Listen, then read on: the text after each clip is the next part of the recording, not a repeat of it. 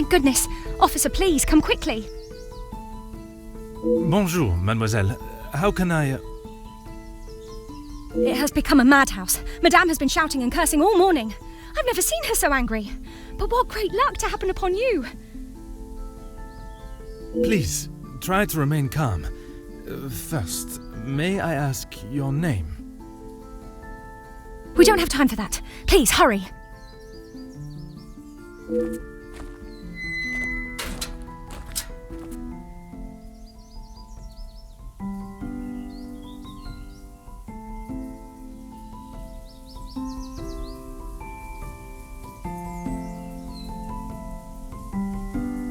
Mademoiselle, now we are here, I must insist on your name before I can continue any further. I am Officer Hercule Poirot. I am Elizabeth, but it is the maidservant that we must consider. Forgive me, officer, but are you new to the area? I stand out so obviously. I mean no offence, only I have not seen you before. This is a small town, and you learn everyone's faces very quickly. Very observant of you, mademoiselle. Oui, I was recently posted here from the city, and a good thing I am here now.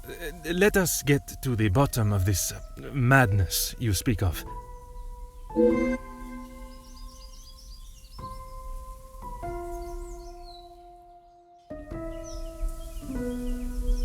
There has been a theft at the house. Then I am exactly where I should be, n'est-ce pas?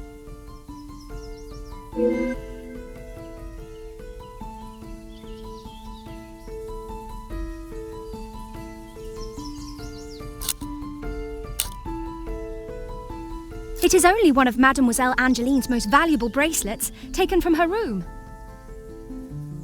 Then its safe return is of the utmost importance. Madame Van den Bosch, the lady of the house, believes Fleurette is behind it.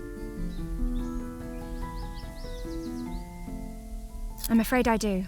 I know Madame is confident of Fleurette's guilt, but she wouldn't do such a thing. Surely a burglar is responsible, as Mademoiselle believes.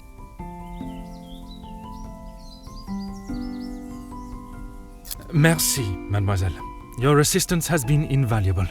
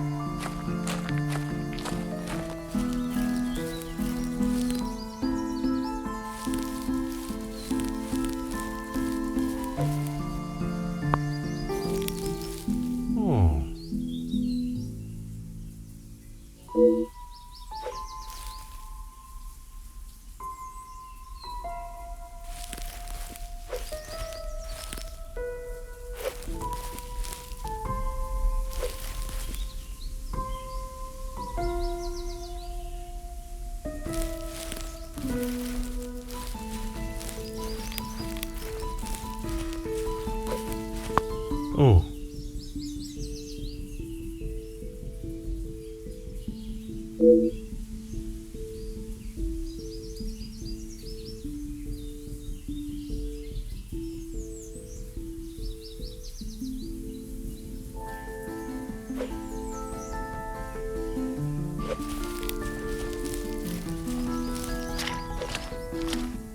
Huh.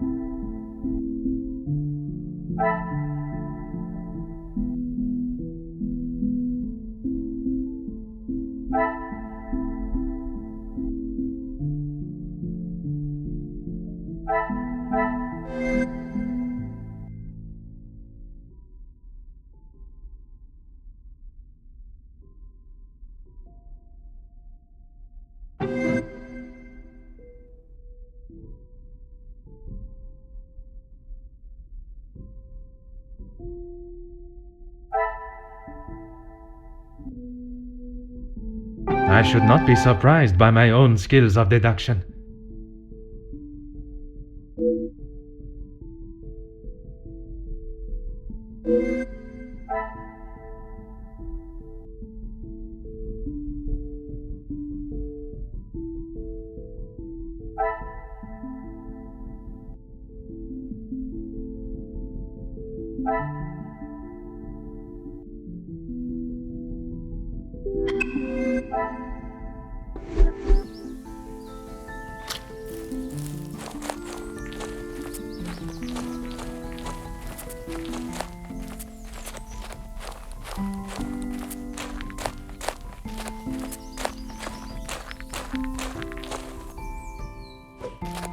Of course, officer. How can I help? One set must be mine, leaving to find you. The other set must be Florette's. She was caught in the rain this morning.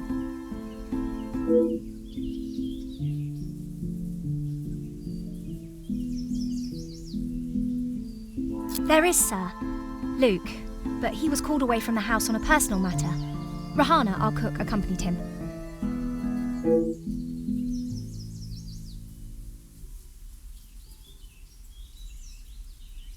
Merci, mademoiselle. Your assistance has been invaluable.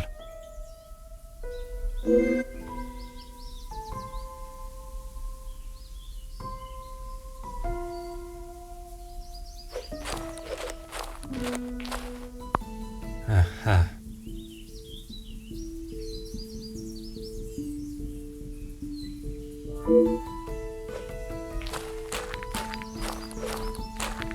Huh.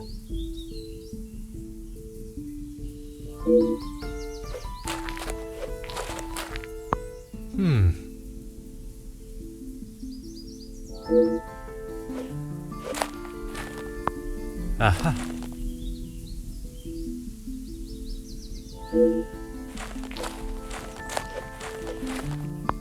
Oh.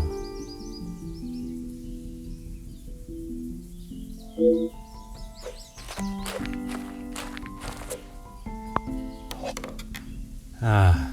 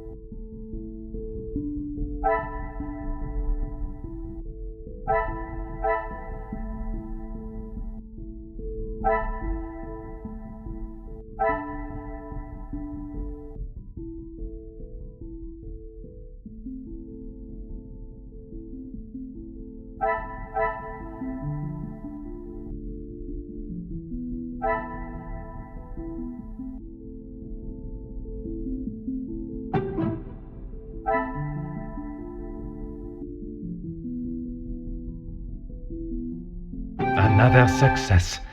I never doubted myself.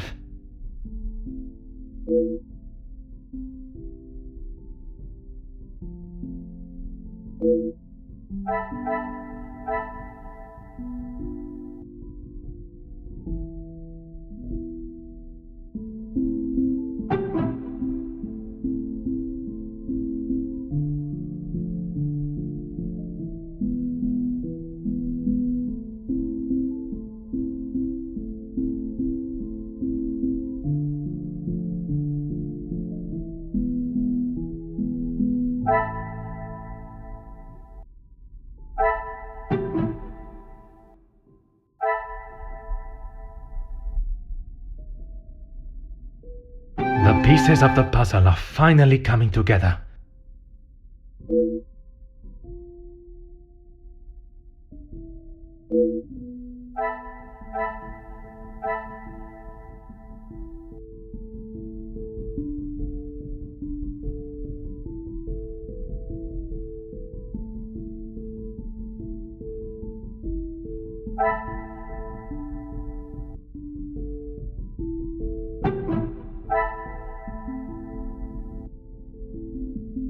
Things are beginning to become clearer.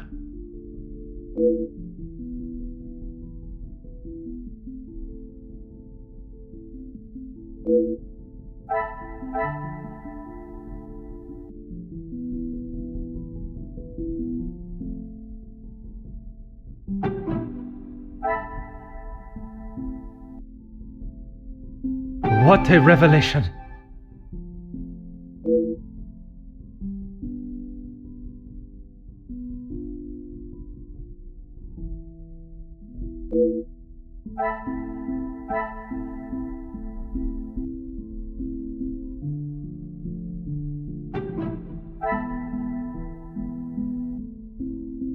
Some would say a lucky guess. I would say a moment of genius.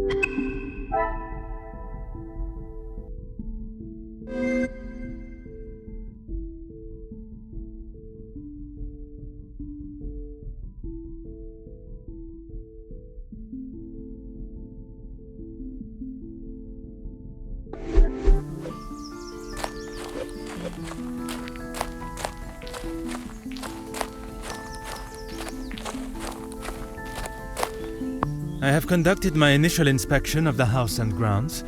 It is now necessary for me to speak with those in the house. Of course. Thank you, officer. I'm sure Madame Van den Bosch will be happy to hear the police are investigating.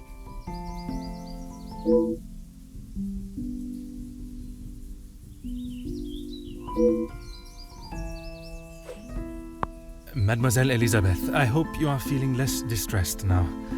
I can assure you I shall find the guilty party and the bracelet. Thank you, officer. Yes. All I want is for Florette to be heard. Bien sûr. Rest assured she will get the fair trial she deserves. I wonder if you could help me with some questions regarding the house. Of course. Whatever I can do to help.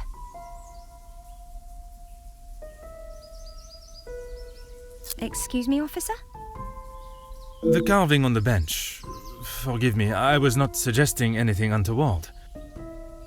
Oh, of course not. Yes. I suppose there must be. Would you know the identity of the mysterious L and E? I'm afraid not. Perhaps they were old residents. A pair of star-crossed lovers, perhaps. Madame does not allow distracting staff relationships. Love is not something that can be harnessed so easily. That is Madame's rule, and I wouldn't want to be the one that challenges her on it. Merci, mademoiselle. Your assistance has been invaluable.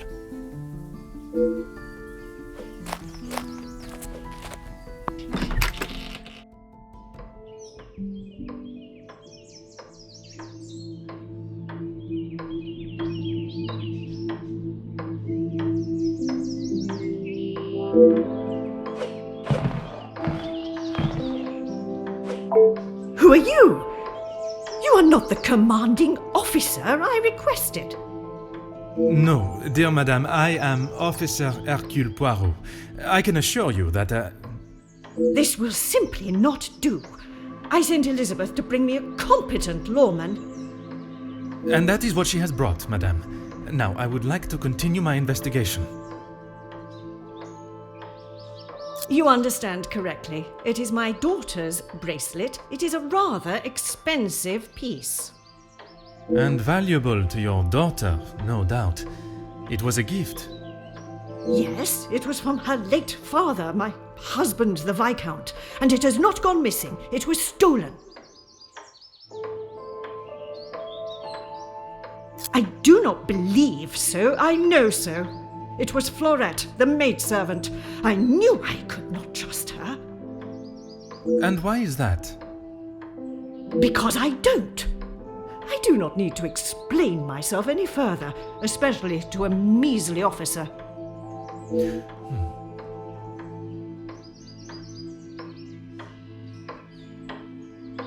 Don't be ridiculous. I have told you who is guilty. If there had been a break-in, surely it would be your job to stop them. If it was the case, of course, madame. Although I cannot predict a burglar's movement. Perhaps then you have proved me right, and you aren't the competent officer I require.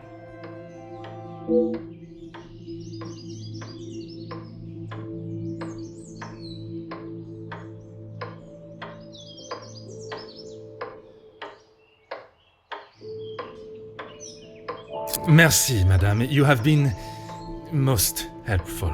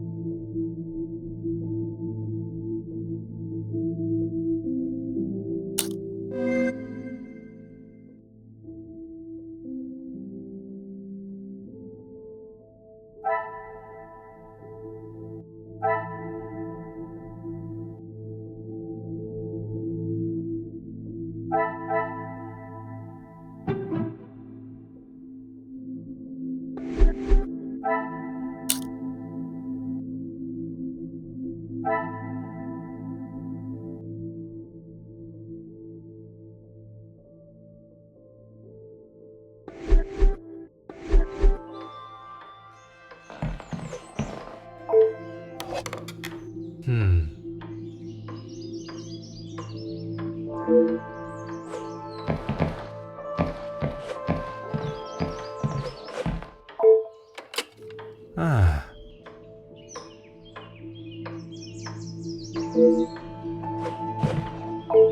Huh.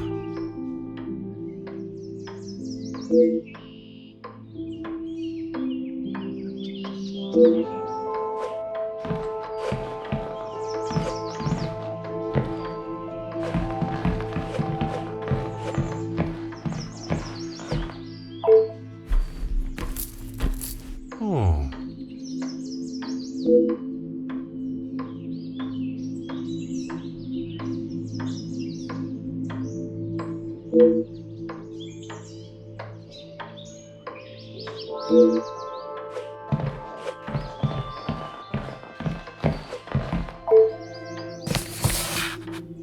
Ah.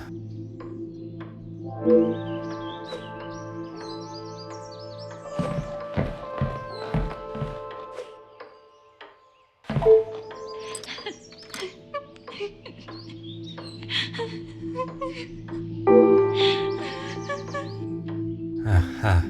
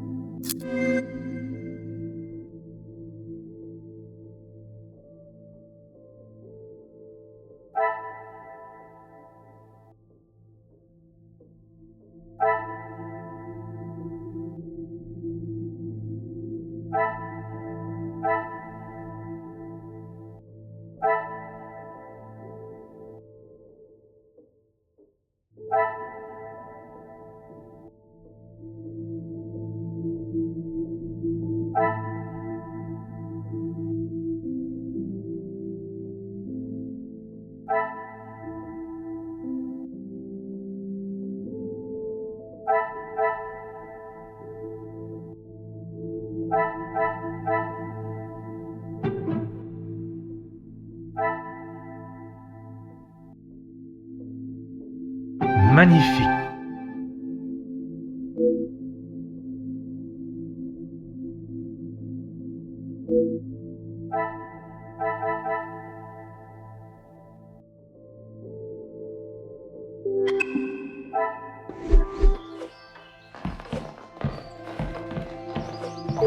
Really, officer, you are wasting both your time and mine.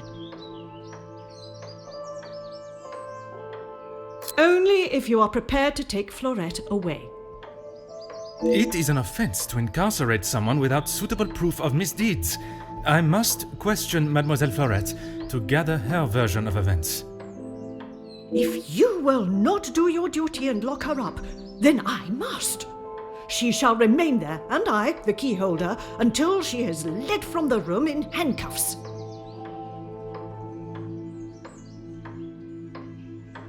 And what is your point? May I ask of the subject? You may not. Honestly, your prying is getting on my last nerve. Merci, madame. You have been most helpful.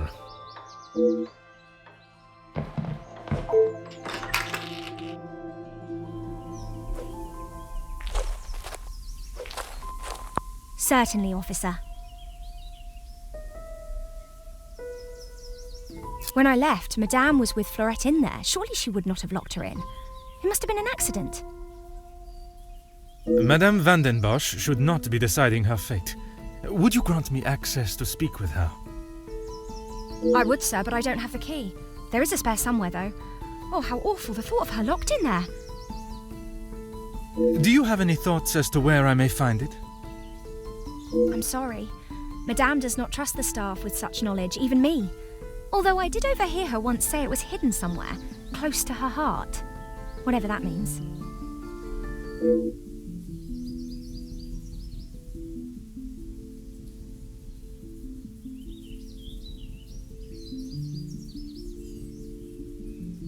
Merci, mademoiselle. Your assistance has been invaluable.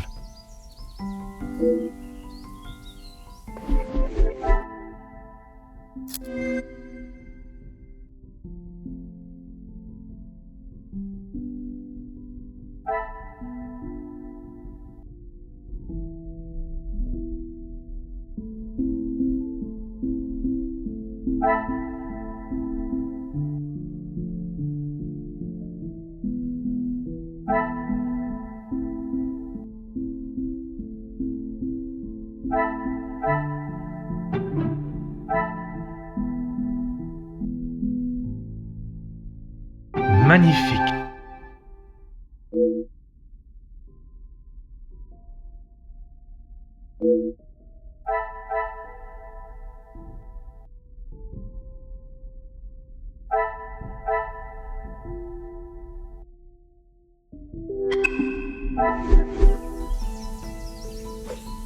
Certainly, officer.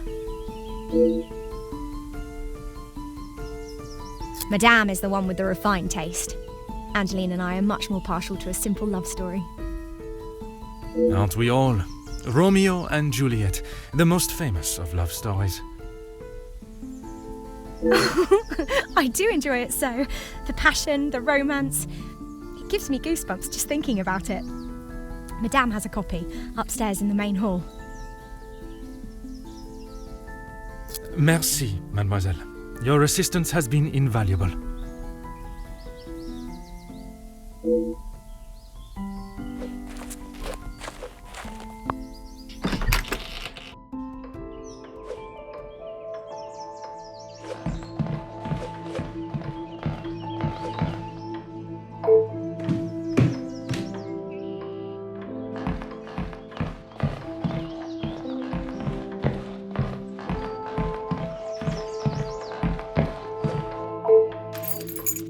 Ah.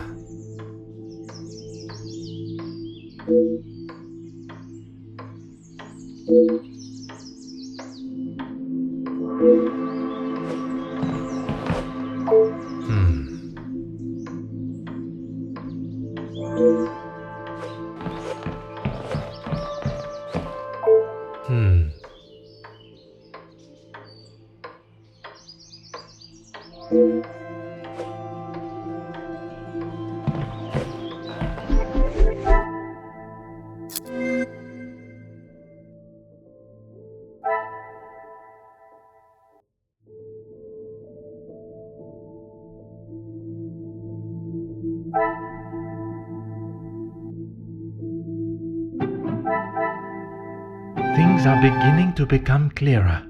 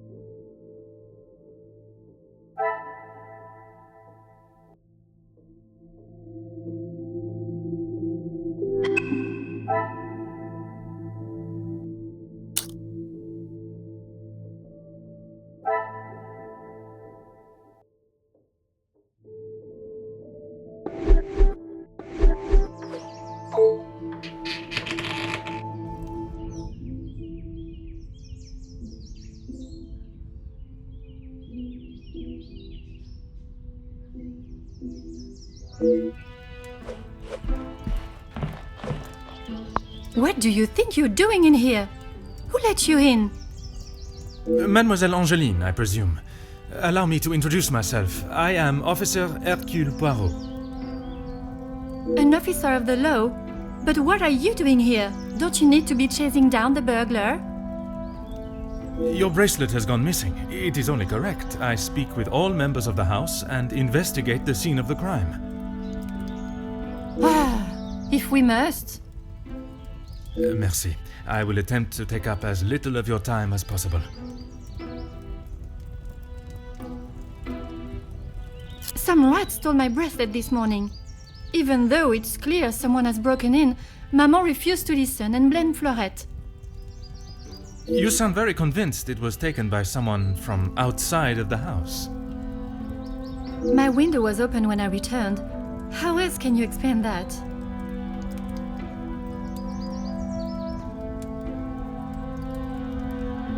It is of great value.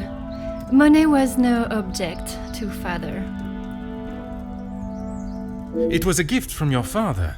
I can only assume it holds great value to you also. Of course it does. What a silly thing to say.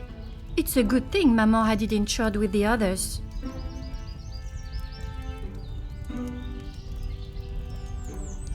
It must have been while I was down at breakfast with Elizabeth. She was with me all morning. Mademoiselle Elizabeth was with you until you discovered the bracelet was missing? She was. She woke me up later than usual. I washed and dressed, and we went down to the lounge for breakfast. You have been of great help to my investigation, mademoiselle. I will do everything I can to find the culprit and return your bracelet.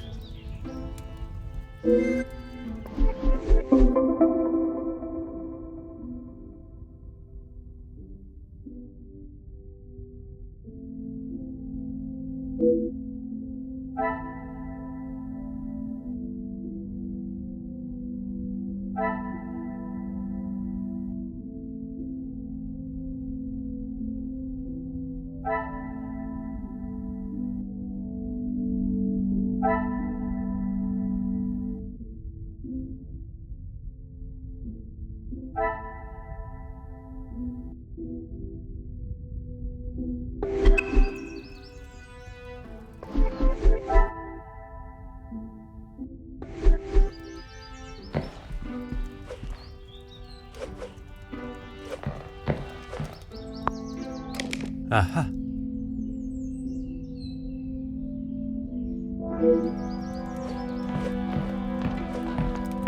Huh.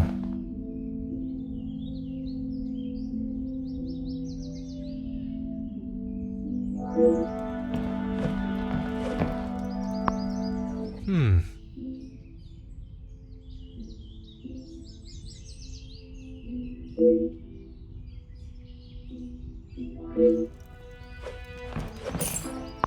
Oh.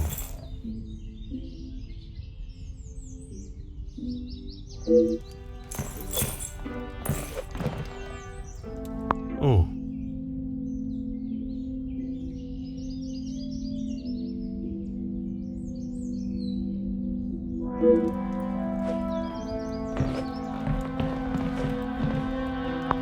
Huh.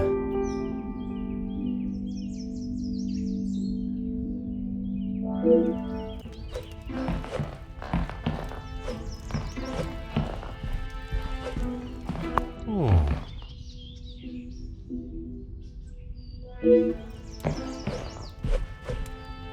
Huh.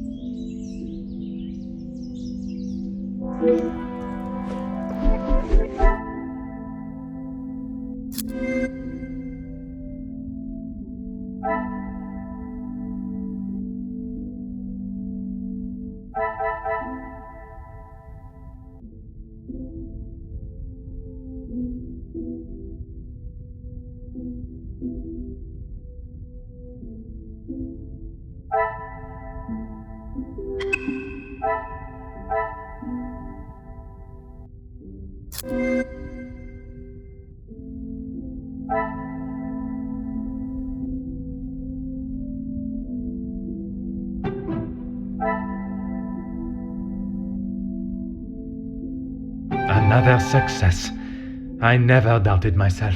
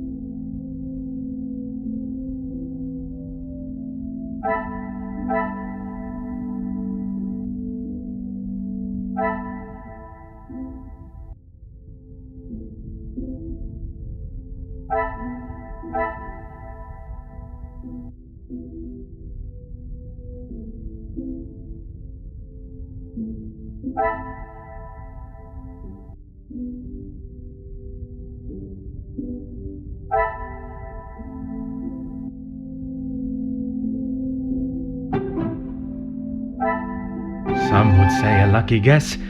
I would say a moment of genius.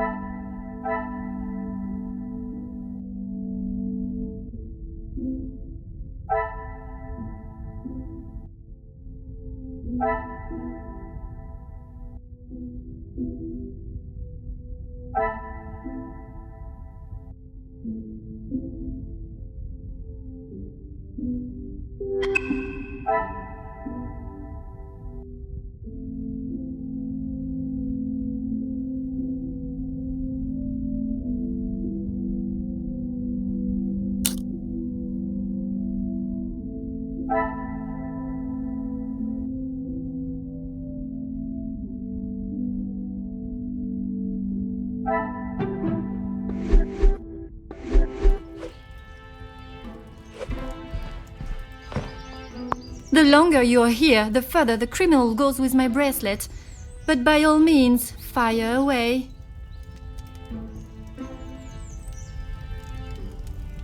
Is one bracelet not enough?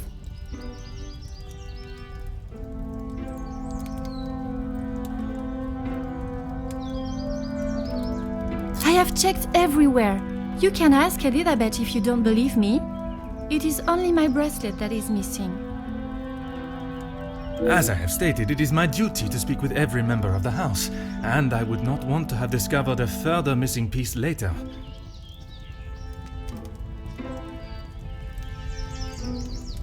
How should I know? I returned to the room and father was face down on the floor. It must have been the burglar. So it is your father that is the subject. Isn't he handsome? I remember watching him sit for it. He kept looking across and smiling at me. The artist was getting awfully angry at him. Maman never wants to talk about him. She says it's too hard, but she acts more like she doesn't even care he's gone. I'm sure that is not the case. It must have been very hard for her, for you both. I miss him every day. He always knew how to put a smile on my face. I remember how much fun we would have, all three of us. In the summer, father and I would play hide and seek while Maman read. She always helped me though whenever it was his turn to hide. I would stand in the gazebo, cover my eyes and count, and when I turned, he was nowhere to be seen. Maman would lower her book and flash a look towards his hiding spot. After I found him, he clapped and cheered as though I had won a gold medal. When I was hiding, it didn't matter where I was. He could never find me. I always thought I was an expert hider, but when I think back now, I know he was letting me win. He always said my smile was prize enough for him. He always knew just what to say. I am sure he would want you to be smiling today, even under such circumstances.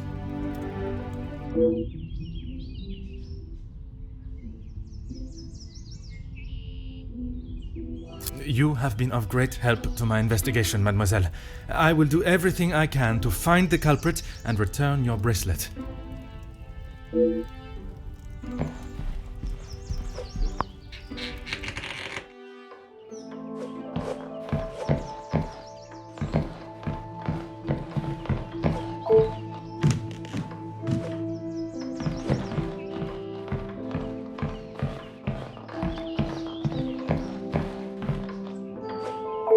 Finally, it is unlocked. What exactly do you think you are doing? If I am to serve justice, I must be able to reach and talk with young Fleurette. The girl is guilty and shall pay the price for her crime. I shall see to that. If you wish to listen to her feeble attempts to explain herself, so be it. Everyone deserves to tell their side of the story, whether a feeble account or not.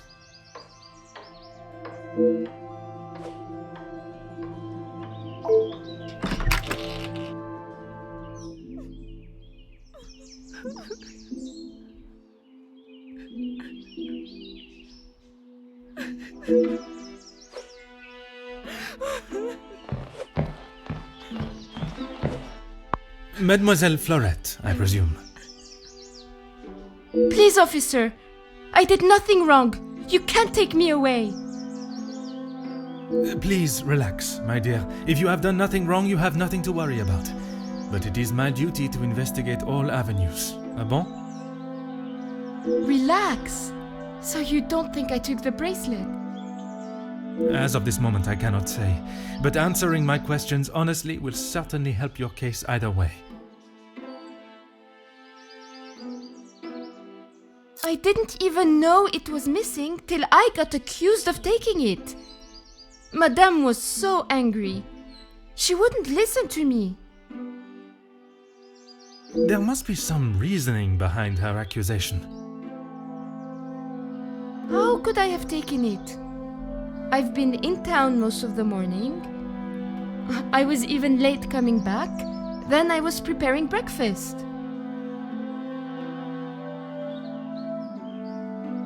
Rihanna the cook is away, so I had to fetch breakfast for the house and prepare it all myself. How does she expect me to do that all on my own? From what I understand of Madame van den Bosch, she would not have been best pleased you returned late for breakfast. Not best pleased? I thought she was going to batter me to death with a baguette. I hid in the kitchen and then tried to stay out of sight in the lounge until breakfast was over. Didn't want to put my head near her jaws while she was still hungry. Perhaps a brave move under the circumstances. And you did not go upstairs at all. Madame was singeing a hole in the back of my apron with her glare. I daren't have moved. I was too scared to blink the wrong way. Never mind stamping upstairs.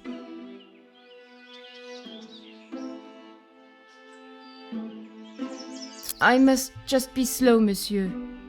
My mother always said I moved like the snail. Maybe I was just happy to be out of the house.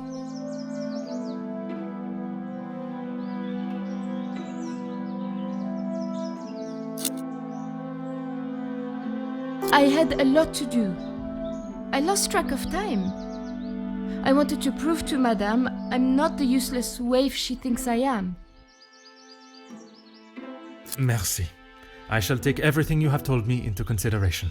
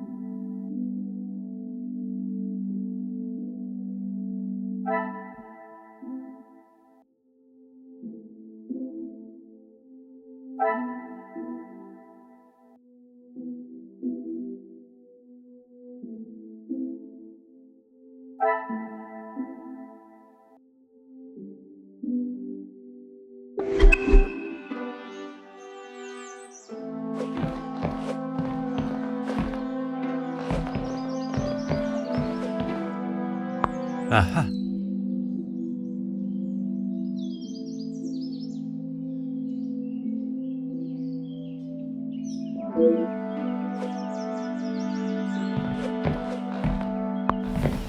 Ah.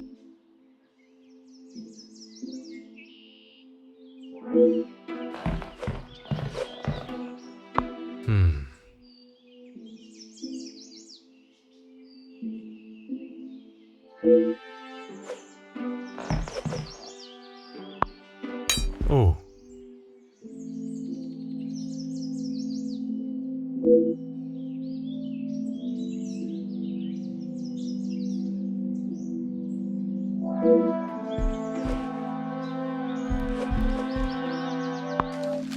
Mm-hmm.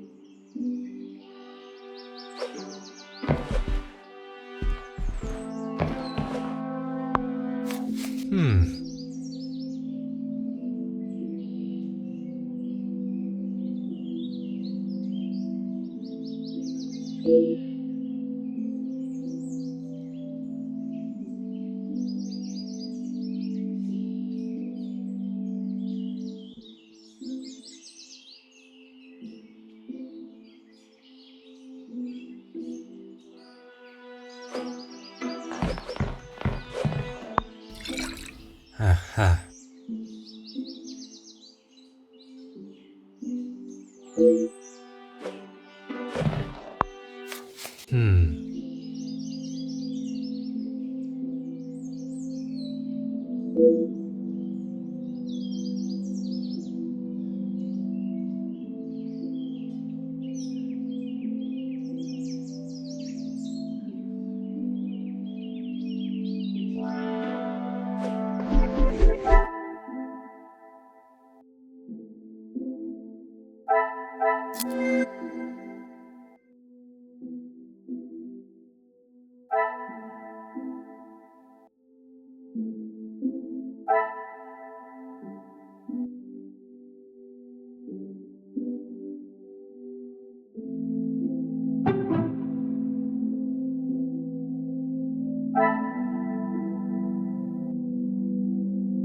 I should not be surprised by my own skills of deduction.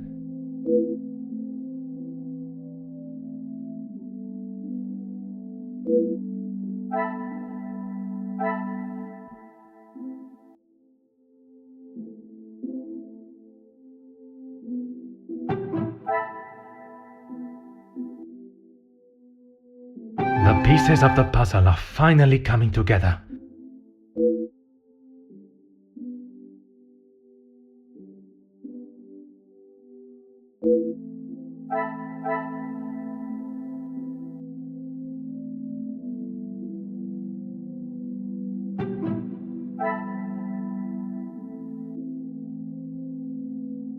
What a revelation!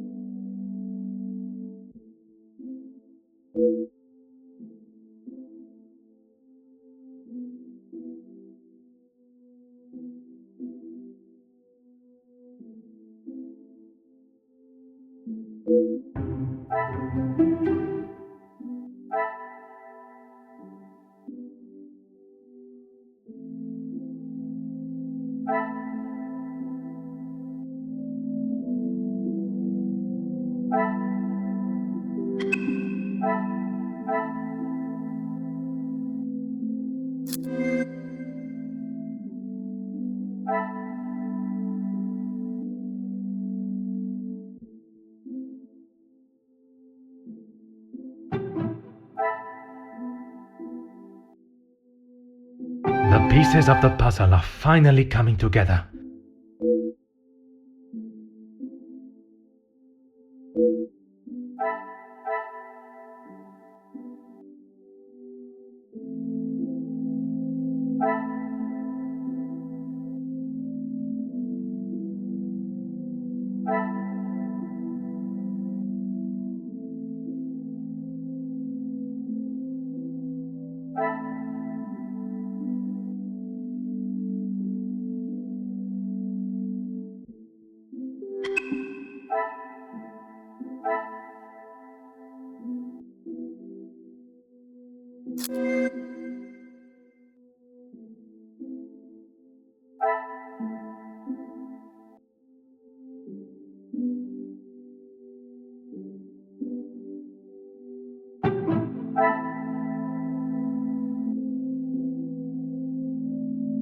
Things are beginning to become clearer.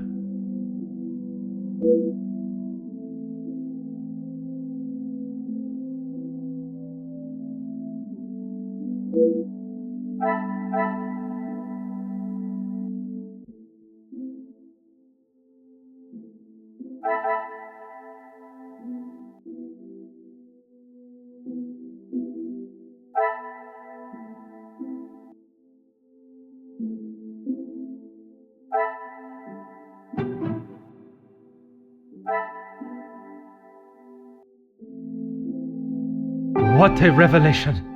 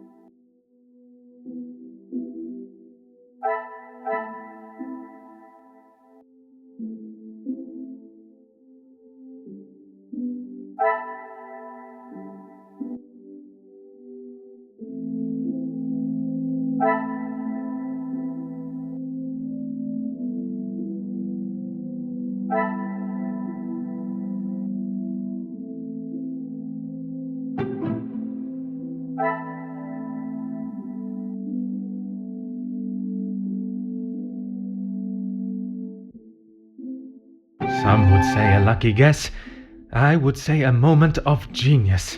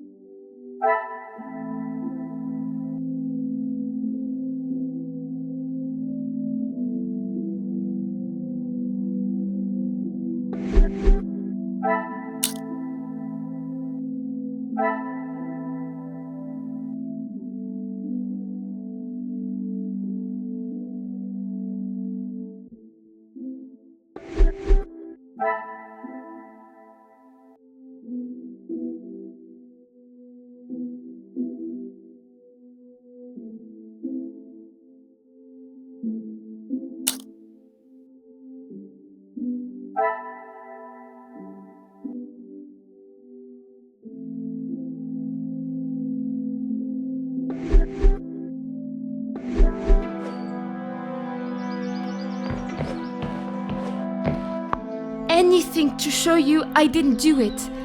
And Madame, I need this job, monsieur.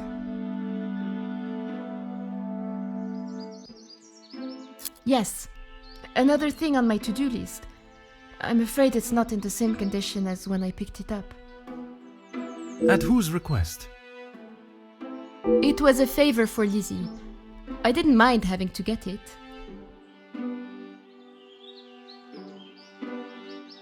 Merci. I shall take everything you have told me into consideration.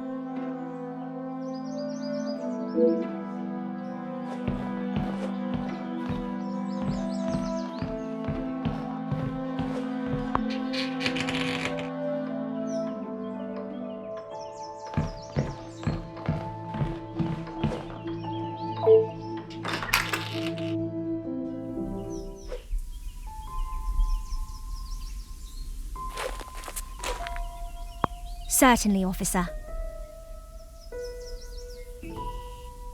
The lounge? A package? Oui, it is quite hard to miss. Oh, how silly of me. I must have had my head in the clouds this morning. I'm sorry, I can't help you further.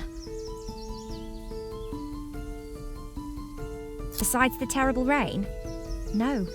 I woke, began my duties with Mademoiselle. I had already laid out a clean dress. I helped her into it and prepared her for the day before getting started on tidying her room as neat as a pin.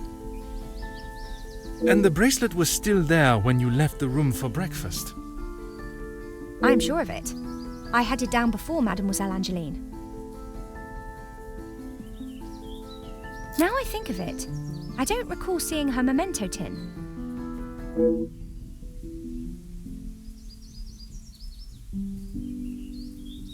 She holds her keepsakes from her father and other gifts or tokens in it. She has such a wonderful collection. She's very lucky. She normally keeps it close, but I didn't see it this morning.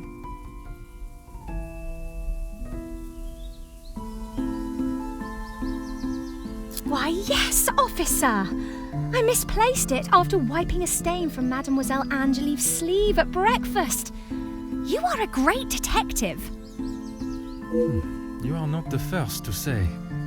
Had she not noticed it herself, I imagine Madame would not allow even the smallest imperfection. It baffles me how she couldn't have. It was only luck that I spotted it before Madame, and a good thing I did.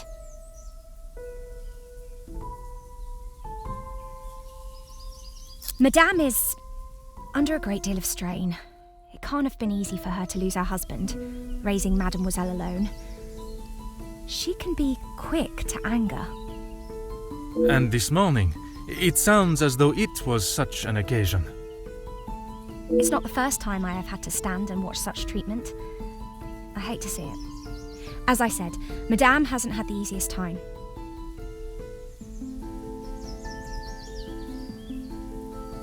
Madame's scolding of Fleurette this morning was the worst I have seen her temper.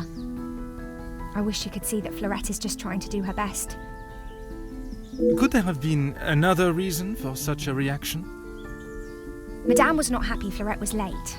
All through breakfast, Madame was watching her with a piercing eye. But she's still learning the way. Merci, mademoiselle. Your assistance has been invaluable.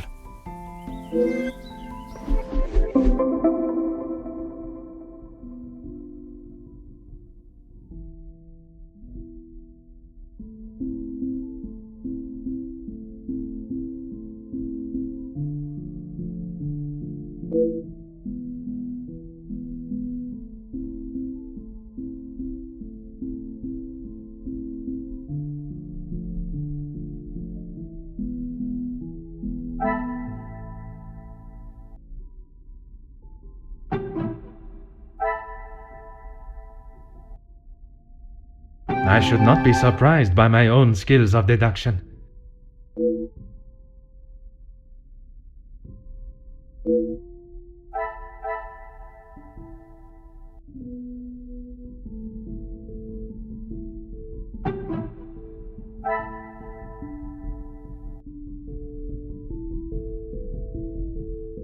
The pieces of the puzzle are finally coming together.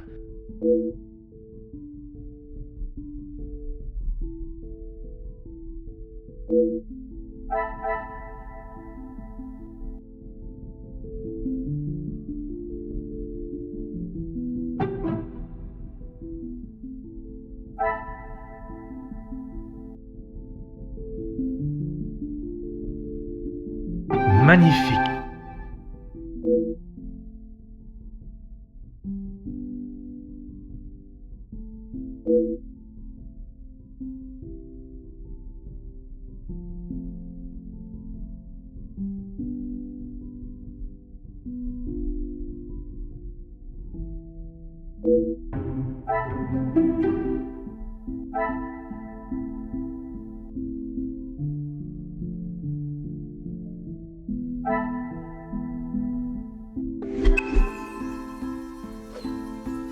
Certainly, officer.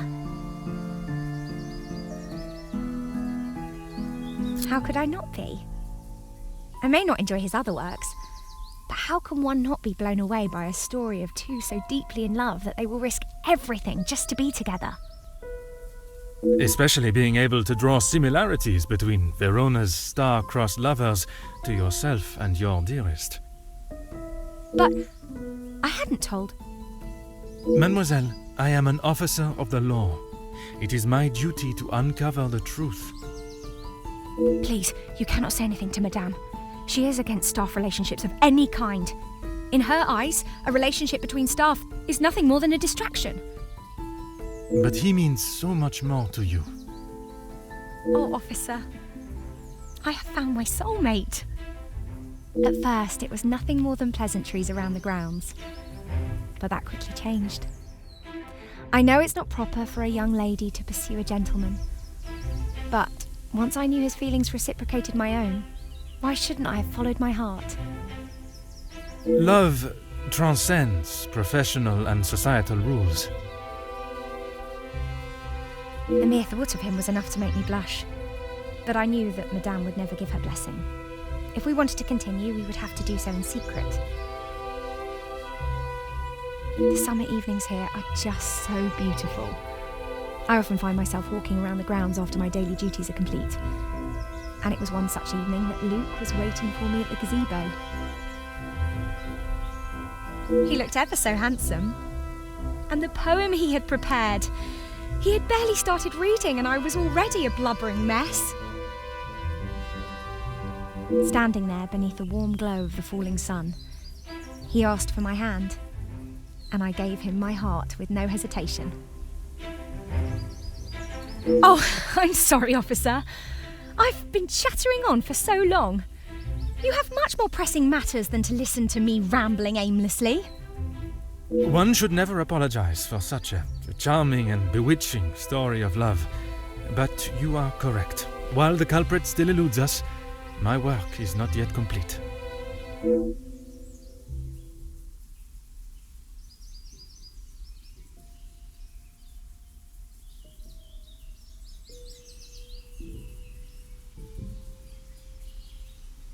Merci, mademoiselle. Your assistance has been invaluable.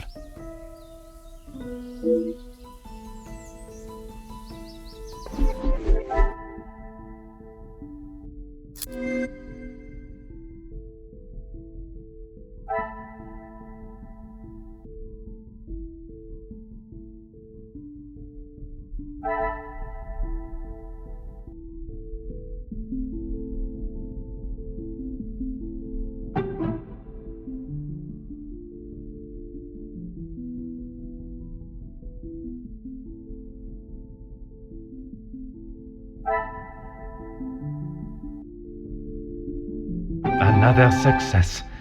I never doubted myself.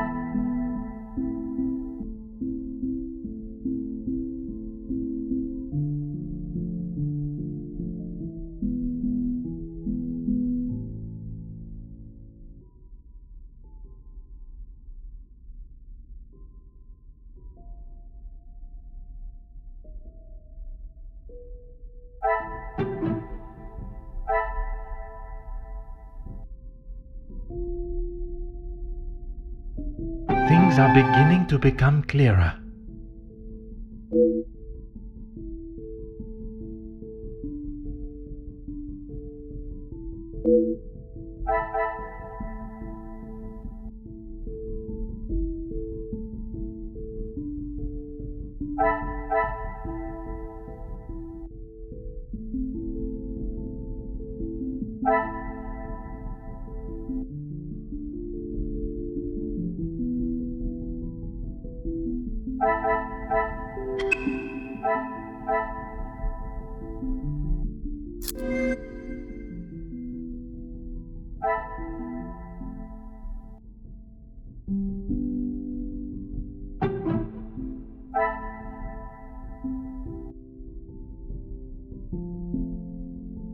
What a revelation!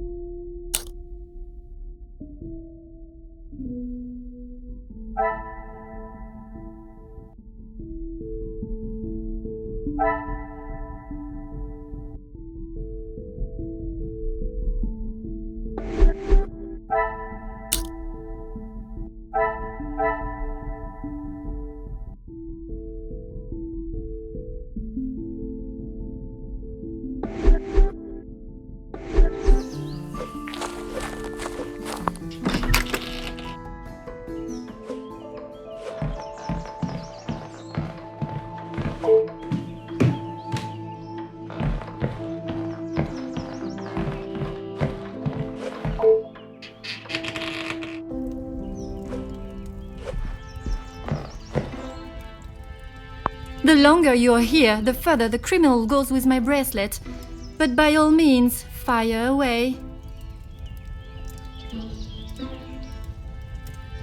Maman is never happy with anything these days. Also, Florette does have a habit of not doing things exactly how Maman wants them done. And how does she react when she sees Florette not doing things the correct way? Maman has a temperament of a kicked cat. Florette has often been on the wrong side of it. That is how she responded today?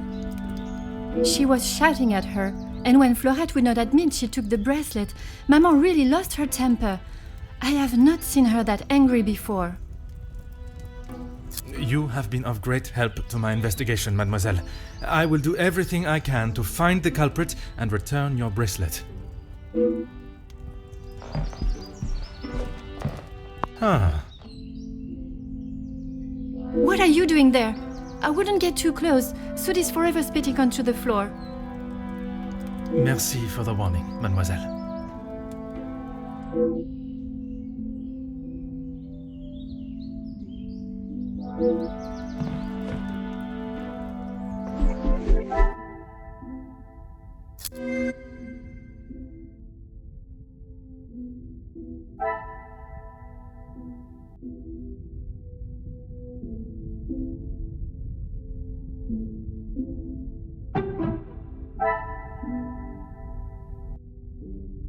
Some would say a lucky guess. I would say a moment of genius.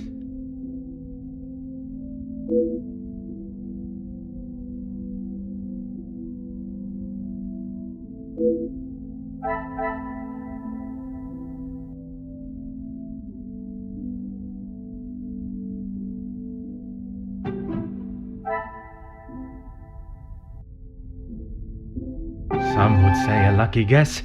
I would say a moment of genius.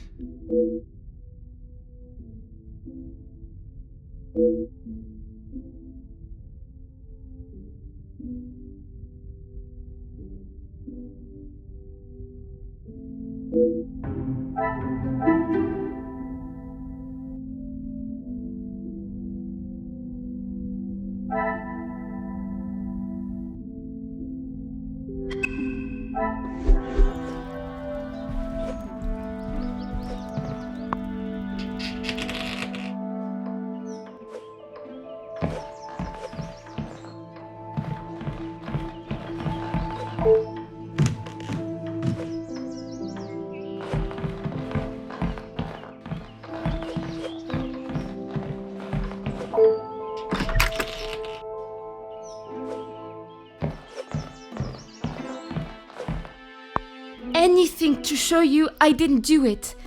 And Madame, I need this job, monsieur.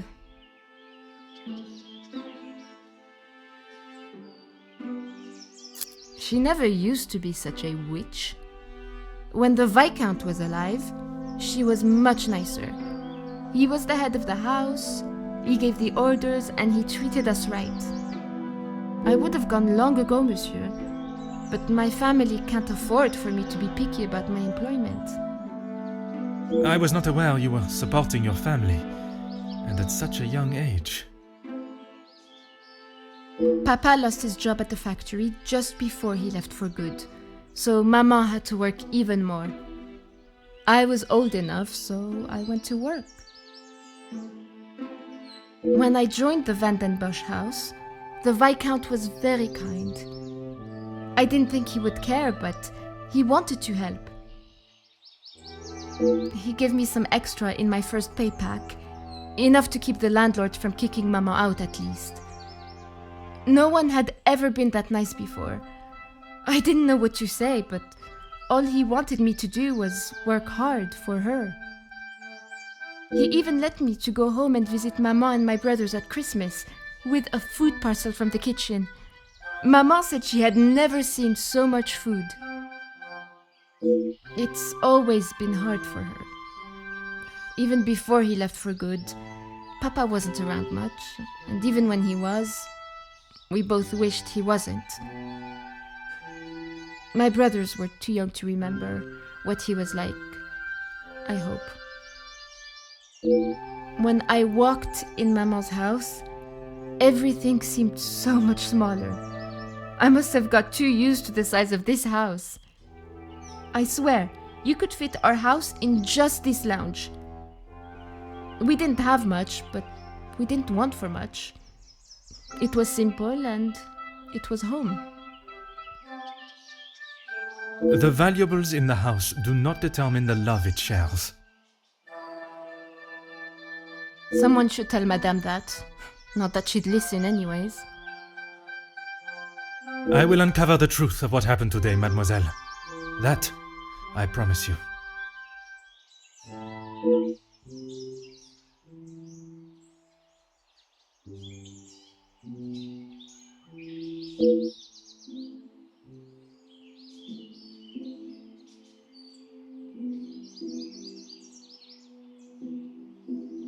Merci.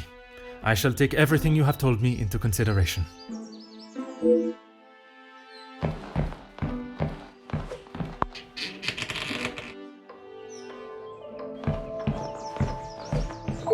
Really, officer, you are wasting both your time and mine.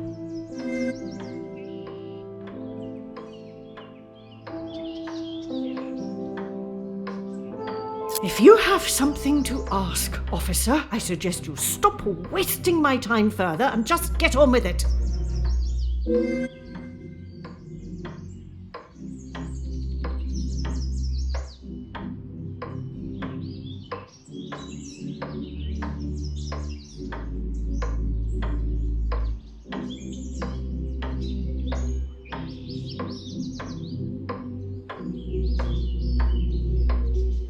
And this is how she repays me? I will not be happy until I see her sufficiently punished.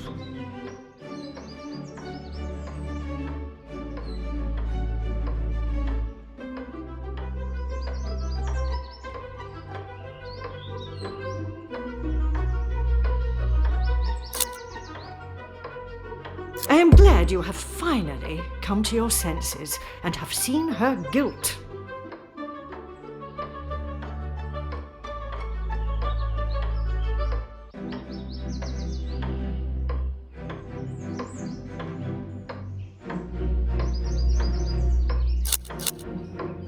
It is challenging at times, I will admit. But I can assure you the Van den Bosch name is as strong and prevalent as it has always been. I have tried my best to provide for Angeline, although sometimes she may not see it that way. She is not to know about what we have discussed. It is my burden to carry. You are accepting the hand you have been dealt and raising a fine young mademoiselle.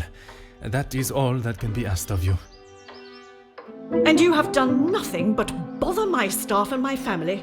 I cannot stand here any longer and listen to this second-rate officer speaking such drivel.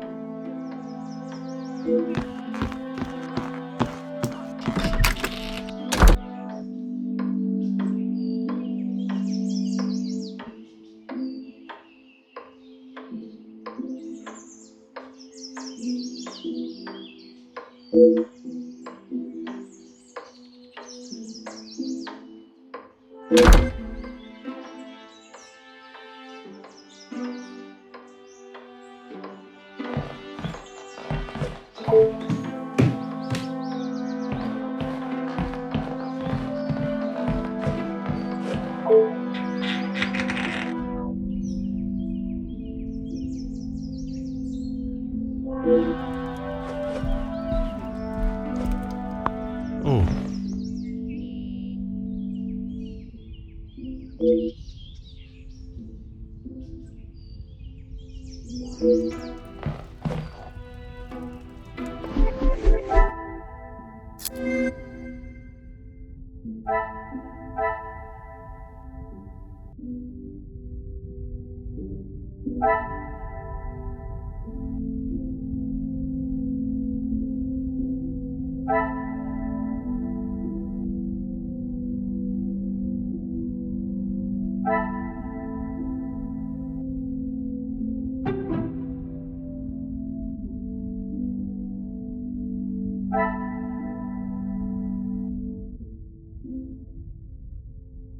The pieces of the puzzle are finally coming together.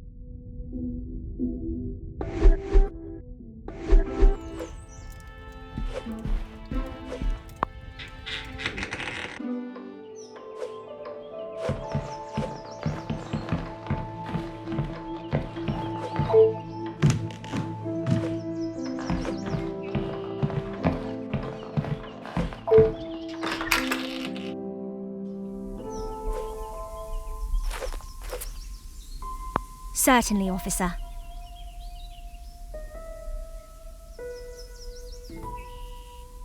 You have found the culprit and the bracelet. Everything will be revealed in good time. Would you be so kind as to gather everyone in the lounge? Of course.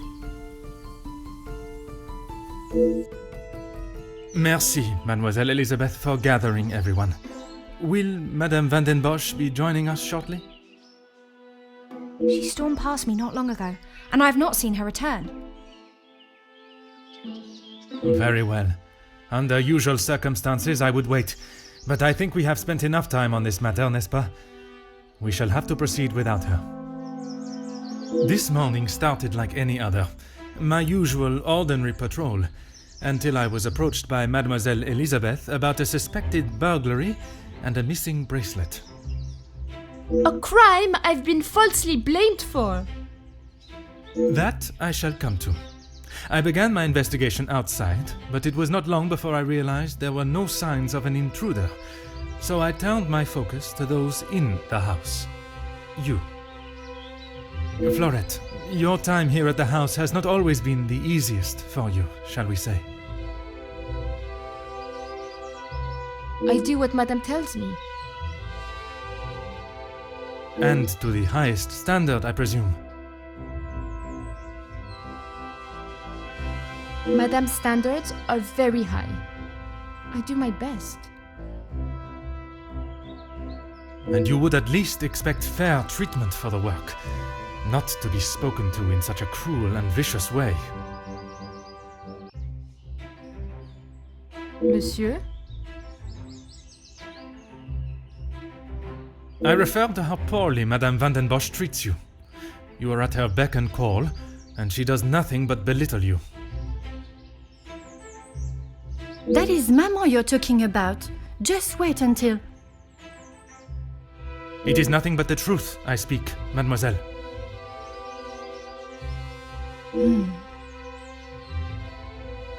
All the while mademoiselle stands by and does not even notice such cruelty. That must have angered you.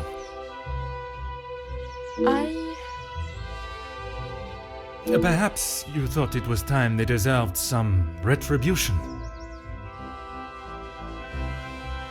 Stop trying to put words in her mouth.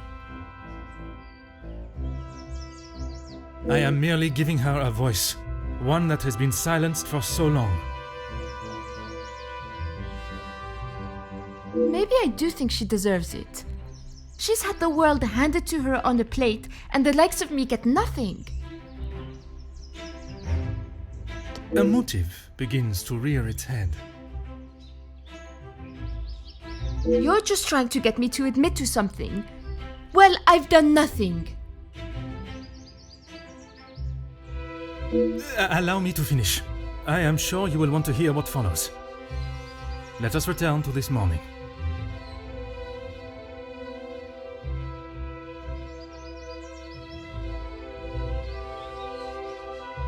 I was only trying to help. As any friend would, even knowing your late return would anger Madame van den Bosch further. But in the matter of the missing bracelet, it gave you a rather solid alibi. I told you I didn't do it! There is no feasible way that you could have made it into Mademoiselle Angeline's room while she was present with Mademoiselle Elizabeth, removed the bracelet, and still completed your duties. Which takes us to Mademoiselle Elizabeth. Mademoiselle Elizabeth, you have been with the Van den Bosch family for quite some time now, correct? That is correct. You have grown close with both ladies of the house and your fellow members of the house staff, would you say? Of course. And I certainly hope they feel the same.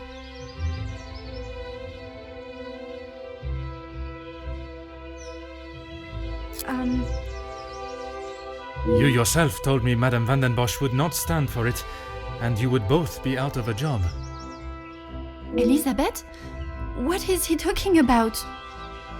A love that is reminiscent of Romeo and Juliet, one that must remain hidden from the world from fear of expulsion.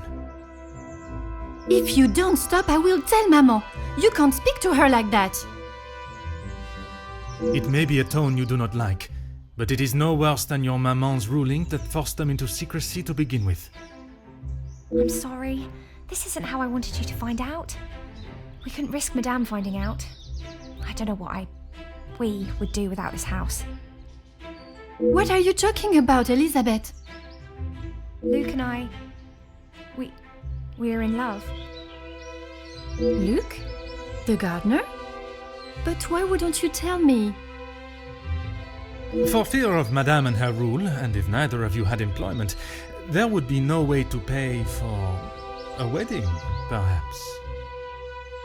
It was never our plan to go behind yours or Madame's back. You must believe me. You two are to wed? Yes. Well, no. Not today, as Officer Poirot suspects. Please, it's not what you think. It is not always what one thinks, or how something may appear, rather where the evidence points. And that is to Mademoiselle Angeline. You can't believe I would hide my own bracelet.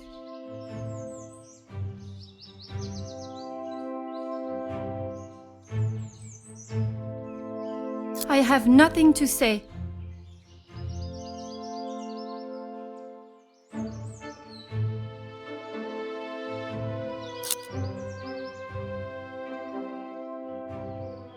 How dare you speak to me like that? You have no idea what you are talking about.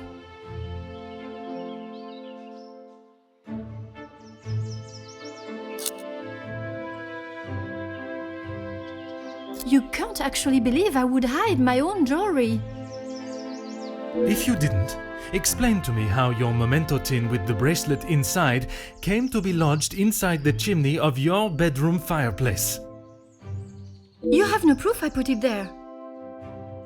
Besides you being the only one in the room alone, even after finding the bracelet, I still did not know why you had done it. Until I contemplated why Madame was selling so many heirlooms and art.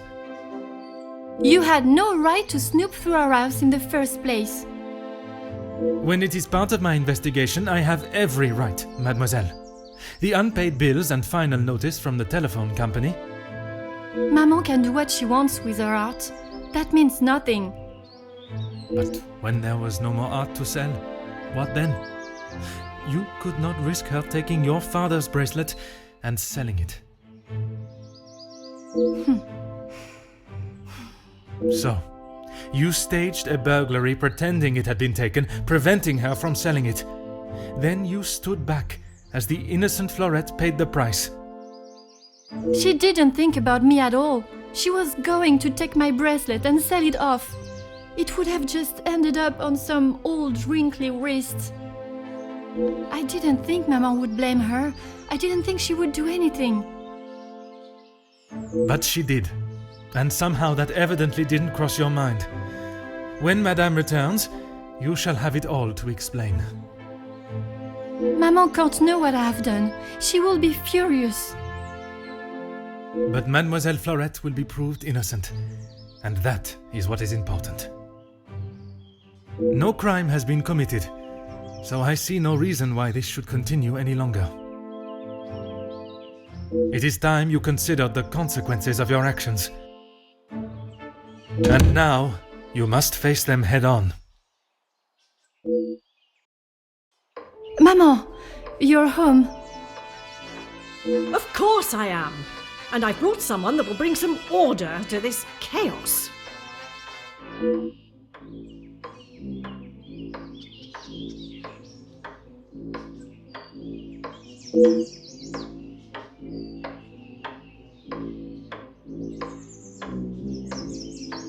Major, I can assure you I have the situation under control. From what I have heard, you are far from it. The missing bracelet has been found, and the guilty party has been identified. I am well aware that the maid-servant was behind it all. And yet I see her standing as free and innocent as you and me.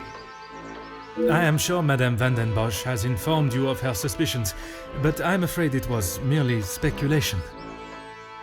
Excuse me? After conducting a full investigation, the evidence and facts led me to deduce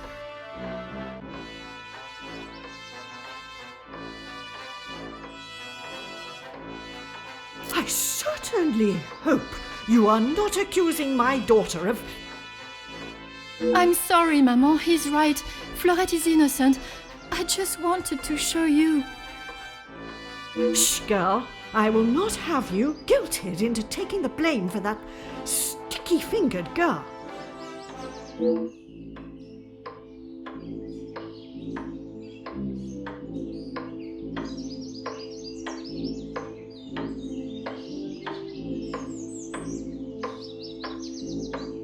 Perhaps it would benefit you to remember you are nothing more than a simple officer of the law. Officer Poirot, a word. Madame van den Bosch was forced to make her way to inform me, alone, I might add, of the goings-on at the house today. Major, with all due respect, she was impeding the investigation. This may be how some officers act in the city, but here we show respect to our citizens. You are an officer of the law and should act as such. Insubordination like this will not be tolerated. As the ranking officer, I have conducted my investigation and... Ranking officer? Ha! You are an auxiliary officer. You have little authority over anyone, let alone a major. You would be wise to remember who is close friends with your commanding officer. After what I have heard of your past in the city, I'm sure he would look upon today's events as another failure at the hands of Officer Poirot.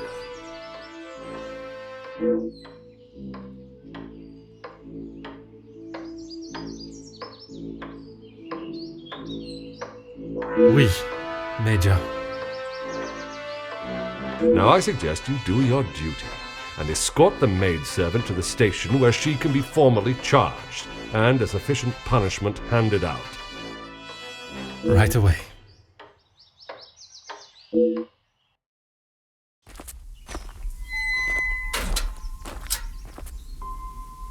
I'm sorry, mademoiselle. This is not the outcome I expected.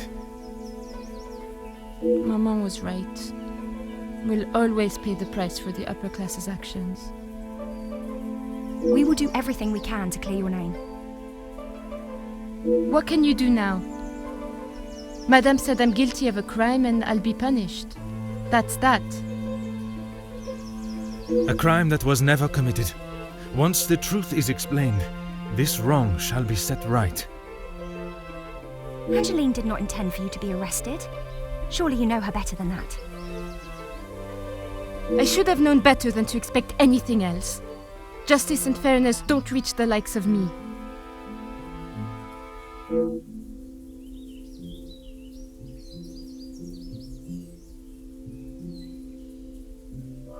What you saw today was not justice. In the eyes of the law, you are innocent and have been harshly treated and wrongly accused. No one will be going to jail. But that doesn't help my employment, does it? That I cannot save. But your freedom, I shall make sure of that.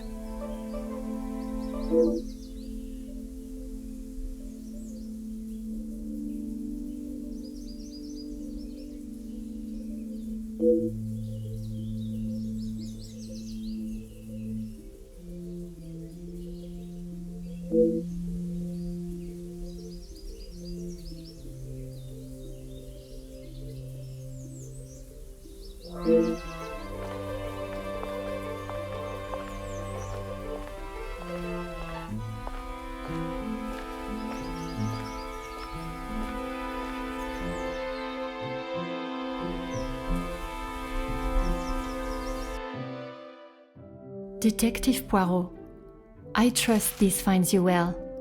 It has been many years since our paths last crossed, and while I'm sure your recollection of the events may differ from mine, I hope that receiving this letter has not rekindled a sense of animosity toward myself or the Van der Bosch name. The impression you made is something that has stayed with me since that day. It compelled me to reconsider the spoilt young lady I would have inevitably become and helped shape me into the woman I wished to be. You made me see the childish and selfish girl in me that did not consider the consequences of her actions or how they may affect others. Although Maman may see the events of that day differently, I believe the compassion you showed for our mate Florette, as well as the drive to uncover the truth and accept no alternative, was a testament to your character and professionalism. Although I wish it were under different circumstances, your assistance is once again required, and I hope you will consider this as my formal request for your service. This forthcoming weekend was due to be one full of joy and happiness at the announcement of my engagement to Gideon Demir, whom I love dearly, bringing together two illustrious families, but it has been shadowed by deceit, extortion, and blackmail. The Van der Bosch name is being held to ransom by a mysterious party, and I am afraid I do not know who I can and cannot trust. We are holding a small gathering to celebrate our exciting news with what Maman calls the dignified elite, those that are well respected and held in high regard in both our close inner circle and society. Our private matters have always remained just that, so I fear one of those invited may be the person who is out to ruin our name, but for reasons I cannot fathom. I have enclosed a first-class rail ticket for you to join us for the announcement. And having contacted your superiors and the correct authorities to request your assistance, which they were more than happy to grant me, I shall expect your arrival with great anticipation. There shall be a carriage waiting for you at the station to bring you directly to Mnemosyne House. I thank you in advance in our time of crisis. Yours respectfully, Angeline van der Bosch.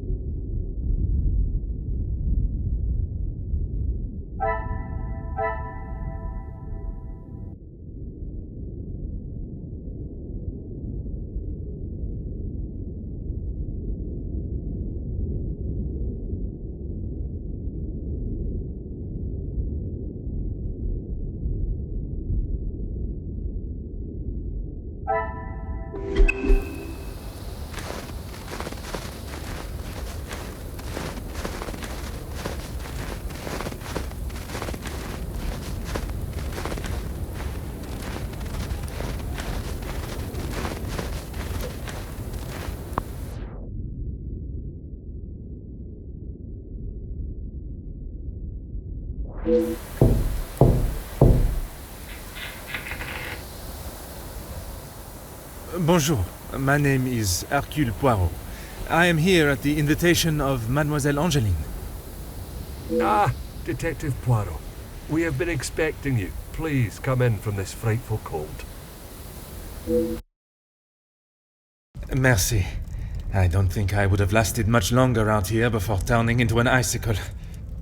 Welcome. I am Archibald Sterling, the head butler. Please accept my apologies. I have a rather pressing matter, but I will see that you are attended to immediately.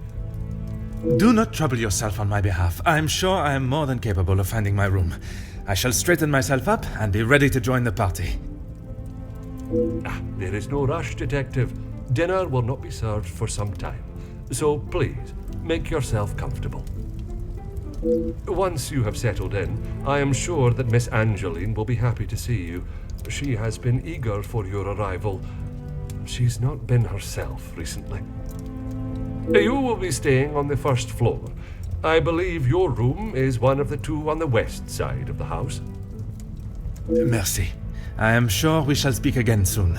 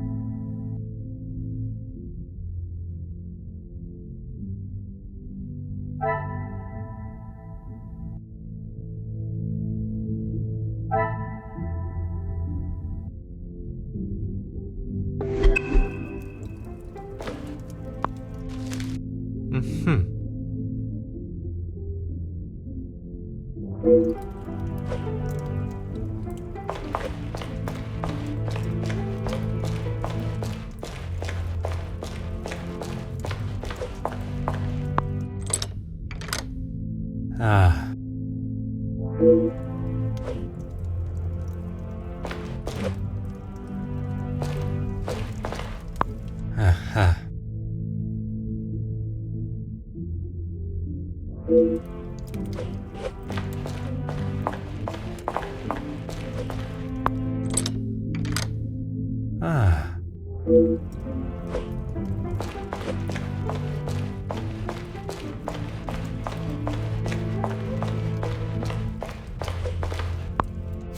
Huh.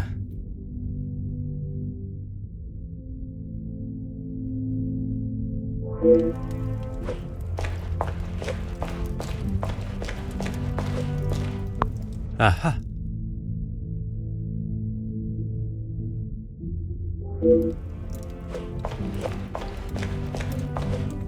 Huh.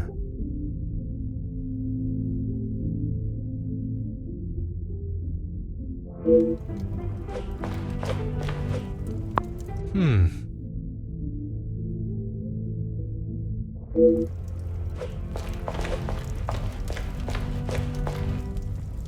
Oh.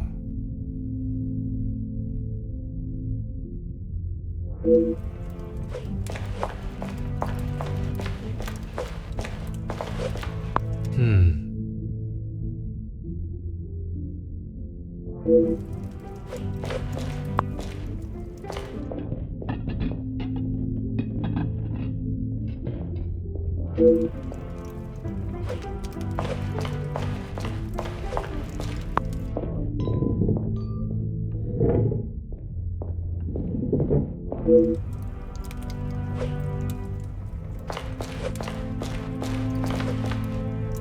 Bonjour. Allow me to introduce myself. I am Detective Hercule Poirot. Detective, I hope you're not here for me. Not that I am aware of. Should I be? Ha! Ha ha! Not often you meet a detective with a sense of humor. I'm Zakaria Demir, but you can call me Zach.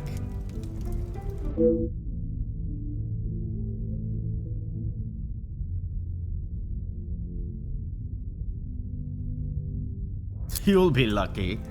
I've been waiting for a refill for ages.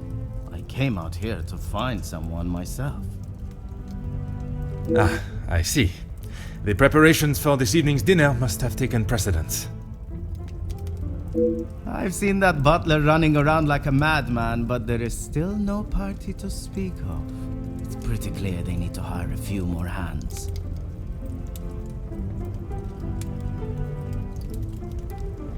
If I had seen them, maybe I would have. It is meant to be their celebration, but they're always off, dealing with something or other. Something or other? A rather vague expression. Let's just say they like to keep their cards close to their chest. For such a well-known family, I'm surprised they can keep anything hidden. Would you care to elaborate on what Mademoiselle may be hiding? I'd rather not. You're the detective, isn't that your job? Très bien, Monsieur Demir.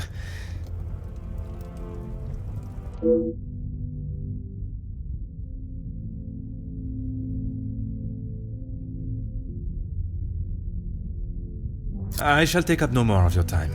À bientôt.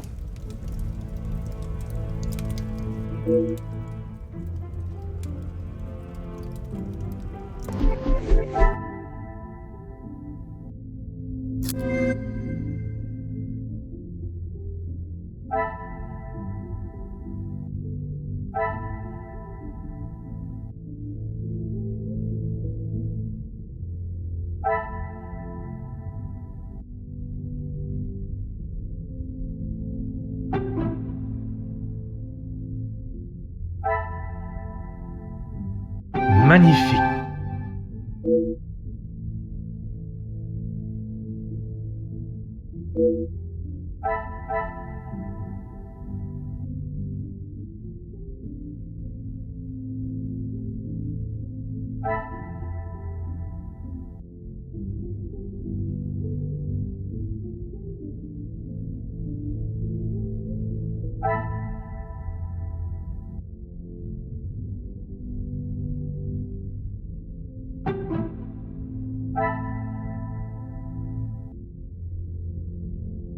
I should not be surprised by my own skills of deduction.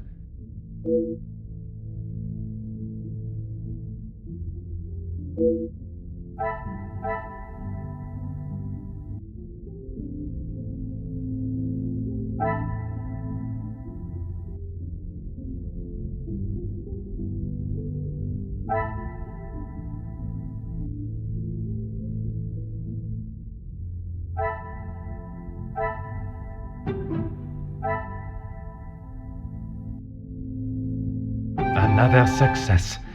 I never doubted myself.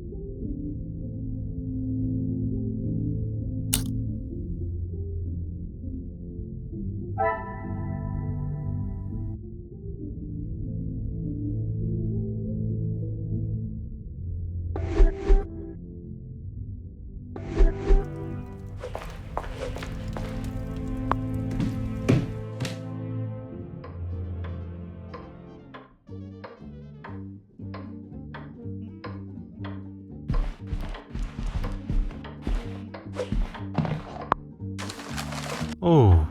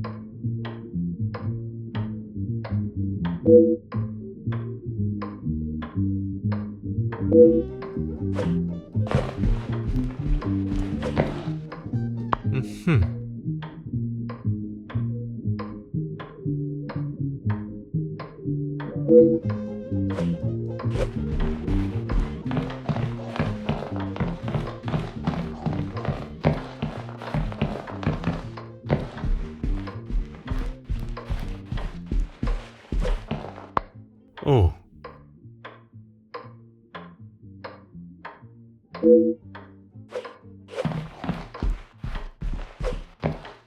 Huh.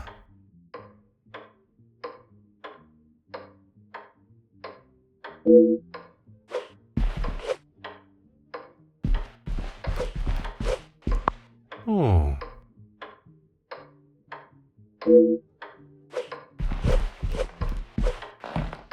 Ah.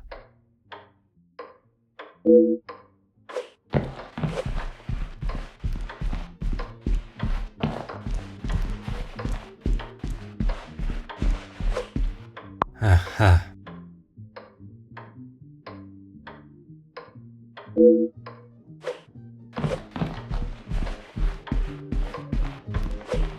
Oh.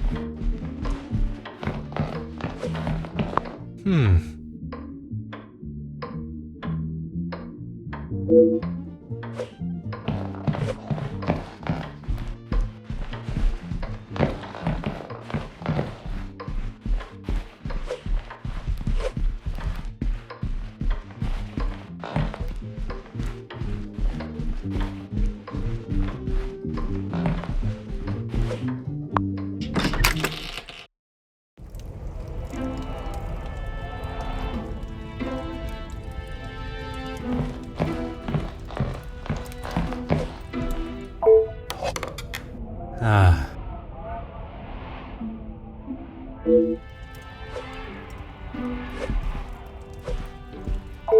Huh.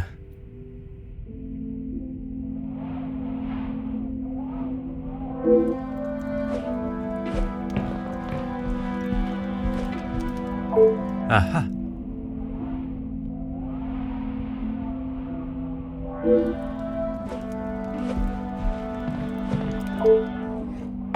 Mhm.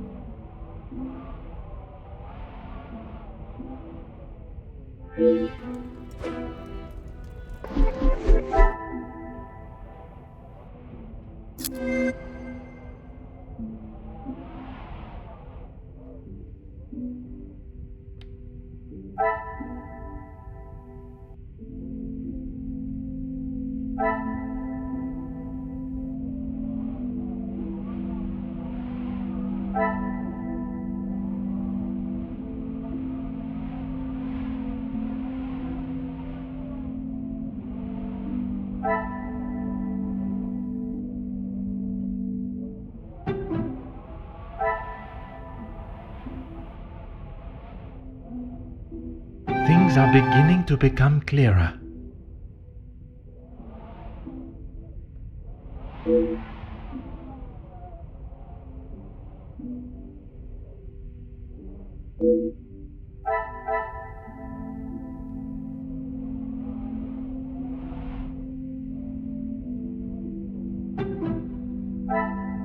What a revelation!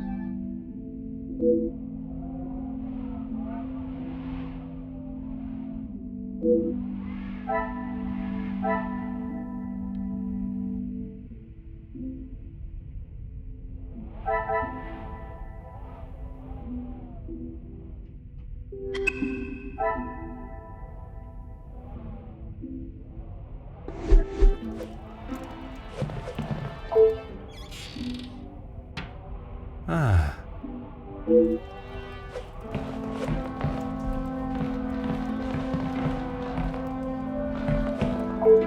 Ah.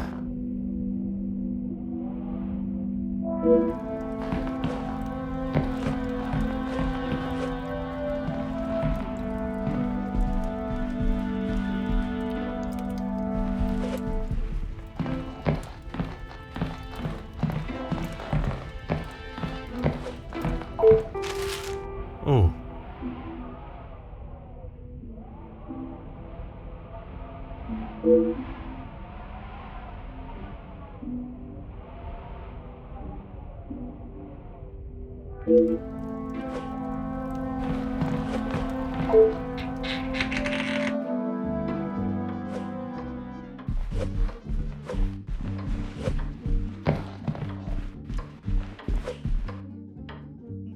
You must be Detective Poirot. Welcome. Allow me to introduce myself. Gideon Demir. The fiancé to Mademoiselle Angeline. The pleasure is all mine. Angeline spoke so highly of you. It sounds as though you are the man that can sort this terrible mess out. I am, monsieur. You have my word. Mostly friends of the family. A couple of business associates of mine. Quite a mix from all walks of life. With regards to the blackmailing, can they be trusted, or should they be considered suspects? Angeline is struggling to trust anyone right now, but Madame van den Bosch, as it is her house, thought it was best for us to have them all present. And they will all be staying in the house? Yes, it is a rather full house. All 6 guests will be staying on this floor. The family resides on the 2nd floor. As does Felix. I will be sure to speak with them all. However, I will keep my identity and purpose for being here hidden, at least until I have made my initial introductions. I'm afraid that ship may have already sailed. Once the Comtesse gets wind of something, a detective coming to the house, for example, you can bet everyone will know.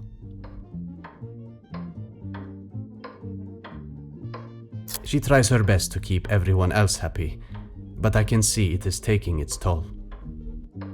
Quite understandable. She is feeling the burden of the family that is not hers to carry. Angeline has spoken with her mother. She has asked if there is anything that could be used against her, but she was just so dismissive.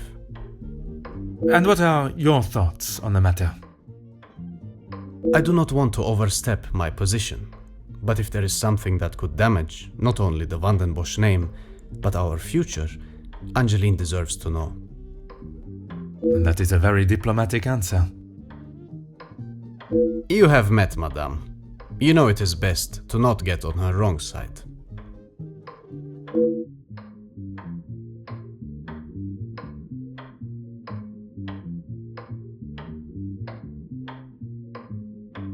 You are very observant, detective.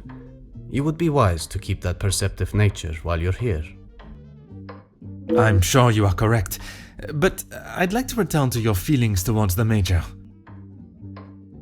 He has been a good friend to Madame Van den Bosch over the years, but that does not make him a good man, or suitable to involve himself in family affairs.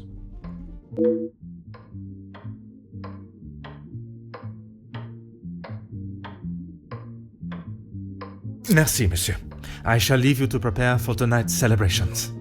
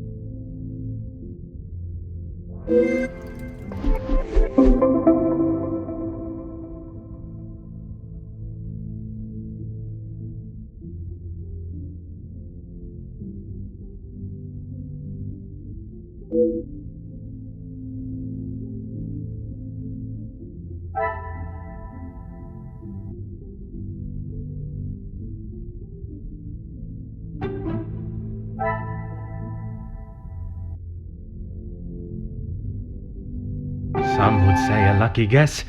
I would say a moment of genius.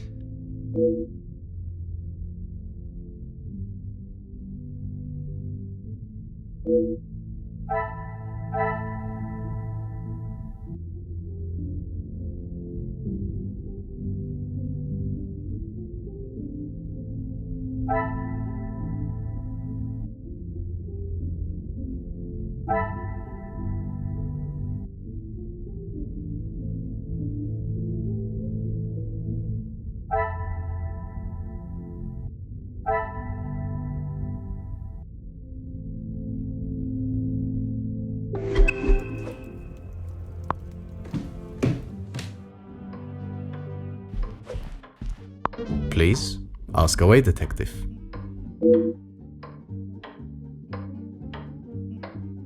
As far as I'm aware, everything is in order. From what I understand, the late Viscount had made some questionable investments, but that is all in the past. And regarding the payment of the blackmail? Angeline does not have to worry about money anymore. I was born into some wealth, and I have earned my own fortune. Merci, monsieur. I shall leave you to prepare for tonight's celebrations.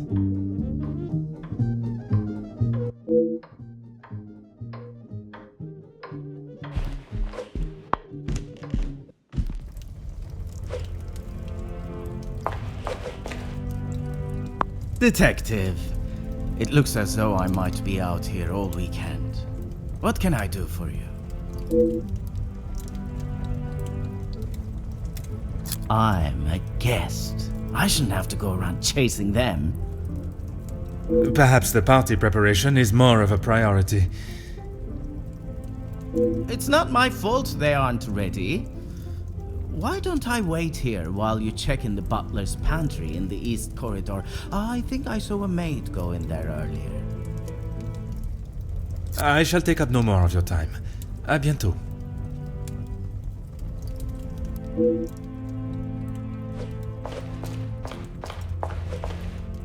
Mademoiselle Angeline, it is a pleasure to see you again.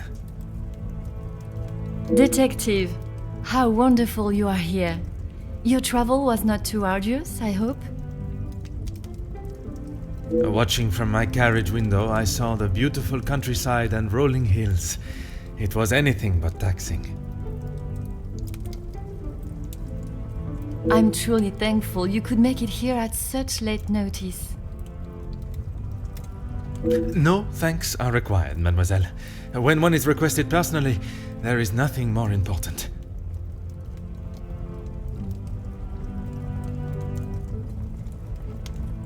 Gideon and I only wanted a small dinner to celebrate our engagement, but Maman was adamant on throwing this party. It may have been her idea, but it's the staff that have made it happen.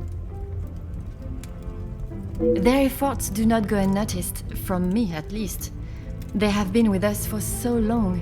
I do my best to make sure they are happy and content.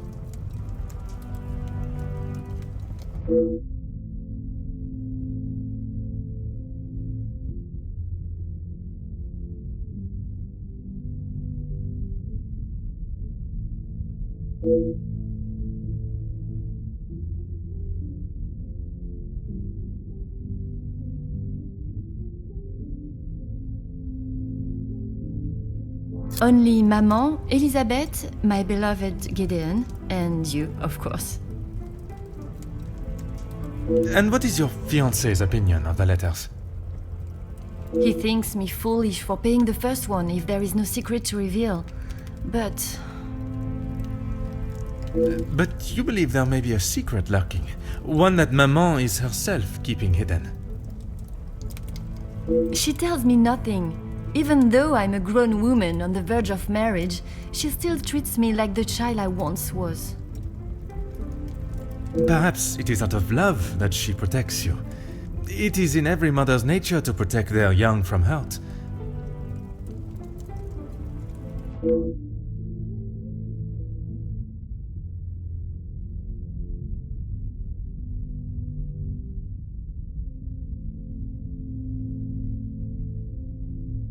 Not a single person.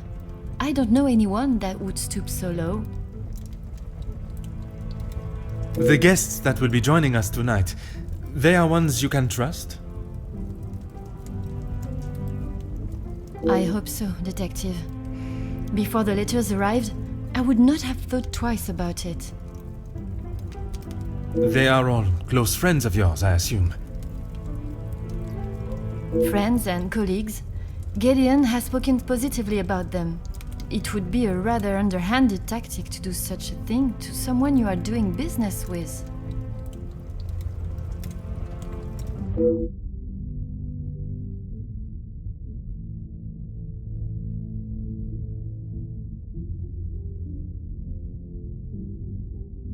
Oh, Detective, I'm afraid I just don't know. She was quite adamant at the police station that she would not be returning to the house, but I assumed she would at least collect her belongings. Maman demanded that Elizabeth pack up everything she had and dispose of it.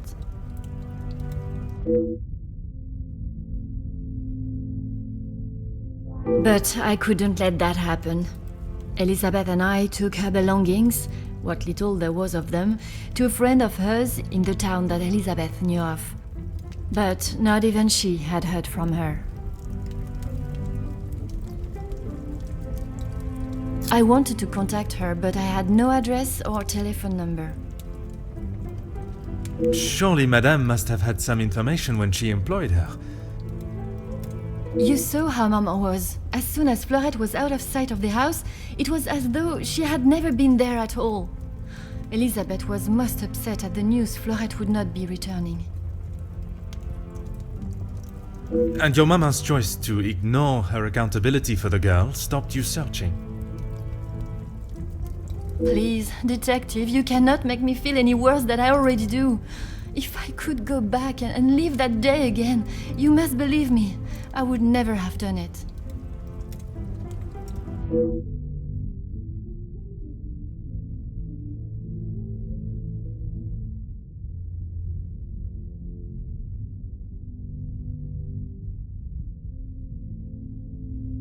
Yes, Maman has quite a collection, although they are not all to my taste.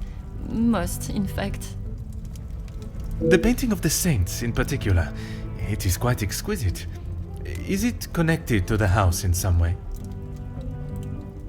The one in the hall?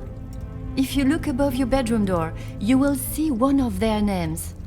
I believe they were originally carved to watch over the occupant. Merci, mademoiselle.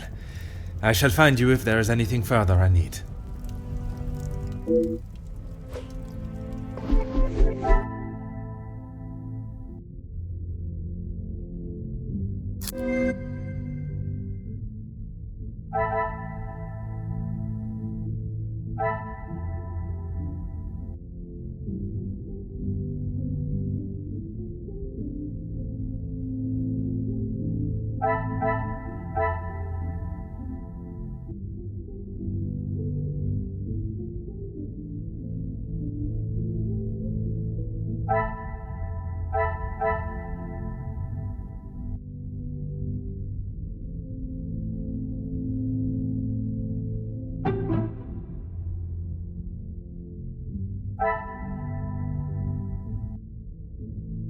Another success. I never doubted myself.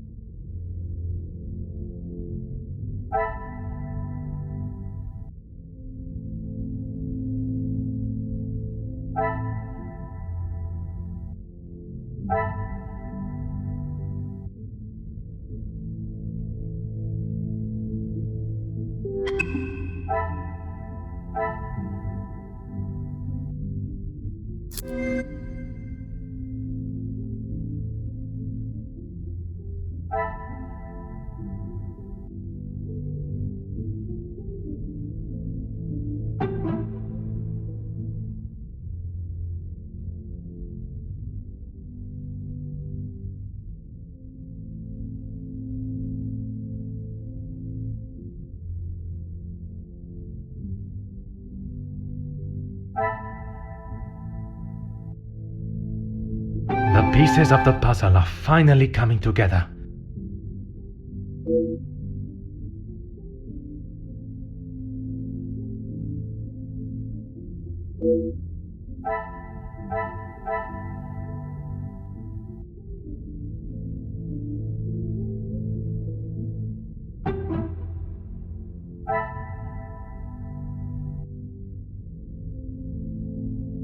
Magnifique.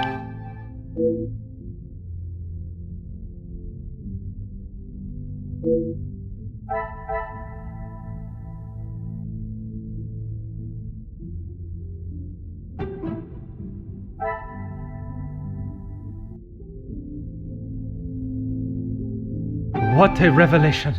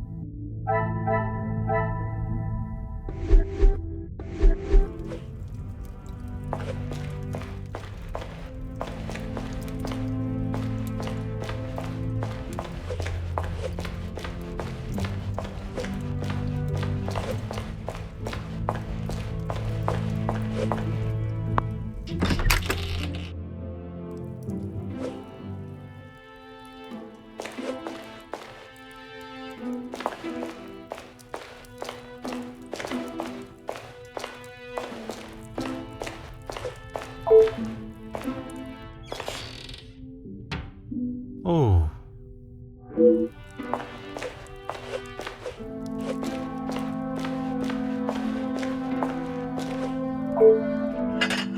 Oh.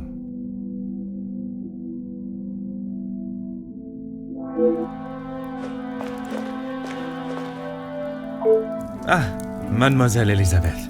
What a pleasure to see you again. Detective Poirot, I'm so glad you could make it. Unfortunately, it is not purely for pleasure that I am here. Mademoiselle Angeline requires my attention professionally. Yes, Angeline has told me. I'm glad she called upon you, Detective. I've been rather worried about her. I will do everything I can to find the blackmailer and bring them to justice. I have every faith in you. I hope I am not interrupting you. We're all very busy, as I'm sure you can imagine. After I'm done, I can come to your room and help you with any further questions. No one escorted you! I'm so sorry. Everyone is just so frantic at the moment. Madame has requested all staff prepare for this evening. And you have been tasked with jobs in the pantry. Surely your talents could be used elsewhere. I do as Madame asks. Well, as Archie asks. Monsieur Sterling. Yes, I met him when I arrived. A charming gentleman. He did give me some rather vague instructions to find my room, though. I can only apologise on his behalf. He would be mortified. I'm afraid I cannot be of much more help, but I believe you are located next to Mr. De Silva. By all means, the house is yours to explore.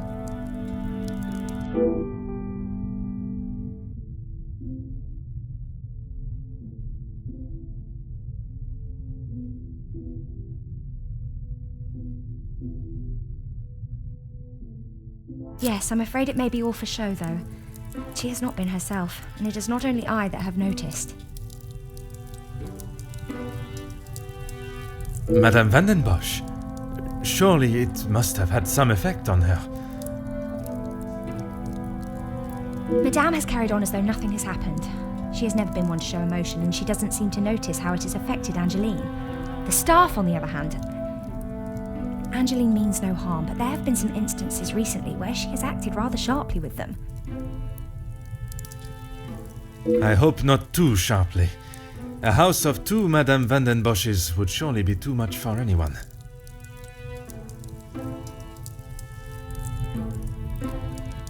Ah yes, guests are requested to sign the book when arriving. I believe it gives details to the guests' room locations. It stated the male guests are to be staying in the East Wing. Yes, Madame does not believe in male and female guests residing beside one another.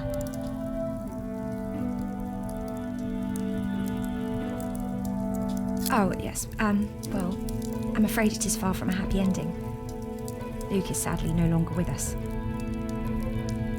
Oh, mademoiselle, I was not aware. It's fine, Detective, honestly. I'm sorry, but I really must finish this. Bien sûr, mademoiselle.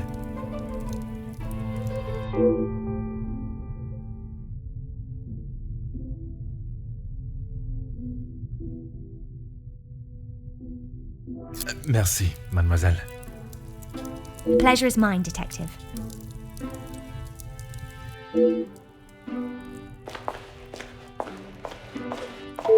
Before you leave, Detective, I have something for you beside the furnace here from Angeline. She wanted me to give it to you on your arrival. Merci, mademoiselle.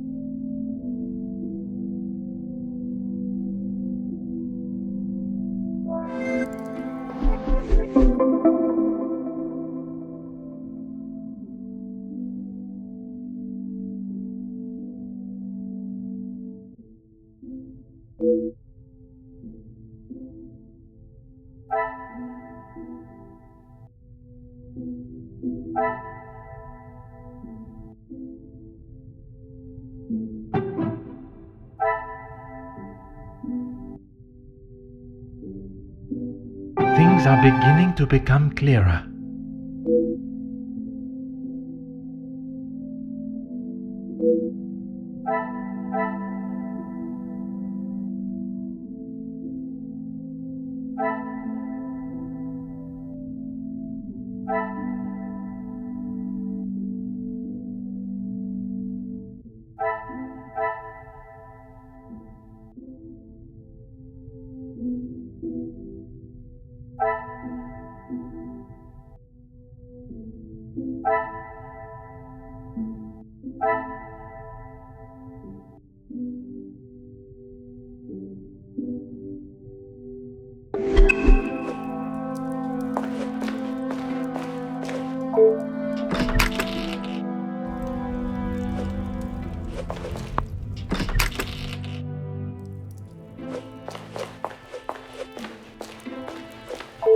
Of course, Detective.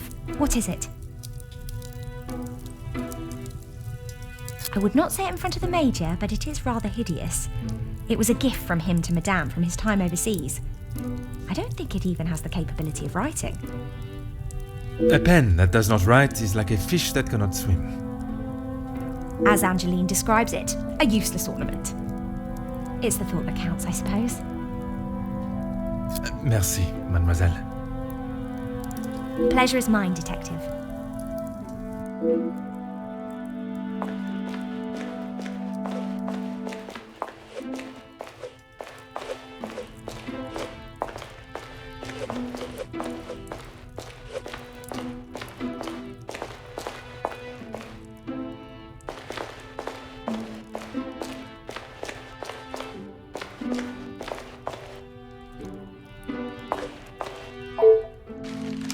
Aha.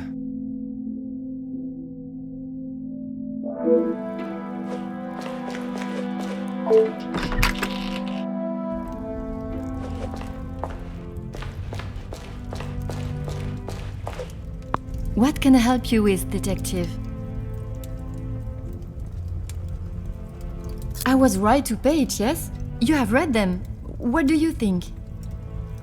You were wise to consult me, but bowing to their threat may have only shown that you are willing to pay for their silence.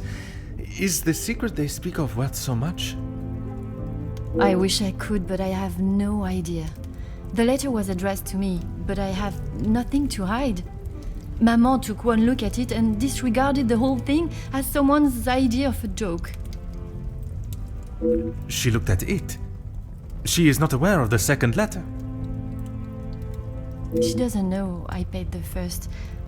I thought I could make it all go away. Did you ask Madame if there was a family secret they could be privy to?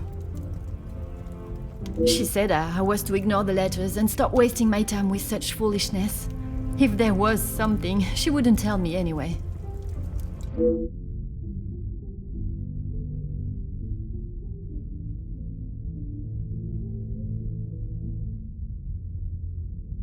I couldn't ask Maman for the money. She was angry that I had even considered paying it.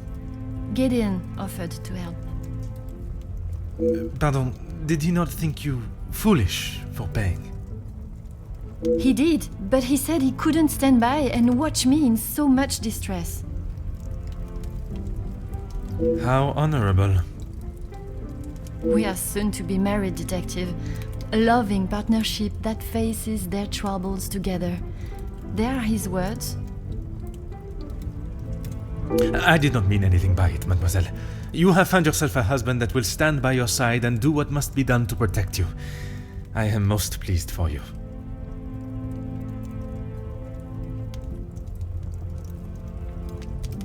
As you would expect, she has been in quite a state.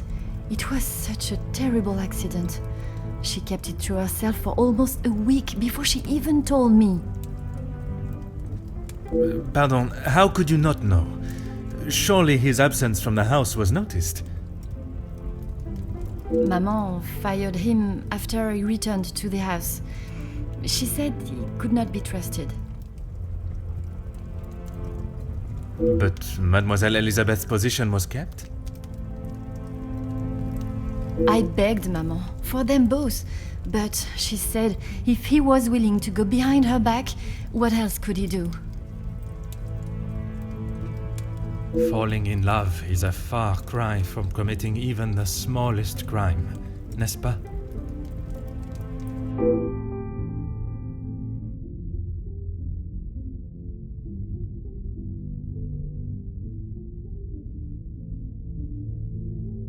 She has been a kind shoulder to lean on through all this mess, but it is her I worry about. She has been through so much. I was not aware of what had happened, and by mentioning, I fear I may have only made it worse by dredging up the past. Do not punish yourself, detective. You are not to know. I don't think your honest mistake will make much difference to how she has been feeling recently.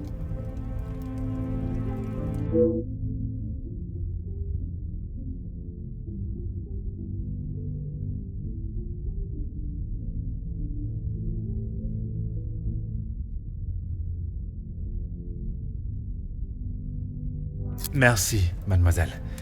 I shall find you if there is anything further I need.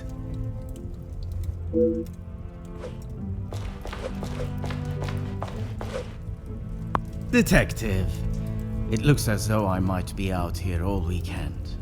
What can I do for you? Is that what he said? I can barely understand most of what he says with that accent.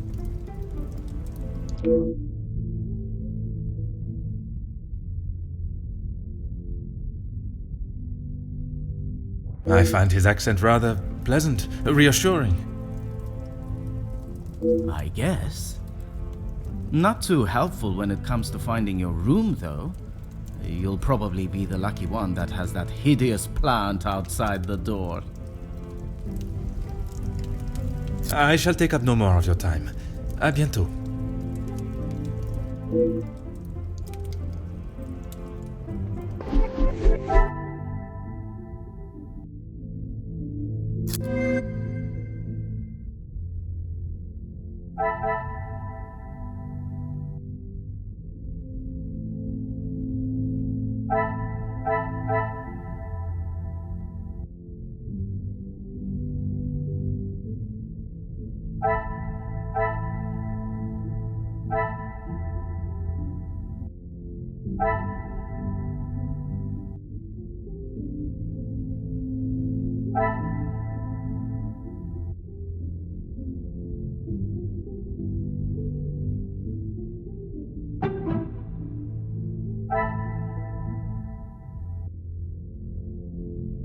I should not be surprised by my own skills of deduction.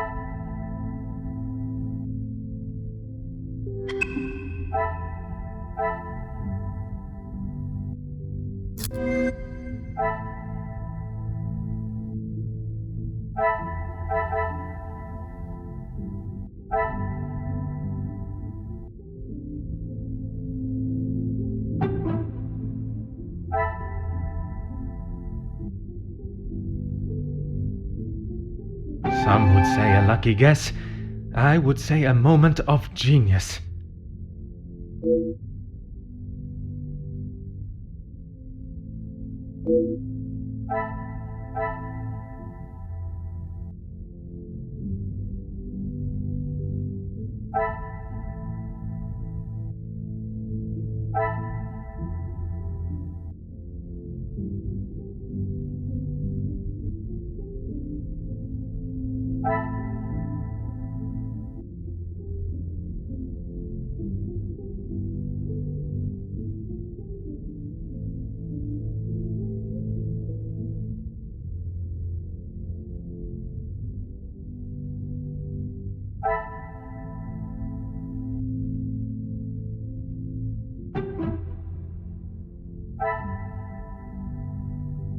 Magnifique.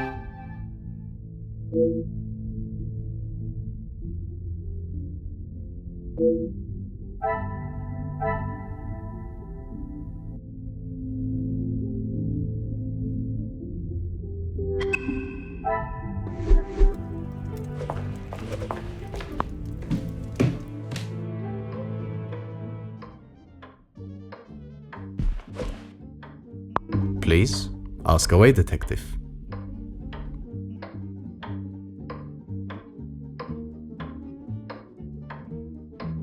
Angeline has spoken of it. You made quite the impression on her, detective. I feel responsible for what came from that day. Florette's dismissal and Luc's. It is not your fault. Madame van den Bosch does not like it when her rules or authority are undermined. I tried to explain to Angeline the same, but her guilt has not left her.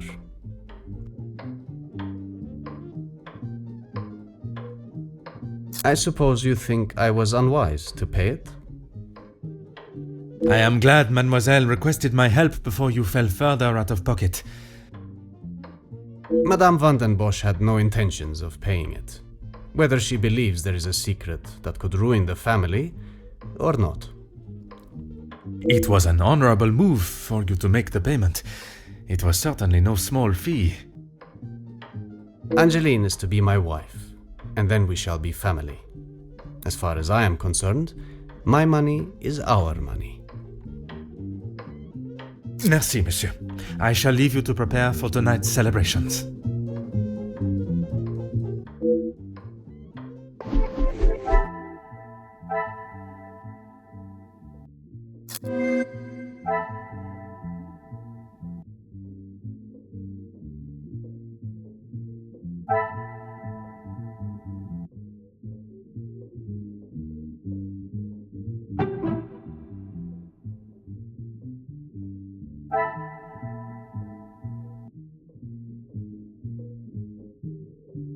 Things are beginning to become clearer.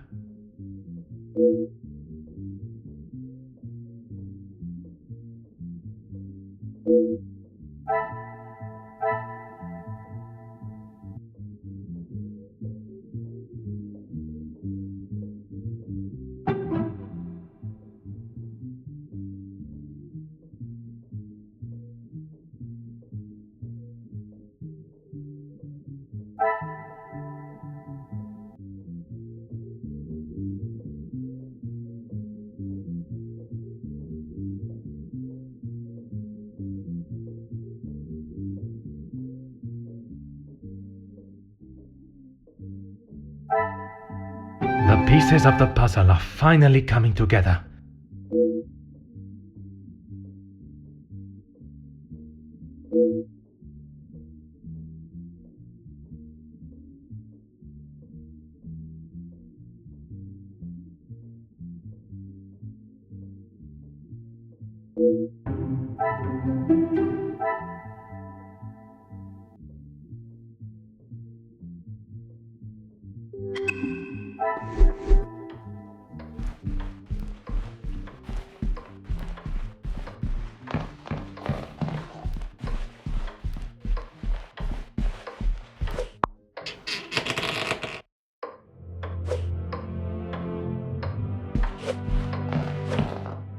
Huh.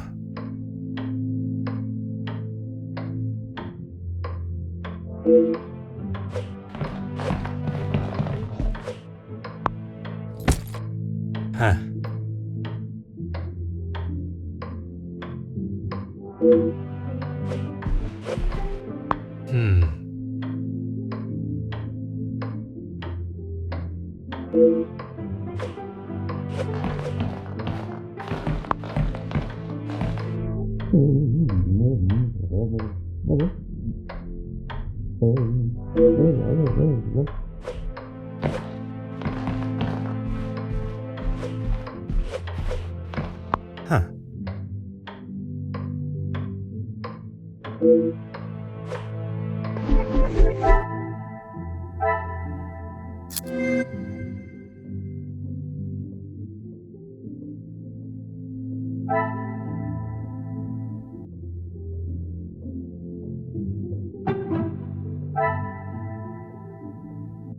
Another success. I never doubted myself.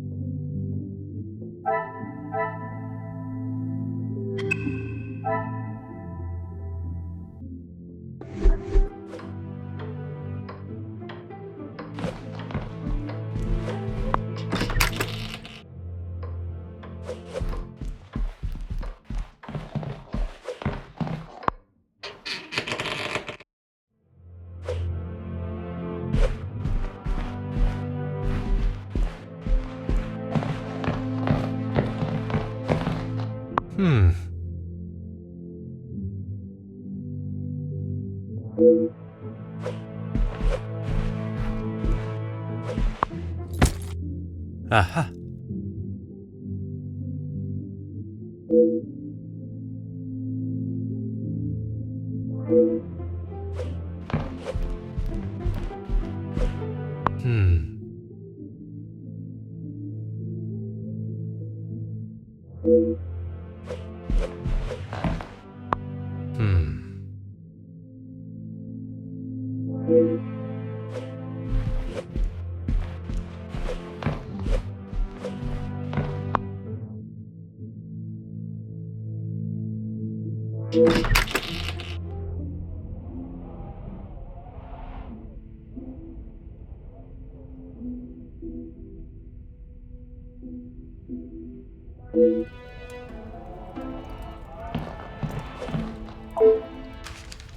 Ah.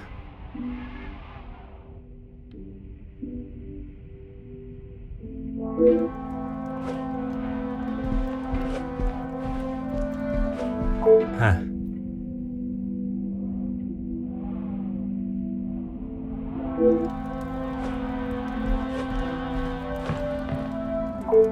Oh.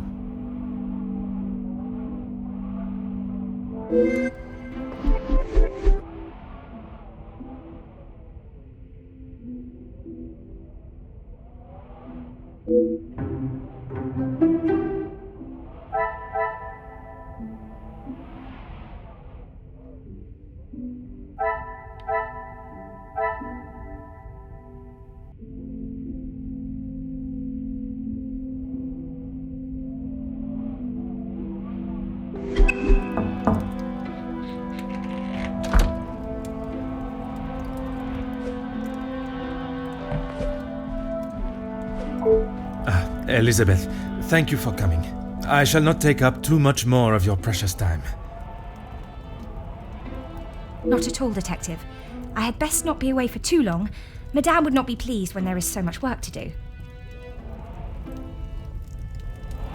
Well, mademoiselle, if anyone was to ask, I required your urgent attention with a delicate matter.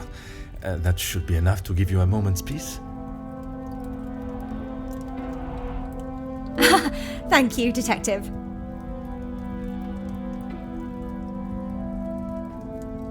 I have heard whispers, but this town is full of busybodies. It's hard to know what is the truth and what is hot air from socialites trying to outdo one another.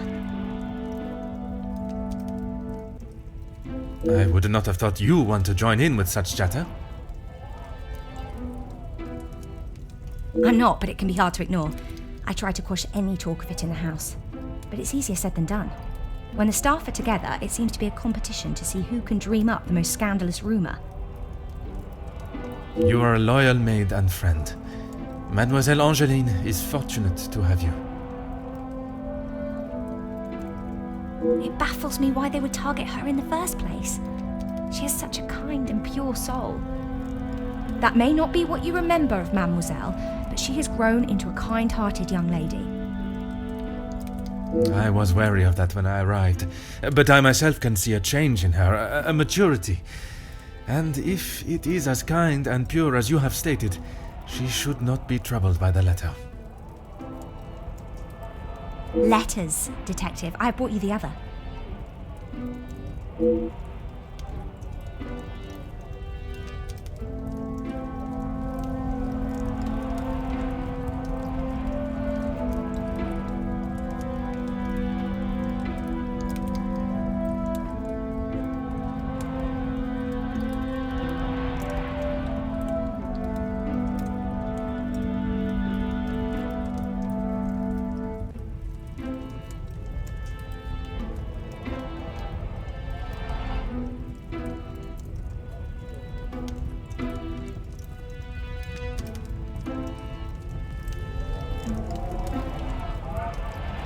I have tried to tell her not to think any more on them, but she fears that even a fabricated story could ruin the family name.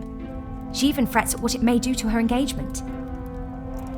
I have met Monsieur Demire, and I cannot see his love for Angeline diminishing at something so trivial. Merci for bringing this letter to me.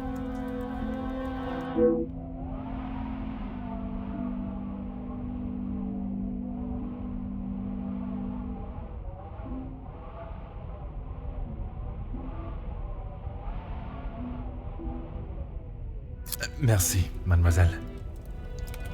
The pleasure is mine, Detective.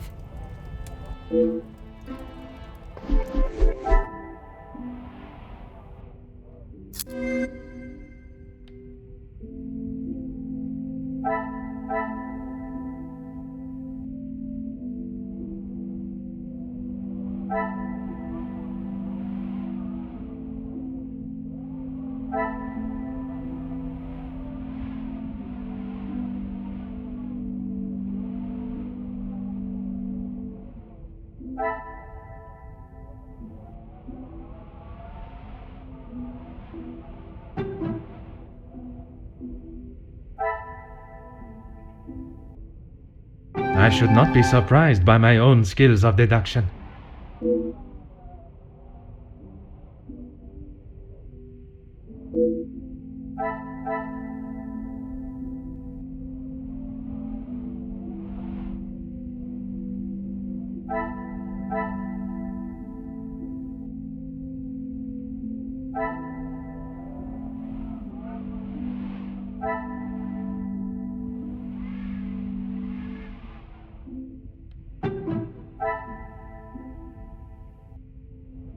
What a revelation!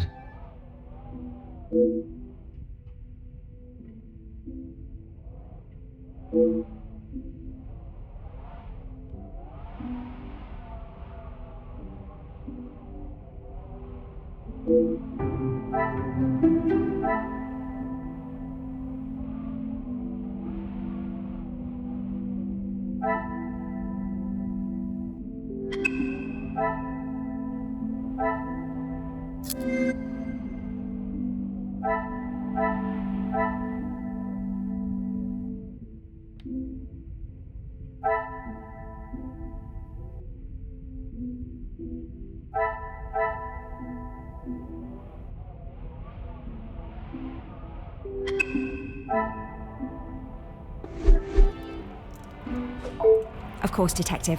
What is it? That is news to me, Detective.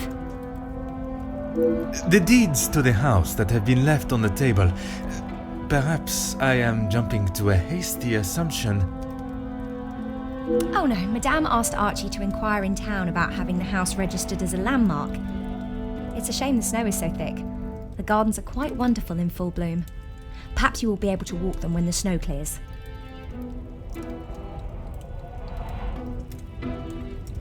She will no doubt be with Master Gideon. The party was just beginning when I came upstairs. That is my cue to make a grand entrance. Am I presentable enough for the creme of society? Quite handsome, detective. Merci. If you catch me snoring, please poke me in the ribs. I will use Madame's sharpest poker.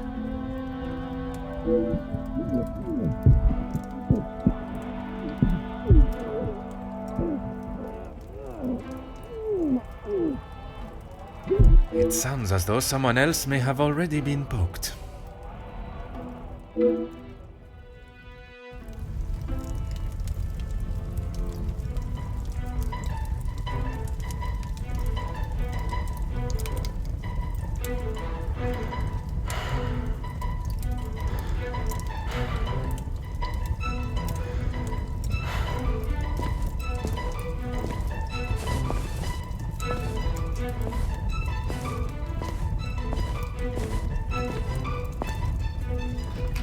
Ladies and gentlemen, please, if you would be so kind to return to the party.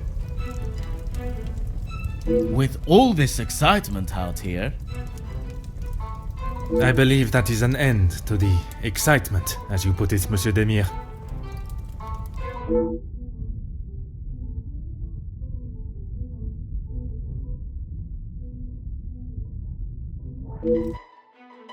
Ah, thank God. One last match. Bonjour, Monsieur Hagen. I wondered when you would be arriving. At least now you can do your job. Pardon, Monsieur. I have just been assaulted. I want him arrested. I am afraid it is not as simple as that. I merely witnessed you standing up from the ground. This is ridiculous. You know very well what he did. Perhaps you could elaborate on what instigated the altercation. I should have known you wouldn't make things easy.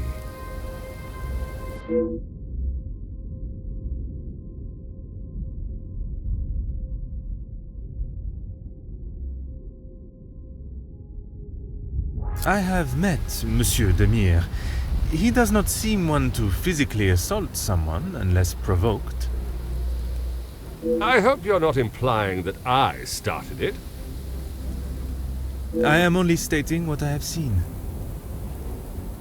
I was having a private conversation with Angeline when he interrupted and struck me. That is all there is to know.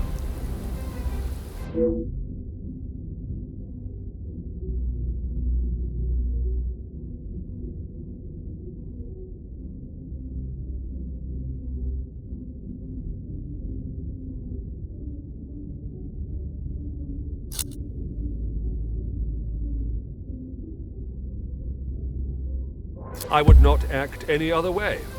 Well, unless I am provoked. You have grown rather close with the Bosch family, it seems. What has my relationship with the family got to do with anything? Why are you even here, officer? Detective. And I was invited by Mademoiselle Angeline personally. Seems to be mistake after mistake with that girl.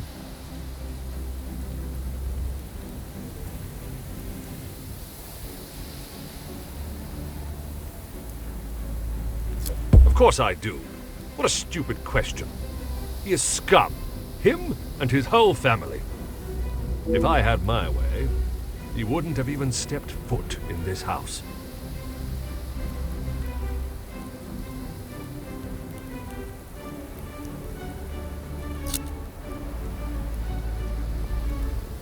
Officer Poirot, are you going to do something about him or not?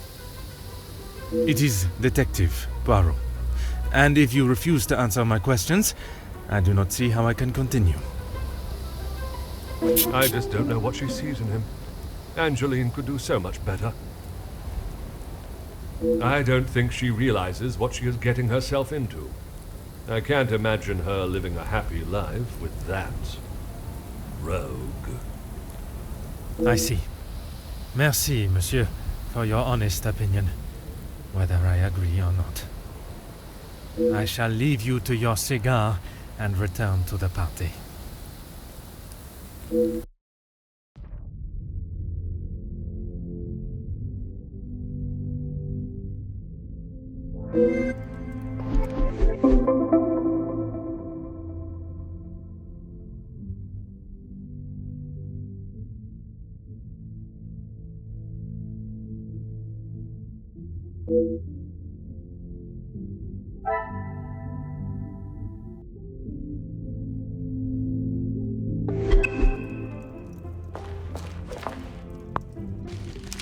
Aha.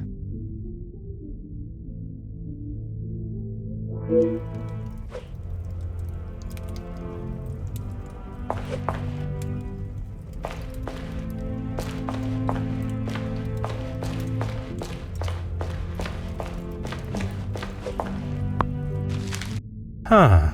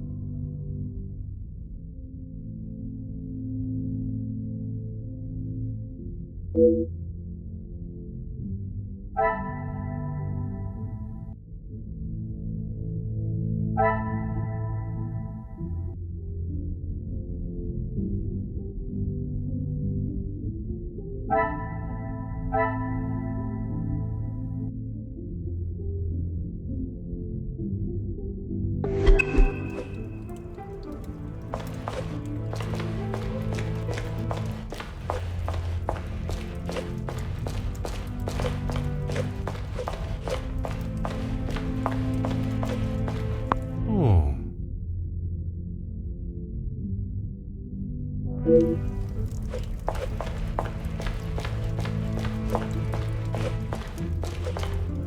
Monsieur Sterling, I trust the preparations are progressing since our last meeting. Please, Detective. Archibald is fine. Everything is in order now. Are you ready to join the party? You are head butler of this house. It is a position that warrants respect, and I shall continue to give it, Monsieur Sterling. And I must admit, it is the smell from the kitchen that has my attention more than the party itself. Rehanna is quite the cook, but it will still be some time. Maybe you'd like to enjoy a drink while you wait? Some of the guests are already in the salon to your left.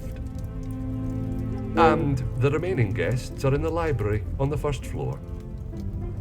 I will be sure to explore both. Merci.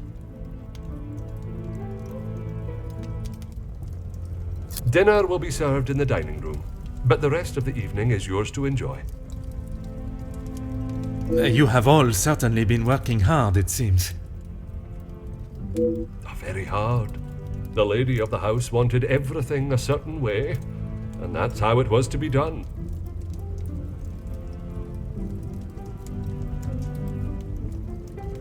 It is my responsibility to look after the house and staff, not to resolve petty disputes. I cannot imagine he will be in any mood to attend the party. He often has a cigar to calm down, and if that doesn't relax him, that temperature outside surely will.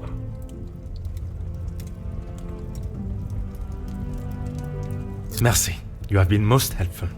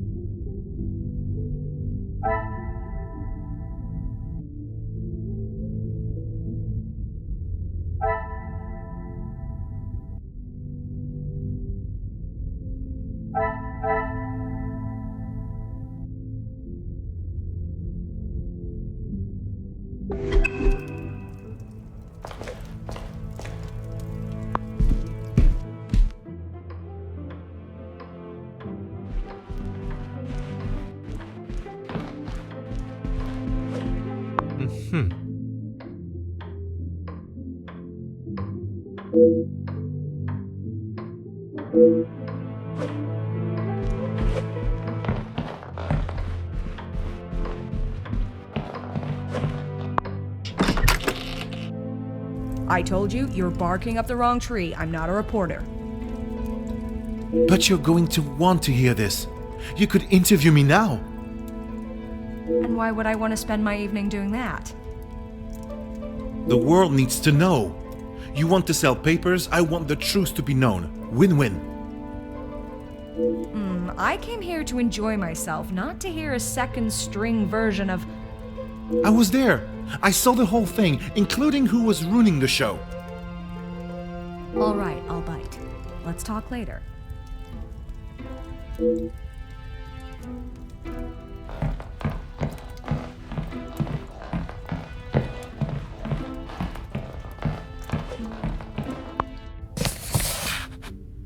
Oh.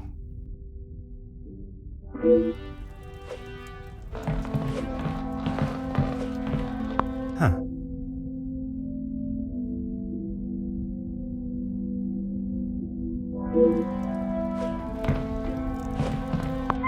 Ah.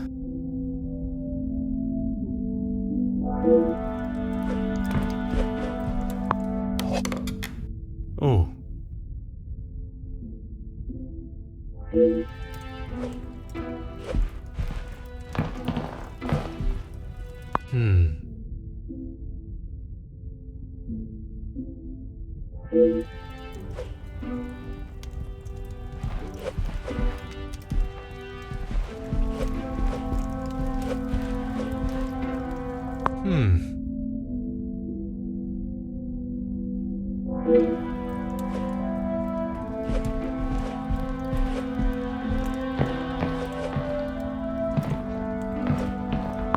Huh.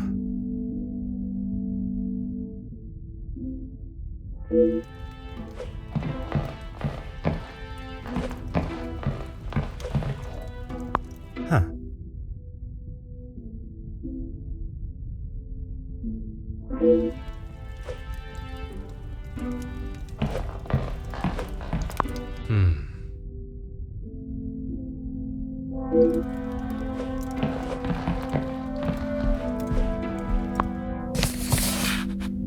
Aha.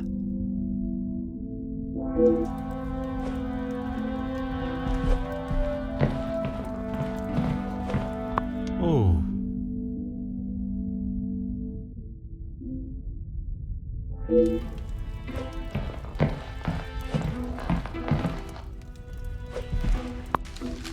Mm-hmm.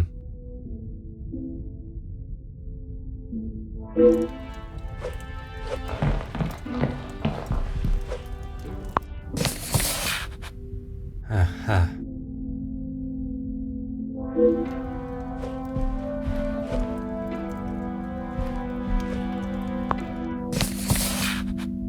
Ah.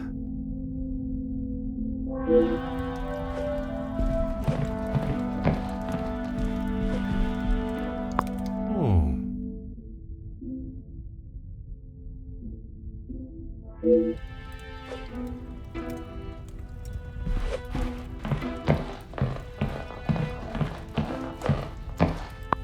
Bonjour.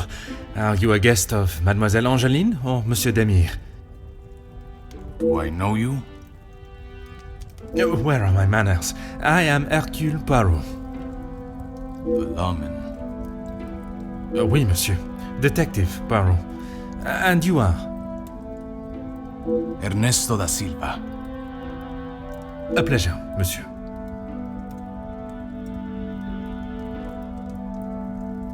I'm a man of business. I see. Is there a particular area of business that is your focus? Overseas investments, international relations.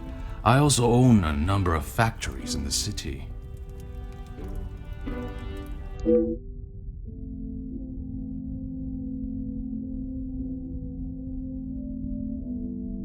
Très bien.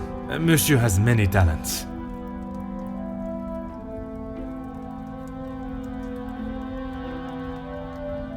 We work together as partners, yes? You must know the Van den Bosch family well, then. I helped Madame Van den Bosch, if and when she needs me.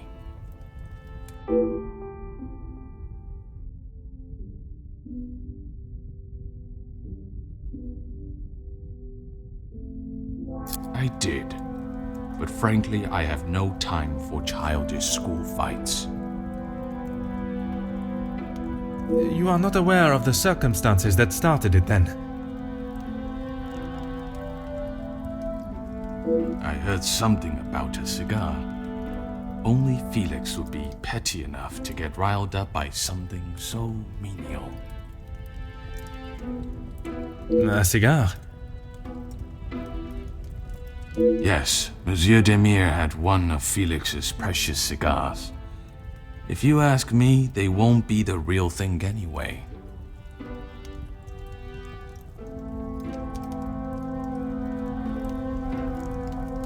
Distinguished gentleman.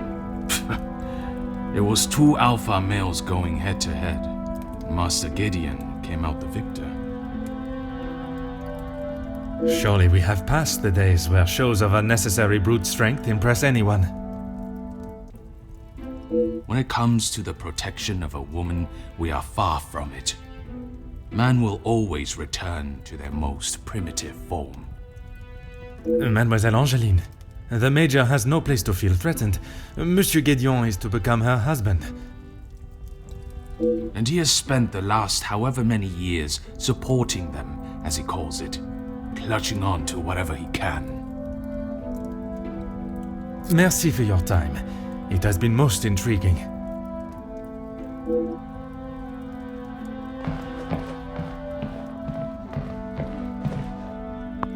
A pleasure to make your acquaintance. Likewise. You're not from around here, are you? My name is Hercule Poirot. I am a friend of Mademoiselle, soon to be Madame, Angeline. I see. Jacqueline Conrad. No doubt you've heard the name before. I am rather embarrassed to say I have not, Madame. No need for the madame. I'm not married. Just call me Jackie. Oui, Jackie. Seriously? You don't know who I am? My sincerest apologies. And I thought you Europeans were meant to be cultured.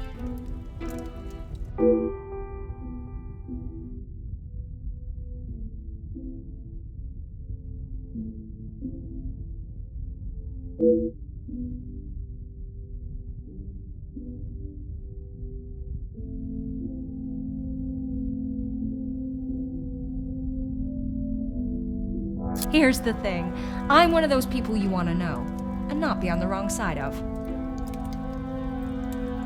Perhaps it would be wise for me to remain on your good side. It's the best place to be. You wouldn't believe what a couple of positive stories can do for a family name, or a career. And that is what you have done for the Van den Bosch family? A little help goes a long way, and from what I have seen, the ladies deserve some positive support.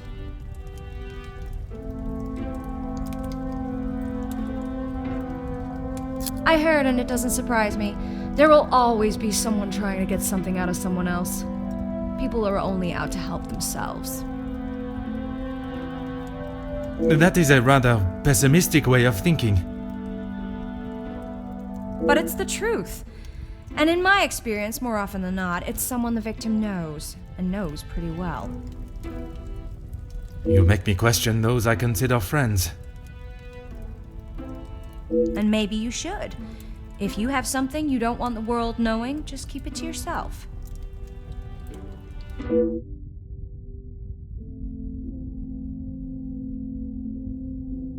That's what we call eavesdropping. Pardon. I didn't mean to pry. And with respect, I don't think it's really any of your business.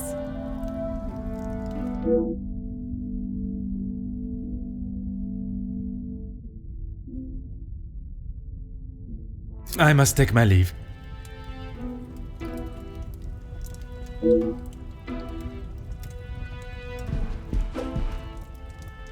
Allow me to introduce myself. Hercule Poirot. Hugo Beckers. A pleasure. I hope I am not disturbing you. I often find myself at a loose end at parties such as these. I've never been referred to as a loose end before, but it is always good to make a new acquaintance. There is no better way to understand one's purpose in life. I stand up for the workers that cannot do it themselves. You work with a union? Union leader, well, that is my formal title. But I see myself as more than just that. So much more. I am the face of the people. A voice in the void when there is none. Very spirited. You have quite the way with words. In my line of work, it is essential. Some fight with their fists, but I believe words are the ultimate weapon.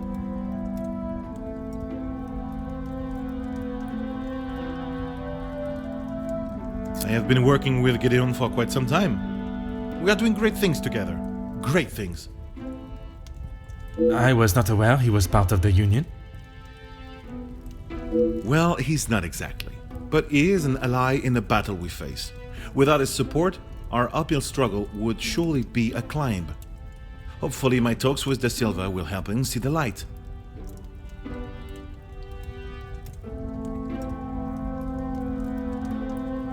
I don't know what you think you heard, but it was a private matter and I appreciate if you kept it to yourself. I can assure you, Monsieur Beckers, your conversation is exactly that. Yours. Then maybe we should just leave it there.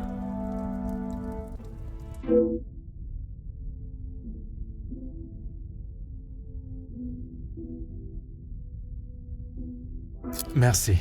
If I find myself at a loss again, I shall certainly return.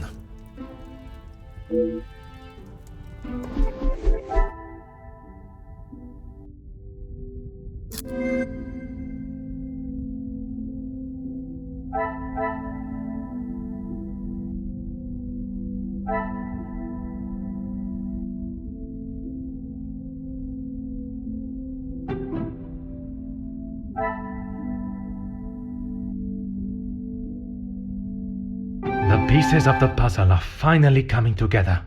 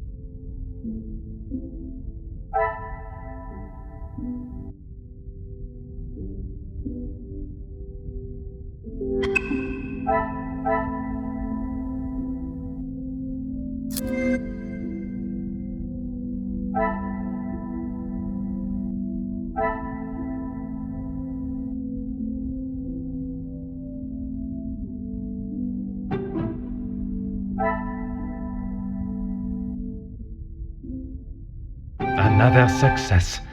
I never doubted myself.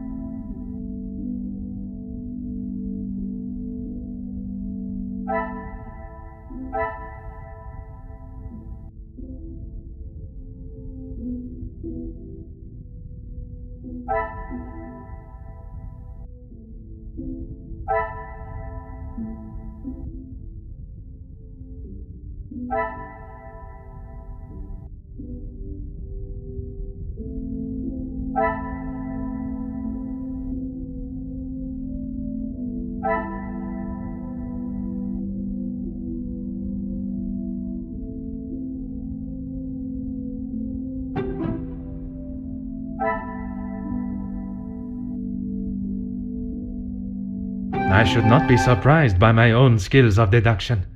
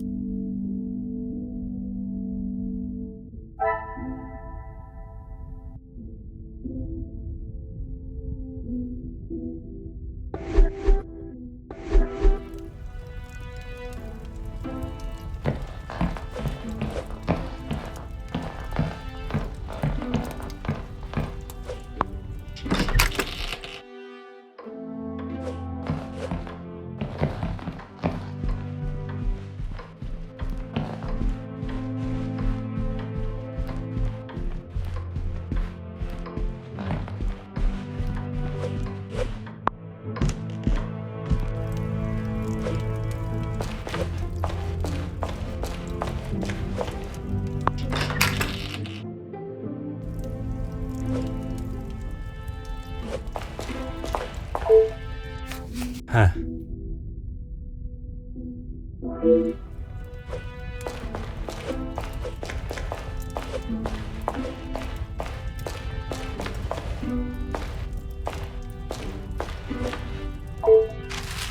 Oh.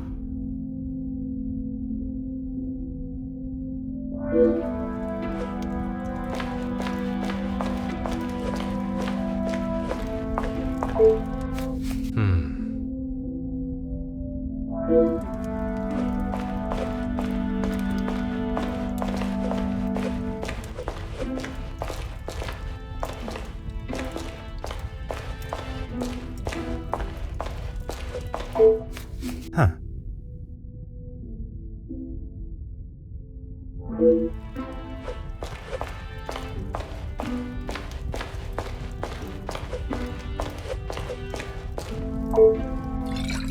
Ah.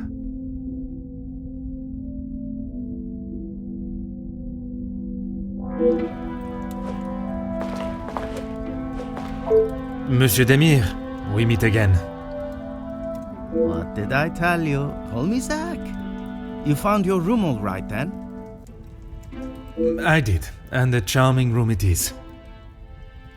I don't know if I would call mine charming, but if I drink enough, it won't matter.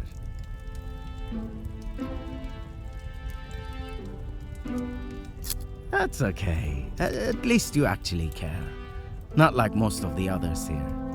I'm the groom-to-be's older, more handsome brother. Ah, oui. I see the resemblance now. How wonderful that you can celebrate this occasion together. I'll stop you there. The only wonderful thing about this celebration is the free food and drink. You are not pleased for your brother? Angeline seems nice enough, but marriage is not for me. What is there to gain from tying yourself to someone for the rest of your life? Besides the money.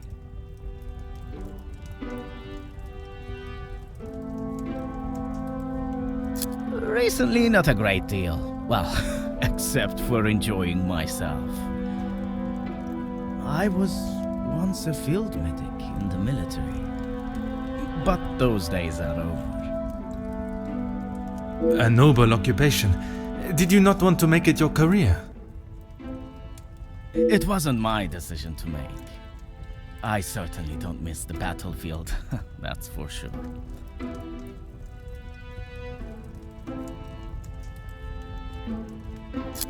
I'm sure he's fine. You don't need to worry about him. Always the knight in shining armor, riding in to save the day. Saving the day from who, exactly? Well, if Gedeon is the knight in the fairy tale, Felix is the dragon. Felix the Major! Ha! Always there, thinking he is better. Just because he was a major. We all know how he got there. In his mind, that puts him at the top of the chain.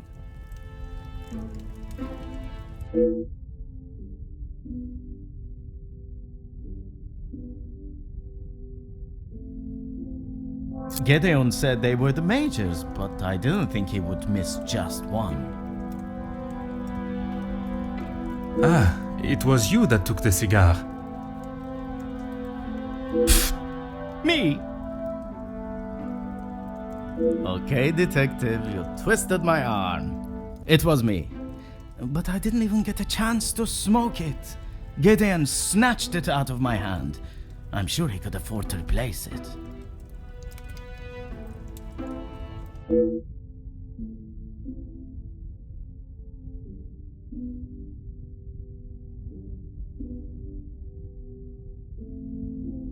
Perhaps it is best I take my leave.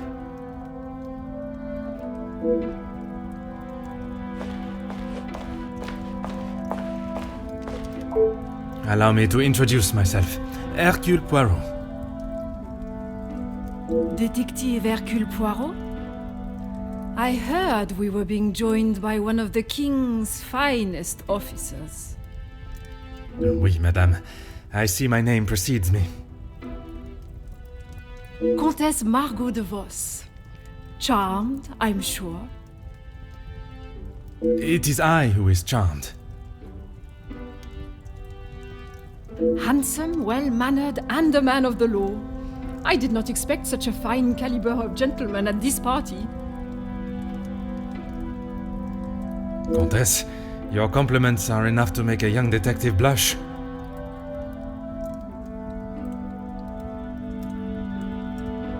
I fill my time mostly with charity work. The number of those less fortunate only continues to grow. How very admirable. One must remain humble.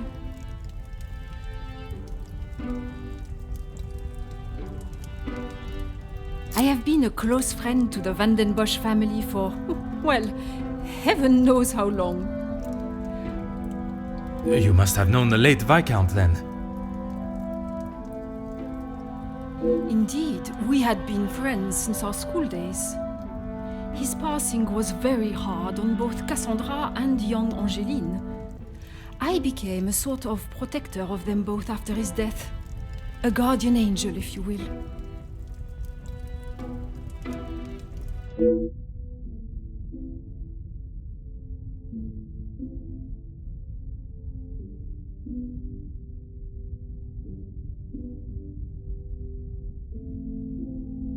You will find Felix at the center of any trouble, especially when it concerns the ladies of the house. I understand he has made himself quite at home here. What an understatement. thinks his friendship with Cassandra entitles him to anything and everything in the house, including certain opinions of how young Angeline lives her life. He does not approve of Monsieur Demire? You'd have to ask him, or rather speak with Gideon's brother. He will have something to say about Felix, I am sure.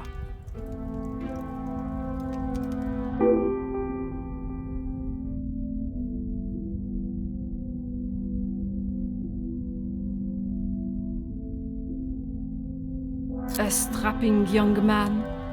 Angeline has found herself a good one. They certainly make a handsome couple. Speaking with them both, it is plain to see, even to one that is unexperienced in such emotions, that there is a great deal of love between them. When they are together, it is obvious for all to see, even at such a young age. But who are we to judge what the heart wants?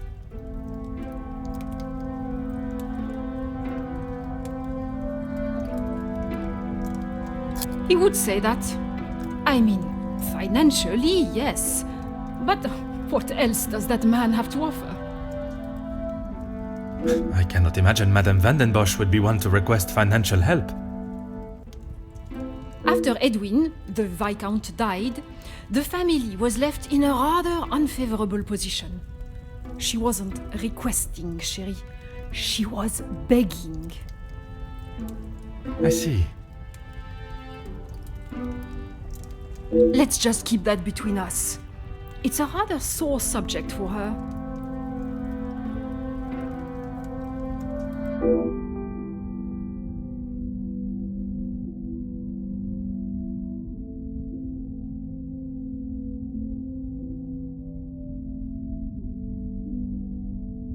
Work with? I built it from the ground up, detective. My admiration continues to grow. While my husband, the Honorable Count de Vos, is always busy with his duties, I found myself at rather a loose end.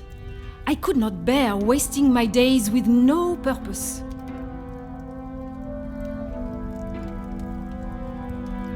And one day, while shopping in the city, I noticed the abundance of young women living and begging on the streets, dirty and hungry, without a franc to their name.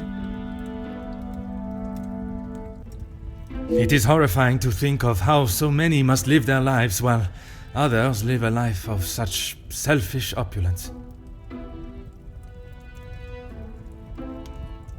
I hope that was not a backhanded comment on the life I live, detective. Far from it, Countess. You are using your wealth to better the lives of the less fortunate.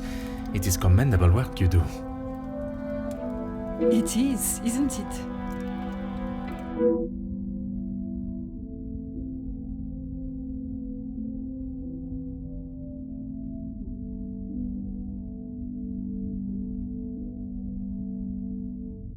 It has been a pleasure conversing.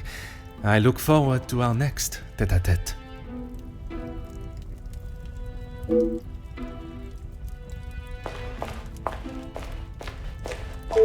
Fire away, detective.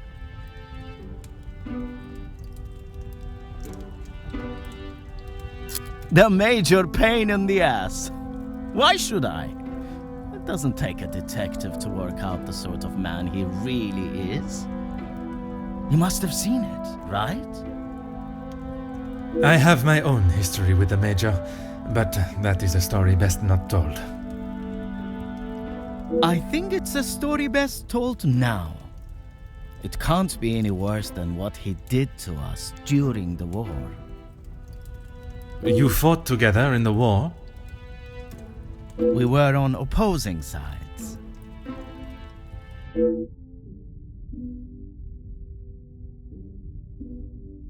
The subject of war is a difficult topic for everyone. Perhaps it is best to discuss something else. If you had seen what I have, what he has done, you wouldn't side with him. I am taking no sides, monsieur. It is just not conversation fit for a party. Perhaps it is best I take my leave.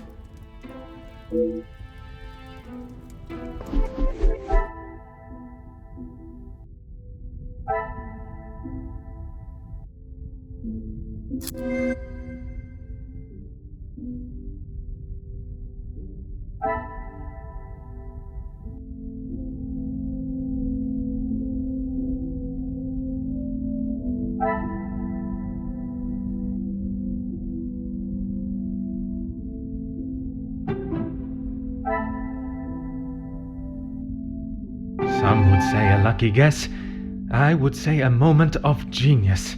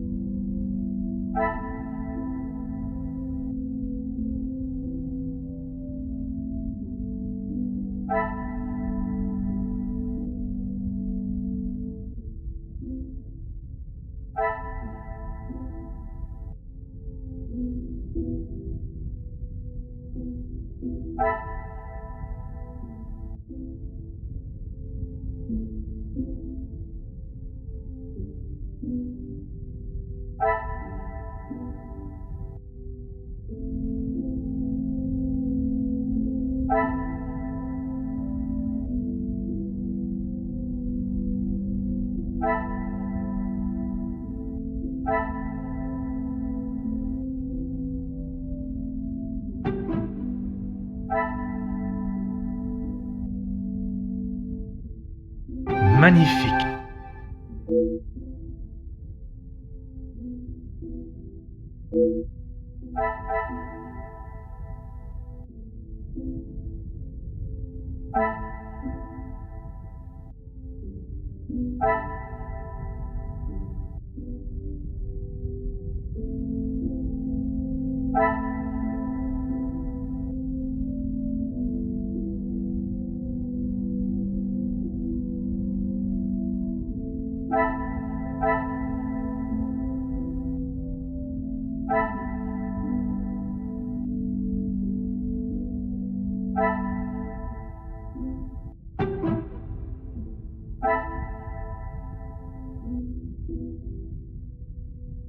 What a revelation!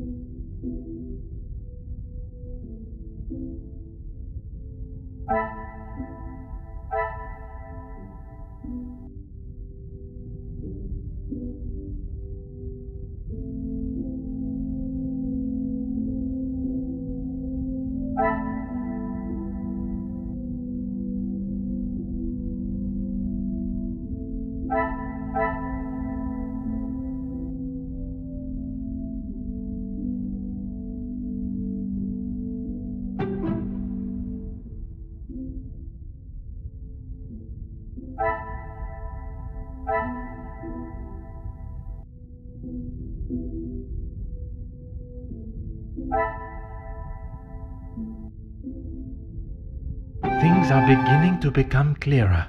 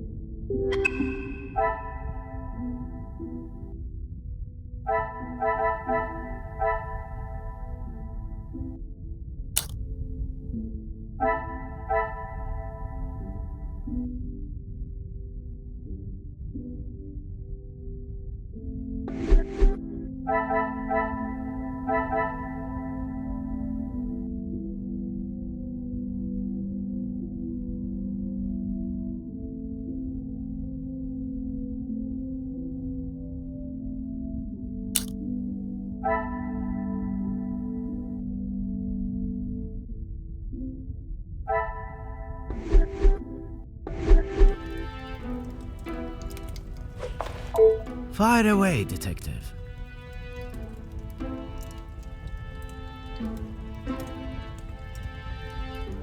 I have a drink, but thanks anyway. I just would not like to see things get out of hand. Don't you worry about me. I've got it covered.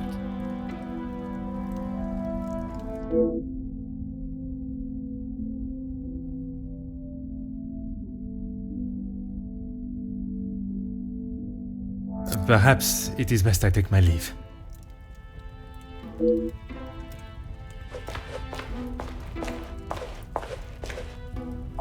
I am all yours, detective.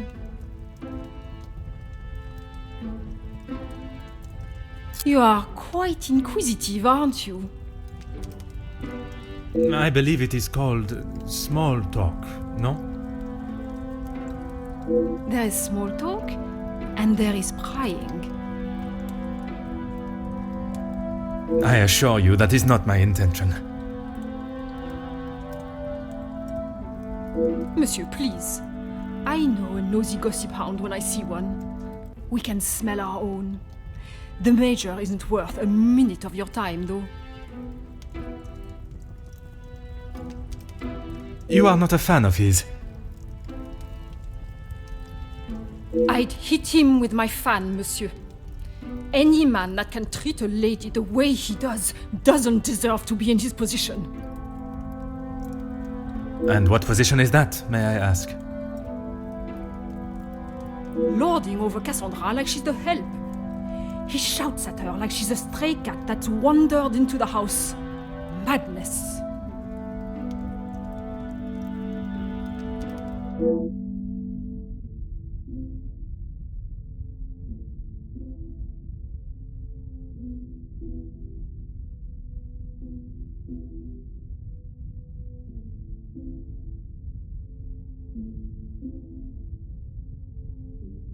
It has been a pleasure conversing. I look forward to our next tête-à-tête.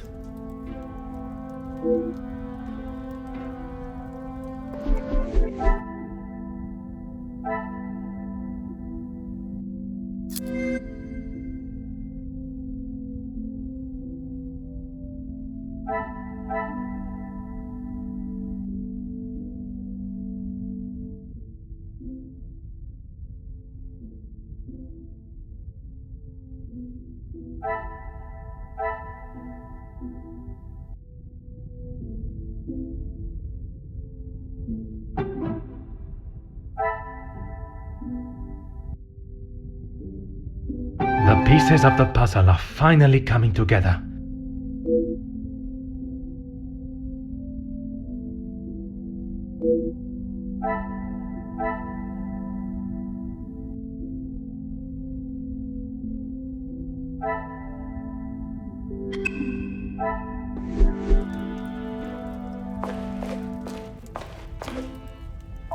Madame van den Bosch, congratulations are in order on your daughter's engagement. Thank you. And you are? Detective Poirot. I'm sorry, the name eludes me.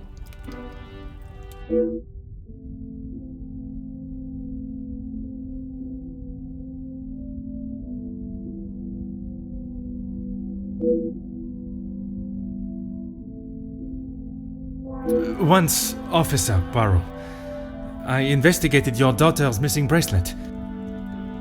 Oh, it's you.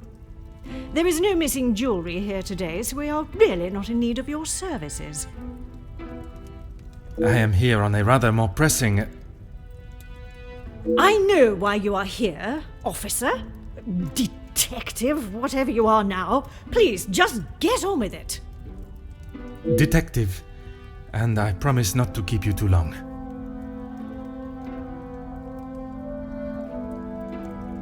Angeline is her own woman now. She can fight her own battles.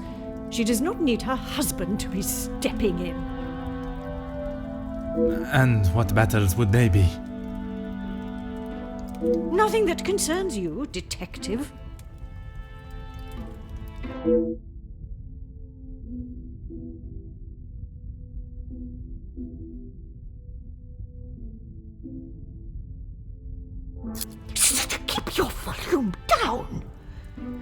had no right to do such a thing.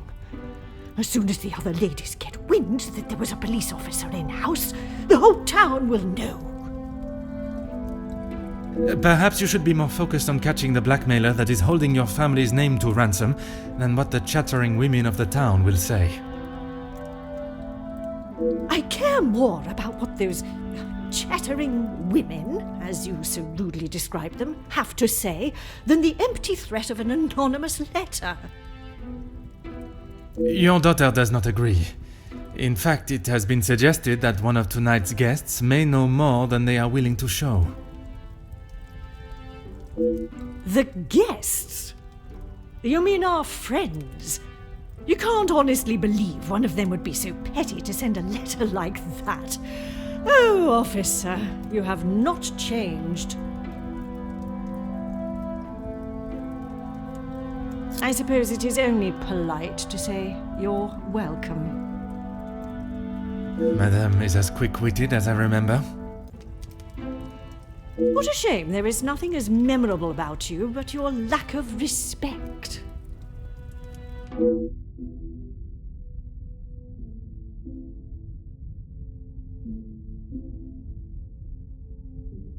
You can make whatever assumptions you wish.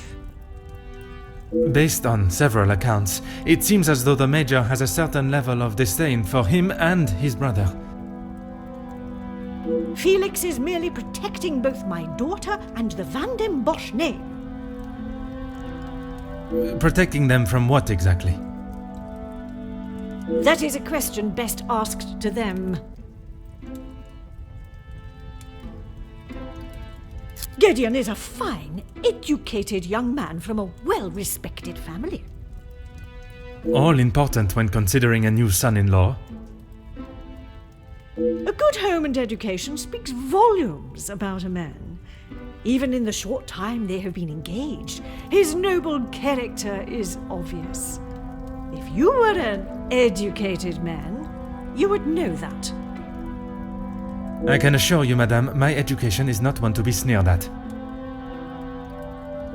And yet you remain a mere detective.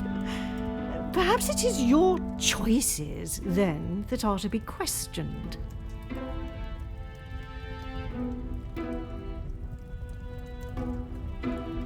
What do you mean, protecting? She hasn't gone and paid that silly ransom, has she? It was Monsieur Demire that accepted the cost. He paid it because your daughter believes there may be something to hide. For heaven's sake! Why do you think it was addressed to her and not I in the first place? Because they knew I would throw it in the rubbish where it belongs. Madame, if there is something you are keeping, it would be wise to tell me now. It may help in identifying the culprit. And it would be wise for you to stay out of my family's business. If I require your help, I shall ask for it. But don't hold your breath. Merci. An enchanting conversation, as always.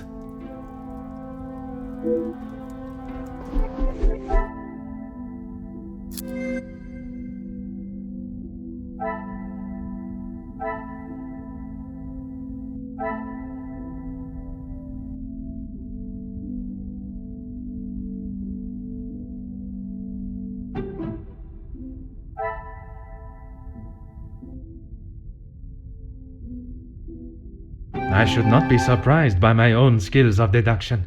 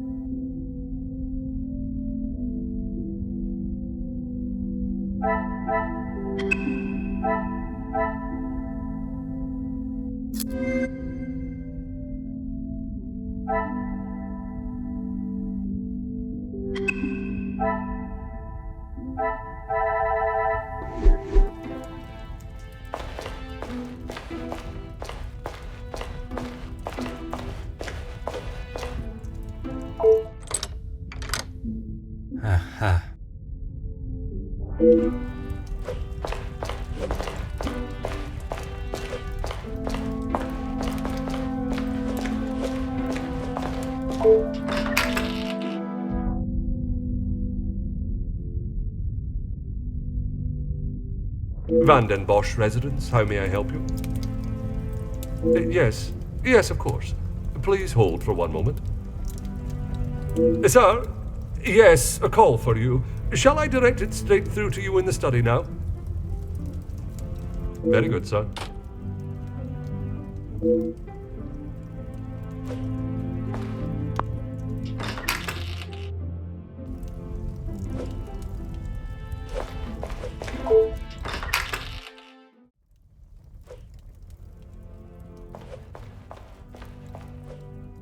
What can I do for you?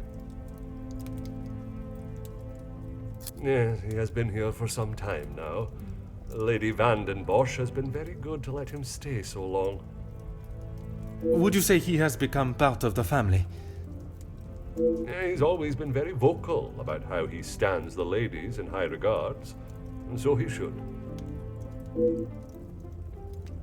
Merci. You have been most helpful.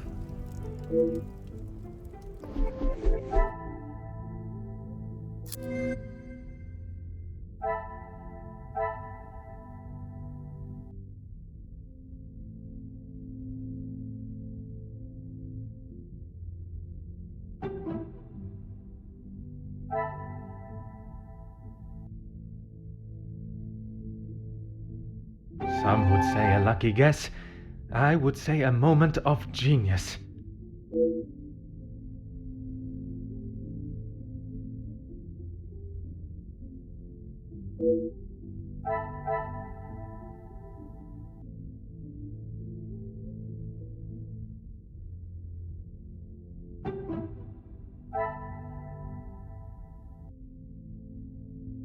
The pieces of the puzzle are finally coming together.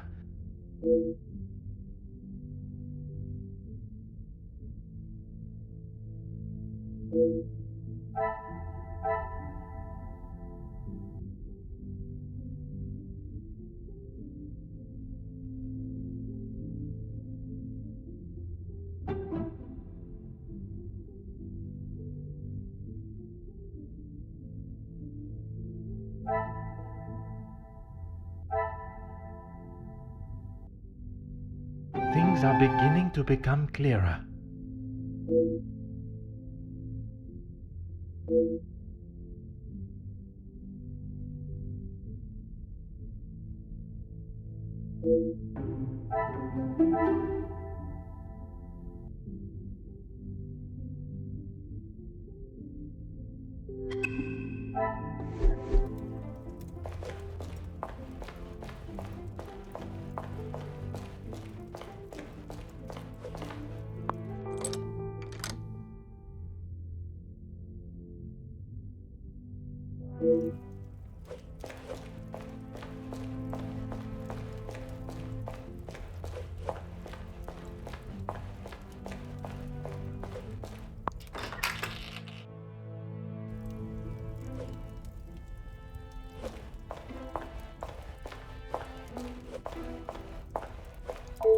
Let's make this quick, Detective. Locked? That is absurd! They should be constantly coming back and forth from there if they are hiding from their work again.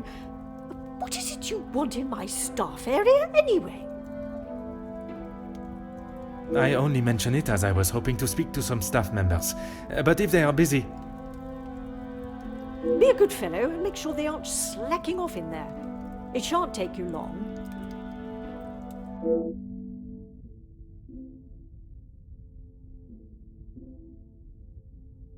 Merci. An enchanting conversation, as always.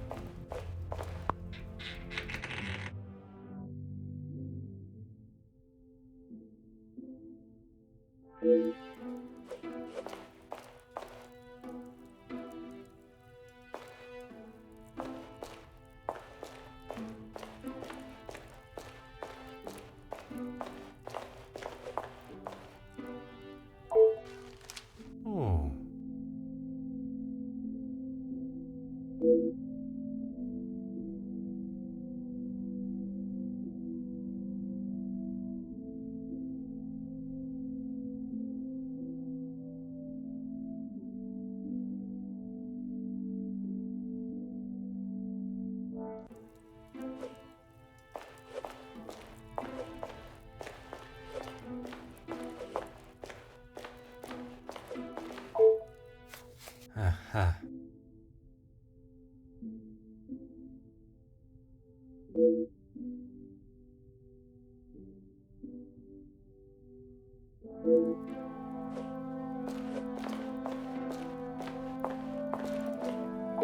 Bonjour, mademoiselle. Oh, monsieur, you startled me. It was not my intention, mademoiselle. I was hoping to talk with a member of the staff. You are the detective? I am Detective Hercule Poirot. I only intend to take up a moment of your time. Madame van der Bosch will be very hungry if she knows I'm standing talking. Allow me to worry about madame. Inga Frank, detective. From the Norse god of peace and fertility. A most beautiful name. Merci. It was my grand-mère. Oui, detective. Madame was very clear on what was to be prepared for today. Well, everything looks exquisite, but if I may be blunt, would you not benefit from some more hands? Monsieur Archie knows how busy we are, especially in the kitchen. I hate when I have to run service. Merci, mademoiselle. I shall leave you to your work.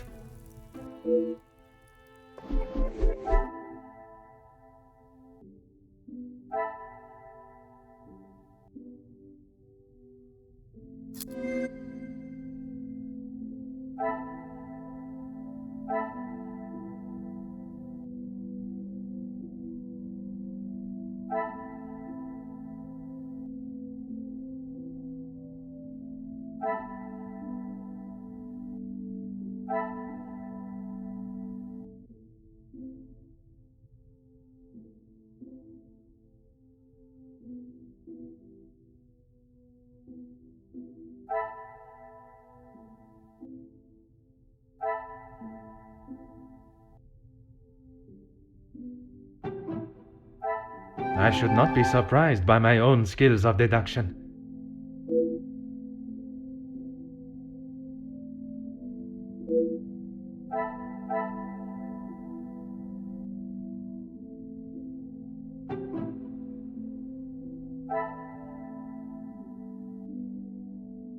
Magnifique.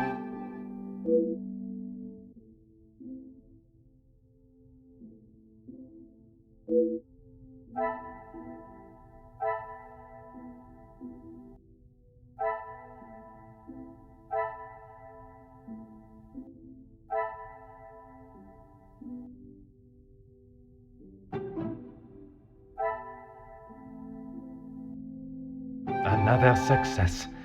I never doubted myself.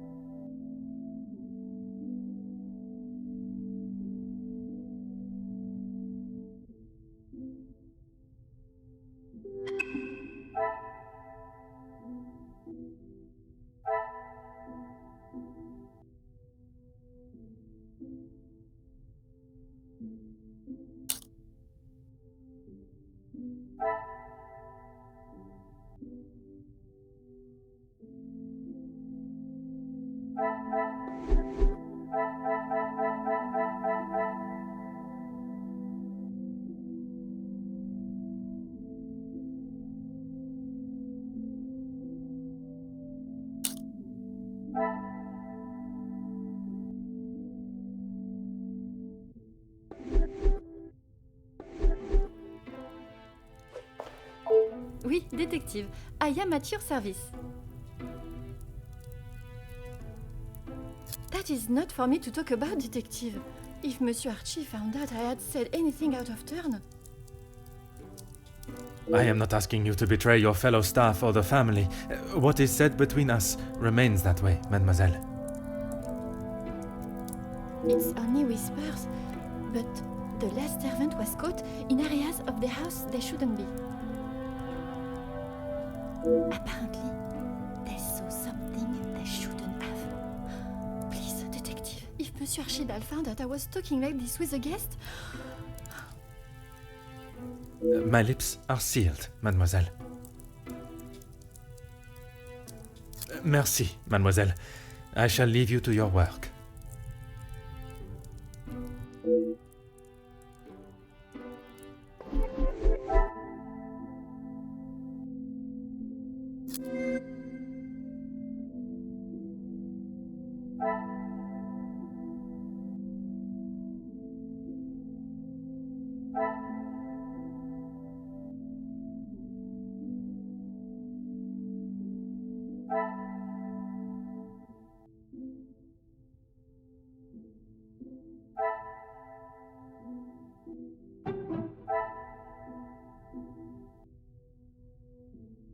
What a revelation!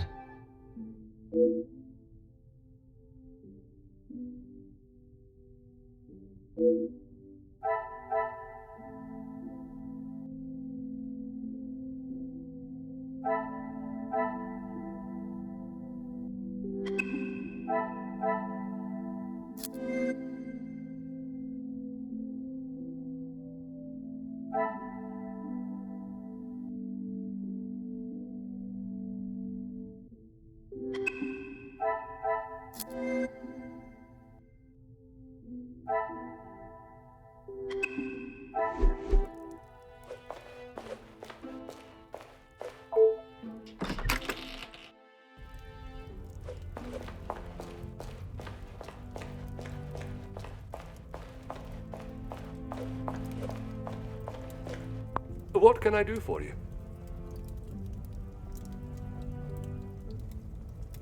What have they done? If I have to... No, monsieur. There is not a complaint to be made. It is more the recent layoffs and extra work pressure you all seem to be under I am inquiring about. We've had to let some of them go. Let's just say their standards didn't live up to what was expected.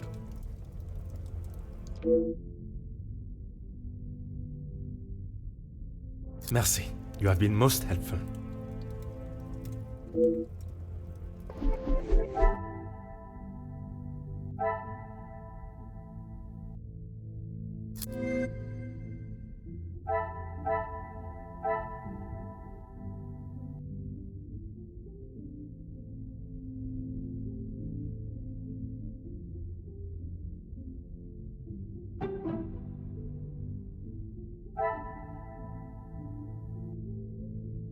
Magnifique.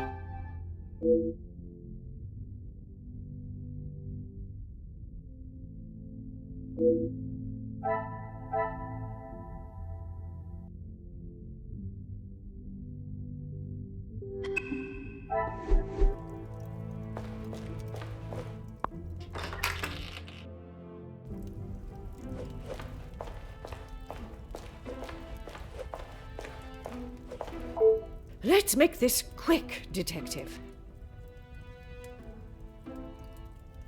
The public rooms are not adequate space for you to celebrate my daughter's engagement.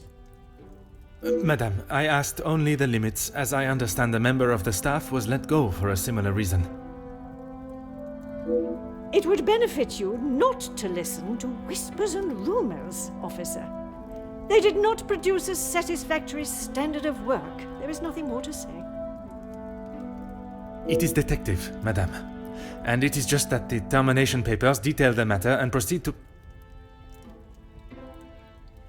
Need I remind you again whose house you reside in?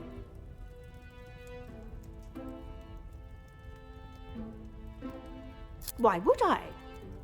He is to be Angeline's new husband and my new son-in-law.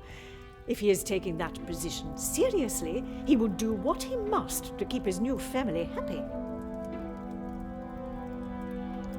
And to you that means paying ransom money? It means doing what he must to protect his wife and his family name.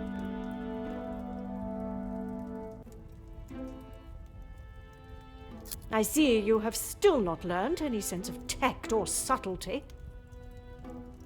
I see no reason to beat around the bush, madame. Until you are pricked by a thorn. And until that day, I shall continue with the method that best serves me. Now, Monsieur da Silva. Yes, he has provided some financial support when it has been required. I assume that was the answer you were looking for. Merci. An enchanting conversation, as always.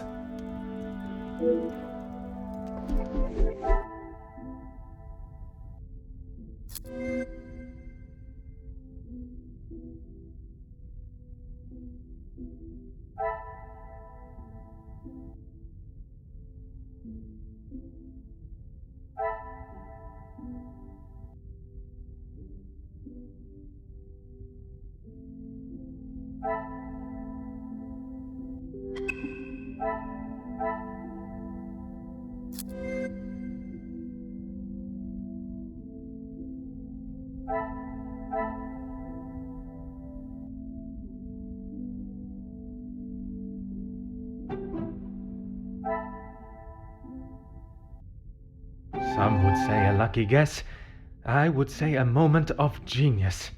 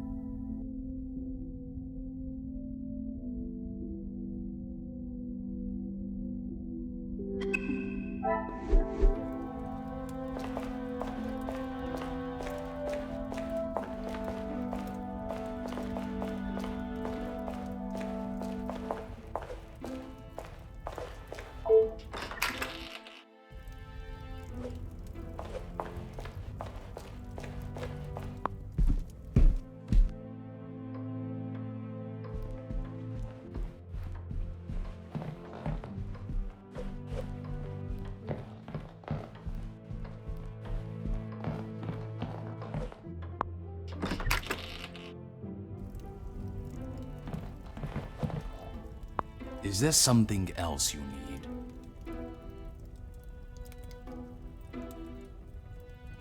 It seems someone has been asking around about me. Only polite curiosity, I can assure you. Well, you would be right. Although working with the Viscount caused me much less grief. Grief, monsieur? Let's just say we didn't always see eye to eye. And if neither side is prepared to back down, there is a problem.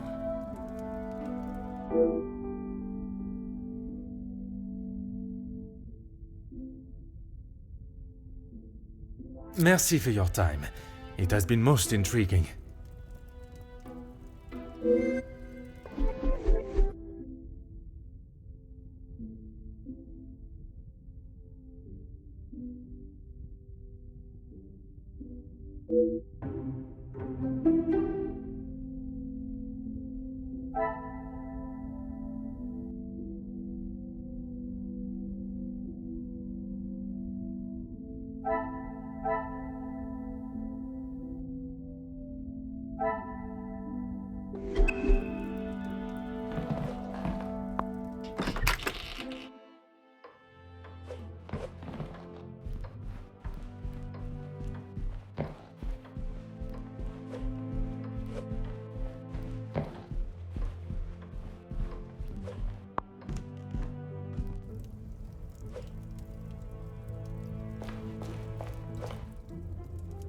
What can I do for you?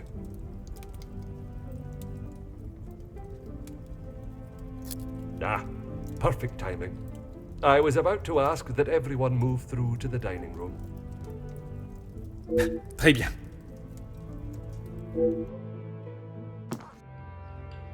Yes, Maman. Perhaps Turkey. I would love to see my beloved's homeland. I'm sure we will decide on somewhere. Perhaps where we are both yet to have visited. It was my crowning achievement. I am not so sure you workers would agree. Are you sure? I've definitely seen your face somewhere before. I do not believe there is another that resembles these features, or brains, at least. I've always liked the idea of sailing the West Indies. In that heat? With your complexion? Okay, but you lived in the capital at one time. Oui, mademoiselle. I spent much of my working life there. Maybe sleeping off half a bottle of whiskey. Let us not be so blasé with our opinions, brother. If you ask me, I don't believe anyone did.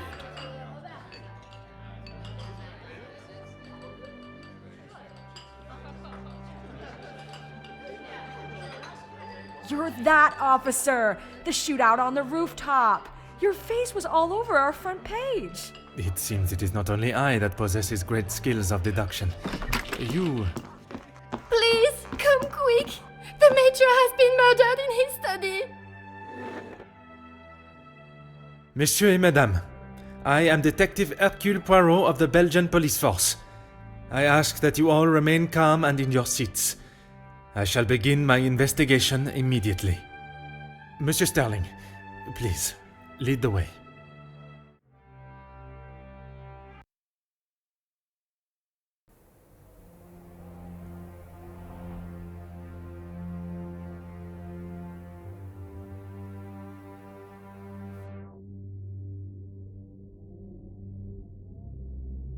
This is Mr. Hagen's study, Detective.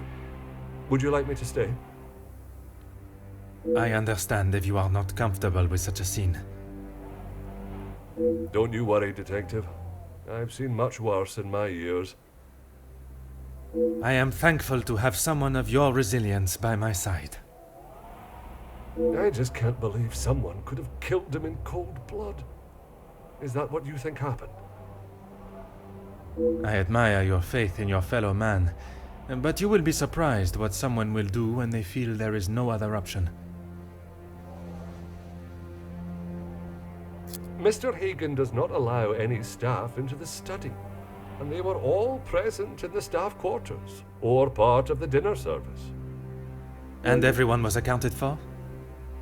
Everyone. It is my business to know all my staff's whereabouts.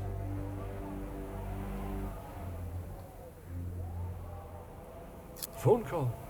Yeah. It was one of his business associates. Do you know what associate? He didn't say. I think he was French. The accent still confuses me sometimes. And did the Major sound any different to you? Panicked, anxious, anything out of the ordinary? Not that I noticed. I think he was embarrassed about ending up on the floor after Master Gideon's one punch. I would be. Your help and discretion in this matter are greatly appreciated.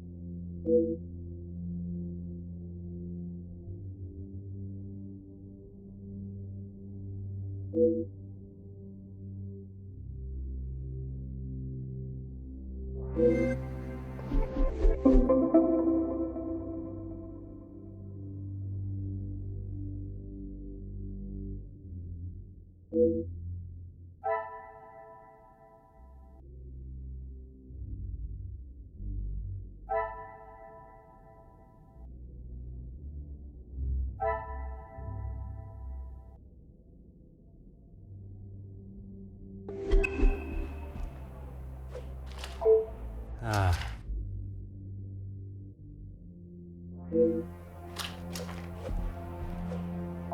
Huh.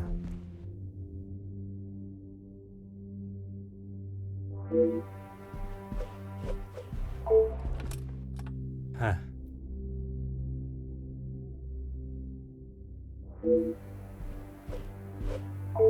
Oh.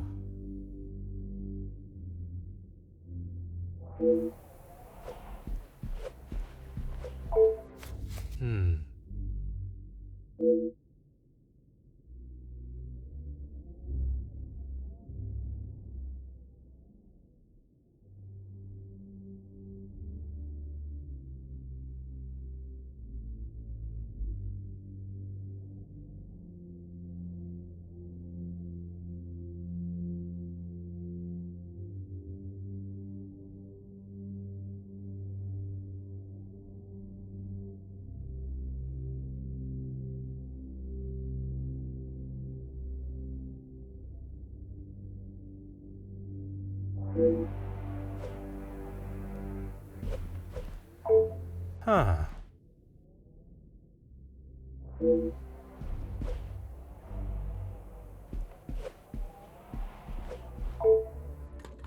Mm-hmm.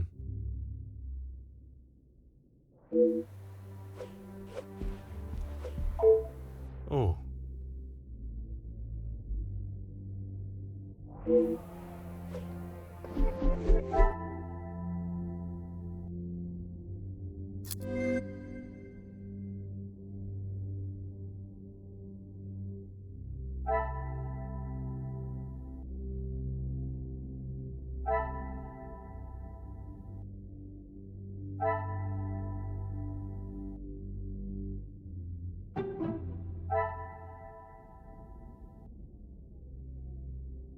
What a revelation!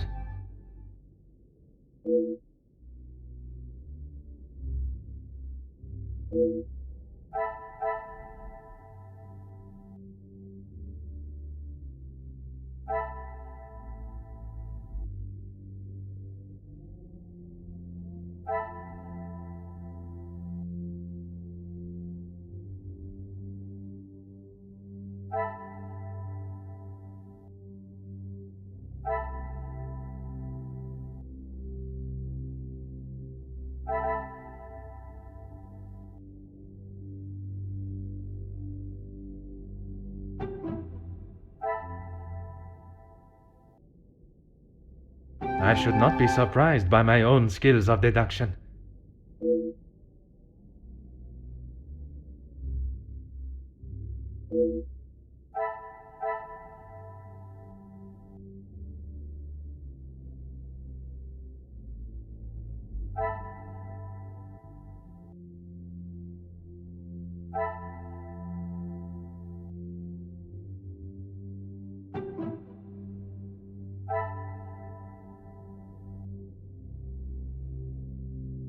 Things are beginning to become clearer.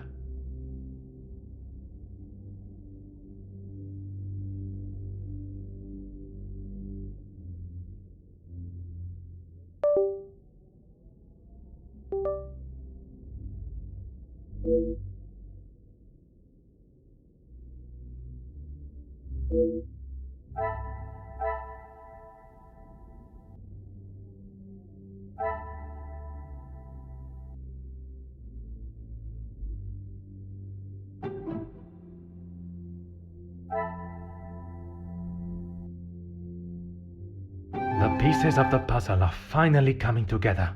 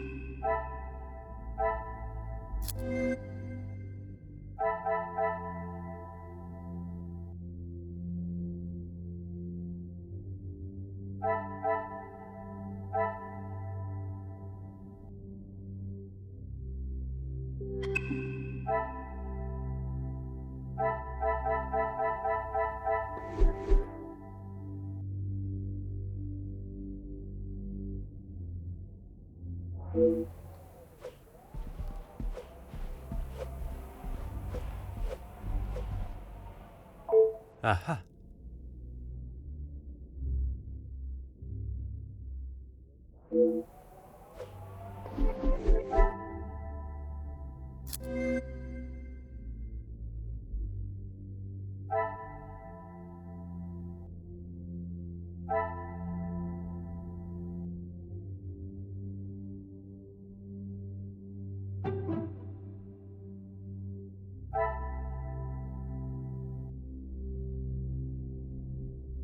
Another success. I never doubted myself.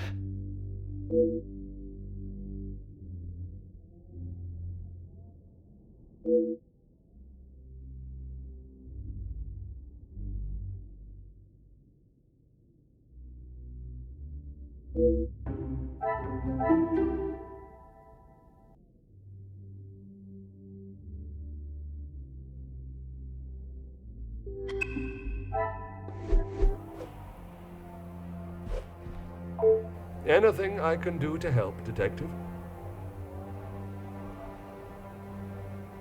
Rihanna brought him some ice for his cheek earlier.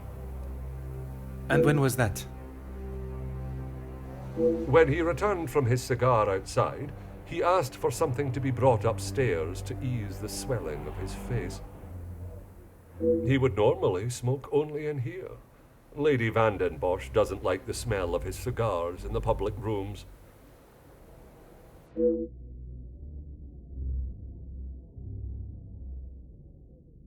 Your help and discretion in this matter are greatly appreciated.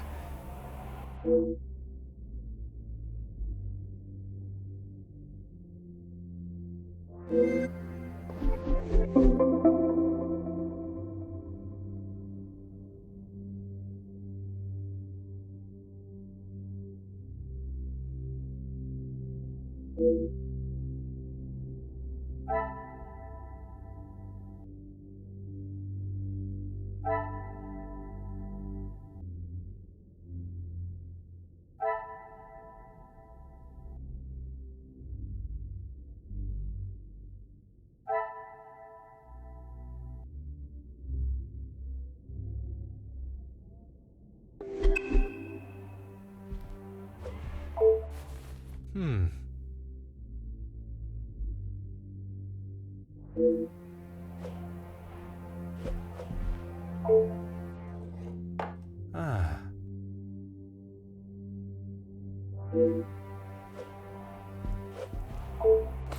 Ah.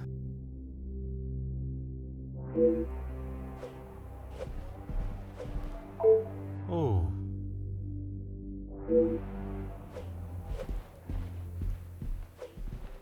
Mm-hmm.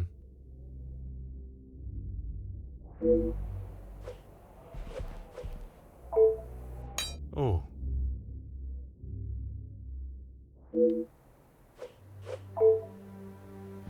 Hmm.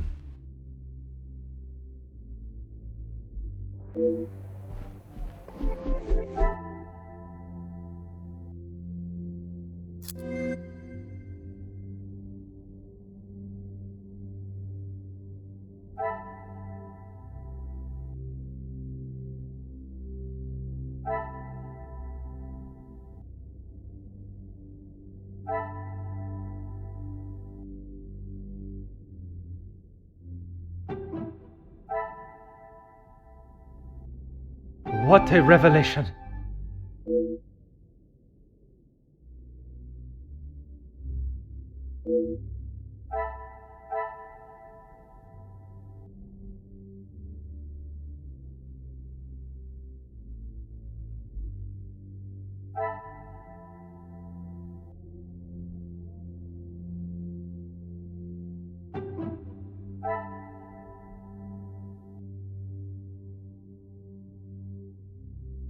Things are beginning to become clearer.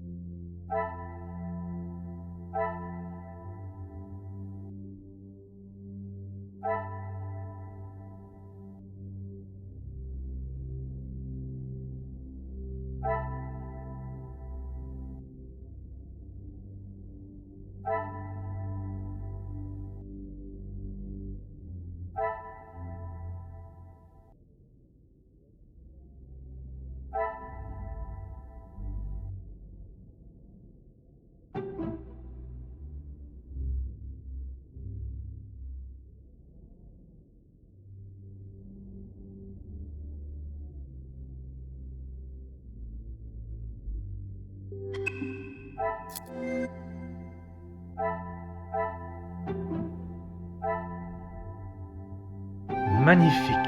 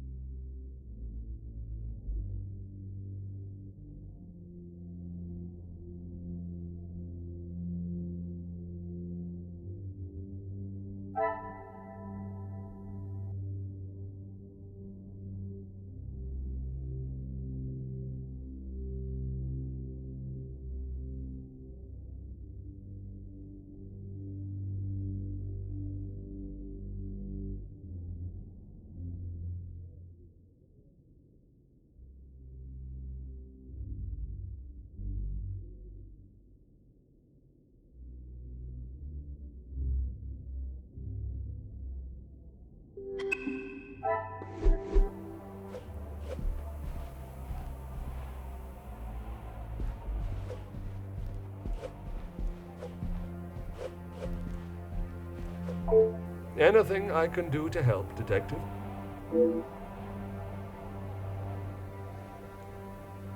As I said, Mr. Hagen did not allow the staff in here alone, besides me. He was very clear on that. Have the staff ever given him reason to not trust them? Nothing has ever been brought to my attention, but he was very clear no one was to be in here without his permission. I suppose it is not unreasonable. I would have thought with his military past he would have kept it immaculate, with not a speck of dust or hair out of place. But the fireplace, for instance, says otherwise. I haven't seen it lit since he has been with us, even in the colder months. It's been in this state for some time. Your help and discretion in this matter are greatly appreciated.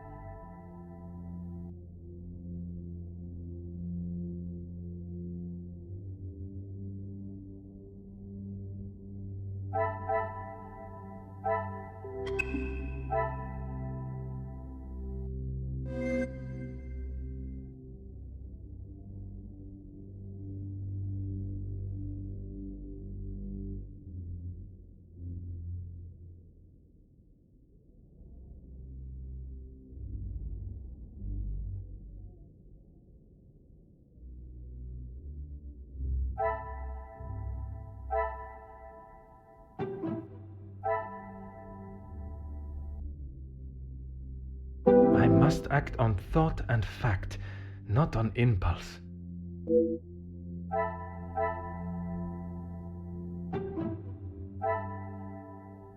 I should not be surprised by my own skills of deduction.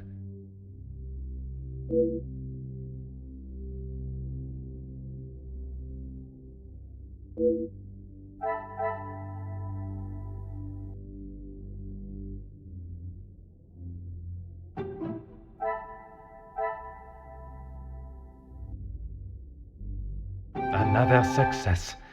I never doubted myself.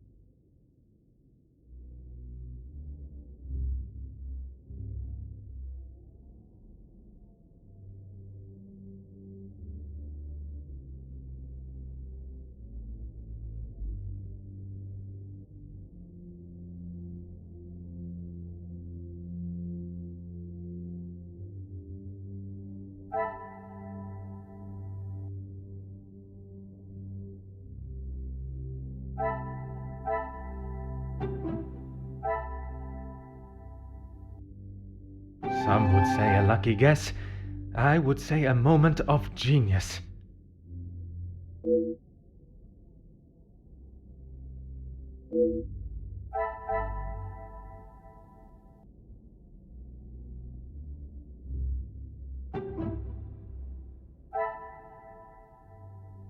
The pieces of the puzzle are finally coming together.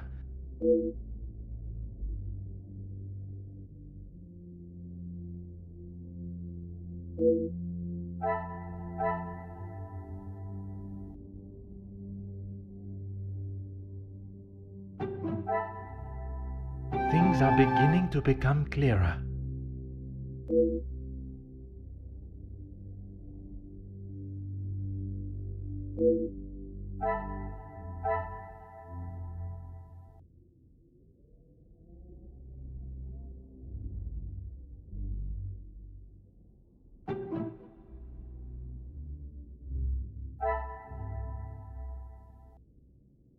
What a revelation!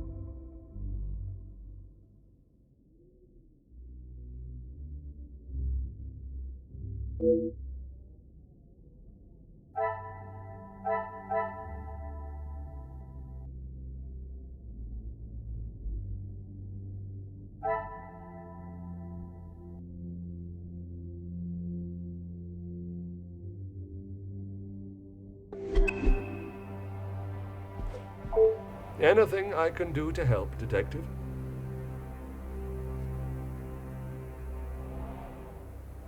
As you wish.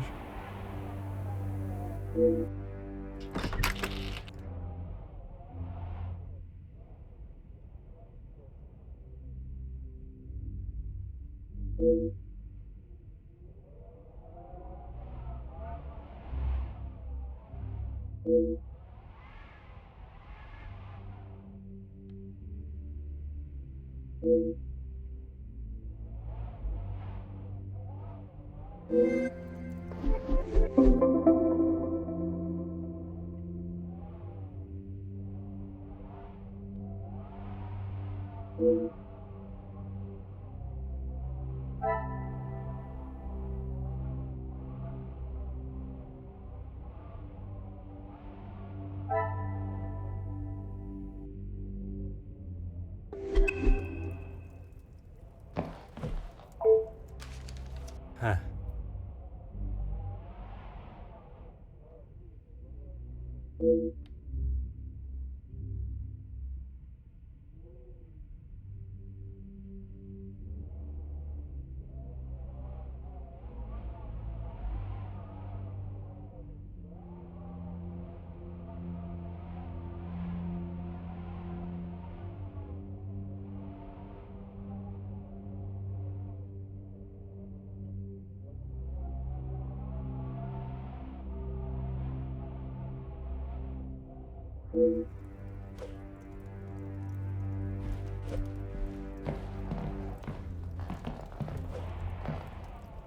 Hmm.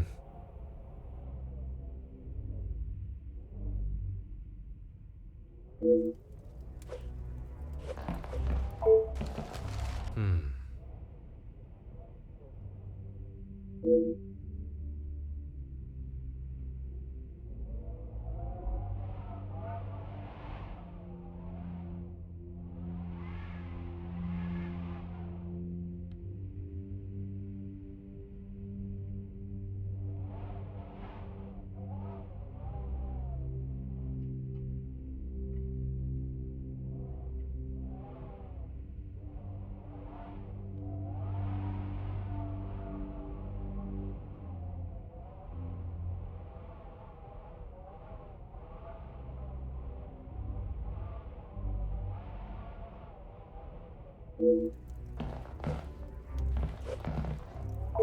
Aha.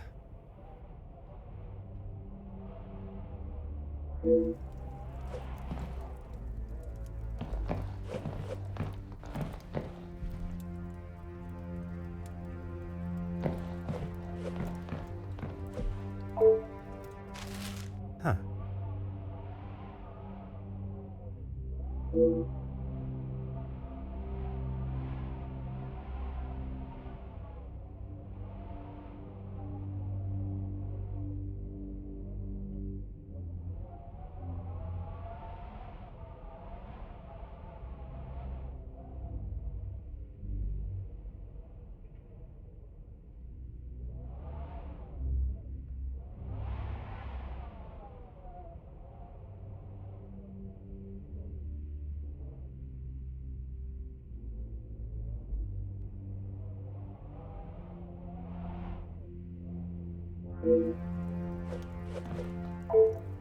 Huh.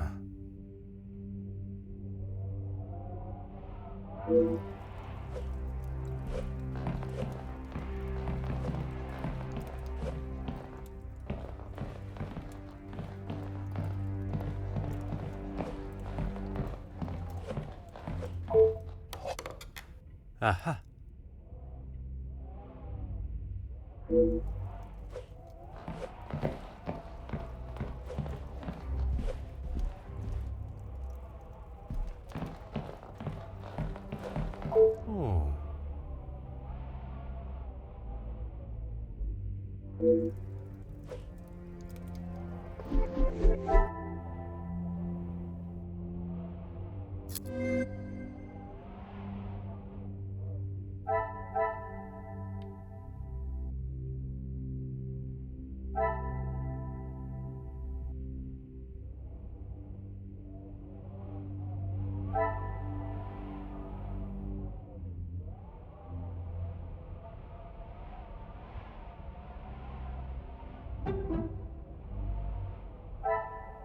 Another success. I never doubted myself.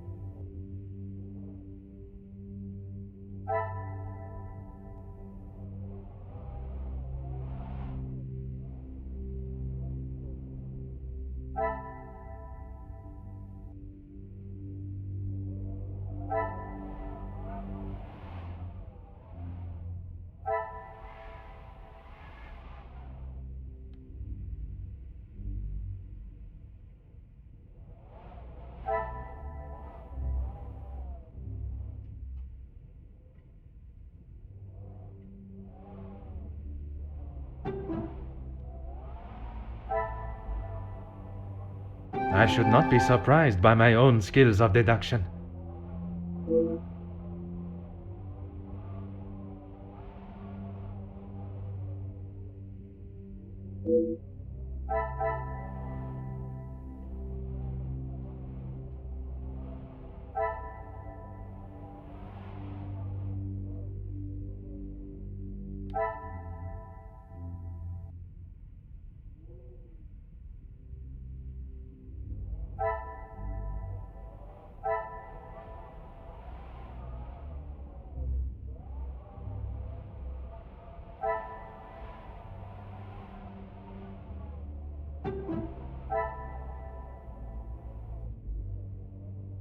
The pieces of the puzzle are finally coming together.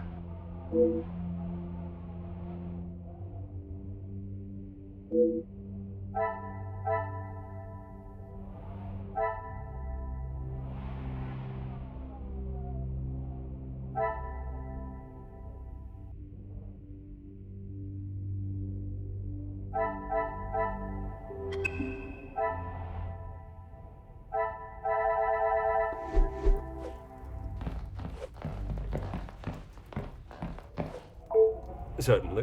What do you need? The male guests, I believe, he knows in a business capacity, but I'm afraid that's all I know.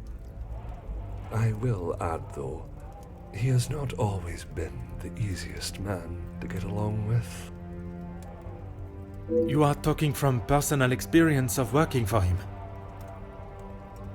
I am head butler to the Bosch family in their home. He has made himself comfortable, but to me he still remained a guest.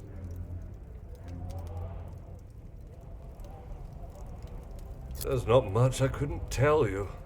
As soon as he found out my father was in the army, his stories never stopped. I am sure an officer of his rank must have many a tale. A tale is a fitting description. Not so much a pinch of salt, more like a bag is needed listening to them.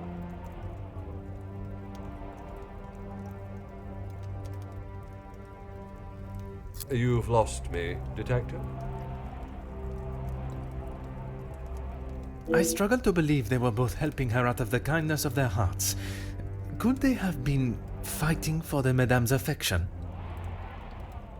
Ah, that didn't take you long to spot.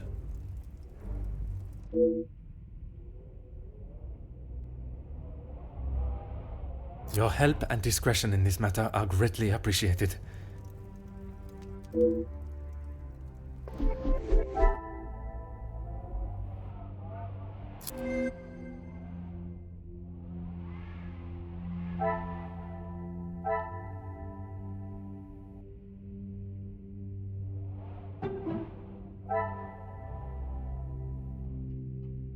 Magnifique.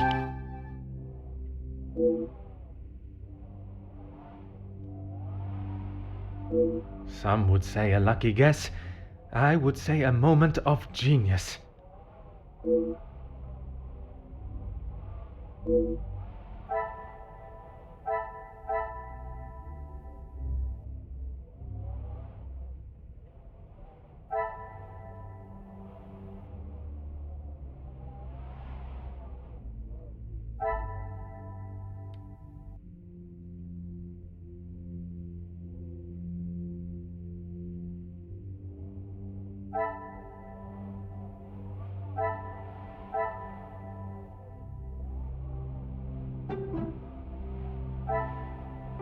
pieces of the puzzle are finally coming together.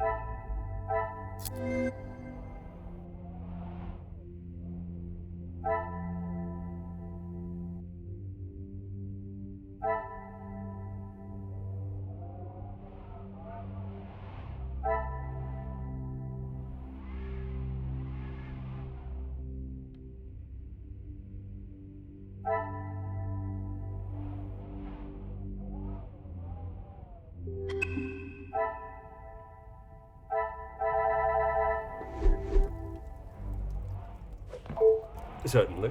What do you need?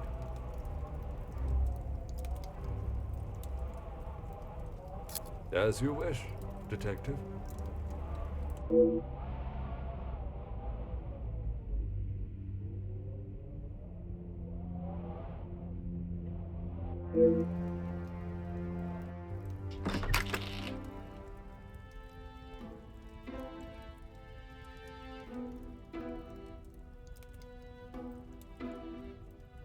The guests are waiting for you, Detective.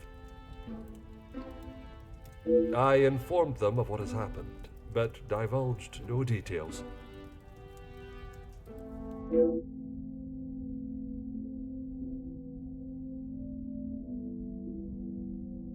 I am most grateful. Madame van den Bosch is here also? She's in her room with Miss Angeline. It may be better to speak with them privately tomorrow. Oui, merci. I shall come find you again once my questioning is complete.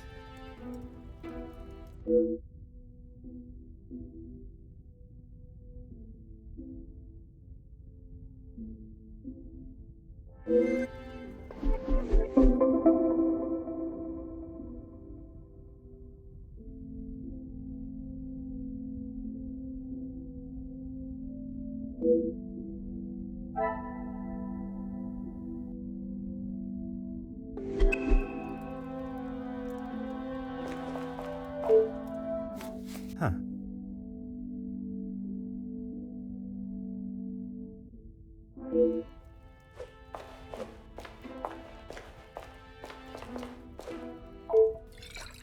Aha.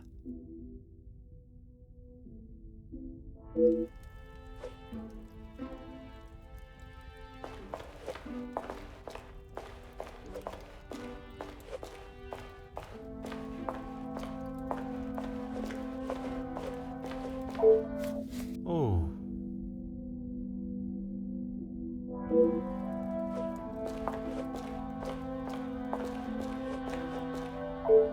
I'm afraid our conversation is of a more formal nature this time.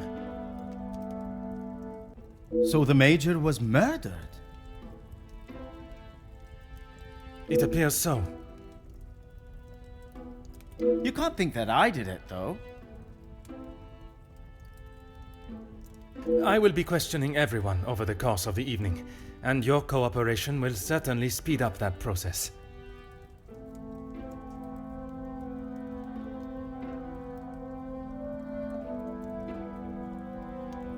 I was here in the salon, minding my own business, enjoying my own company. Minding your business from whom? Comtesse, what's her name, and my brother. Apart from wanting to congratulate him for a great right hook, there was nothing I had to say to him. Comtesse de Vos? And they will both confirm you were here? If she had taken a moment to notice anything besides herself, she will tell you I was here the whole time. I think that is all for now. Merci for your time.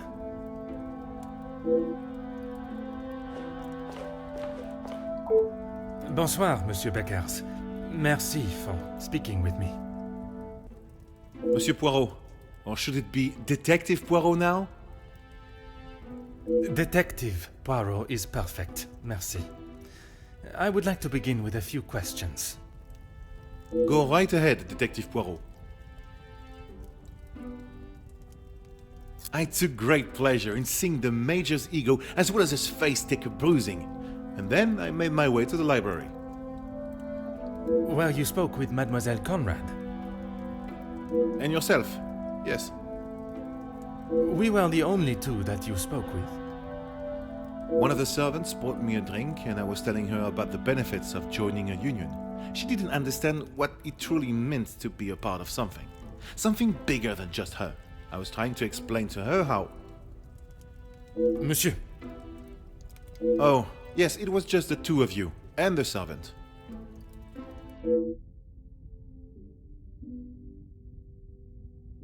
And you are sure there was no one else present? I'm not sure what you're getting at, Detective. You were there. Merci, Monsieur Beckers. It has been a most enlightening conversation. Monsieur de Silva, merci for obliging me. A detective comes to a party and a dead body shows up. Coincidental, don't you think? A man's death is not a matter to joke on, monsieur. Who said anything about a joke? I am saying what I see.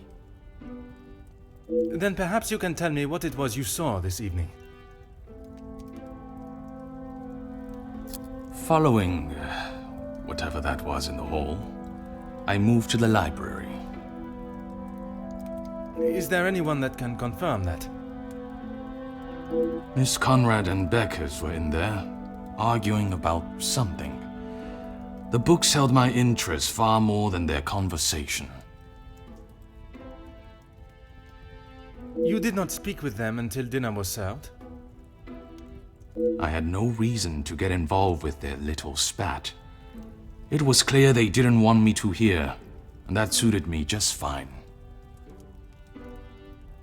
Merci for your cooperation.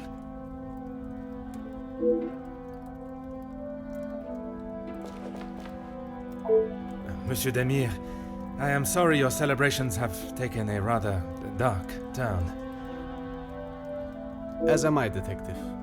I hope we will be able to bring this investigation to an end post-haste. With your cooperation, I will do my very best.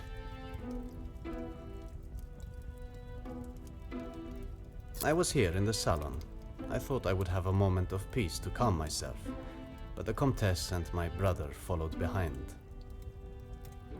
Did they inquire into the reasons behind the fight in the hall?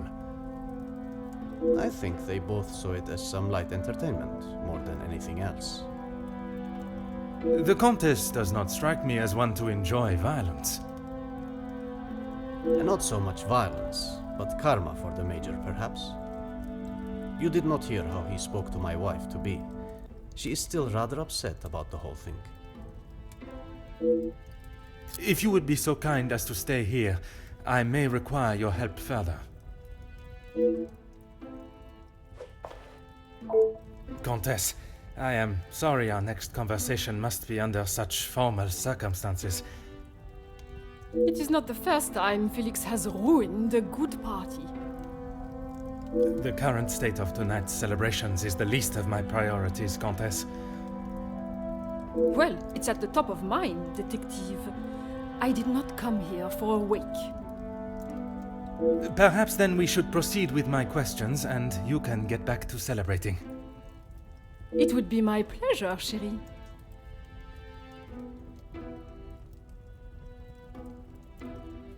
I did. I thought by staying in one place, it would be easy for the staff to bring me my drinks. How wrong I was. And who else was present in here? The handsome groom-to-be and his brother, although Zachariah, is it, made a rather sharp exit at one stage. Did he say where he was going? He barely said 2 words to either of us. I think he was more concerned with his drink.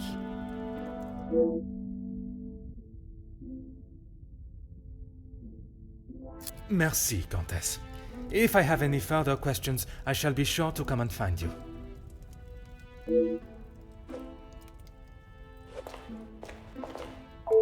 Mademoiselle Conrad, I am sure you understand the delicate nature of the situation.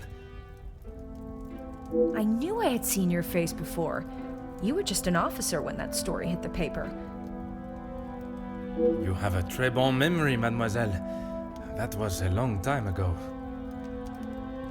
You can't escape the past, especially when you go and do something like that. That is very true, but one can learn from it and create a better future. What would you say to an Please, mademoiselle. Catching the Major's killer is my sole concern right now. Now, if you would be so kind, I have some questions for you. I arrived, unpacked my bags in my room, and made it downstairs just in time to see the Major take a right hook from Gideon. And then I went to check out the library.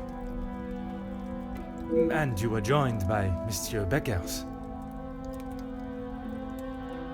And Ernesto, or Monsieur de Silver, as you say. But after he ignored my attempt at pleasantries, I left him to his book in the corner. And your conversation with Monsieur Beckers that I interrupted. You are a persistent one, aren't you? Makes sense now I know who you really are. You'll just have to wait and read about it in the paper like everyone else.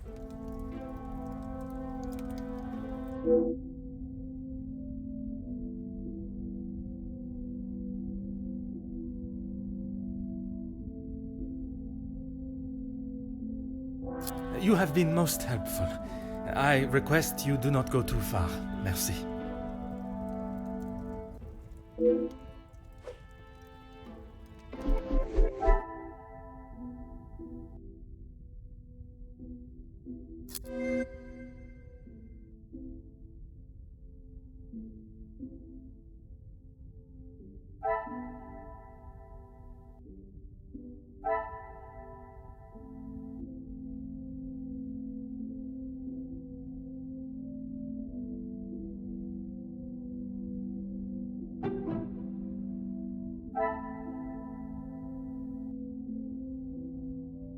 Things are beginning to become clearer.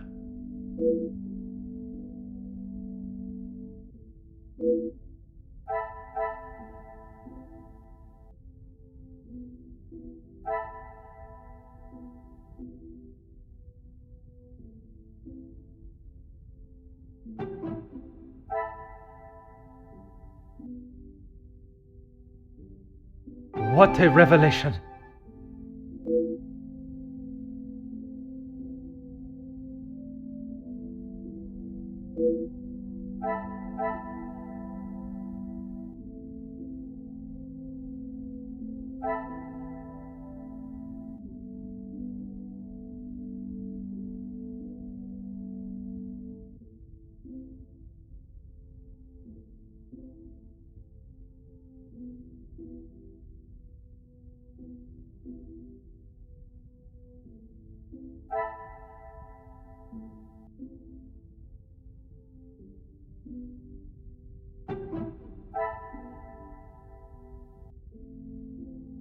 Another success. I never doubted myself.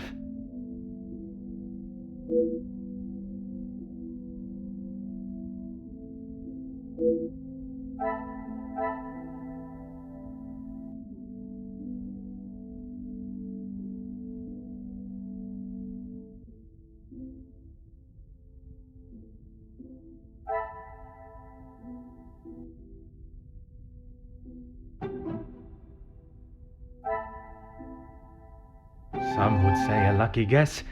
I would say a moment of genius.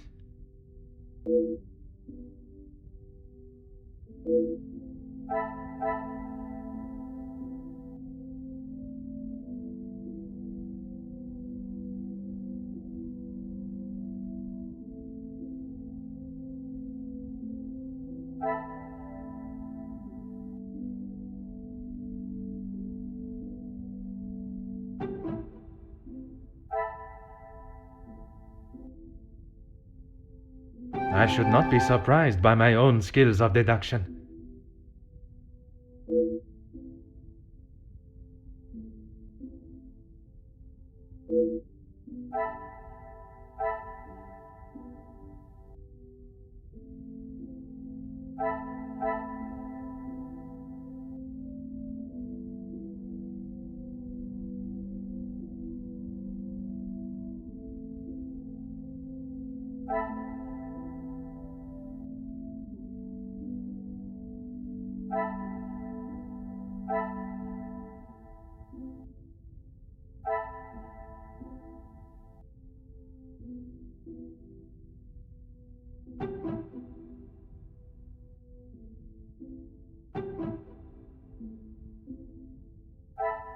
Magnifique.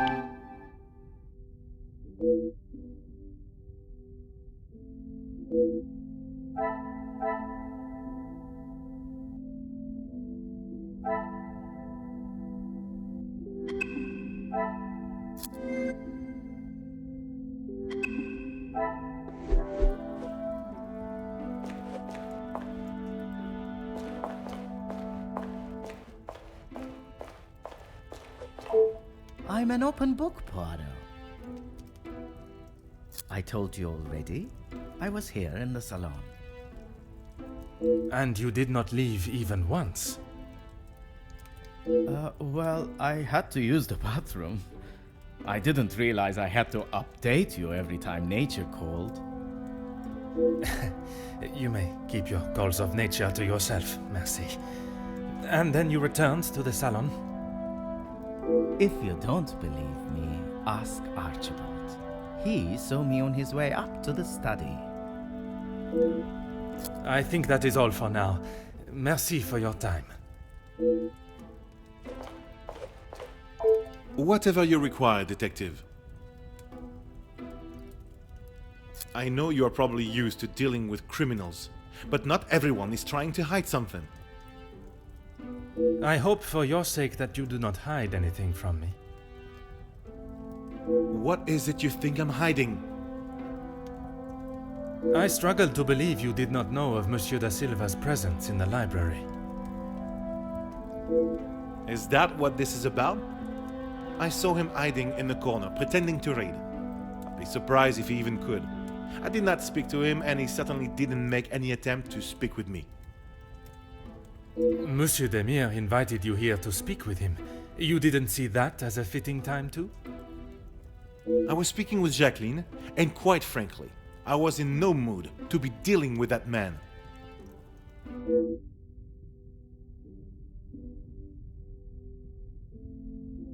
Merci, Monsieur Beckers. It has been a most enlightening conversation.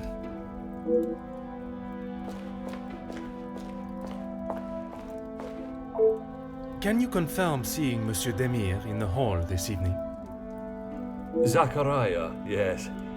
I was on my way with a bottle of whiskey to the Major. He shouted a rather ignorable greeting to me and asked for directions to the bathroom. I presume you showed him the way? Aye, detective. I showed him to the hall bathroom. I didn't think it was wise to attempt the stairs, not in that state.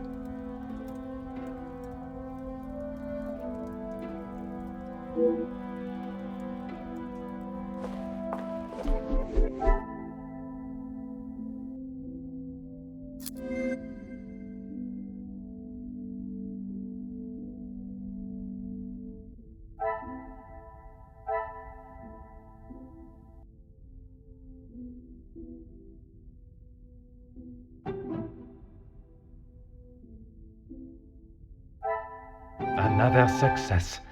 I never doubted myself.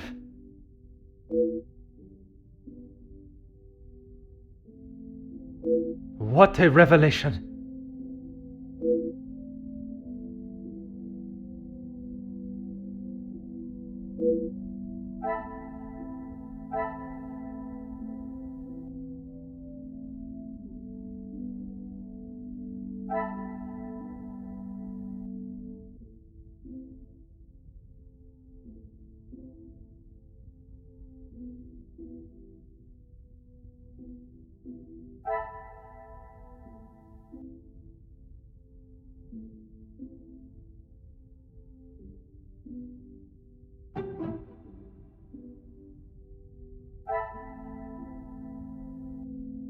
I should not be surprised by my own skills of deduction.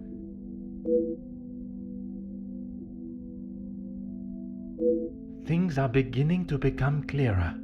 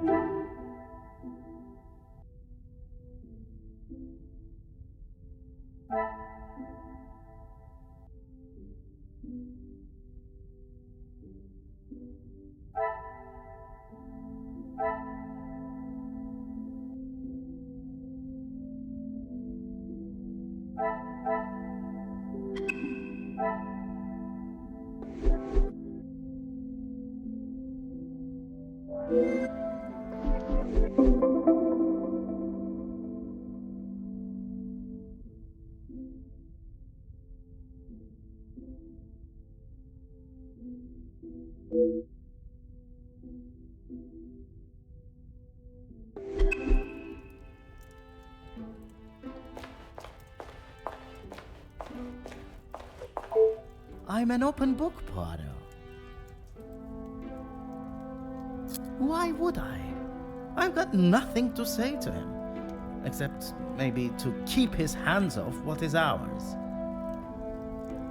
What is yours that he could want? Money, of course.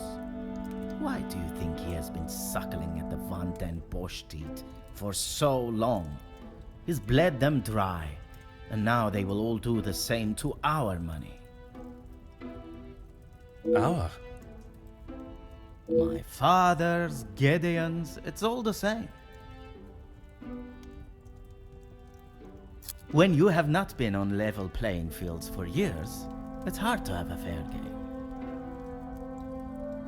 I am afraid I do not quite understand. If we're playing golf, he has a full set of clubs and a caddy in the form of my father, and I have the old split putter. Make sense now? Perfectly.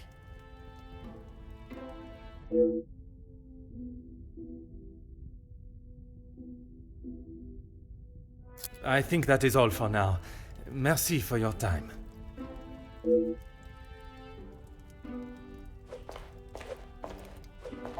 Whatever you require, Detective. I know that I don't think, or didn't think, a great deal of him. I'm just sorry I didn't get the chance to tell him what I thought. The man has recently been murdered. Someone must stand up to men like him, with their crooked dealings and lack of, well, any compassion at all. Another rousing speech, monsieur. It's the truth.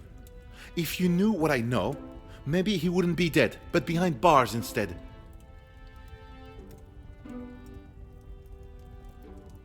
Yes, Gideon invited me. If you will recall from our previous conversation, we have been working together and he thought now would be a good time to discuss matters. To discuss business at the celebration of his engagement? We're all here, so what better time?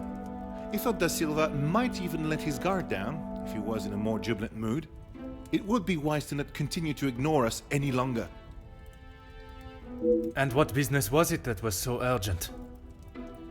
We're trying to resolve the worker strikes. It has gone on long enough. Now is the time for him to listen to our demands so we can put an end to it all. Put the violence and upset behind us.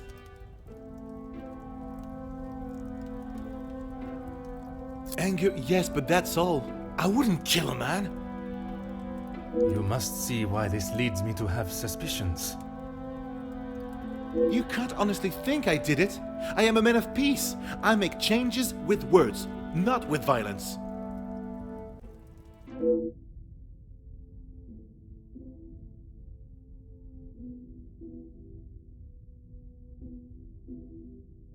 I am fighting for the basic rights of our workers, nothing more.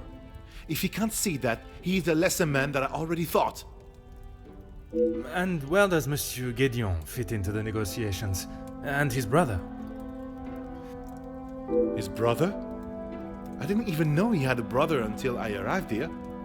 Gédéon certainly hasn't talked much about him. I get the sense there's not much love lost between them. Last I saw, he was outside having a cigar.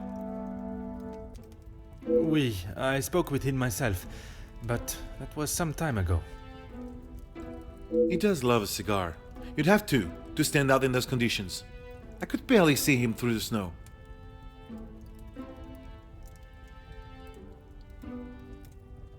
Merci, Monsieur Beckers. It has been a most enlightening conversation. More questions? I suppose so.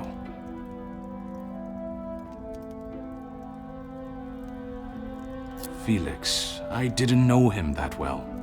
We spoke a handful of times. I met him through Cassandra. I thought him to be rather pompous. But you remained polite, as any gentleman would.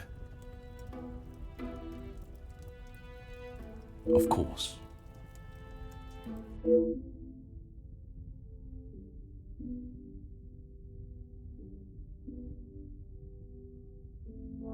What is there to say? She's a remarkable woman, and I admire her. Even after Edwin's death, she held herself with such poise.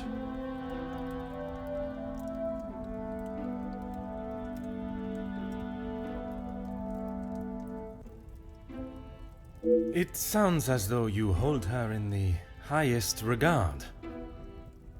And why shouldn't I? Women these days could take a leaf out of her book on how to present themselves.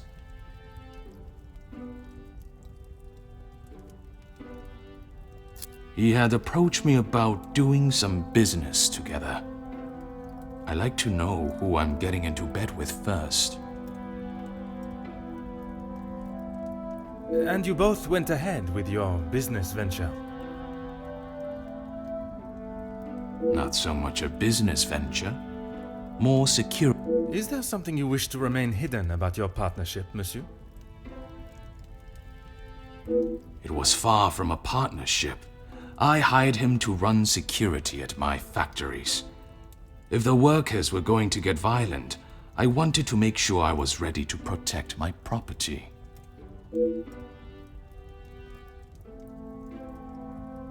That is correct. And the reason for your support was always of a purely platonic nature.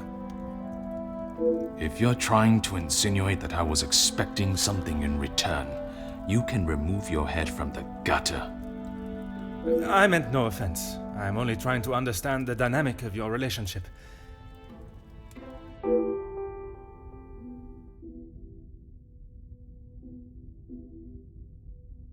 Merci for your cooperation.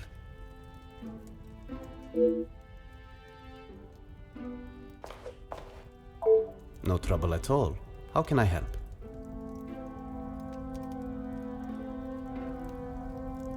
I knew of him more than actually knowing him myself. In the past, he made his feelings towards my brother and I quite clear. And that was not in a positive way. I certainly wouldn't call trying to get Angeline to postpone the engagement positive.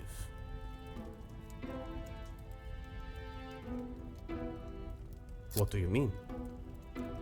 I do not mean to pry, only I imagine the whole room was aware of his celebrating with a bottle. You must be mistaken. Neither my brother nor I drink.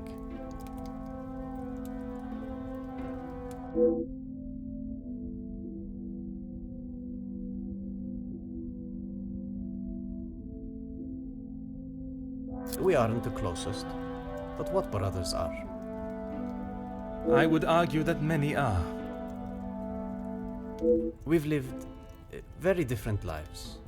Our priorities are different. He does not see things the way I do. There isn't much more to say.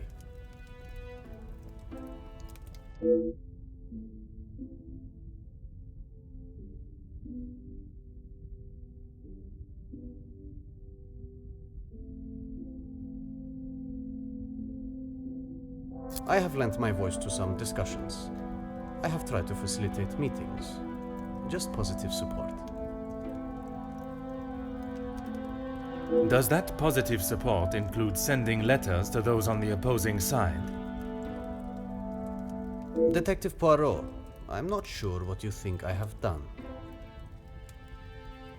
Monsieur, a letter has been found threatening the Major of what might happen if he does not act promptly, and now he has wound up dead.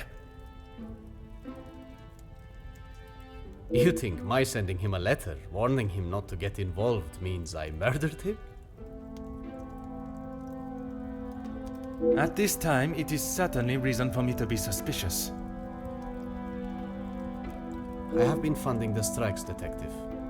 These men deserve fair treatment, and a wage that fits the hard work they undertake every single day. The Major didn't see that. All he cared about was the money for his services, and that is all I care to discuss.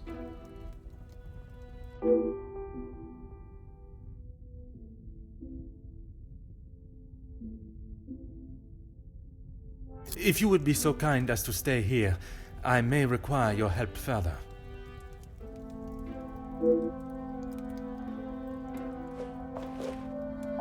I am all yours, detective.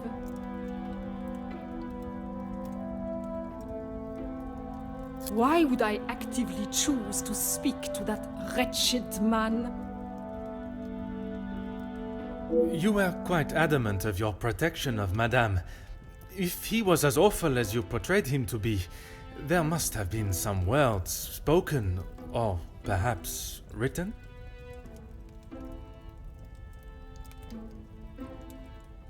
He was quite aware of how I felt towards him, and the lengths he has gone to remain close to the family. That is all that needs to be said.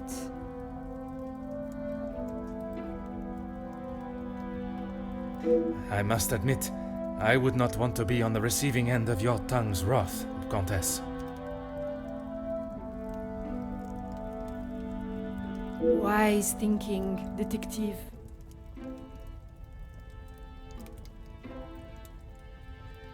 I imagine she will have shed a tear for him, but she should not waste any more. You don't think she would? Or you don't want her to? I have made it quite clear what I think of that man, alive or dead. I would not want her to waste anything further on him.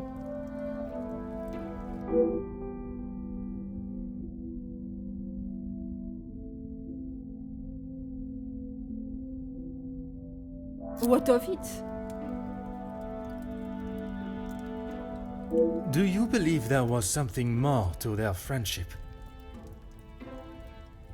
As I have said, detective, I am not one to gossip. I would not even consider your name and that word in the same sentence. Because it is not gossip when it's the truth.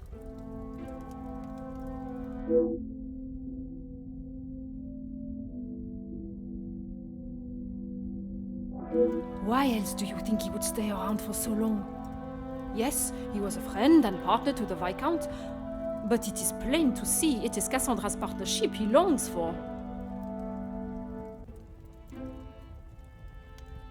He was a disgusting leech that was driven only by money and power, like most men.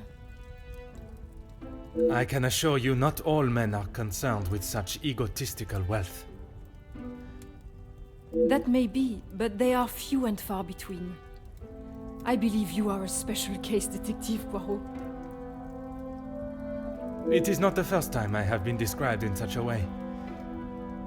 Embrace the compliment, Detective. You have set yourself apart from the horrid crétins that seem to somehow make their way into positions of authority and power. And that is what the Major was doing? Using Madame van den Bosch as his ladder to the top? You are finally seeing the man he was. A weak and self-indulgent social climber.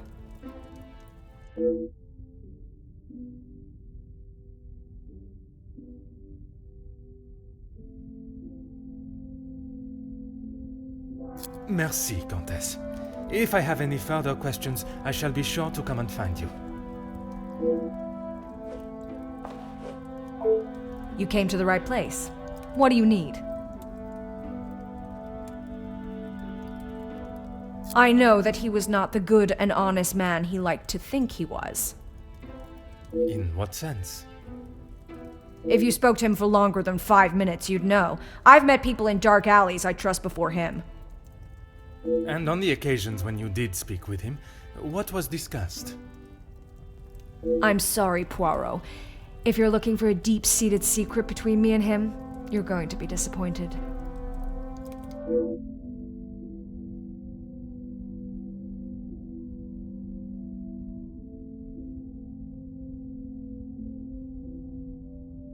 That man has got some real anger issues. I get why he's frustrated. He's trying his best for the workers, but holding on to rage like that, something's gonna burst.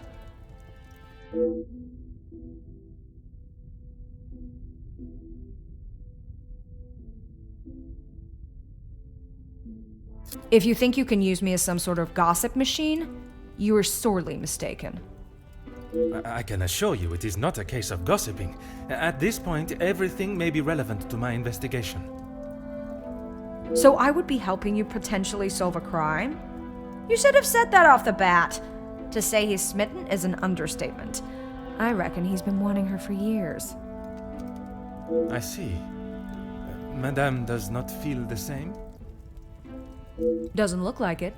If she did, she would have said something about it, right?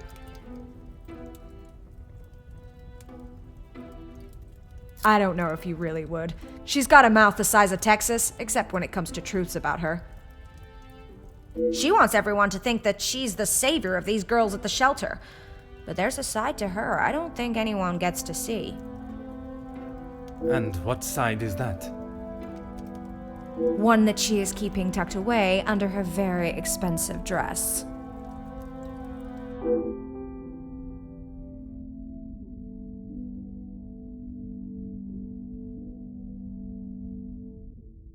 You have been most helpful. I request you do not go too far. Merci.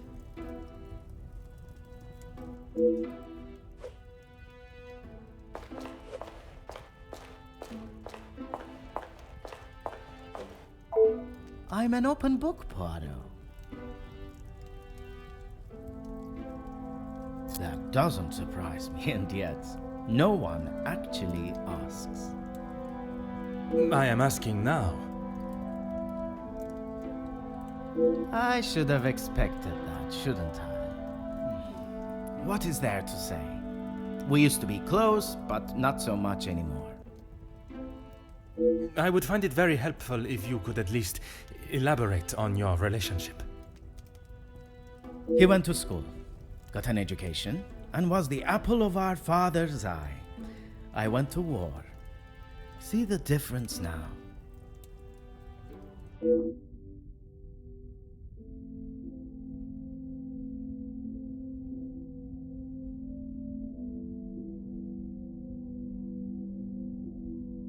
If you want to know about Gideon's part in the Union, why don't you ask him? So, you are aware of his support for them? Yes, well, he... Oui, monsieur? It'd be best to just ask him.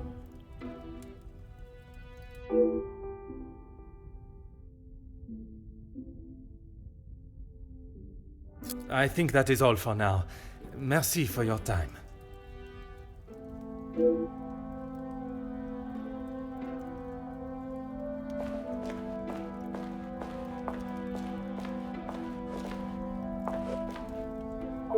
No trouble at all. How can I help? I believe there are more important matters at hand than talking about my brother and I's relationship, or lack thereof. The murderer is in his house, and by holding back information that may help my investigation, you only make me suspicious of your involvement. Monsieur Demire, if you continue to withhold information, I can only assume you are hiding something, and must treat you as a prime suspect in the Major's murder. I have nothing to hide. If you must know, We have not been on the best terms for years now. As I said, we are different people. He does not see the importance of planning for the future, and as much as my parents tried, they could not make him see that. I suppose that is why he sees me as their favorite. He still believes that now? I assume so. We barely talk anymore. I was hoping we would be able to sit down and talk and leave the past behind. But this evening has not panned out that way. If you would be so kind as to stay here, I may require your help further. I am all yours, detective.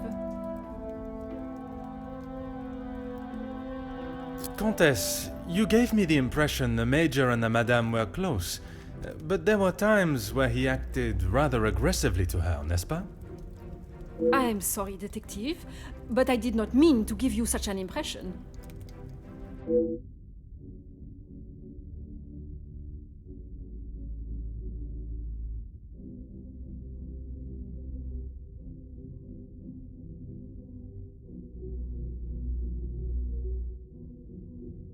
Ever the charmer, detective.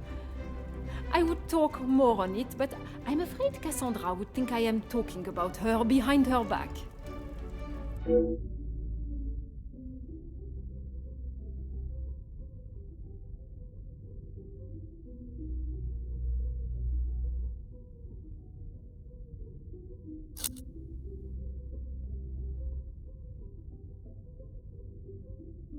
It is not often I am swayed so easily. I applaud you on your willingness and persistence. From day one, I was wary of his intentions, and it was not long before he showed his true colors. If it is a tear she sheds, it should be one of joy that he is out of her life. I understand your feelings towards the Major, but perhaps there was... He was a bully. He took his shortcomings out on her, and she sat there and accepted it. I never thought I would see the day. Perhaps now she will be able to see the man he truly was. Karma will always catch up to you. Merci, Countess. If I have any further questions, I shall be sure to come and find you.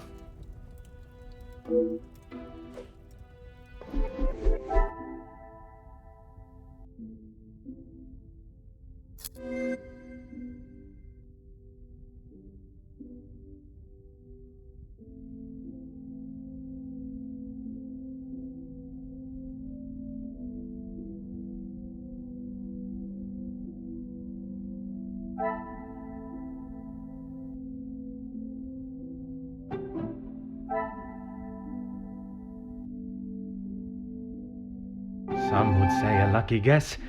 I would say a moment of genius.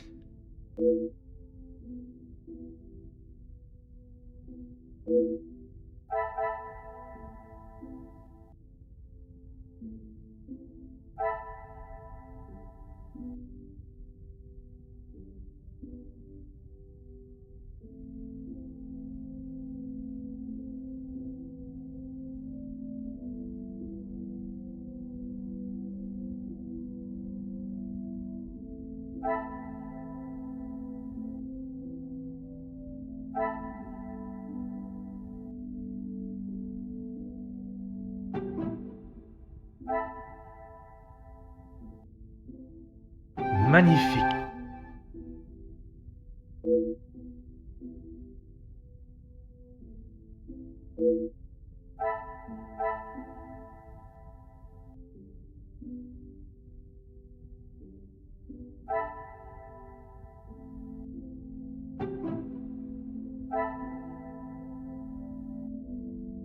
The pieces of the puzzle are finally coming together.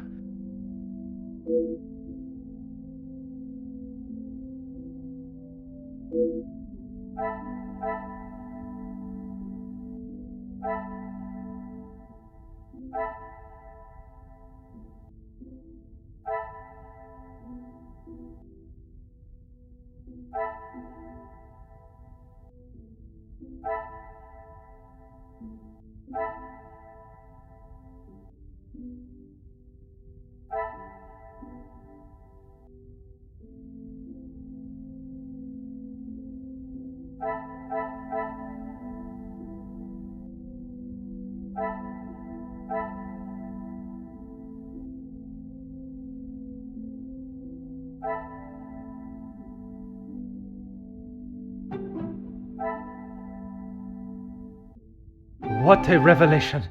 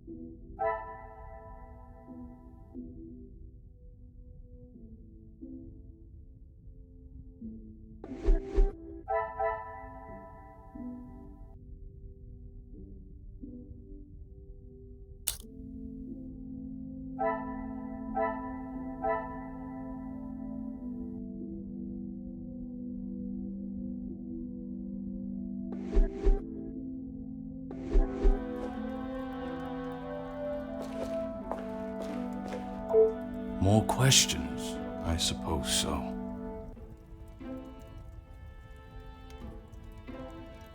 Mademoiselle Conrad was quick to talk of your hidden feelings towards her, perhaps only hidden to Madame van den Bosch herself. What has this got to do with the Major's death? Does Cassandra know you have spoken to others about this? I have only tried to help her.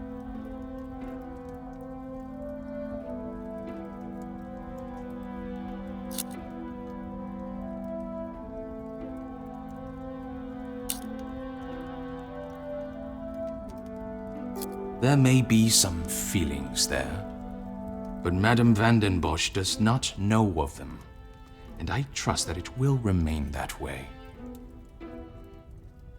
Merci for your cooperation.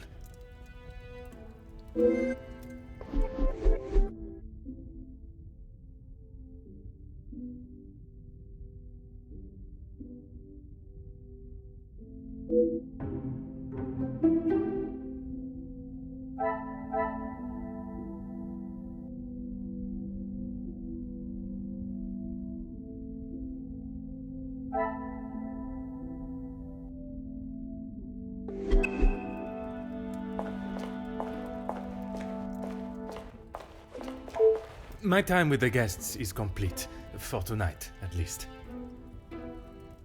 Do you know who killed Major Hagen?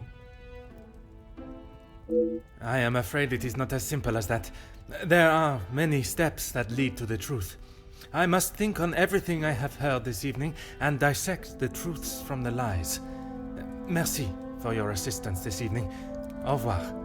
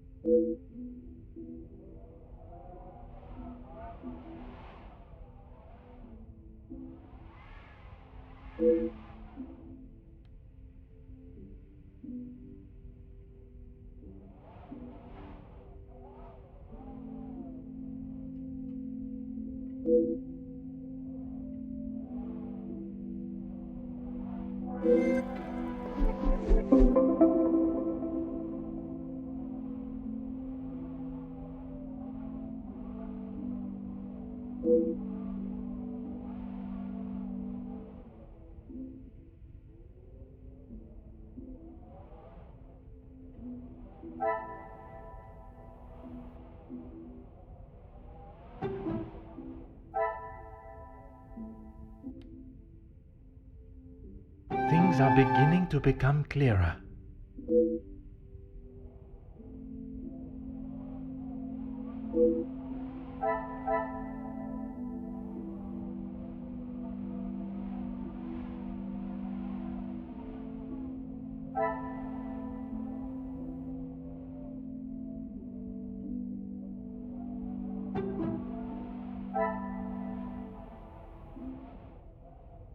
I should not be surprised by my own skills of deduction.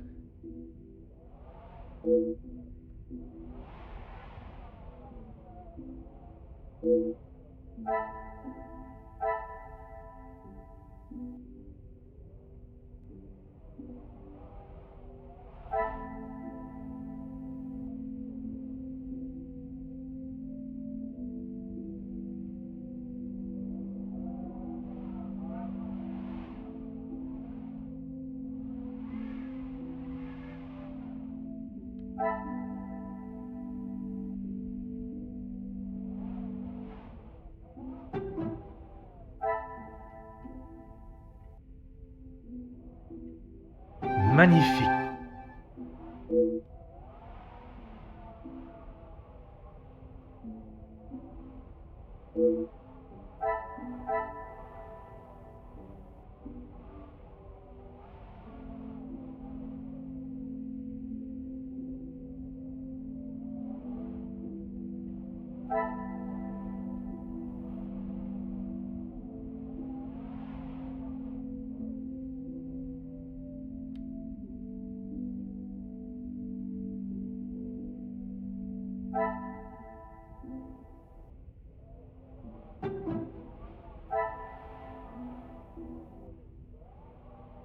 Another success. I never doubted myself.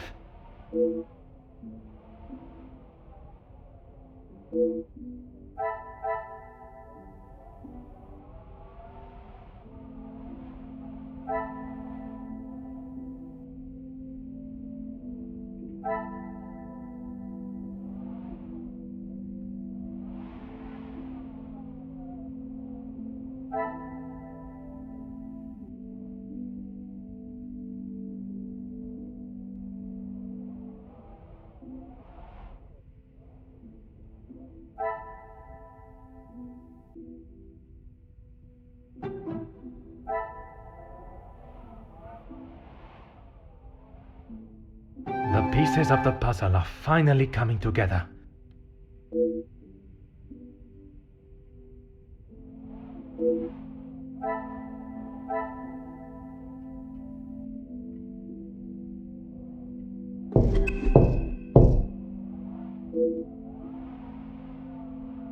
Entrez.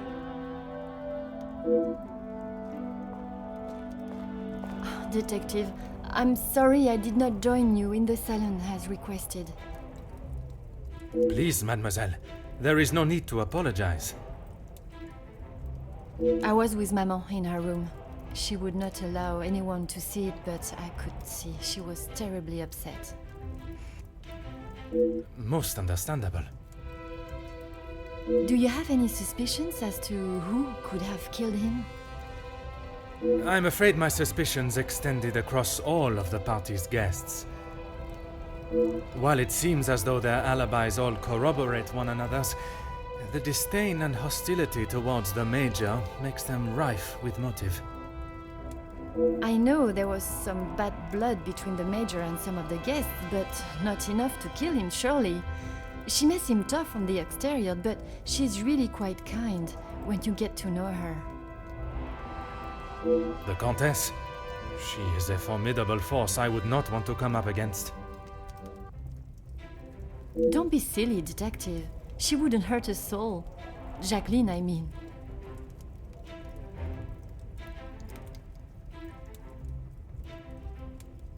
I assume that's who you were talking about, Detective, after what happened between them. That is a story I have yet to hear.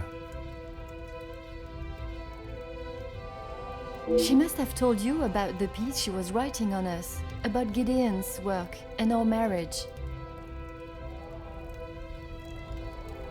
Somehow, that was the only thing she did not mention.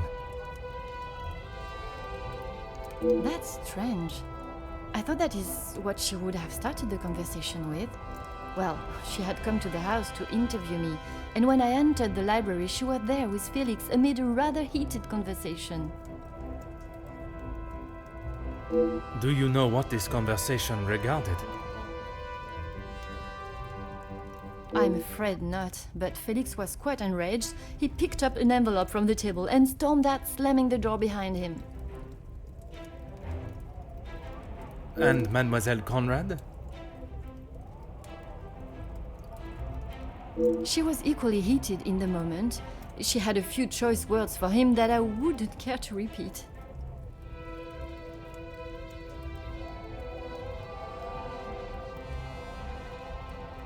Better, thank you, Detective. She's resting in her room. It is the best place for her. And you, Mademoiselle? I'm not quite sure. It is a rather surreal feeling. I did not think I would miss him like I do. It is understandable. He has been a close friend to your maman for many years. And to me, Detective. We had grown close. After Father's passing, he was always there for me. And now, he's gone as well. You must try and not think on it like that. It is easier said than done, Detective. I have no doubt, but you can be assured the culprit will not remain at large for long. You have my word. I'm sorry, but I just can't imagine any of them committing such a heinous crime. It can often be hard to look past one's personal feelings for someone and see their flaws. It's not that, Detective. It's just they have known each other for years. Why would any of them act now? I was under the impression the Major had merely a business relationship with some of the guests. That's true, but those invited know each other, some of them for years. They may not seem like it, but some are even friends. I should return to my room now, Detective. It has been a trying day for us all. Oui, mademoiselle. I am afraid tomorrow may bear a resemblance, but I will not stop until I have found his killer. I am certainly glad you are here, Detective. When and where a detective is required, that is where I shall be. Bonne nuit, mademoiselle.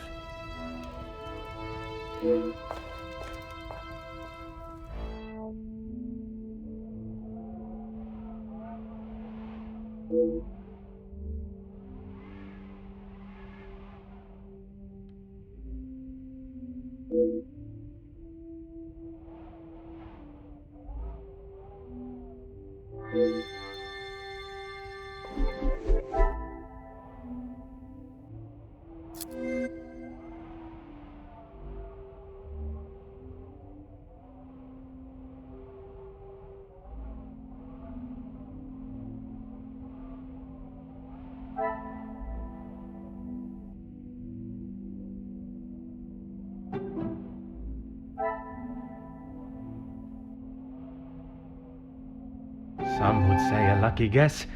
I would say a moment of genius.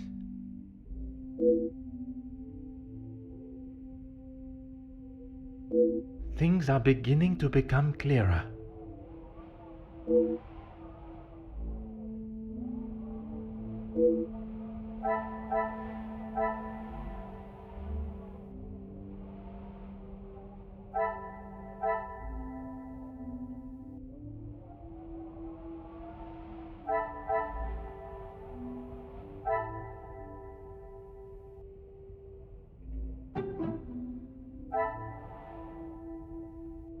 Another success.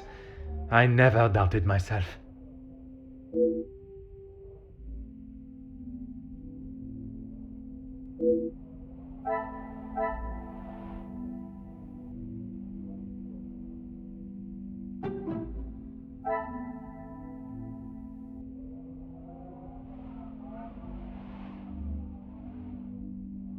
Some would say a lucky guess. I would say a moment of genius.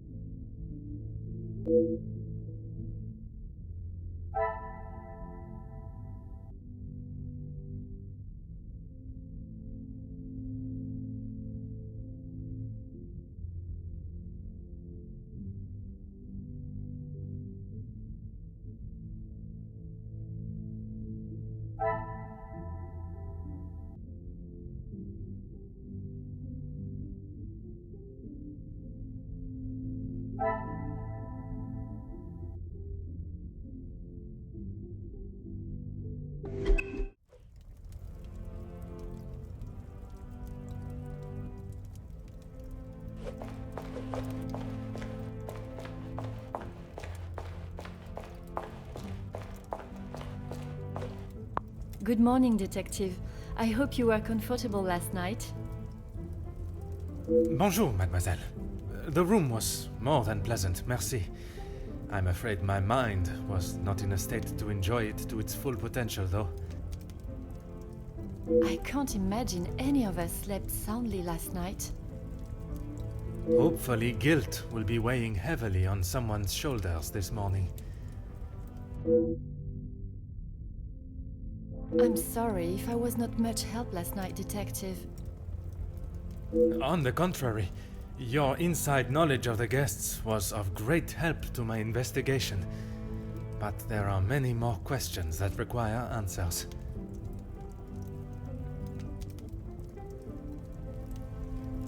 His position?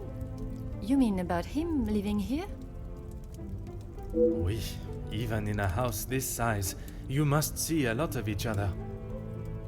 I enjoyed having him here. When I was away with Gideon, it was comforting to know Maman was not alone. Although his work with Mr. Da Silva has kept him away from the house of late. What can you tell me about their relationship, working or otherwise? There is not much to tell, only that there is no love lost between them. He was always quite private about his work. I know that he was helping Mr. Da Silva with some safety matters. I found a check addressed to the Major from Monsieur Da Silva. It noted security consulting. Ah, that's right, security. With his military training, he helped Mr. Da Silva prepare for any trouble with the strikes.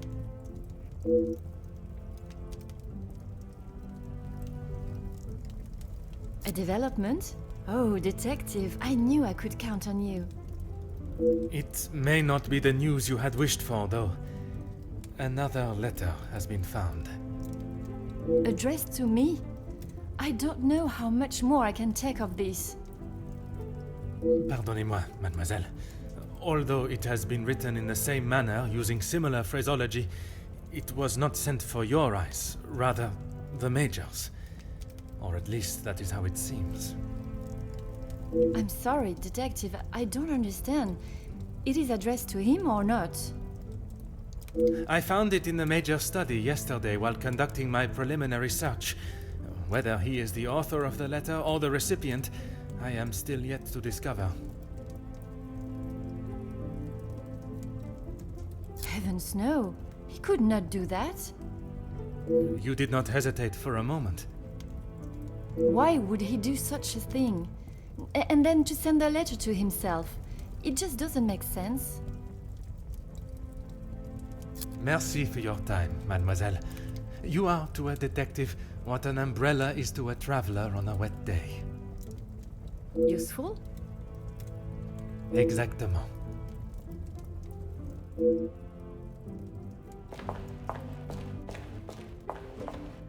Good morning, Detective. You slept well? I'm afraid I did not. I was hoping for at least a moment of pleasant slumber, but alas, it was not to be. Finding the Major's killer is the only thing that will put my mind at ease. In that case, Detective, what can I do to help?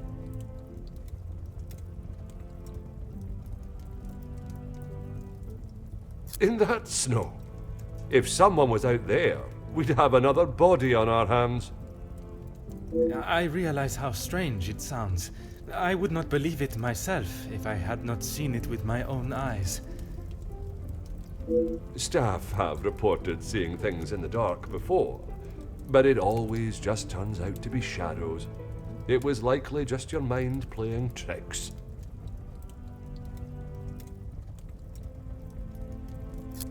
I'm afraid our Lizzie is not well.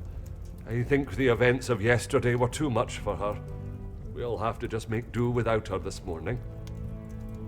As Wordsworth once stated, rest and be thankful. Perhaps a chance of peace and relaxation will work wonders.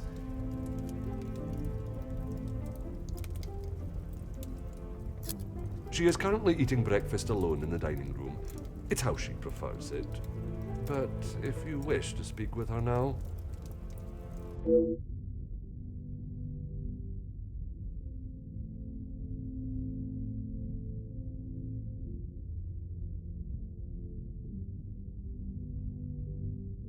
I would, but I'm afraid I found this morning that the telephone lines aren't working. The snow continued through the night and must have damaged them. Even if we could use the telephone, I don't think anyone would be able to reach us. In that case, it will be up to myself alone to solve the case. I'll let you know if anything changes. But until some of the snow clears, enough for the carriages to arrive, we are snowed in.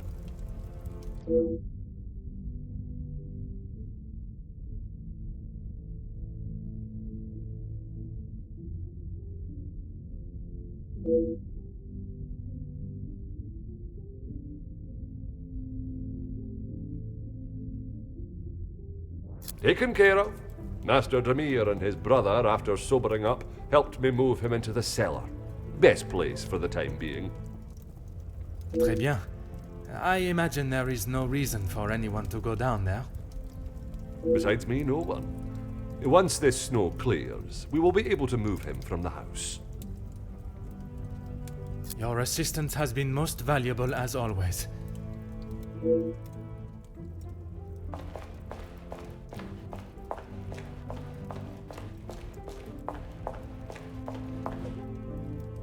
Countess, I wonder if I could ask you some questions. That is it, detective? No small talk? No inflating of one's ego? I am afraid not, Countess. With the murderer still loose in the house, my mind is rather preoccupied. Well then, detective, perhaps I can be of some assistance. Comment, madame? I thought you might like to know what I found on the Major's body. That certainly piqued your interest. A man has been murdered, and you find it acceptable to fool around and joke. Oh, please, detective. Do you really think so little of me? Archibald asked for my assistance. He knows of my medical training from my days as a nurse, and I thought I would be able to help. Even if it has been some years. It was not his place to grant you access to the body.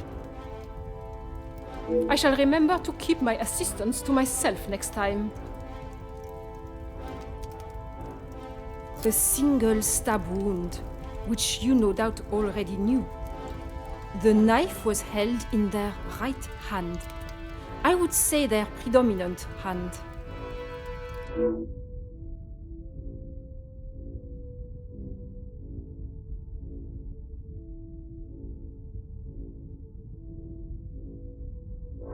Judging by the depth of the wound, I would say there was no great force put into the strike.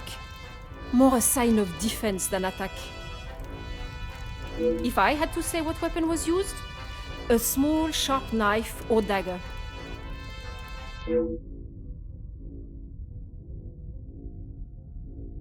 I understand it may be difficult for one to keep such information to yourself, but I ask you to try. Your involvement has already tainted my investigation. You are welcome, detective.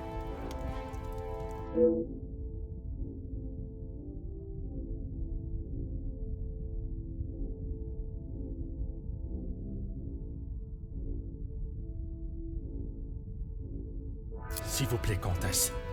Keep this information to yourself.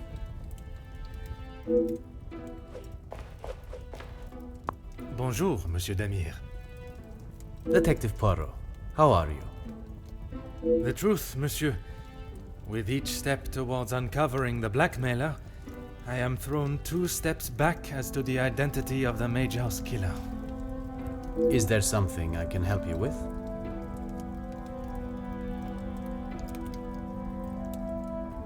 Archibald came to me and asked for my help in the matter. My brother and I dealt with it. Merci for your help. It is a job that only the professionals should have to undertake. It's a job that had to be done, although it may have affected my brother more than I. How so? At the sight of the body, the color drained from his face. Once we had reached the cellar, Zachariah took himself straight off to bed, without even a good night.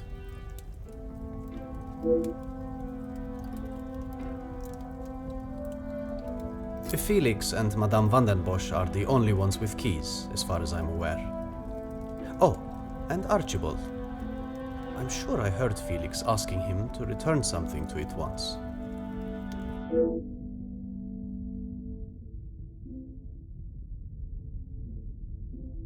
I have not seen him since last night. I'm sure he will have been fine after a good night's sleep.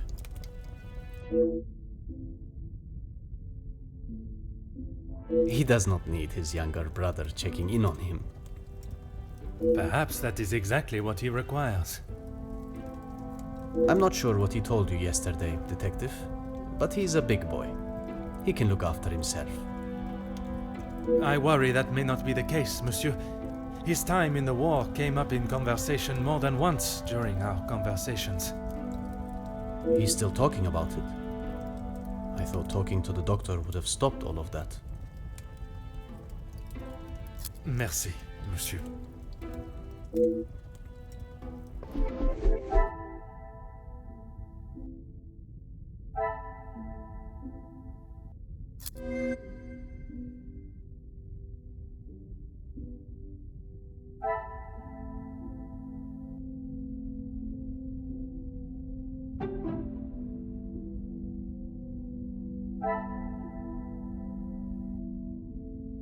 Some would say a lucky guess. I would say a moment of genius.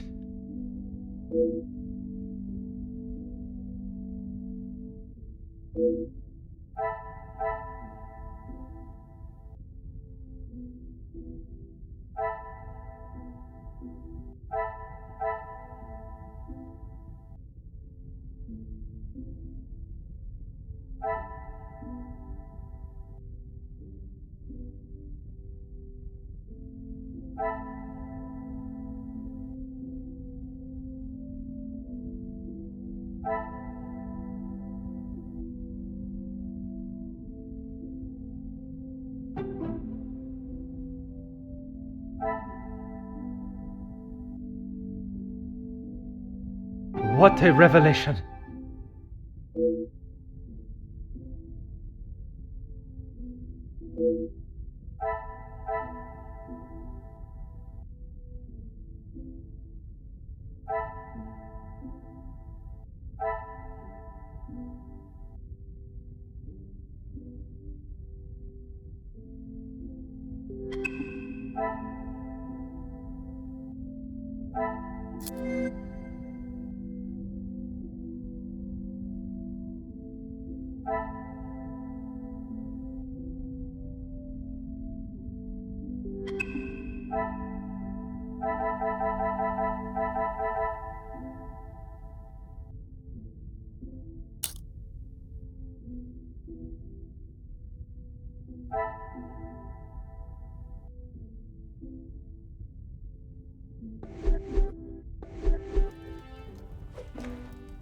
If it will help you find the Major's killer, of course.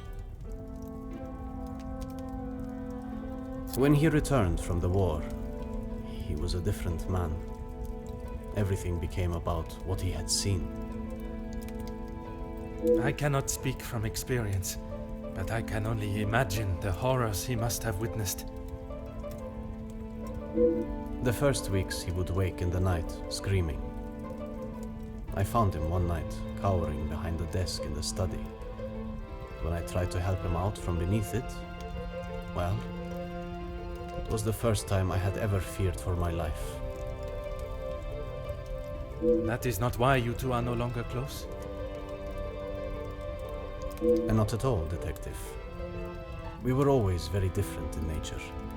While I had always wanted to follow an academic path, Zachariah was more of a free spirit. Or at least as free as our father and the laws would allow. And yet, he ended up in the military. Quite the contrast. Our father demanded that he at least try to do something with his life. And when some of his friends joined the army, he signed up with them. It wasn't long before he moved out from the family home after his return from the army. I always assumed that he had put the war and everything that came with it behind him and was moving on. But now I see that is far from the truth.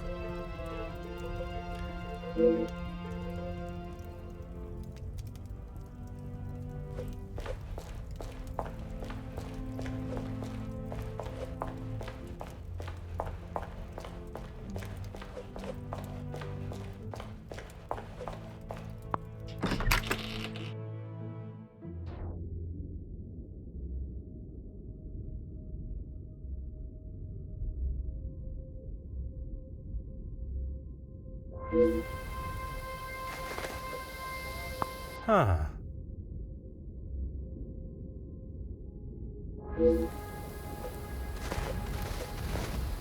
Oh.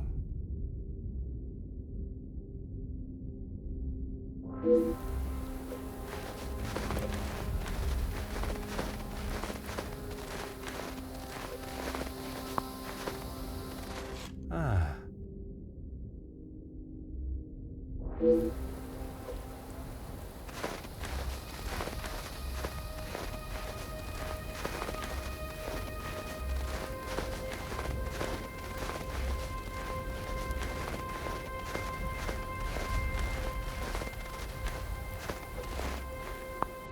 Oh.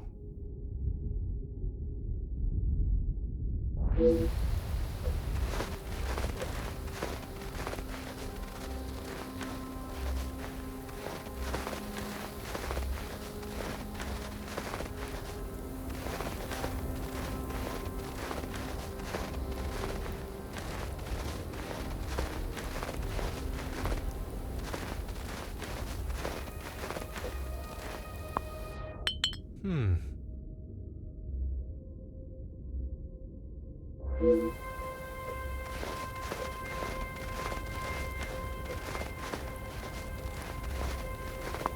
Huh.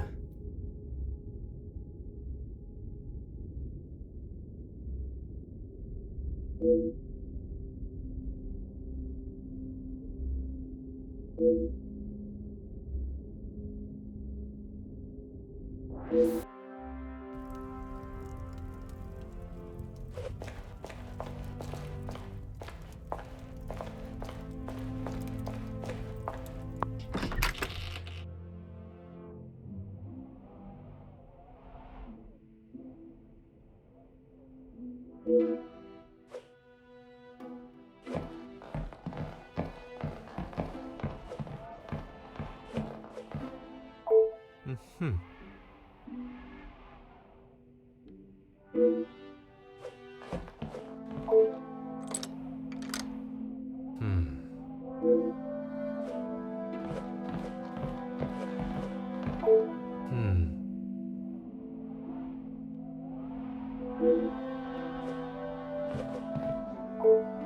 Aha.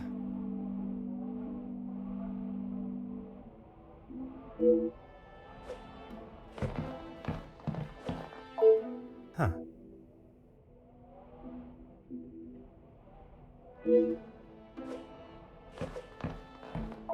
Ah.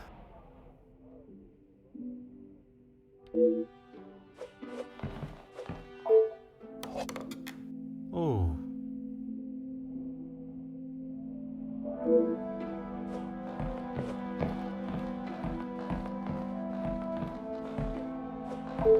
Bonjour, madame.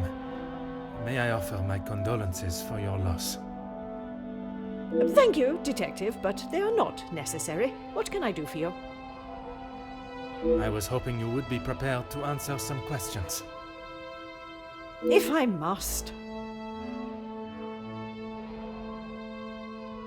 I'm sure you're aware he was not the easiest man to get along with. His hot temper made him a number of foes. A hot temper is reason enough to kill a man. His mouth often acted before his brain. Perhaps someone had grown tired of dealing with it.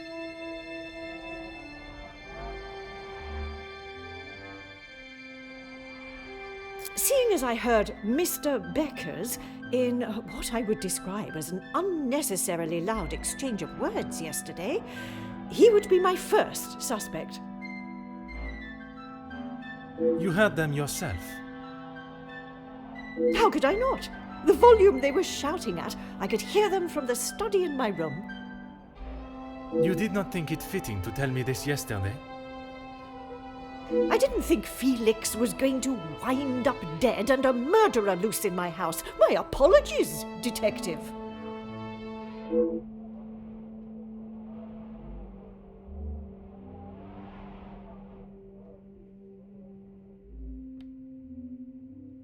I assume you are talking about the supposed blackmail letter. Oui, madame. You know of it? It arrived shortly after the first. Rather coincidental, if you ask me. I'm not sure I understand what you're trying to say, madame. He no doubt had secrets hidden away. But do you honestly think Felix had anything of value to his name worth threatening him for? Perhaps you should enlighten me. Well, he was here, living in my house, eating my food, prepared by my staff. Does that answer your question, detective?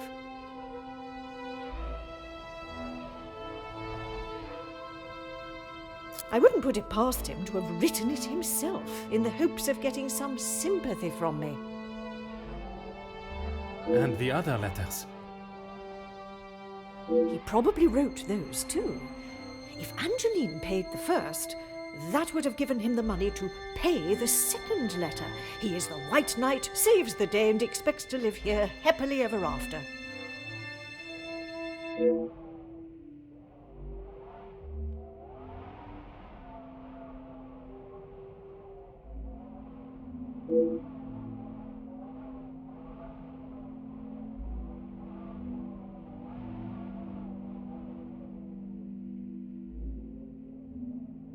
What is it you wish to know? You two have been friends for some time now, and while I do not mean to pry, has your relationship only... If you are trying to insinuate that Mr. De Silva and I are running around like schoolchildren, you could not be further from the truth. He was friends with my husband, for goodness sake. Oui, I understand they worked together. Investments, if I am correct. Mr. De Silva was the voice of reason that my husband should have listened to more often, instead of throwing our money at businesses that were already on the verge of bankruptcy. Merci, madame. I shall not bother you any further.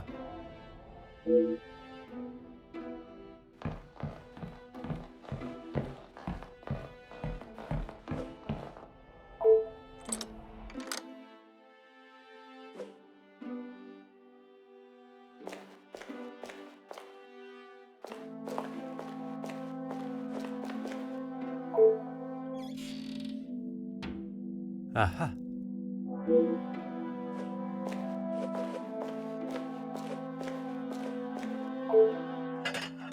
Ah.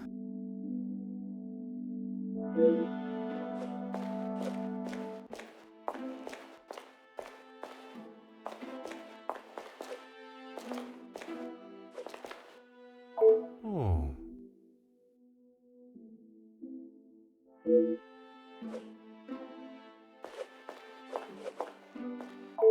Bonjour, madame. You must be the wonderful cook. Wonderful and modest, sir. I am Rihanna. My taste buds thank you for the ravishing meal last night. It has been some time since I ate so well. Glad to hear it, sir. S'il te plaît, madame. A detective is fine. In that case, mademoiselle is fine for me, and I will ignore your presumption of marriage. Très bon, mademoiselle. That's right. I've seen staff come and go, but a house always needs a trustworthy cook. I agree. But if I was to eat what you prepare every day, I fear I may be the size of La Maison. Not a bad thing, detective. You could do with some meat on your bones. Well, with the snow still not clearing, we may be stuck here for the weekend. Perhaps I should look to adjust my pantalon buttons. I did. Monsieur Archie told me what had happened. Bruises can swell fast, so I took him some ice to bring it down.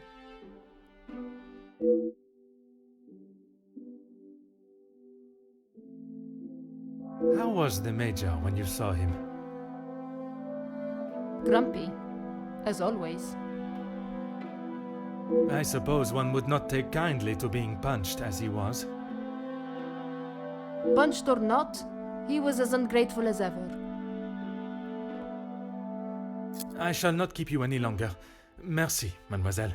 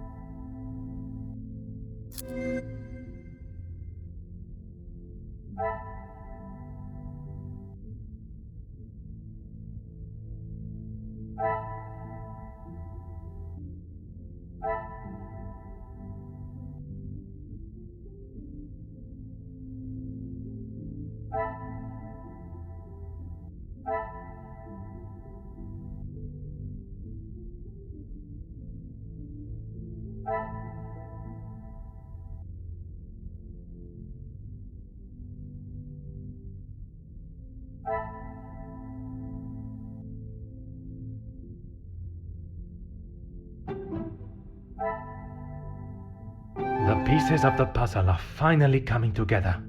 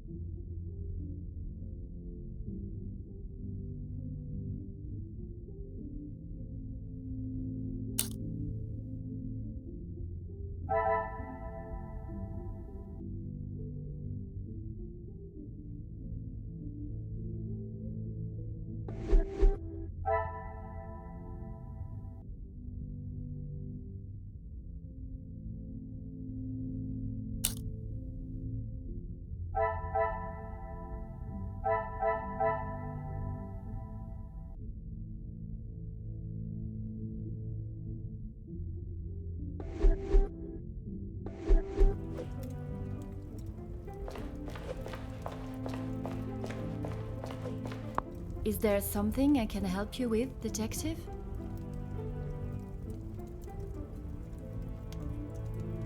You have got the wrong end of the stick, detective. Maman has snapped at him recently, but it was nothing more than that. It was something to do with the letter.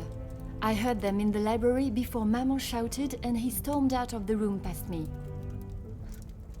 Could it have been the blackmail letter that instigated their argument? Why would Maman be upset with him over the letter?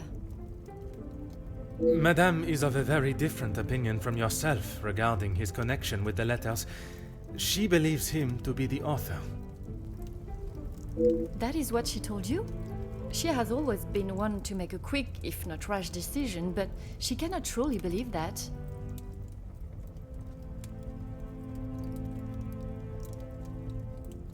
I don't recall telling him directly. I did not want Maman to find out it had been paid. If he knew, surely she would. Madame believes he may have been behind all the letters. and taking your payment of the first, then used it to pay the second and be the hero in you and your mother's eyes. I never knew Maman had such an imagination. Where would she get a story like that from? That is a question I was hoping you may be able to answer. You have met him. Do you really think he's capable of such a devious plan? It is a plan only the most crooked and underhanded could create. Is that the Major? I am not so sure.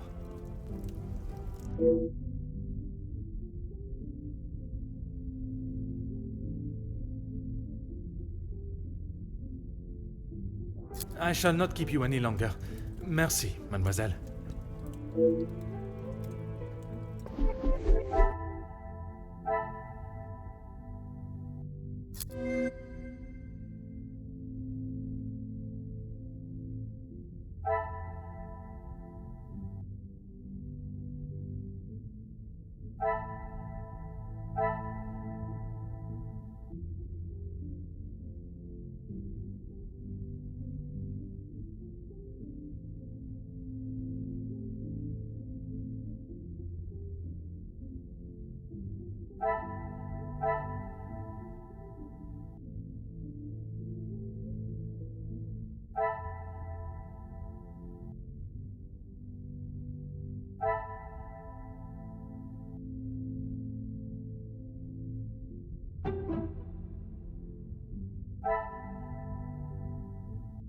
Another success.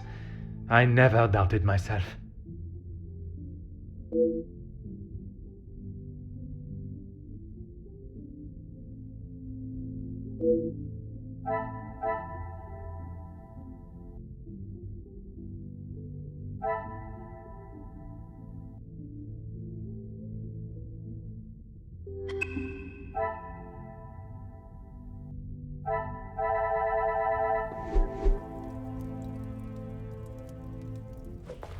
Is there something I can help you with, detective?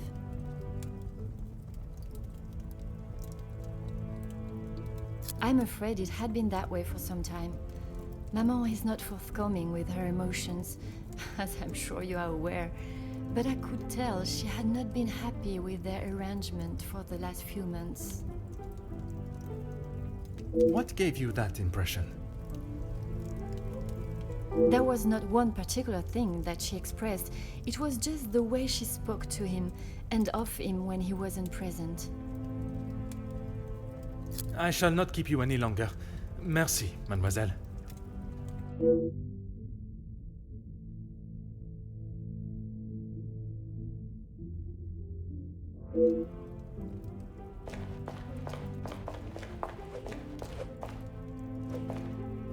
Whatever you need, detective. Certainly, detective.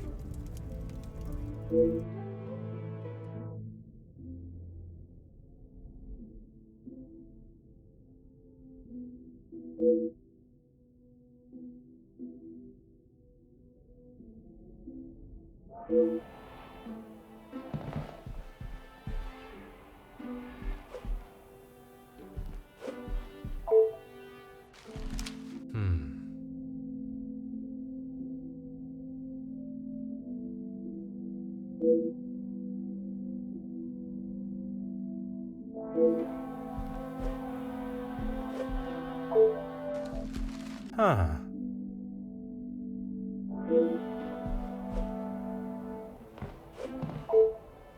Ah.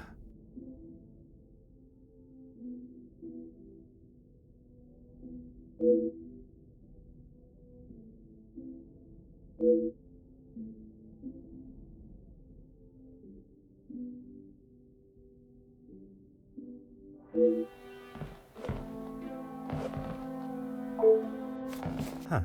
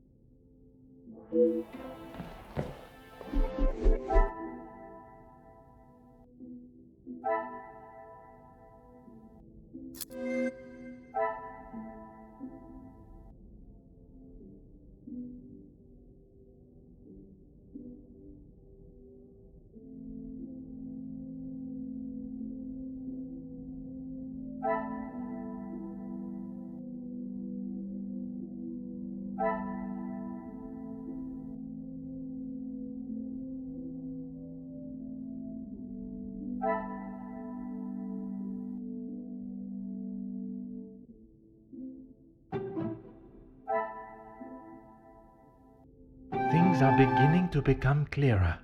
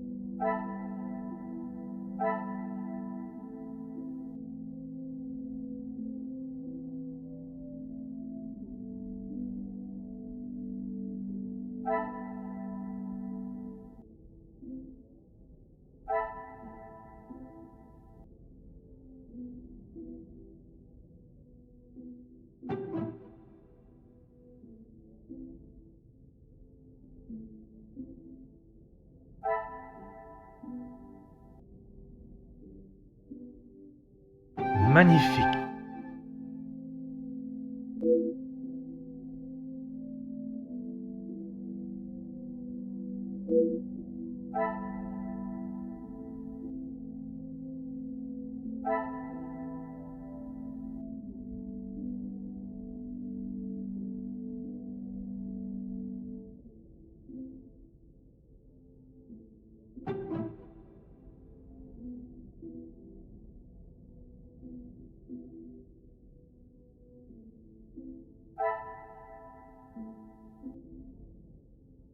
I should not be surprised by my own skills of deduction.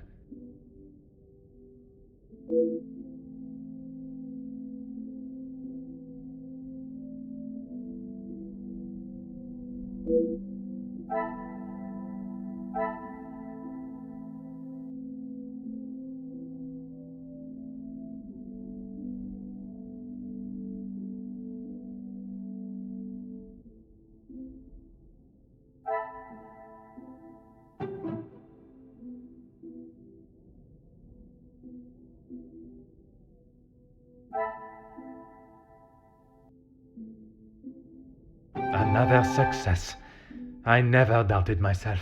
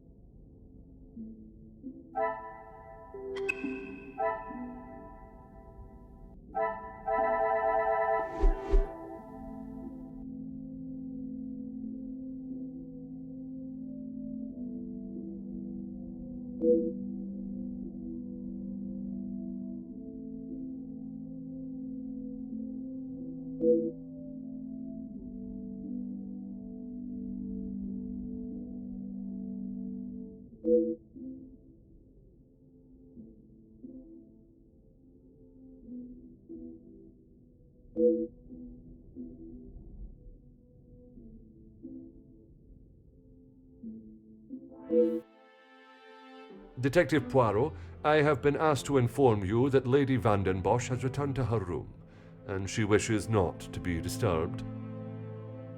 Merci. Madame certainly has mastered the art of subtlety. They may not be the exact words she used, but I'm sure you can imagine. Excuse me, I have some further duties to attend to in the pantry.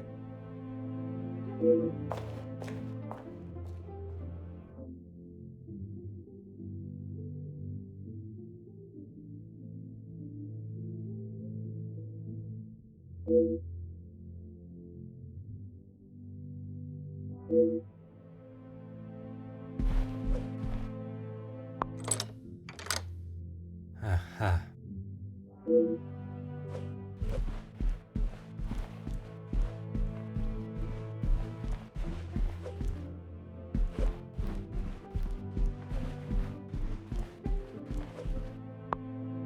Mhm.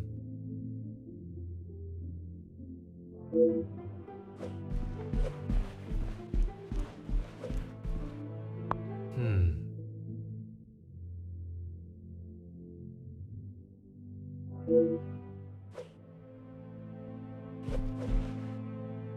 Oh.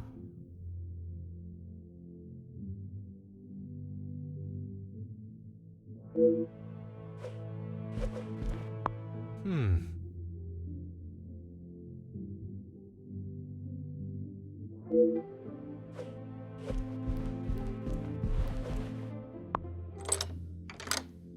Huh. Oh.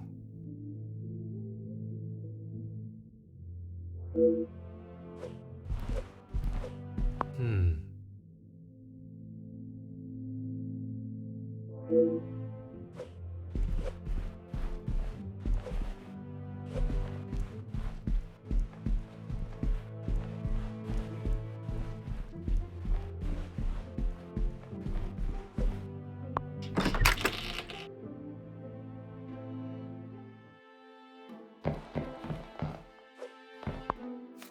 Aha.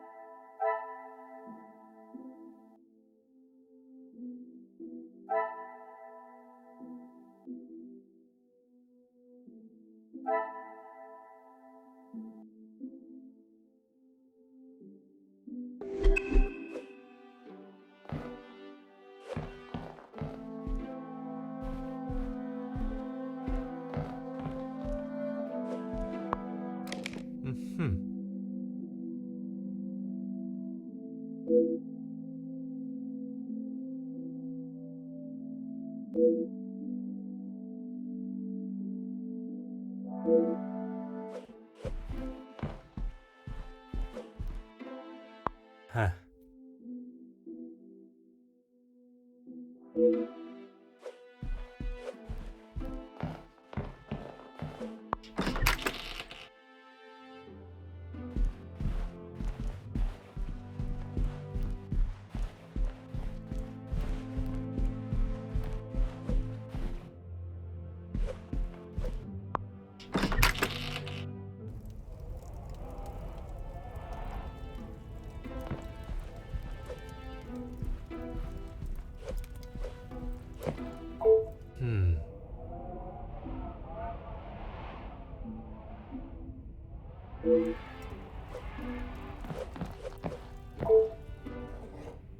Huh.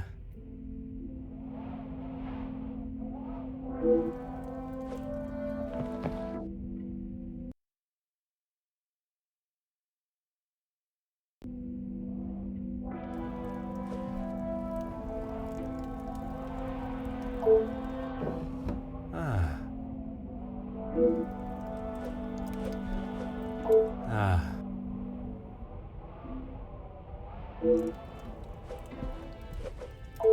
Huh.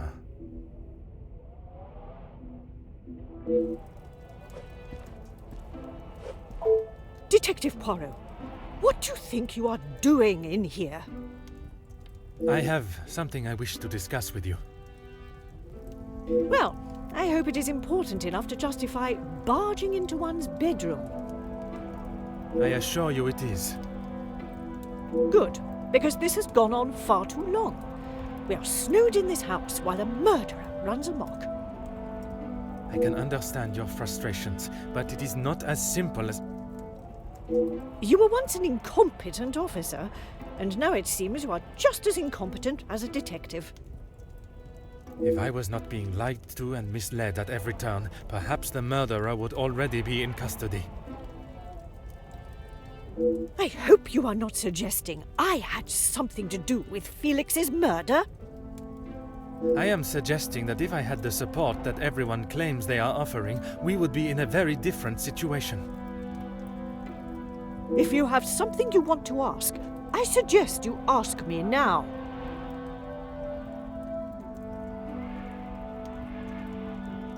We met before Angeline was born, so he was often at the house when she was growing up. And where was it you two met? I was attending an event. Felix was also in attendance as a serving officer. A conversation was struck.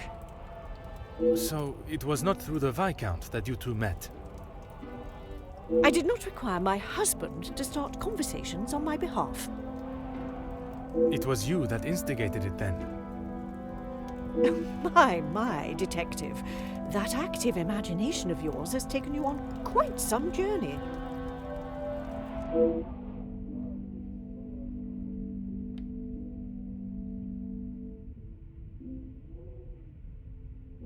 Edwin spent much of his time away on business before Angeline was born. Felix was a welcome distraction from the loneliness of the house. You were alone in the house? The staff continued their duties, of course, but trying to get any sort of sophisticated or cultured conversation from them was like drawing blood from a stone. And when Angeline was born? Edwin remained at home. It was his duty as a father. And the Major? He had his own business and life to tend to, but we remained in touch via letter. Around the time of Edwin's passing, Felix had relocated to the area.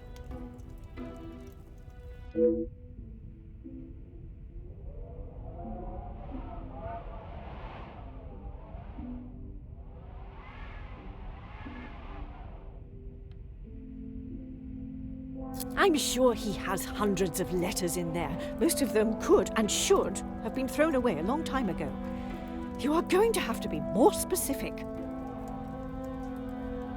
I refer to the letter addressed to you, the one of a romantic nature.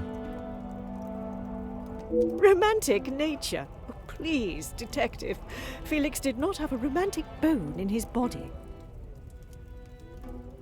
He made his intentions quite clear in the letter. I must admit I myself was surprised. You really do have quite the active imagination, Detective. If that is how you wish to interpret it, so be it. But I can assure you, the Major did not think of me that way, and certainly did not include it in a letter. I think that is all for now. Merci, madame.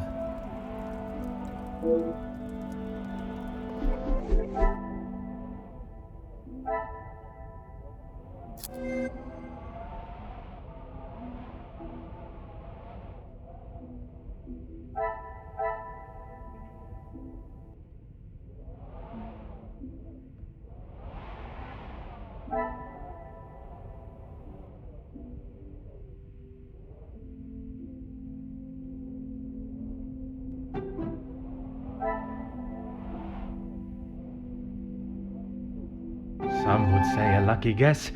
I would say a moment of genius.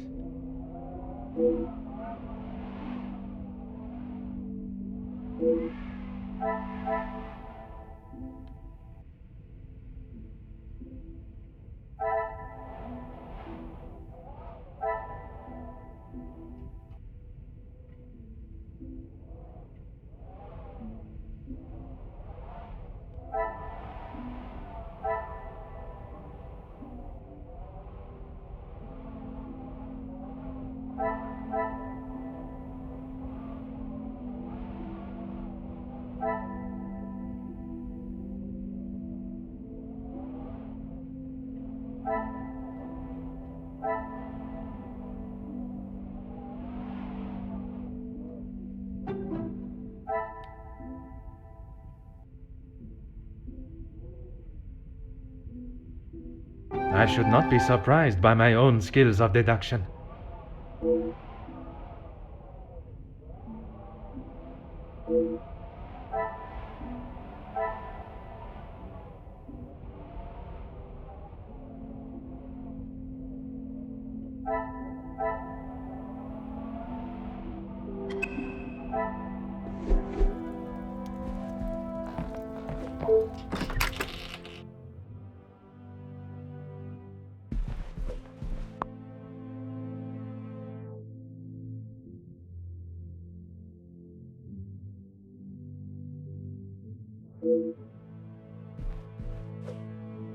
Detective Poirot, are you any closer to uncovering the truth of Felix's involvement with the letters? I am, mademoiselle. I can confirm that he was not the author of the blackmail letters. So the author is still out there? Oui, but it will not be long before they are apprehended, and the only letters they shall be penning will be from behind iron bars. Your confidence is rather assuring. Thank you, Detective.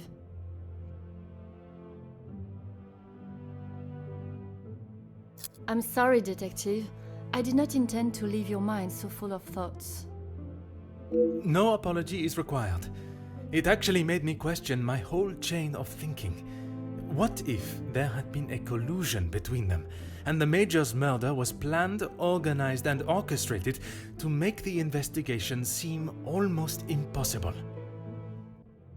Oh my, Detective, that is quite a theory. Every guest has a motive. You confirmed that with the mention of Mademoiselle Conrad and the Major's fight.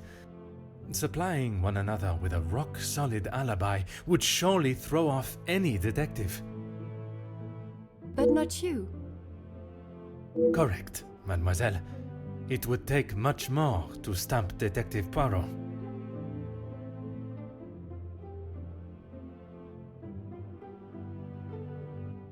I haven't seen that book in so long. Yes, it was a gift for my 10th birthday. I have read it from cover to cover countless times. He left such a lovely inscription too. It sounds as though there is a side to the Major I did not get to see. Was it common for him to bring you gifts? Not common, but if he had been away for some time, he would bring me a small memento from his travels. He hasn't done that in some time, though.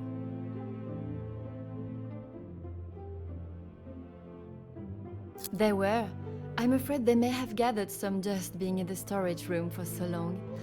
I kept them in hope of giving them to my child when the time comes. It sounds as though he had always cared about you.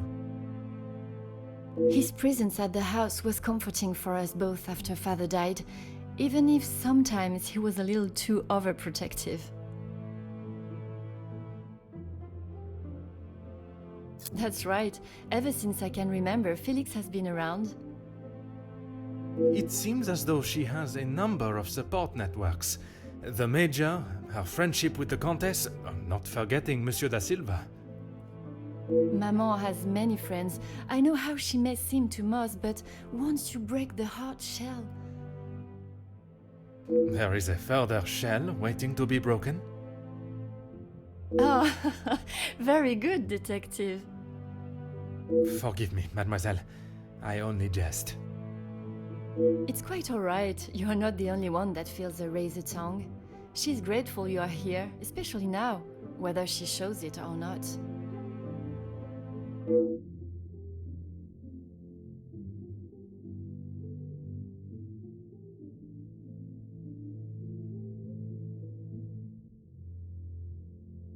They have often come to blows when it concerns Maman. They are both trying to protect her, but they themselves cannot seem to get along. She spoke of his desire to join the, how do you describe it?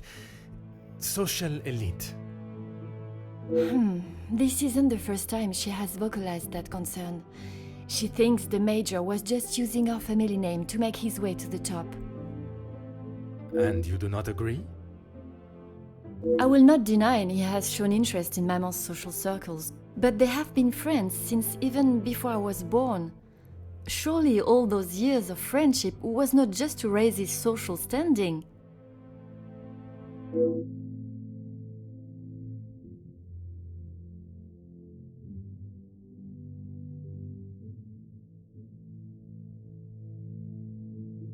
How do you mean, detective? I imagine a house of this size is rather costly, keeping it in the immaculate condition it is in. Maman looks after the financial side of the house, but I think she has had to ask him more than once for a contribution of sorts. It is not for me to get involved. I shall not keep you any longer. Merci, mademoiselle.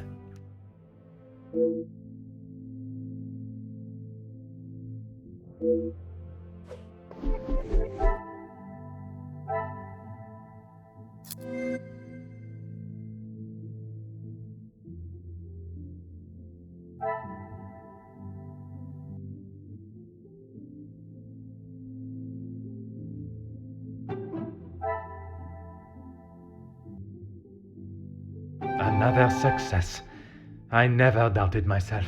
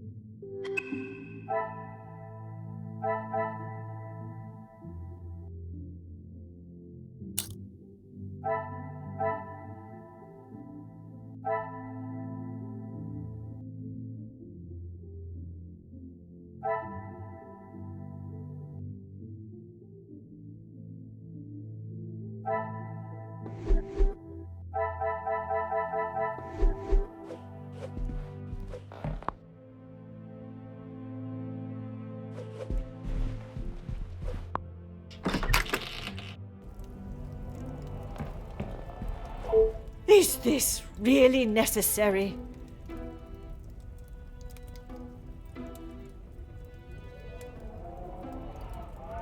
He may have stayed in my home, but Felix was a grown man, Detective.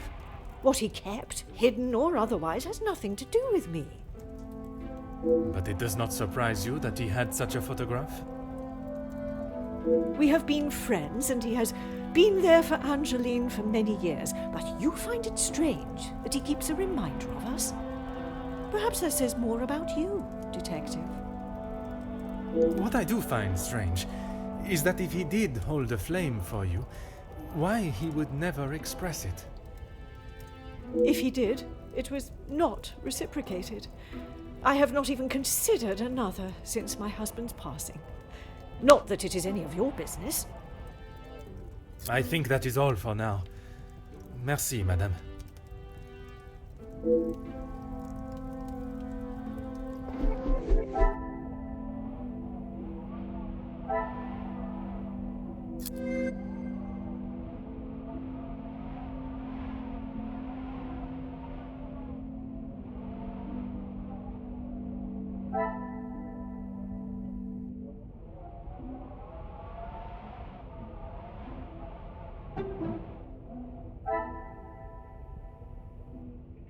Magnifique.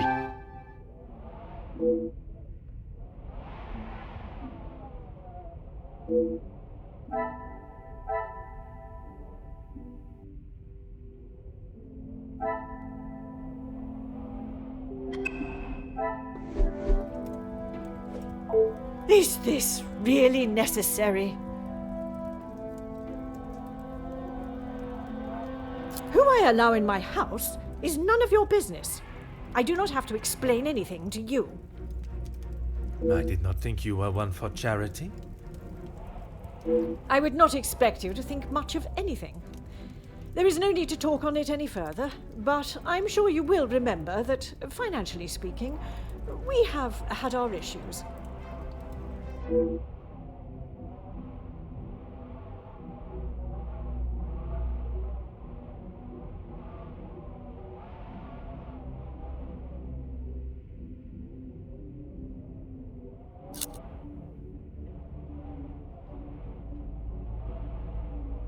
He was a man that required no protection, Detective, especially from me.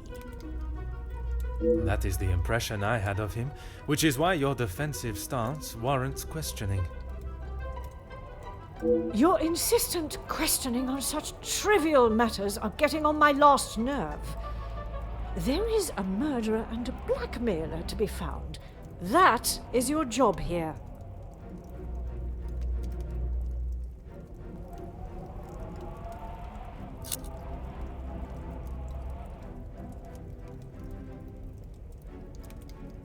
How many times do I have to tell you?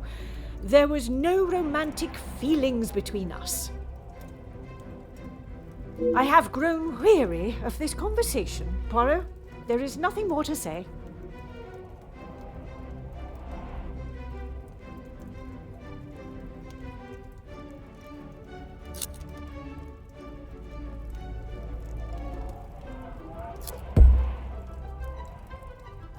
Madame, you continue to withhold the truth.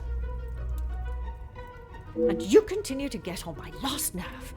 I am not obliged to tell you every detail of my private life. But when it impedes my investigation...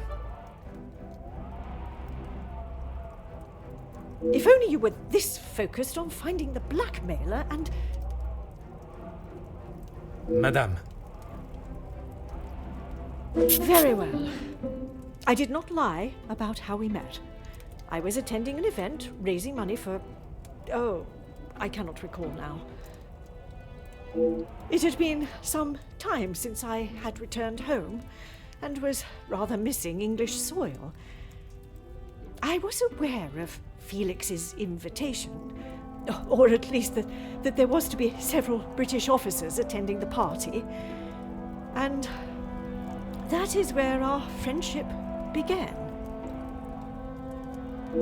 He was a warm reminder of home, and I enjoyed conversing with him. We shared walks in the park and read together. As I said, he was a welcome distraction from the days spent alone. I shall go no further with the details, but I will say, I had no intention on being unfaithful to my husband. It was never our plan to go that far. Once I found out I was pregnant, I knew it had to stop. The Viscount never questioned Mademoiselle's birth? In his mind, he had no reason to, and he shouldn't have had to. It was my mistake to bear. If he knew the truth, our lives would have been ruined. I told Felix that he was to stay away, but he had no intention to. He became an uncle figure to Angeline, and they grew closer after Edwin's death. I could not tell her the truth. Too much time had passed. The secret remained only between him and I. Until now. And what were the Major's thoughts on revealing the truth? He wanted to tell her everything. He wanted her to know exactly who he was. But I told him no. It would not have been the poignant reconciliation that he expected. She would not understand.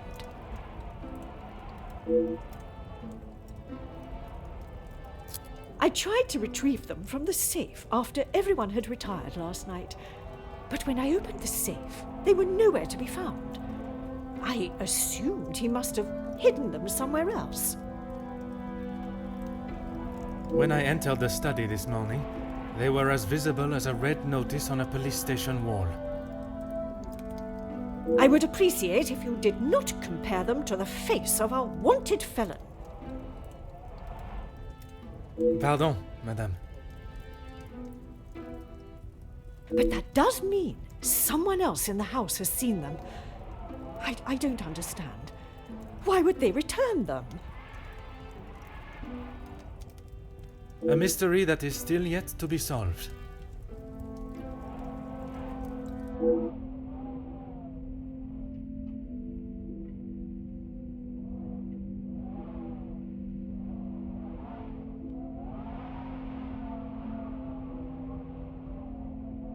It must be. But I have told no one. And the Major? Felix promised me he wouldn't tell a soul, and I believed him. What, even if he wanted to?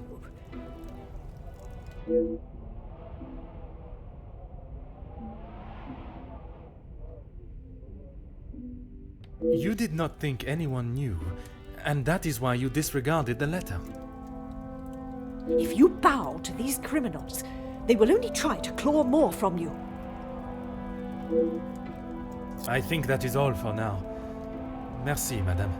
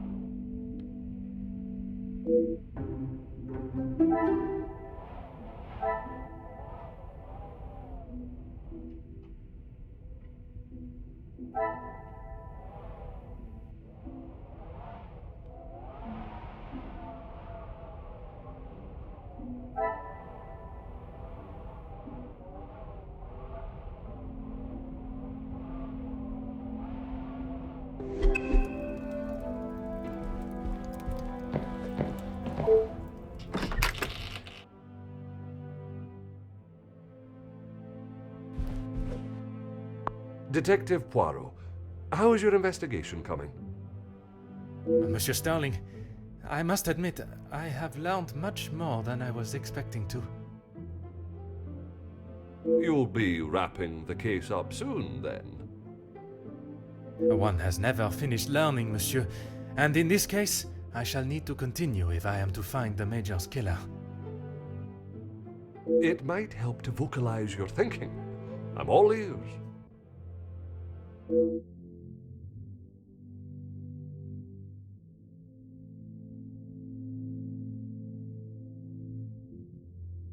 Monsieur, would you gather the guests and staff in the salon? Right away, Detective. Can I ask for what reason? I shall reveal all once everyone is together.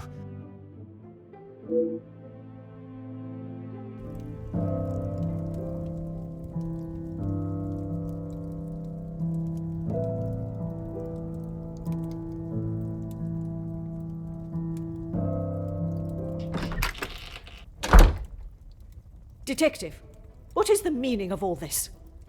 Madame, I ask that you all lend me your ears for only a few moments. What I have to say is of great significance to everyone. You are all invited here to celebrate the engagement of Mademoiselle Angeline van den Bosch and Monsieur Gédéon Demire, the coming together of two prevalent families. But the celebrations were short-lived, as Major Felix Hagen was found dead in his study by a young servant of the house. It then became my responsibility and obligation as a detective to uncover the truth behind his demise. My initial examination of his study exposed a number of things I did not expect to find. Things I have no desire to divulge at this time, but what I can say is this. It was no simple murder. A letter demanding ransom for a continued silence confirmed this. I am sure some, if not all of you, have heard whispers of a series of blackmails that have plagued the social elite in recent weeks.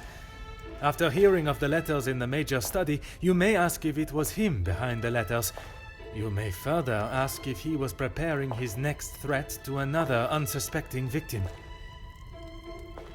It is a question that crossed even my mind. That was until I sought the truth. That in fact it was the Major that had fallen victim to our blackmailer Mystérieux. Last night I spoke with you all, confirmed your whereabouts in the house over the course of the evening, and while I would have expected such questioning to reveal a potential suspect, what I learned was that it could not have been one of you. What do you mean, not one of us? The man was stabbed. He hardly did that to himself. There is still a killer in the house. Pardon, monsieur, if you would allow me to finish. It could not have been only one of you. Rather a partnership, in cahoots, if you will. Conversations today have revealed facts that I was not expecting to discover. And although they may have muddied and complicated my investigation, what I must do to bring the guilty parties to justice has become clearer. Those of you that spun stories in an attempt to confuse and derail my investigation have made a grave mistake in underestimating my intelligence. Other detectives may fall for such deception, but I can assure you, Detective Poirot is no such fool. My investigation is far from over, and swift justice shall be dealt to those that have committed such appalling acts and have continued to mislead and lie to protect themselves. Now, I must continue mon enquête, and I shall leave you to consider that you may be beside a cold-hearted killer. Bonsoir. Monsieur Sterling, un moment. Quite the speech, Detective. Merci, but it was not made to entertain. More to warn the guilty parties that I am hot on their heels, no matter how clever they believe themselves to be. Well, if there is anything I can do.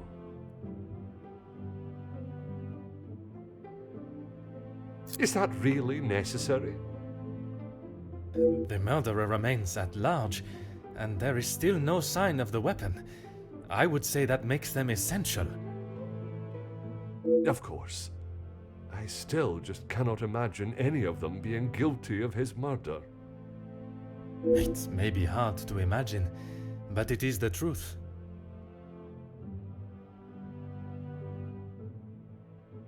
Nothing. But I was so preoccupied with the Major. Sorry, Detective. Should I have? Perhaps it was just my mind playing games again. Maybe one of the guests got lost and wandered in.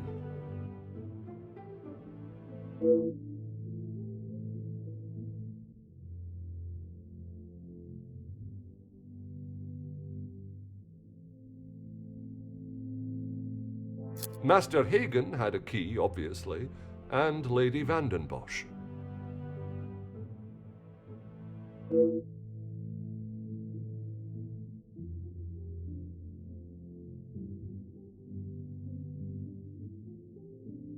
When requested, aye.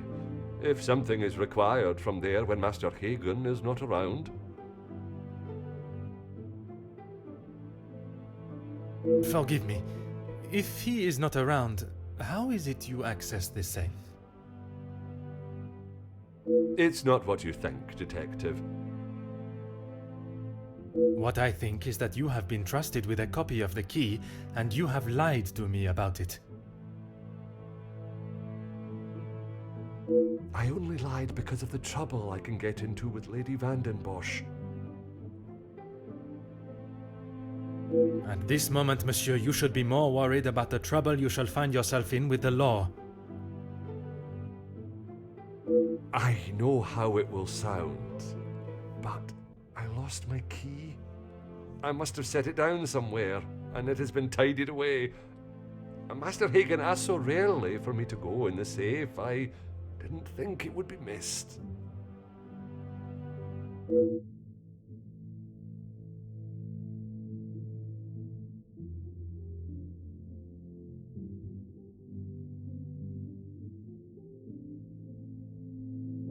I should have said this morning. I'm sorry. Monsieur, I am not quite sure you understand the severity of what has happened. I am well aware, Detective. I just thought she would be able to help. Would you allow a man with a smoking gun to remove his bullet from a victim's chest? I suppose not.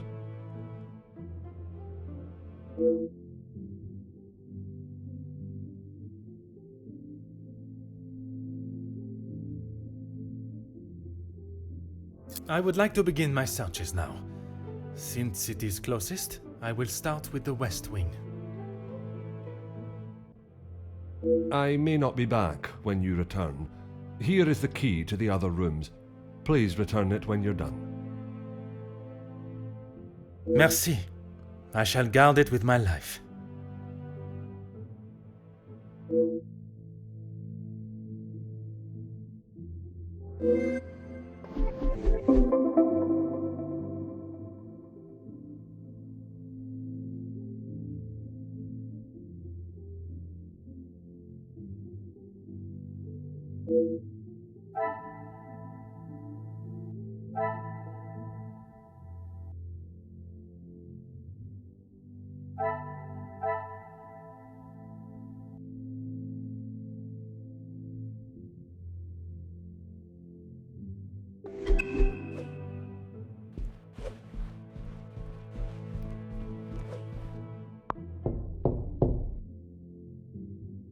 Entrez.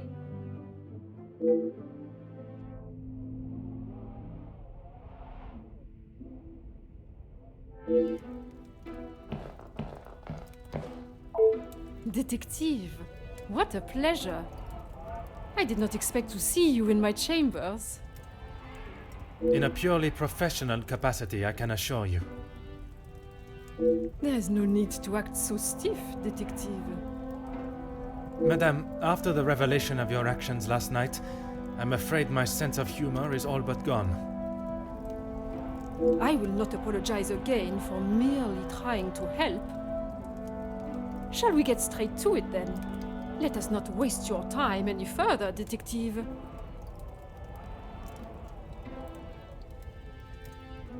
That would be Inge.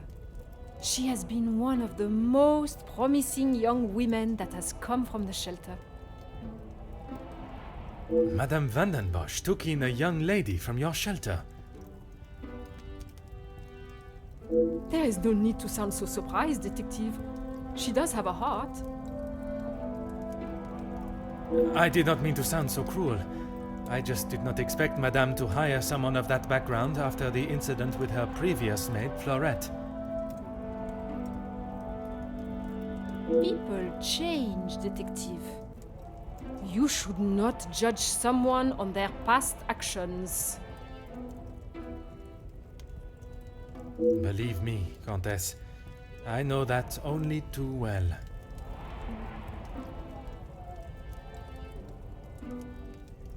Be careful, detective. That almost sounded like a compliment. It is your actions in this house that have been questionable, Madame. Your work outside is something that many more could take note of. We do what we can.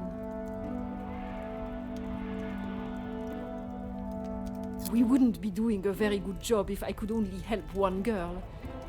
I in fact found work for one of them as a maid in Monsieur da Silva's house recently. She has fitted into Monsieur's home well. What is better, detective? That she remained in an abusive house, or she is able to rebuild her life with an honest wage in a prosperous house? When put like that, is she happy in her position? The happiest she has been in years. I check in with them all as often as possible. And if there was a problem, I would know.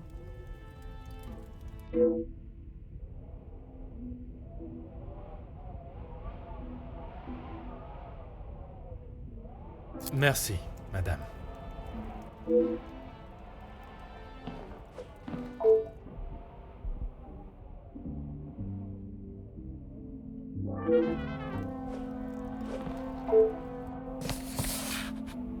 Oh.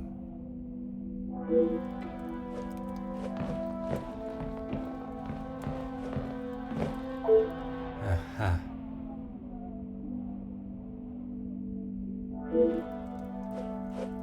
Oh.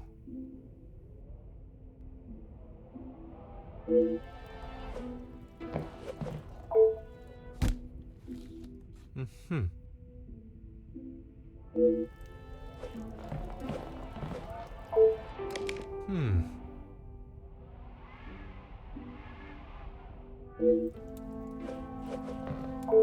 Huh.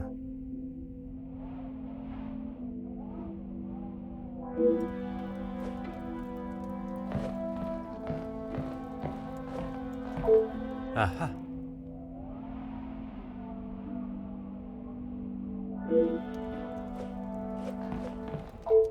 Oh.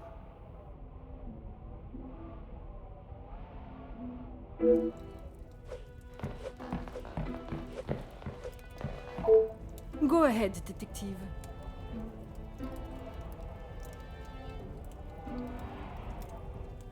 A compliment and now an apology.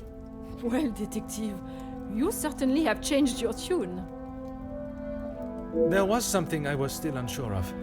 You mentioned that your training was some years ago. From my days as a nurse, oui. If that is so, why would you have brought several pieces of equipment usually found in a physician's bag? One must always be prepared, detective. Prepared? At an engagement celebration? If I had not brought them, I would not have been able to assist you last night. Perhaps you should be thankful for my precaution and not so suspicious.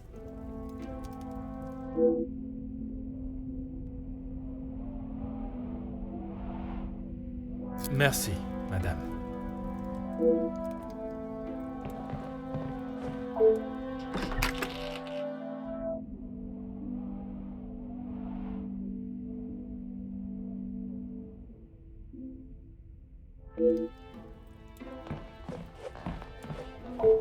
Detective, what can I do for you? Mademoiselle, I am sure you understand my reasoning for such intrusion. If it's going to clear my name, be my guest. If you wouldn't mind answering some questions, it can hopefully be cleared faster. Like I said, he's not the man he wants everyone to think he is. Oui. But how is it you came to that conclusion? You don't really want me to recount every conversation I've had with him, do you? There is one particular I had in mind. An argument would imply it was a two-way conversation. And that is not how it was? Here it is.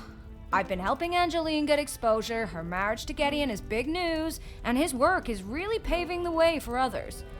I saw the chance to get their names out there, and he didn't like it. What was there not to like? Your guess is as good as mine, Detective. But if I had to, I'd say he was jealous it wasn't his name at the top of the article. And his reason to storm off? Oh, you know about that. Let's just say I didn't accept his pathetic attempt to get me to stop the story. If you're gonna try and pay someone off, at least make it worth their while.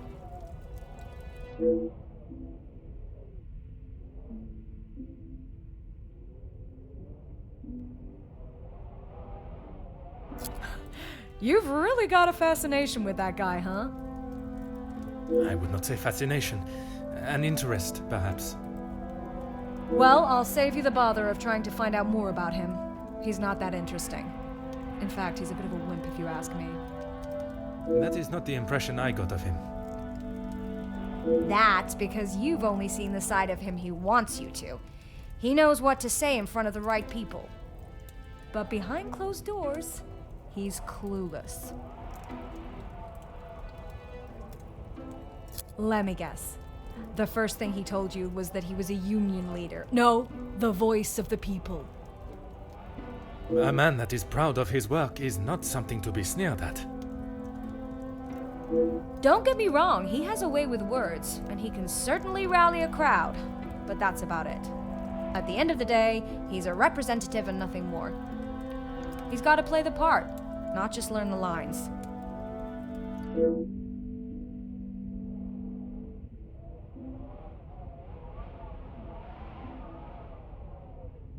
Merci, mademoiselle. I shall leave you to relax. Sure thing, Detective. And if you change your mind on that exclusive about that shooting... If I do change it, you shall be the first to know.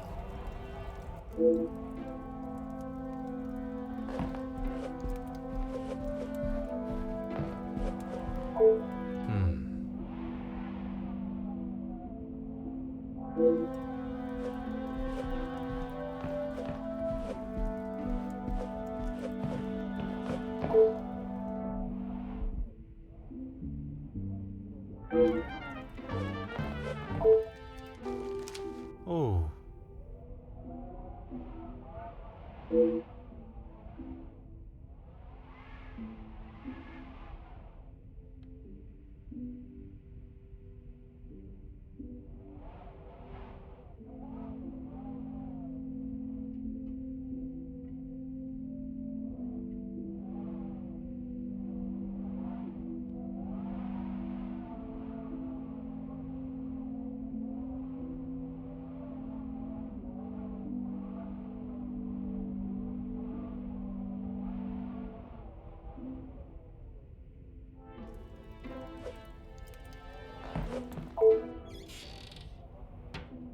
Ah.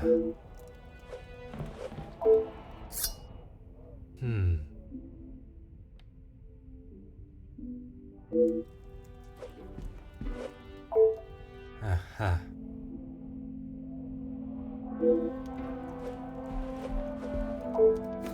Huh.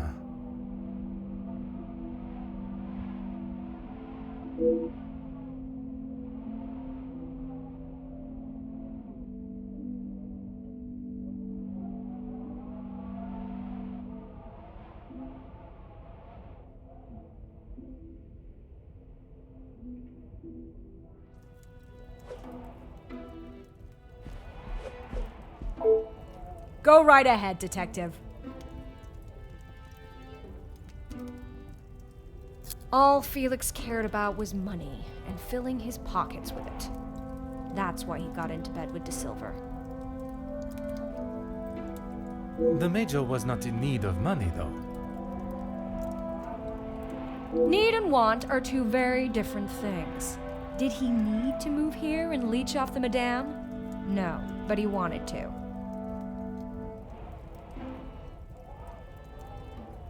As far as I know, De Silver hired him to work security.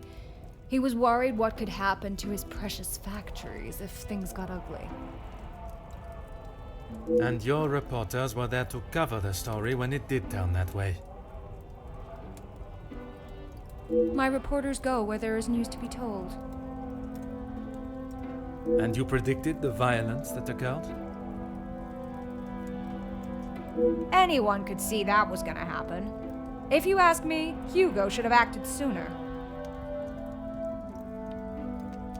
Merci, mademoiselle. I shall leave you to relax.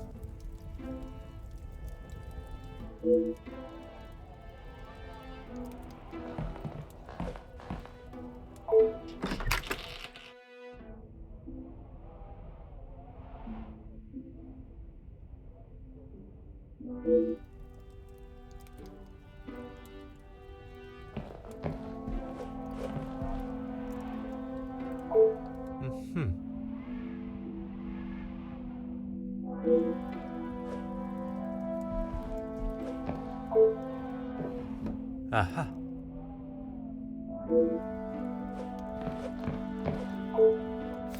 Huh.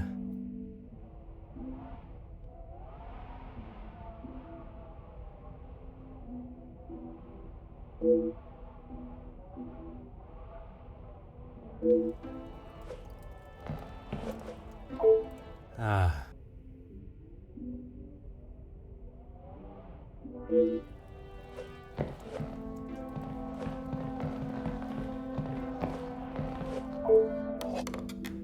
Oh.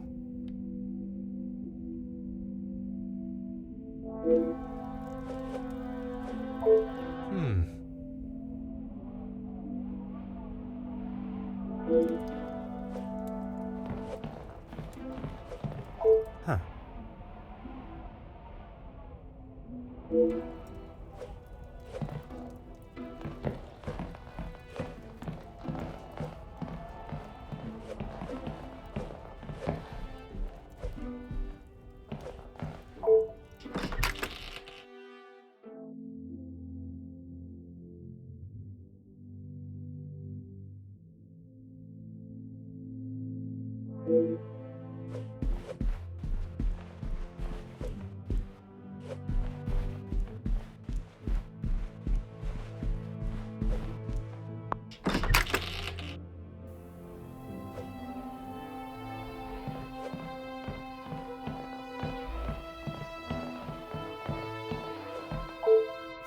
Oh.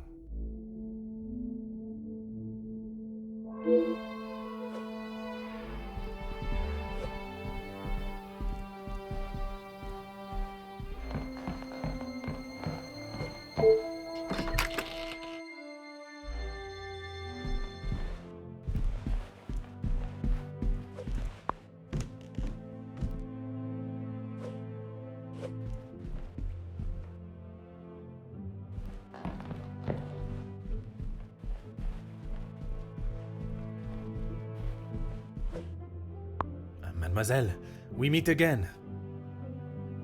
Bonjour, Monsieur Poirot. Pardon, Détective Poirot. Just a detective is quite all right. Bon, can I help you with something? I was taking him a plate of food, but he didn't answer to my knocking. You then entered the study. I did. He wasn't moving. He just lay there. I did not mean to upset you again. Seeing him there would be troubling for anyone, and I'm sure it is not a memory you wish to relive. I suppose we're like a family. We argue, but most of the time we get along. You must all be quite close, then. Some more than others. You refer to whom, mademoiselle? Well, Maman Ray, sorry, Rihanna, she's been here the longest, and she's very close with Lizzie on account of Luke.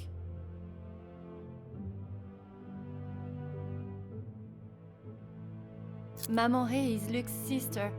You did not know that? I thought she would have said. She talks about him all the time. It must have been awful, losing him in those riots. Apparently, he was right at the front when they were charged. They didn't stand a chance. If I had been the one responsible for his death, I wouldn't want Maman Ray looking for me. Mademoiselle Rihanna, Maman Ray, she has expressed her desire for revenge. Every time she talks about what happened.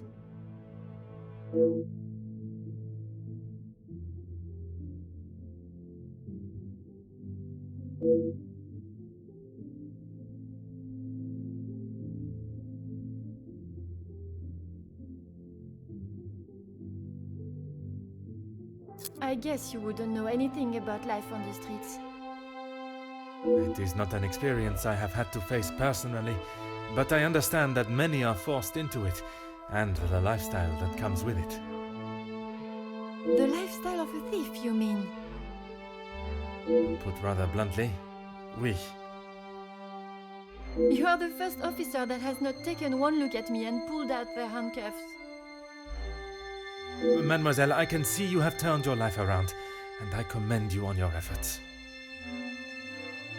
Without the Countess, I would probably be rotting in a cell somewhere.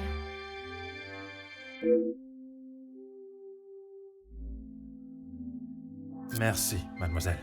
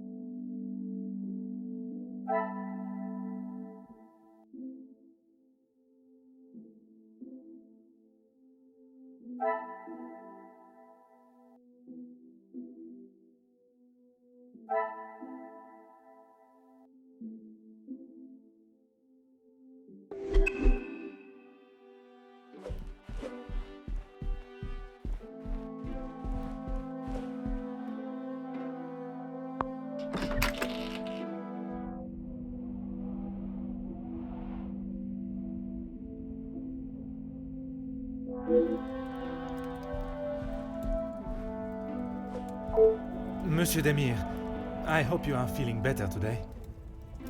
Nothing a good night's sleep couldn't fix. Très bien. I wonder if you would be up to discussing certain matters with me. Whatever you need.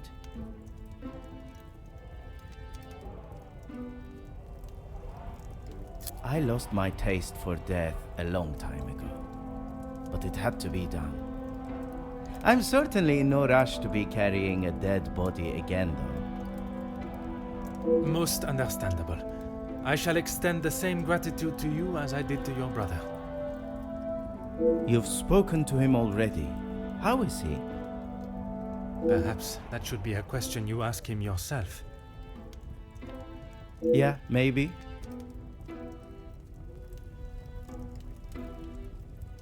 I bet he had a lot to say. He always did have an opinion on the war.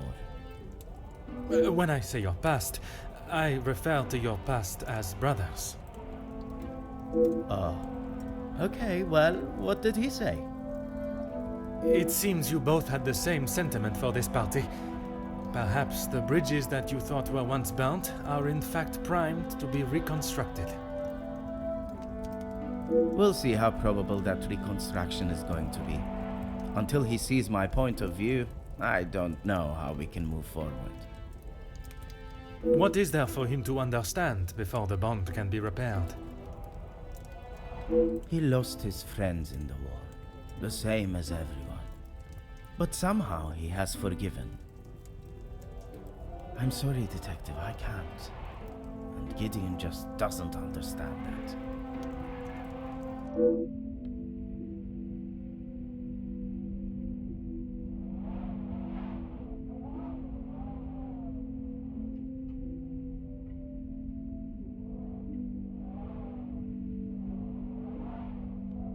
Those two, close. They must share something in common to be able to hold a conversation for the time they did. If there is one thing I know about my brother, it's that he will not. No. He cannot be rude. He just doesn't have it in him. Was it not your brother that punched Monsieur Hagen? Ah, that's different. He was asking for it.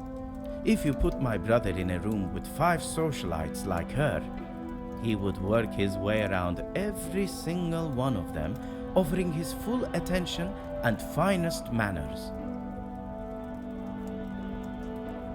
Merci for your assistance, monsieur.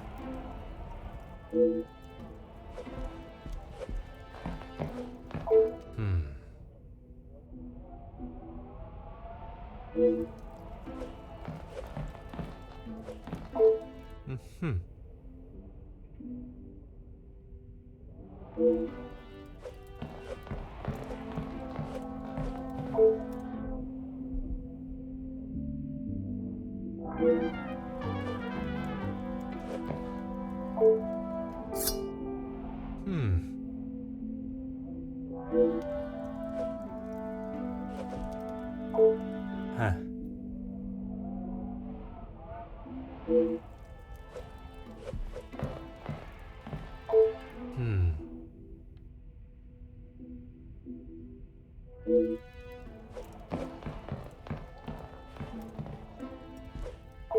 Always got time for my favorite detective. The dagger. I wondered how long it would take for that to become an issue. I shall give you the opportunity to explain the reason for it being here before I jump to any conclusions. It was going to be a wedding gift for Gideon. I've maybe not been the best brother in recent years. I thought this could make up for some of it. After what happened to the Major, I thought it was a bit tasteless. You did not see it fitting to tell me you were harboring a rather sizable knife in your room? I wouldn't say harboring. And I wasn't expecting to be a suspect in a murder. Merci for your assistance, monsieur.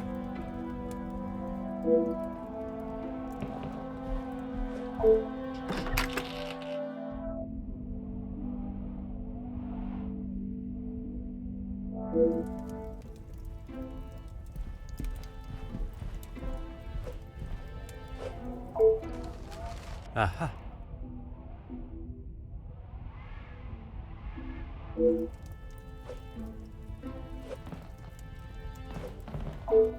Huh.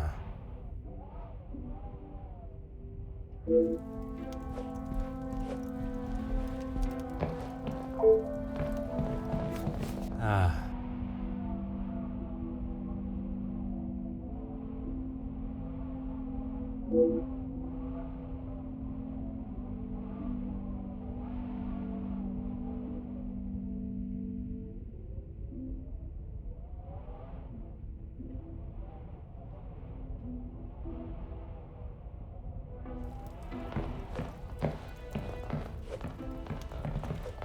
Oh.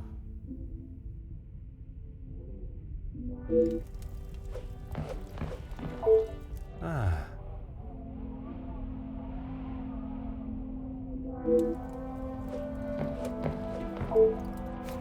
Aha.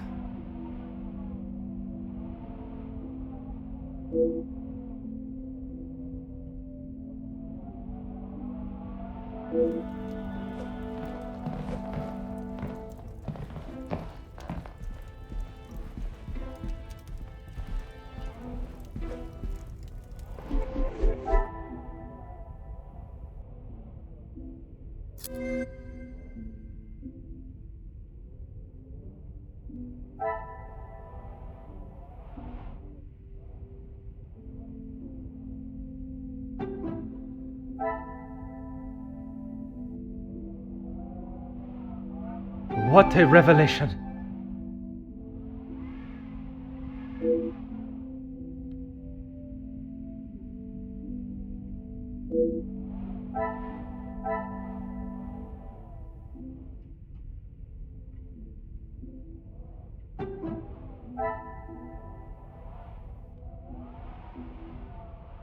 The pieces of the puzzle are finally coming together.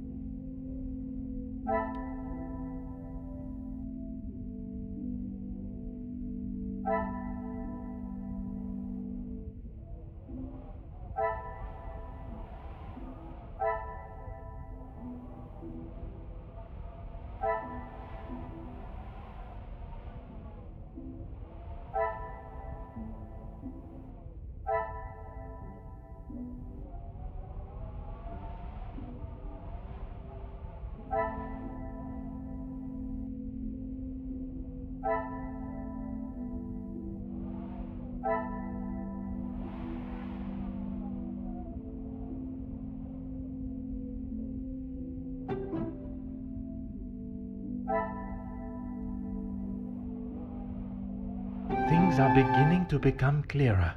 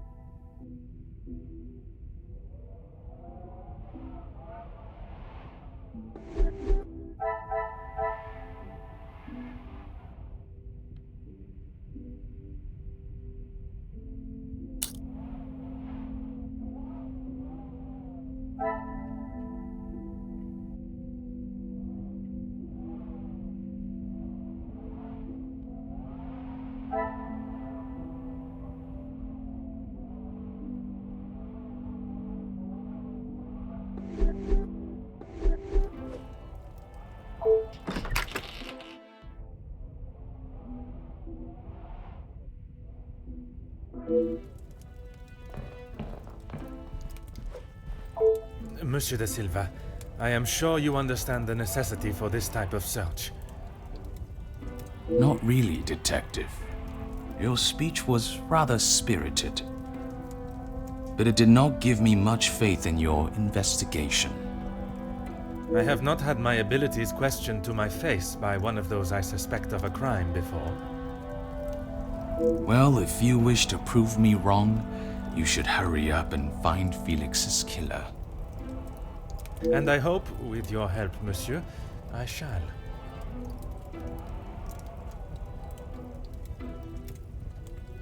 Yes, I helped him invest some money. Unfortunately, he was not the businessman he thought he was. Madame van den Bosch had a very similar view. At least he could have taken solace that you are both in the same position. I think you're confused, Detective. It was Edwin that lost his fortune, not I.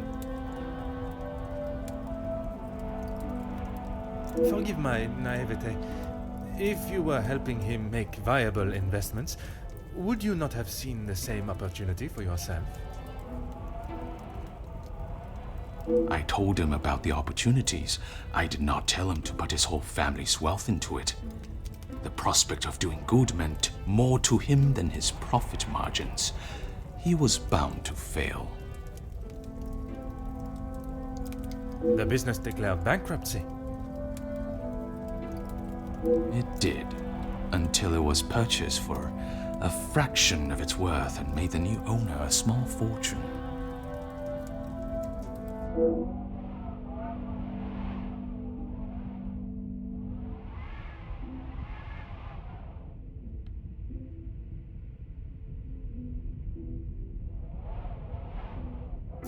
Everything that I want to say on that matter has already been said.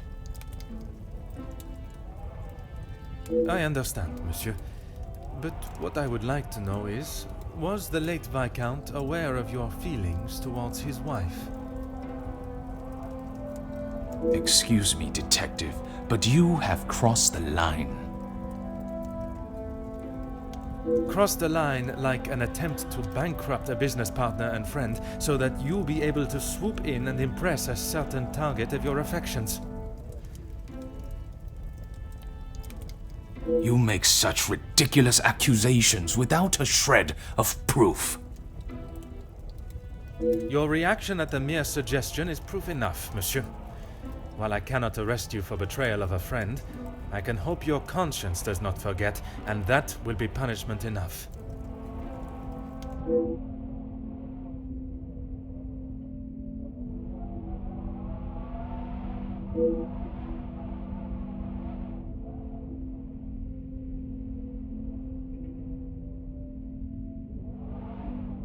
He didn't have much to speak of. I was always surprised at the life he lived. Surprised in what way? Well, considering it wasn't that long ago he came to me asking about work, I didn't think he was in such good financial shape. You offered him a position. Nothing that he was willing to lower himself to. That's when he began talking about what else he could do for me.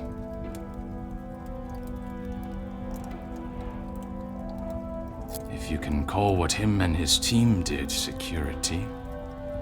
For the money I paid, I did not expect them to be so reckless.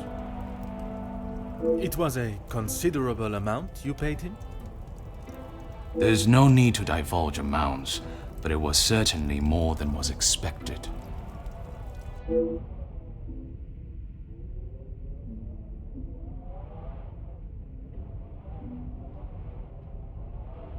He said they were all professionals, but I saw nothing of the sort. He said he had worked with them all in the army as their superior officer. They were men that could be trusted. But that was not the case? I had not even met them before they arrived on site. They brought their own equipment. It looked like they knew what they were doing. And this equipment, it included the weapons that injured and killed the workers? It was not much of a choice, Detective. I said they didn't need them, but Felix said it was essential. He said he knew better.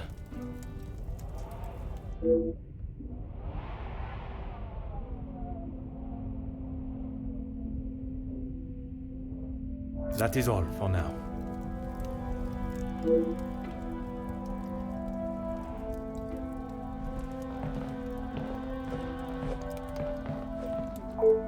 Huh.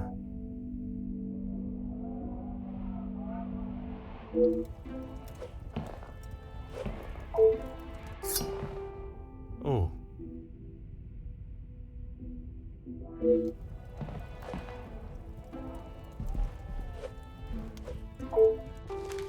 Huh.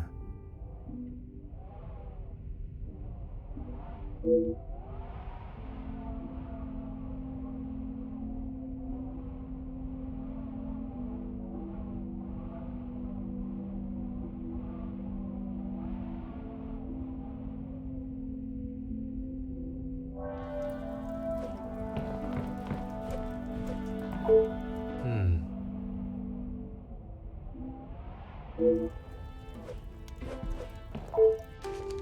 Hmm.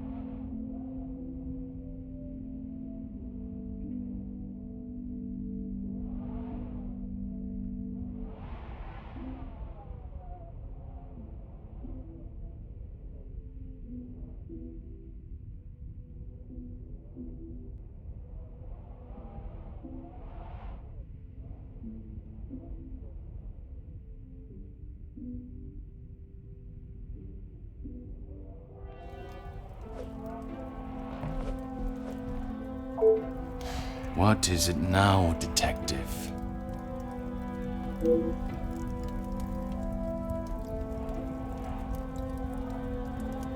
I have spoken of a potential blackmail ring, and yet you still kept your letter to yourself. It is none of your business, and it is nothing more than a cheap trick to have me admit something that is not true. If that were the case, it would be strange for you to have kept the letter and brought it with you, would it not? Your persistence is a trait I do not enjoy.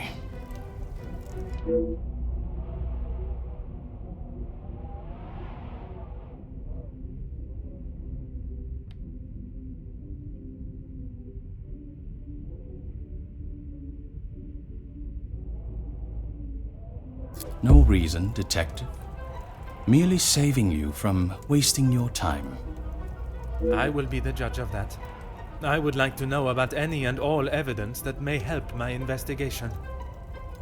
I trust there is nothing else you deem a waste of my time. Of course not, officer. It's not as though you think I'm harboring some illicit secret.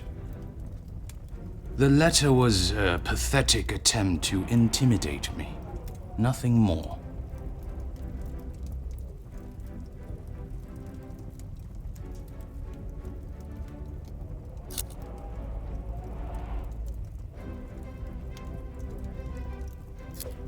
I have never heard so much rubbish in all my life. I value those that work hard and deserve it. That suggests there are some that you do not respect. Yes, well, why should I praise someone for doing a poor job? You make me sound like some monster. Monsieur, the letter does not only discuss your questionable business dealings, but also cases of abuse against your staff, both accusations that must be taken very seriously. Detective, there is a difference between telling a member of my staff what to do and abuse. And it is you that decides where that line is drawn? In my house? Yes, it is.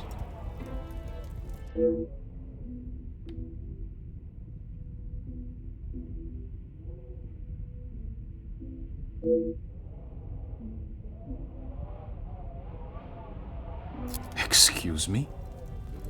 Detective, I think you are beginning to lose your mind. I do not think it is unreasonable to question why you would feel the need to bring a letter opener with you. Really, Detective? If I had stabbed a man with it, do you really think I would have left it lying out in my room?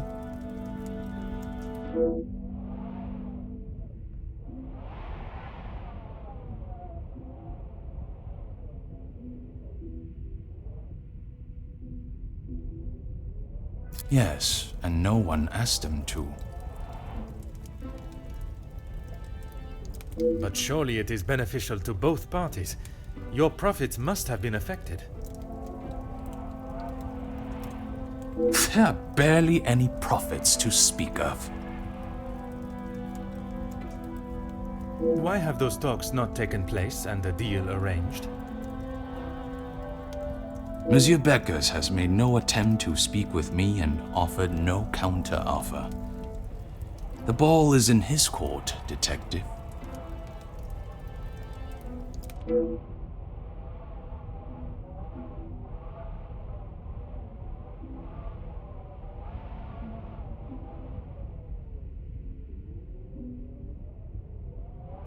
Please stop calling it that. I treat all my servants exactly how I always have, and no one has complained before. That does not mean your behavior is appropriate. They have one chance. If they are not doing the job they are hired to do, they are gone. You would be surprised how many staff expect an easy ride.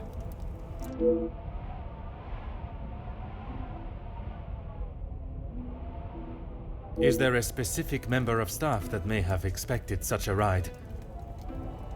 There is one girl, a new maid. I didn't expect great things from her, but Comtesse de Vos promised me she could do what was required.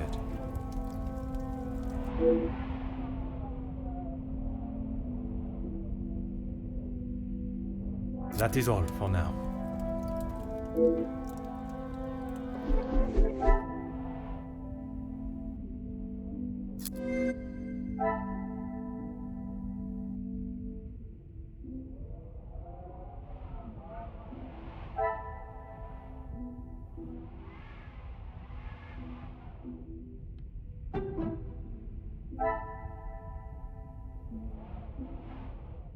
Another success. I never doubted myself.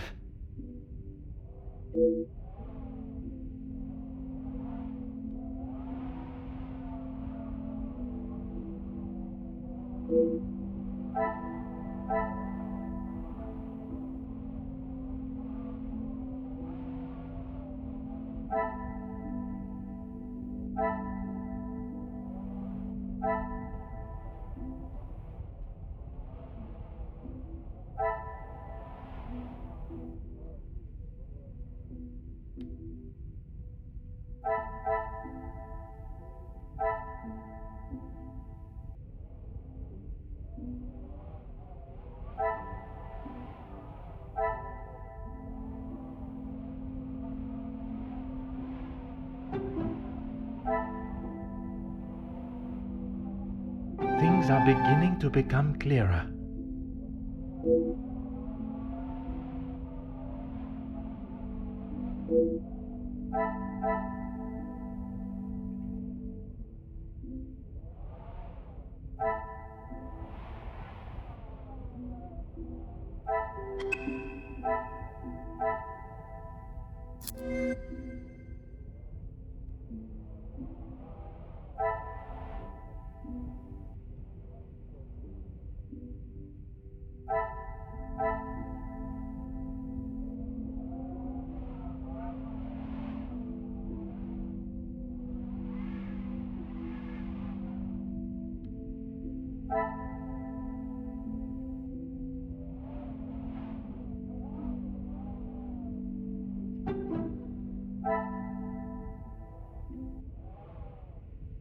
Some would say a lucky guess.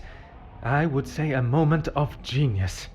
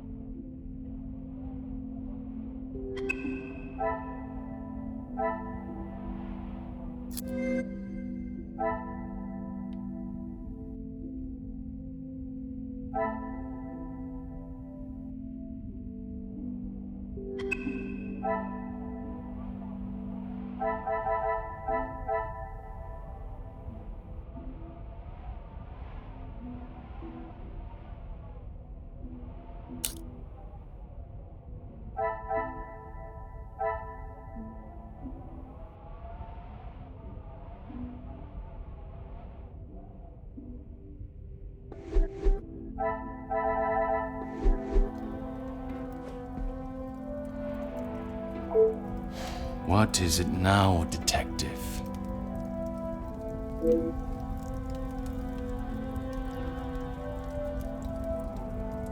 She approached me.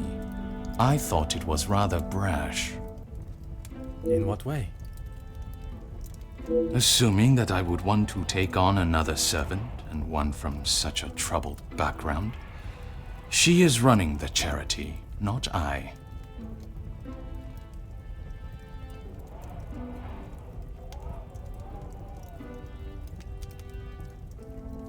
When he came to me, I told him that with the factories on strike and my profits pouring down the drain, I had nothing for him. But he said he could help me get them all back to work and the factories earning. His rates were steep, but he said he knew what needed to be done, and he was prepared to do it. A week passed and they were all still on strike. In fact, even more had joined them. He made excuse after excuse, demanding more and more money for the job to be done. But he never actually told me what he was going to do. The riots. I had no idea they were going to charge them like that. How was I meant to know?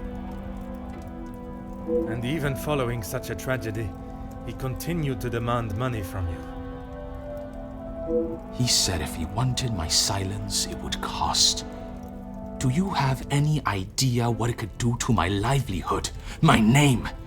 If it got out that I had paid the so-called security that did that. I have every idea, monsieur. You hired a militia to take action against your own workers. You deserve whatever name is chosen for being so morally bereft in your decision-making. I didn't know that was what he was going to do. You must believe me. I have to believe nothing but the truth. And the truth, monsieur, is that it is not only the Major that has the blood of those men on his hands. That is all for now.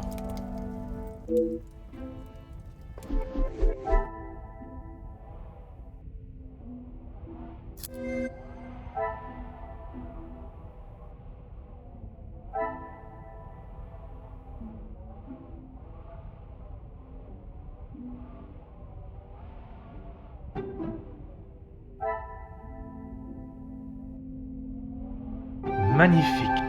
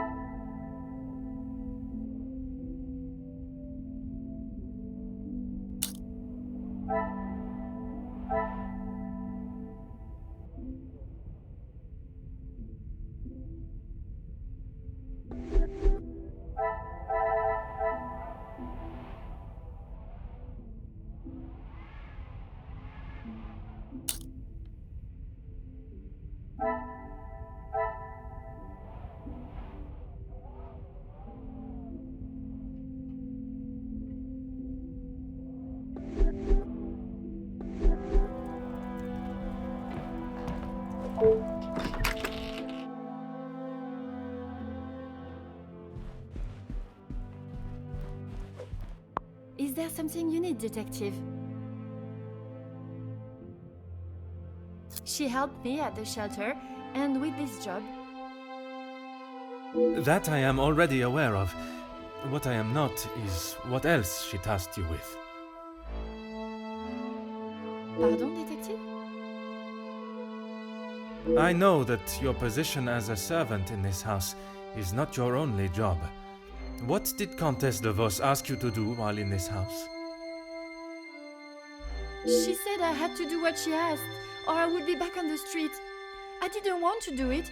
If anyone found out, I would be the prime suspect.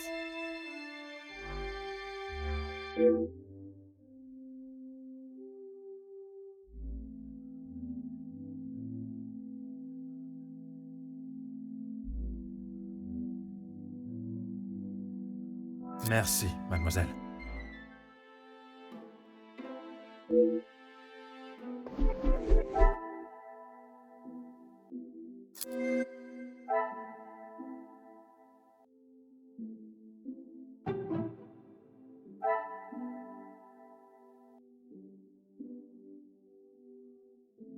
I should not be surprised by my own skills of deduction.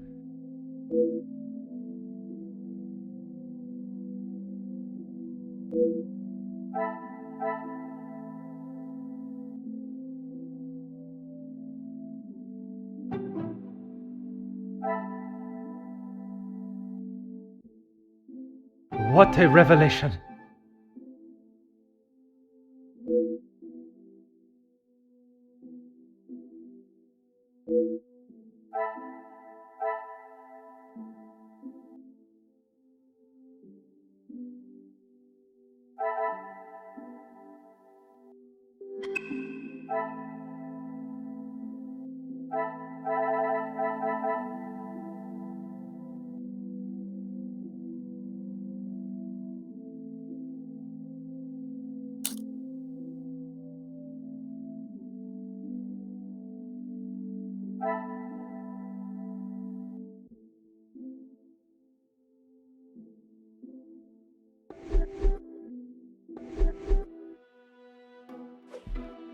Is there something you need, detective?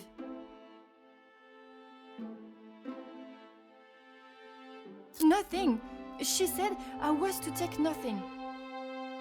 If it was not something she wished you to take, what was it? She wanted me to find out information about the family and Monsieur Hagen. Why did she request that? At first I didn't know, but when I heard about Mademoiselle Angeline being blackmailed, and then the Major, I knew she had used what I found.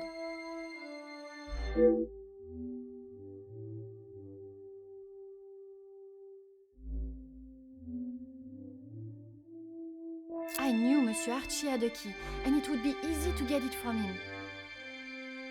You knew that the Major asked Monsieur Sterling to access the safe from time to time, and if anything was ever discovered missing, he would surely take the blame. I never took anything. I only told the Countess what I had found. And that was? About Monsieur Hagen and the Madame's relationship, and Angeline. I'm sure the Countess was pleased to hear such valuable information. She said I had done a good job, but I needed proof. That's why I went back and got the letters last night.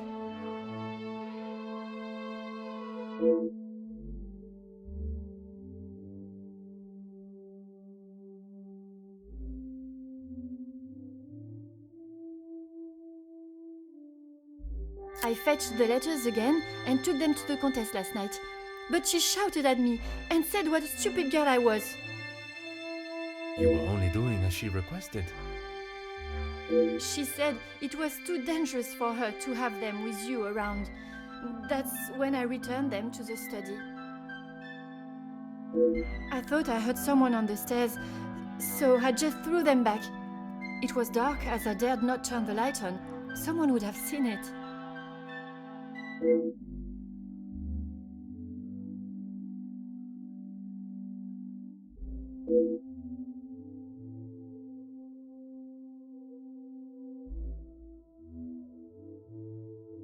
Merci, mademoiselle.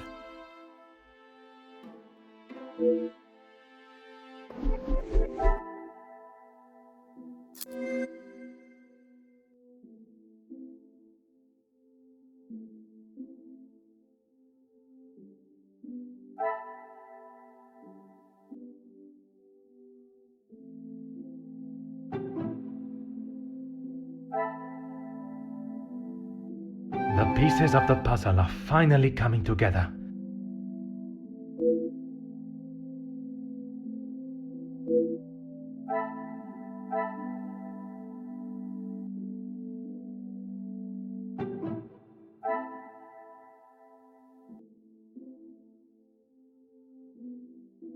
things are beginning to become clearer.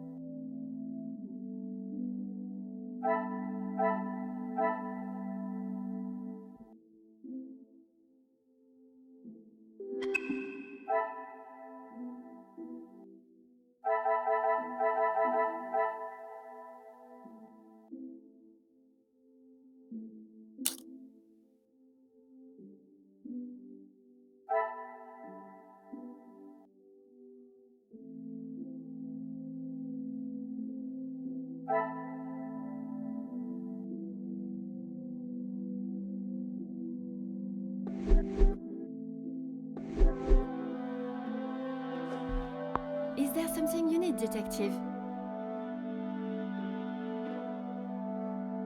That's all, I swear.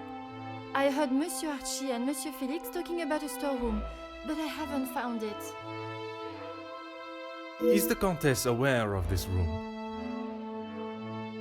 I told her it was somewhere in the house, but I didn't know where. She wasn't happy with me that I hadn't found it yet.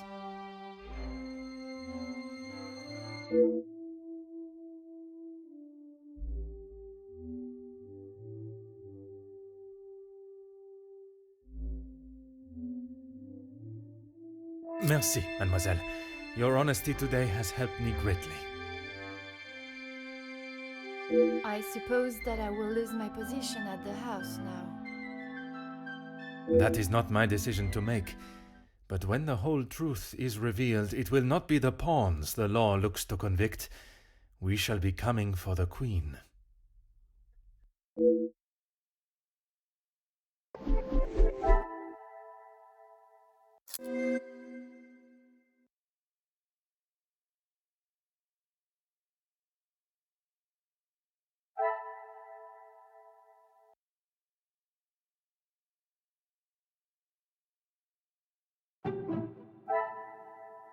The pieces of the puzzle are finally coming together.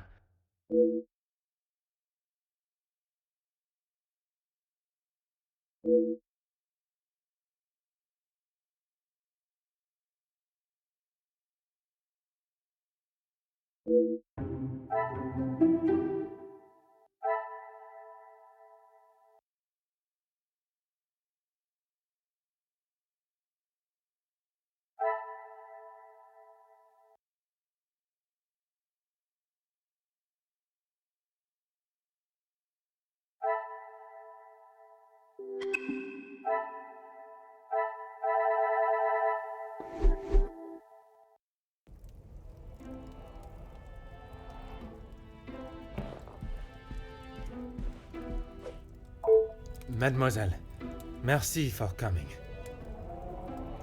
Have you had a breakthrough, detective? I have. Finally, I have the news you have awaited. Please, detective, don't hold me in suspense.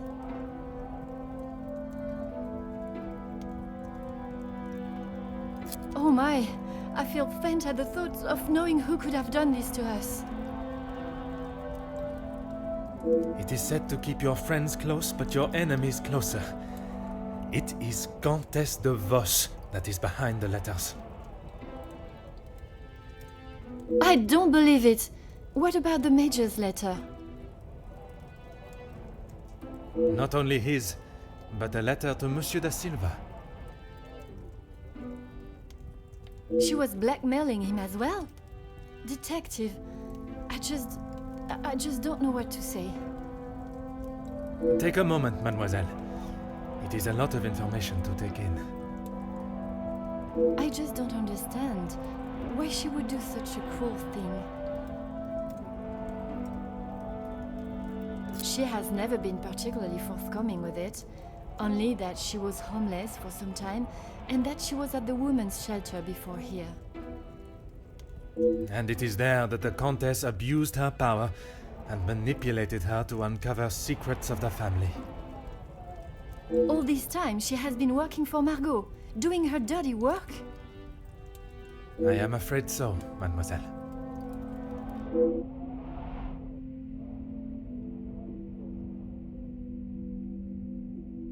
Is Maman aware? You are the first I have told, mademoiselle. Next will be the authorities. I'm afraid that we'll have to wait.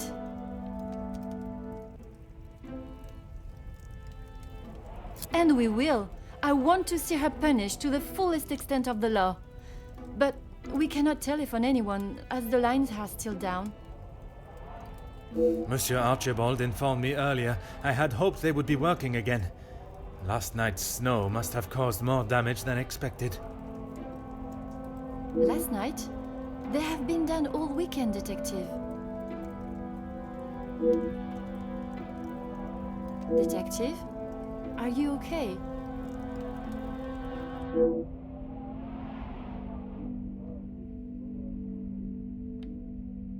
Detective Poirot?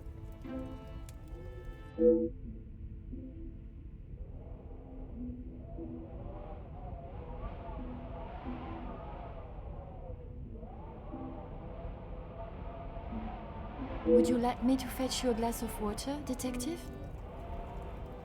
My apologies, mademoiselle. I was taken by surprise for a moment, but I have regained my composure. A glass of water is not required. Would you excuse me? Merci, mademoiselle.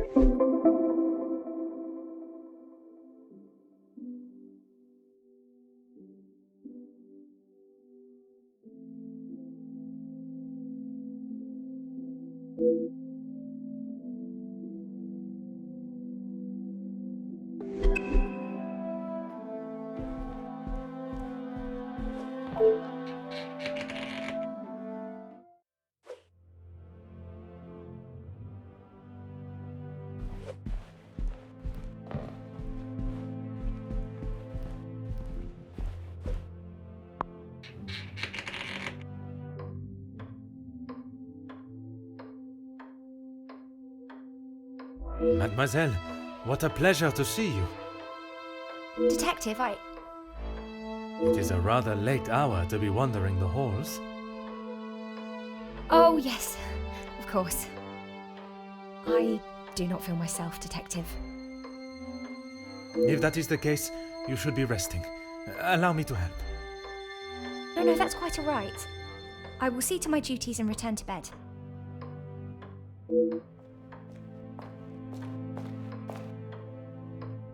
Lizzie! Excuse me, Elizabeth. Lady Van den Bosch has been waiting for some time now. Oh, yes. Sorry. Detective Poirot was just... I'll see to the detective. You just head on up. Off you go. Good night, Detective. Bonne nuit, mademoiselle.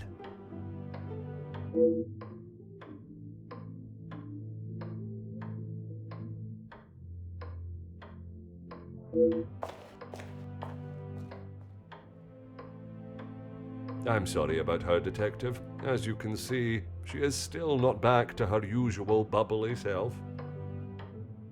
This weekend seems to have taken quite a toll on her. She'll be right as rain in a couple of days. Now, what can I help you with? As if by magic you appeared when needed.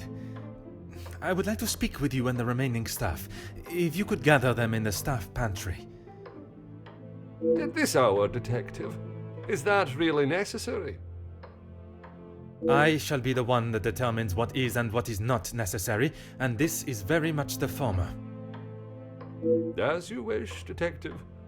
I'll see if Inge has finished preparing for breakfast. And Mademoiselle Rihanna? Yes, of course. I'll fetch her from the kitchen. Elizabeth may be some time with the lady of the house. Perhaps you'd like to start with us? Very well. I shall speak with Mademoiselle Elizabeth when her duties are complete. While I am gathering the staff, Mr. Beckers is in the library. If you wish to join him, I could bring you both a nightcap. I wish to keep a clear head, but there is something I wish to discuss with Monsieur Beckers.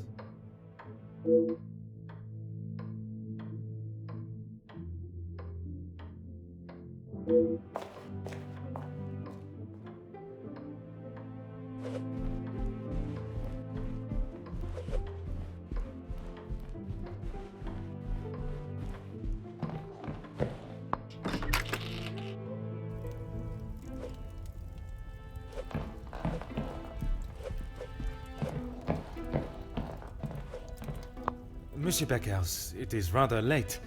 The other guests have already retired to their rooms. I didn't even see the time. It's easy to lose oneself in a library this impressive. That is something we can agree on, monsieur. I suppose I should be heading? Un moment, monsieur. There are some matters that we must discuss. Oh, what is it, detective? I'm not sure what you mean. Her proposal to make you somewhat of a star, a figurehead for the working man. What would you call that? There was certainly no talk of making me a star. That is not the type of man I am. She wanted to write a piece on my work with the union, and I was happy to oblige.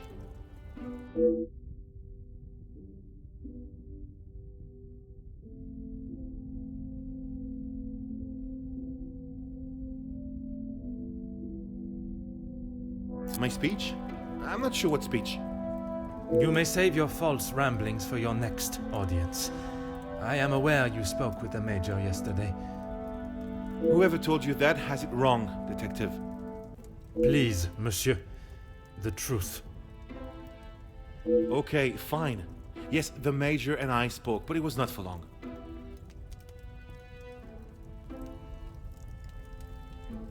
I was trying to convince him to speak with Ernesto. It's time we brought the strikes to an end. And that was best approached by a shouting match? He wouldn't listen to what I said.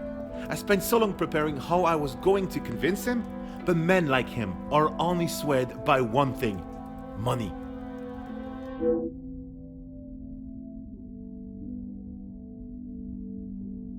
It is said that money is the root of all evil, but it can also be a rather powerful bargaining chip.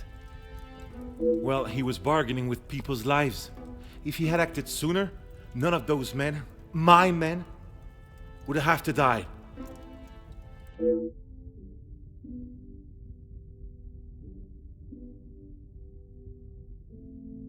A deal?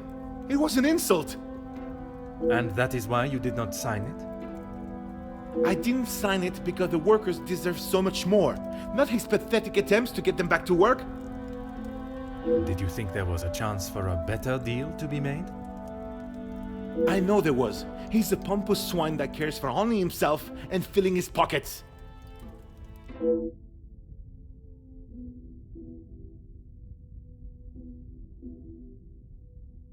Mademoiselle Conrad can be quite convincing, can she not?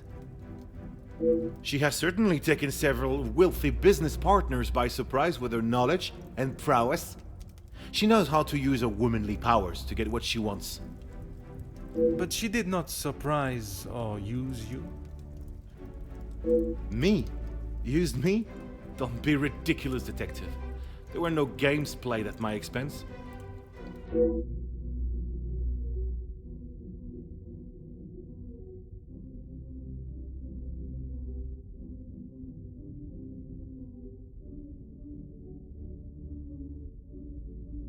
No, she just reminded me of what I was fighting for.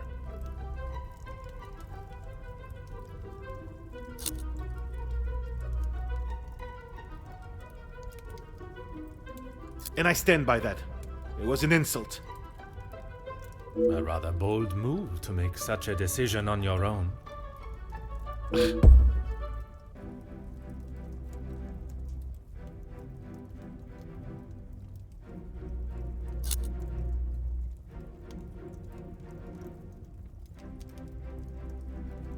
I may not be perfect, but I've done everything I can. Your efforts fell short in every respect. You claim to be the voice of the people, but you care about no one's voice or benefits but your own. It's not as easy as just signing a piece of paper, Detective. It is a heavy weight to bear on one's shoulders. I consulted with others. You yourself spoke of Mademoiselle Conrad's cunning in business. And I told you, I was not one of her targets. Tell me then, what was it she reminded you of? The acclaimed man of the people you would be known as if you pushed the factory owners for more? It wasn't like that at all. From where I am standing, it was she that was manipulating the terms of the deal, and you in the process. You were merely her pawn. Okay, yes, I know. I shouldn't have listened to her. But what else could I do? Remain an unknown my whole life? I didn't mean for anyone to get hurt. It may not have been your intention, but we both know the result. You rolled the dice with those men's lives for fame, and you lost.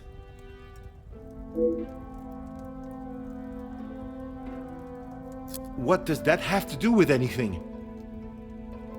I have often wondered about the competition siblings face in a large family. When you're young, it is the best feeling to know you have family that will stand by you, without even being asked. It is not until everyone starts carving their own path that you realize you're walking yours solo, and those that were beside you are now miles away. My older brothers were the athletes of the family. They both played soccer, and were the infatuation of every teenage girl. I'm sure you have seen the type. Oui, monsieur, but I can assure you that was not I. Then there was me. Quiet, timid, a shadow of the Baker brothers. My voice and very presence was forgotten and ignored. Nothing I could say or do would ever reach the bar they had set. But I always knew I was destined for great things. Years passed, and now that I no longer stood in the colossal ombre of my brothers, I could become my own man. When the position of union leader was posted, it was my chance to finally be heard. You hear politicians speak of the little or the common man? Well, that was me. And I knew what we wanted and what we needed. When I spoke, others listened. I held their gaze with a sense of pride, a sense that what I was doing was for the greater good. It was supposed to be my crowning achievement, lead the men to victory over the money-grabbing oppressors. But instead, all I did was lead them to their deaths. Monsieur, it was not at your hands that these men died. The blame cannot lie solely on your shoulders. Those responsible will be punished for their crimes. That you must trust.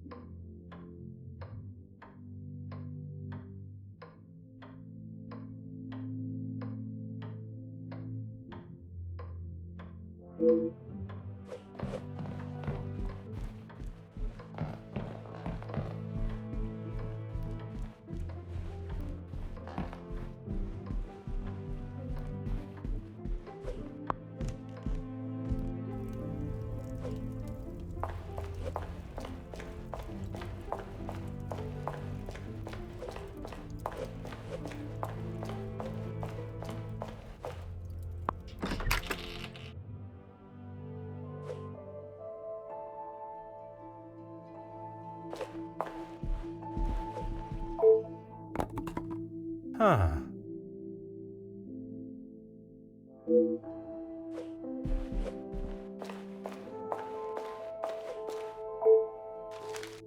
Ah.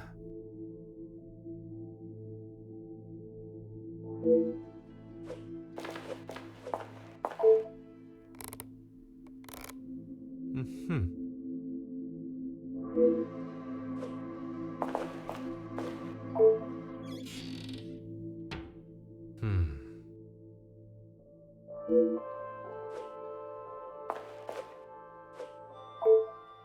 Oh.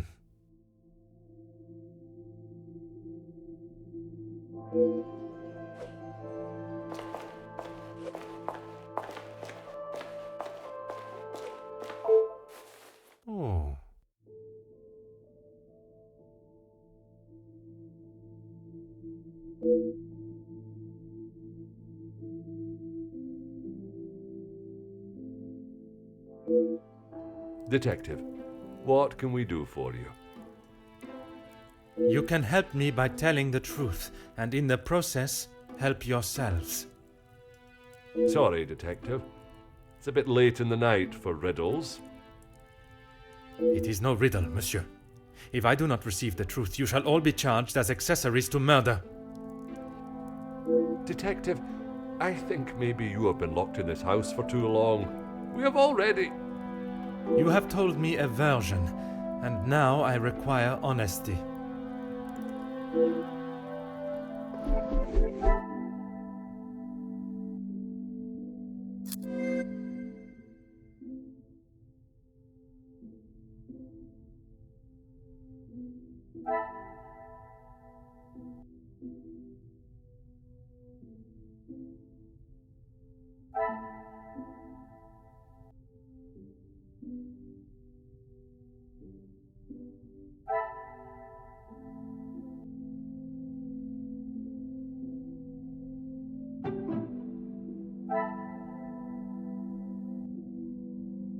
Things are beginning to become clearer.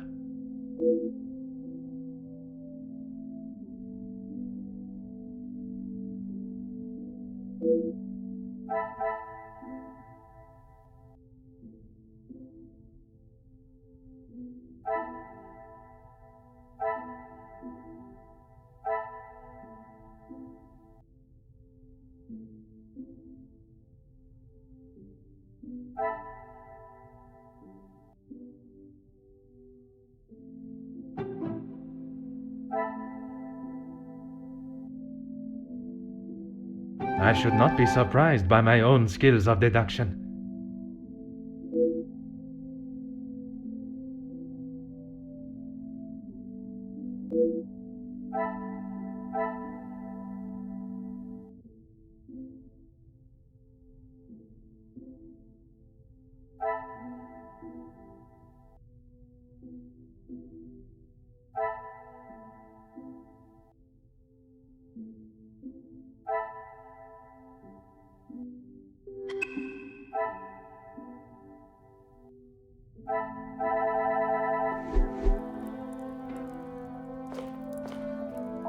Monsieur Sterling, is there anything you would like to add to your story? I'm not sure what you think I have done, Detective. Let us not string out this charade any longer.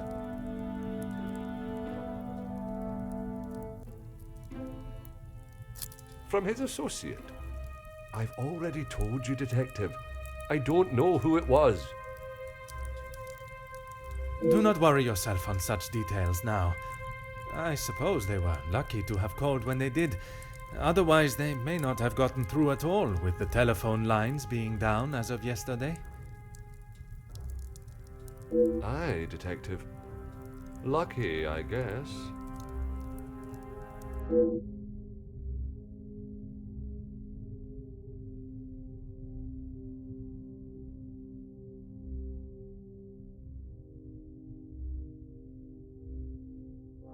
Whiskey?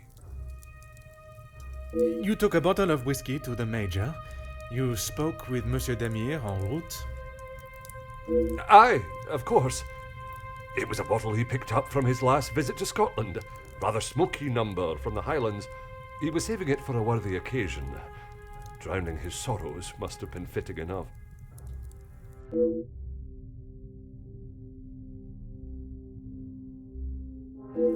Or was it the one from the West Coast? You'll have to excuse my memory, Detective. It's not what it used to be.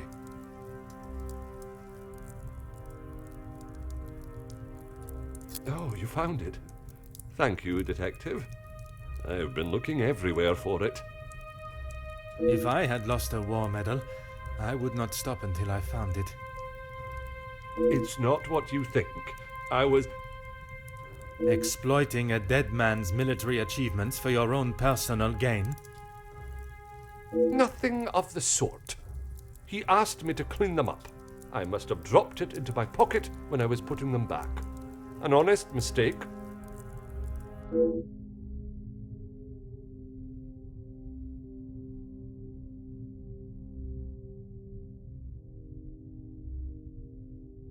I wouldn't know. Probably. Your father was in the military for many years. That is what you told me. He was. And your family still keep his medals? They were sold. And why was that, monsieur? Is my family on trial now, Detective?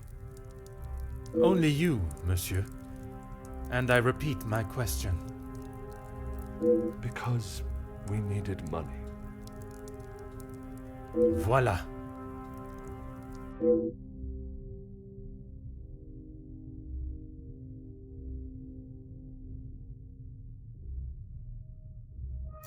No, he keeps them safe with some of his old military documentation.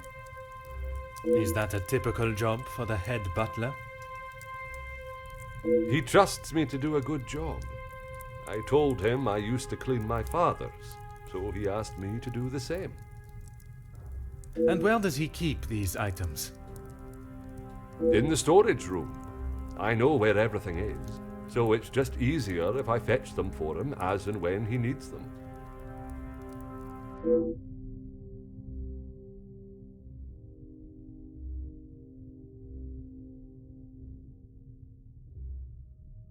It's certainly better than my last.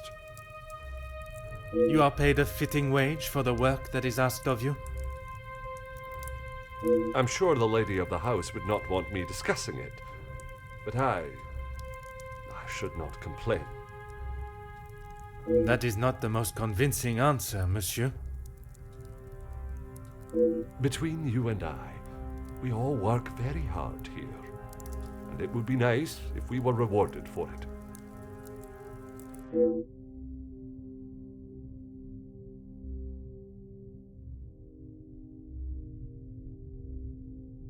Please don't go anywhere. If I require more information, I shall call on you again.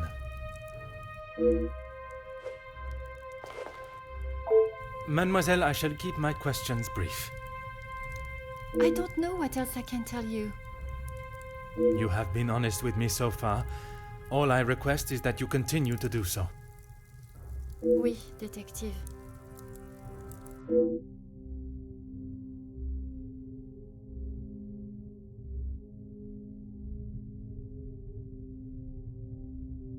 It was frantic in the pantry.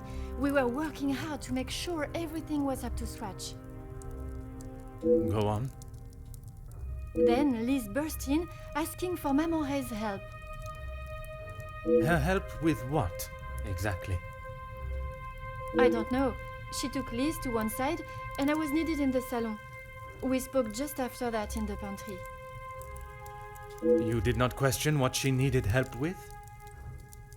I was too busy. I love Liz, but she sheds a tear at almost everything these days.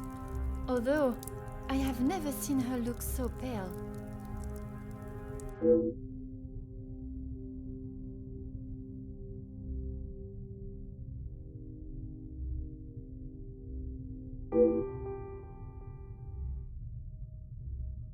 Merci.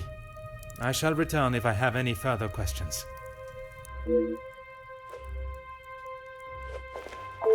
Mademoiselle, I shall be as quick and precise with my questioning as possible. Okay. What do you need? Merci. He was a good man.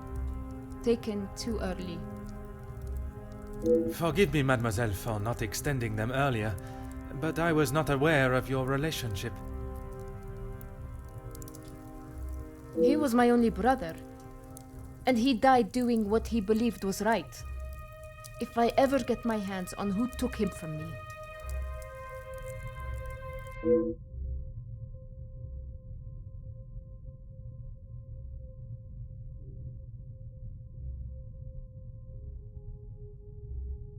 You say the riots, but it was the strike he was part of. They started the riots, not the workers. By they, you are referring to the security forces. They were brought in to keep the peace. Security, huh? They were brought in to make an example of them. It was all peaceful until they arrived. Why would they need to make an example? So that the workers would stop rallying. No one is going to go on strike if they think they'll get killed. The security you talk of were armed and ready. The workers were pigs to the slaughter. What chance did they have?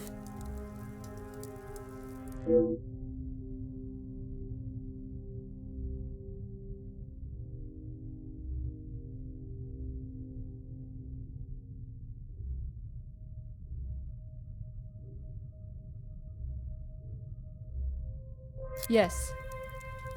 This was before or after Archibald took him a bottle of whiskey. Before. You are sure? It may have been after. The whiskey is kept in the cellar with all the alcohol. It is. Then you must have noticed him going into the cellar and returning with a bottle through the pantry, no? Yes, I suppose I did. It must have been before then.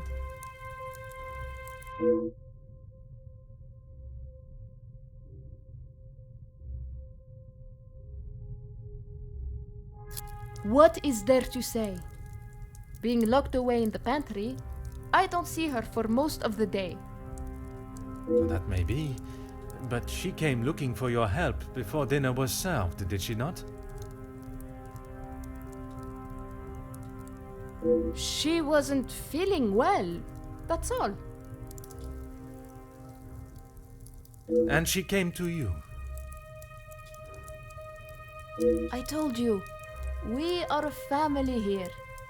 The girls come to Mama Reh if they have a problem, and I fix it. When I saw her earlier, I must admit she was not looking herself. Perhaps I should check on her. No! Just leave the poor girl.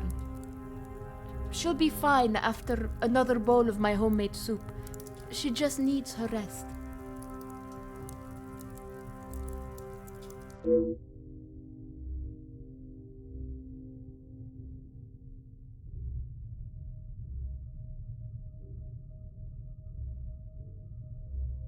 Merci, mademoiselle. That is all for now.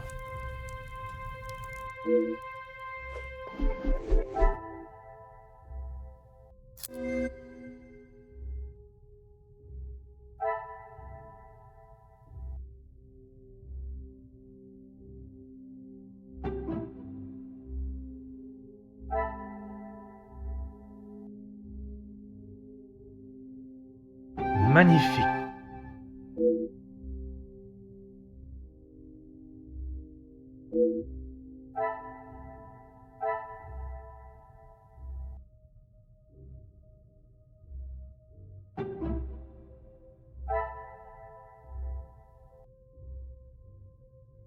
What a revelation!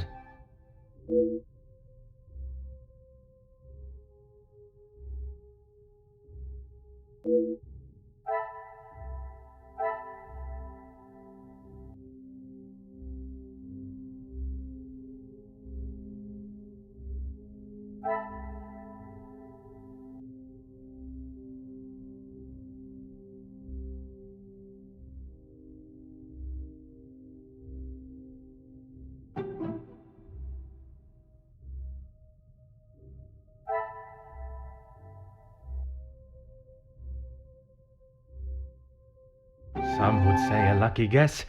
I would say a moment of genius.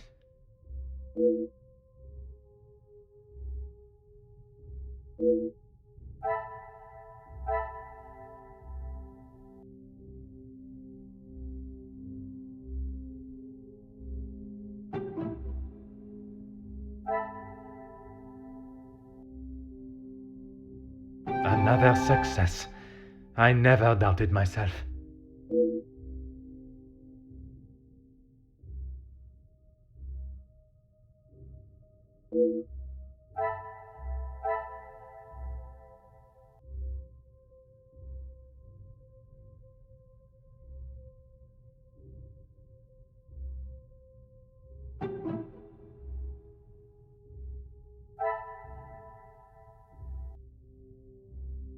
The pieces of the puzzle are finally coming together.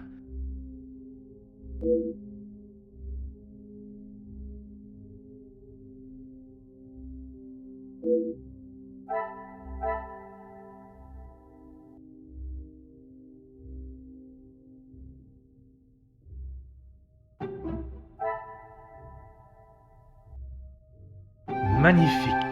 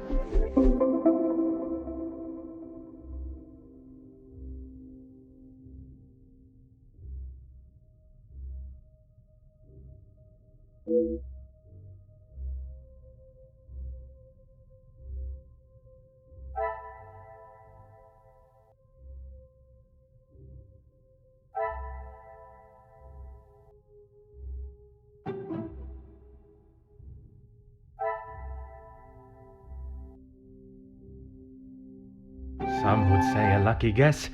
I would say a moment of genius.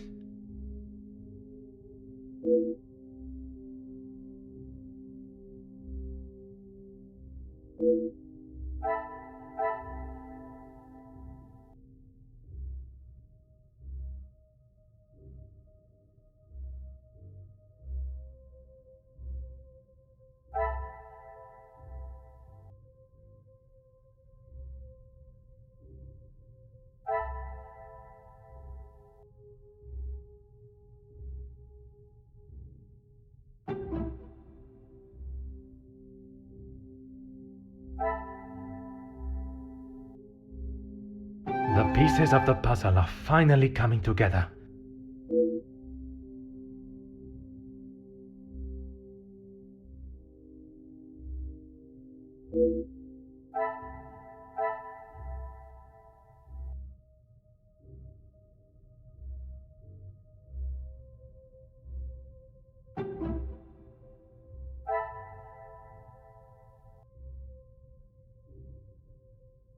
Another success. I never doubted myself.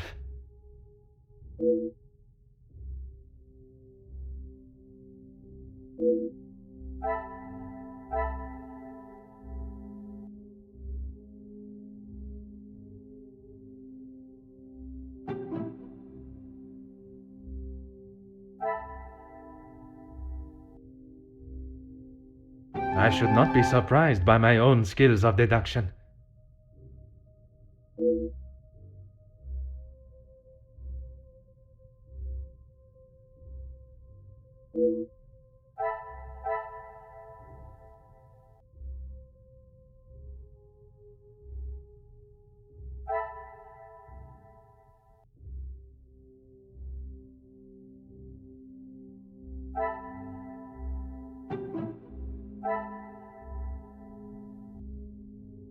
Things are beginning to become clearer.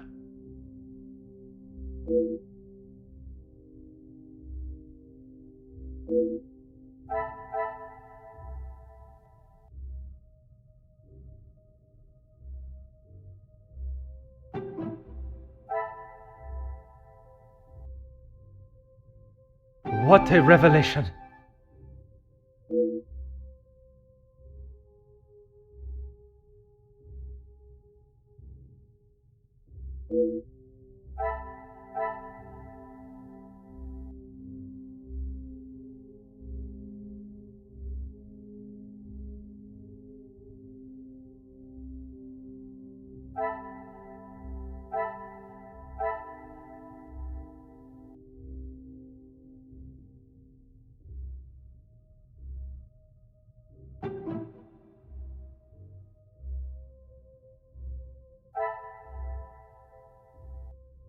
Some would say a lucky guess.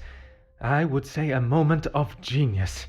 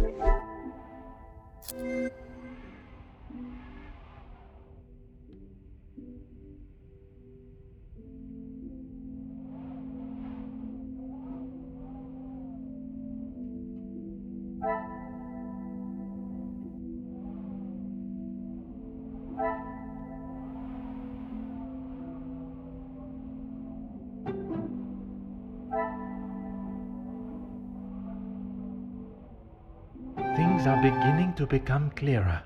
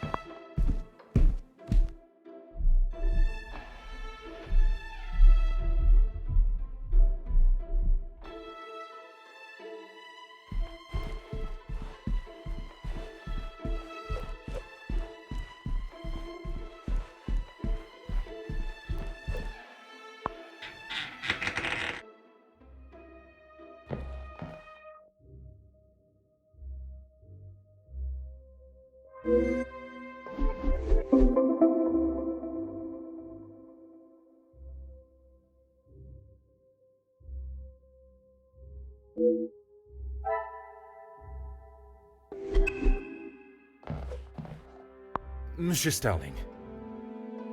Oh, Detective, I was just... Please, I eagerly await to hear what reason you give for being in the storage room at this hour. A butler's job is never... I am no fool, monsieur. You have spun enough stories this weekend. Honestly, Detective, you don't trust anyone. And with good reason.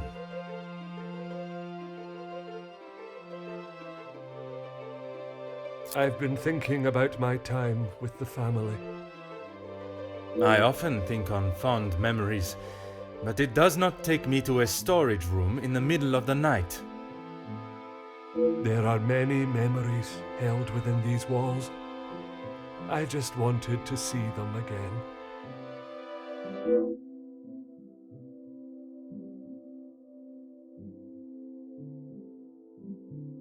I didn't realize the noise I was making.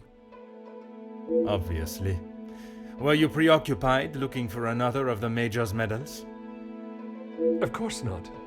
I already explained. No, monsieur. You attempted to dupe me again into believing one of your stories.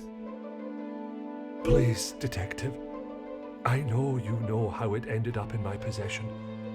I was just trying to get some extra money together to send home. I can't lose this job. If Lady Van den Bosch found out... Theft of a medal would be the very least of your problems.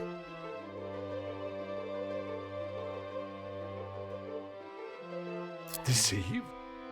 I'm sorry that I lied to you about the medal.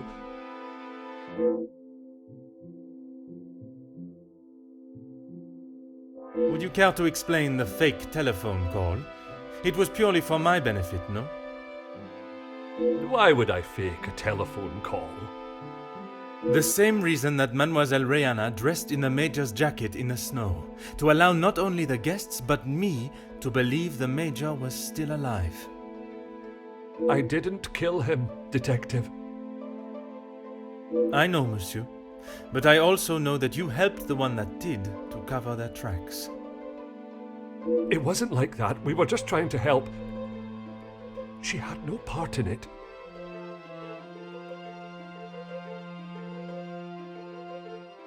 You never let on. How long have you known it was her? Monsieur, I am Detective Hercule Poirot. I only show my hand when I deem it necessary. You will be taking her away then? She will stand trial for what she has done. But you don't know the full story. She is just a servant in this house. If she is arrested, that will be the end for her. If Mademoiselle was only protecting herself, as you both have claimed, she will surely be found innocent.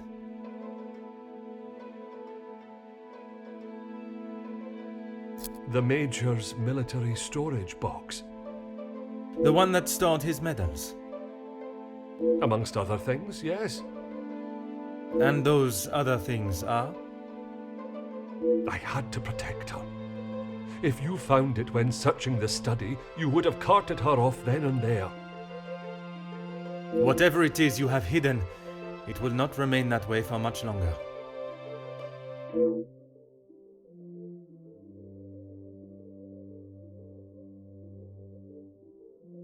I need a moment.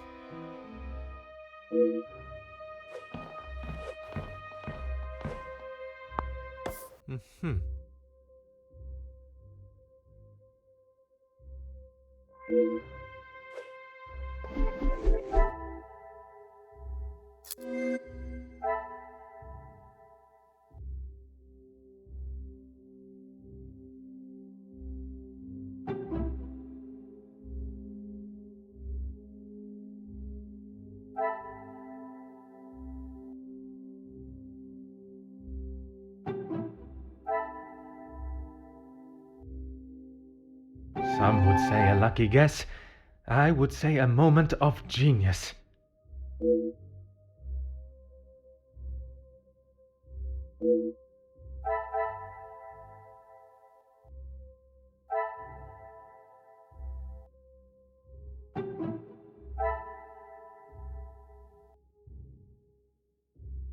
Things are beginning to become clearer.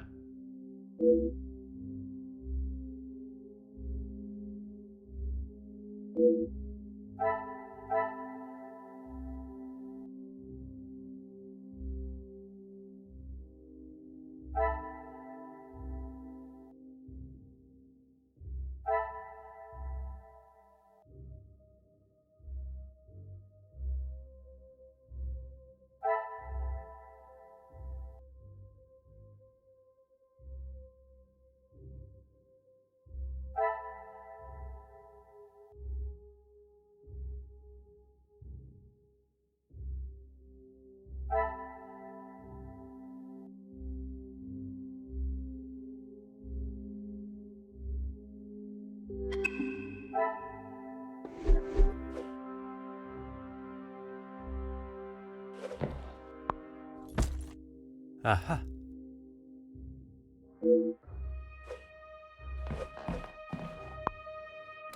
Oh.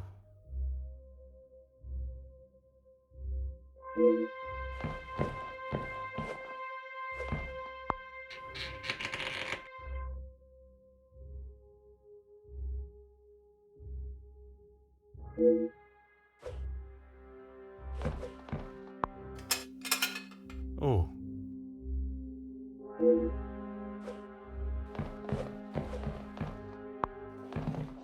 Hmm.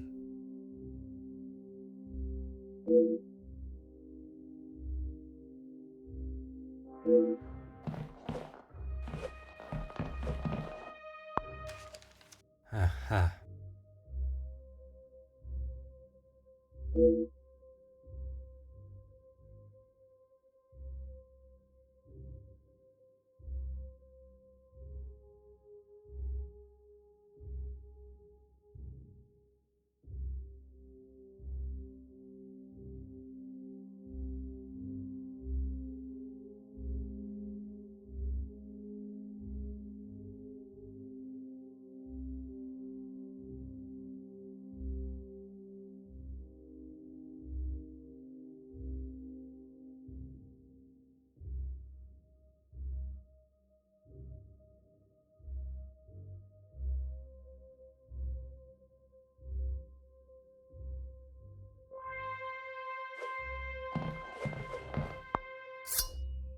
Huh.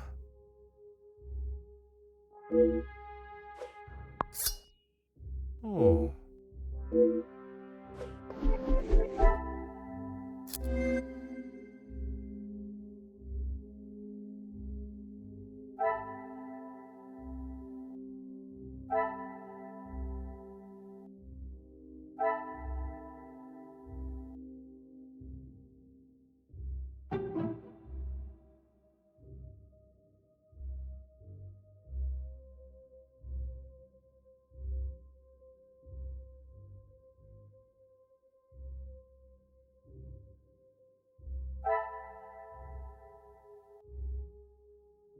What a revelation!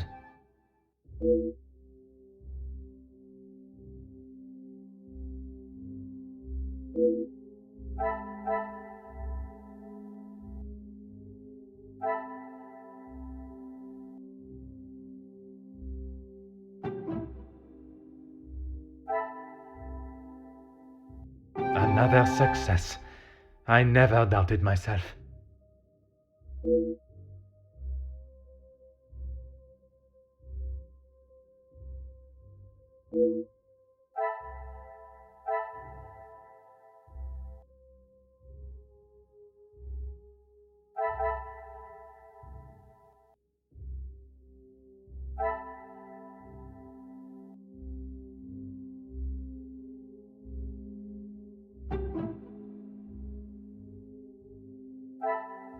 The pieces of the puzzle are finally coming together.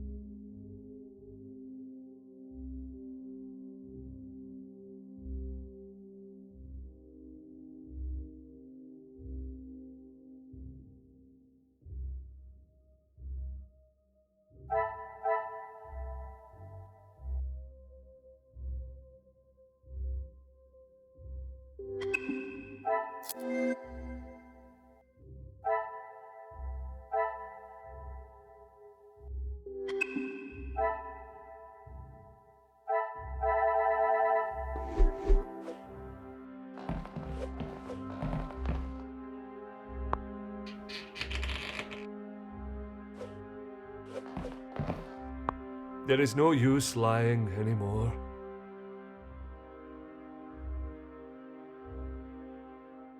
He always had his regiment lighter that he received in the war on his person.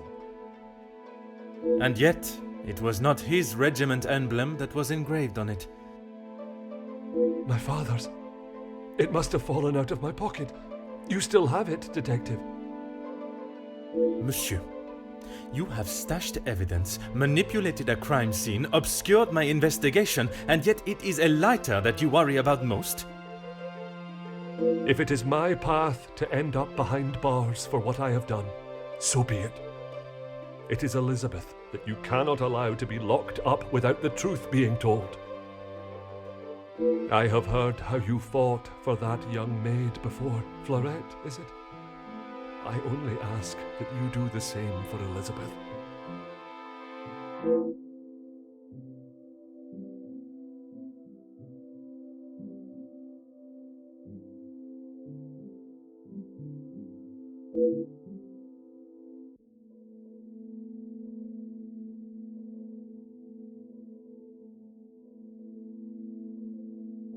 You found it.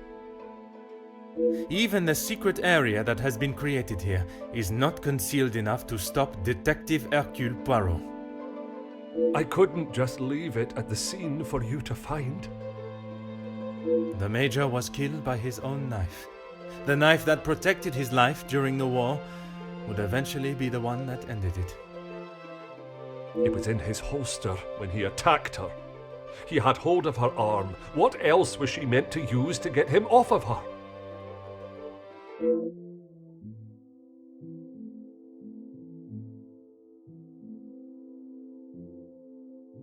She didn't plan any of it, Detective. She was only defending herself. That is what Mademoiselle told you? She did, and I believe her. You think you knew the Major, but you had no idea. He was a monster and had more secrets than all of us combined. That may be true, but that does not excuse what she has done. Put yourself in her shoes for a minute. If a man like that had attacked me the way he did Lizzie, I would have done a lot worse to him.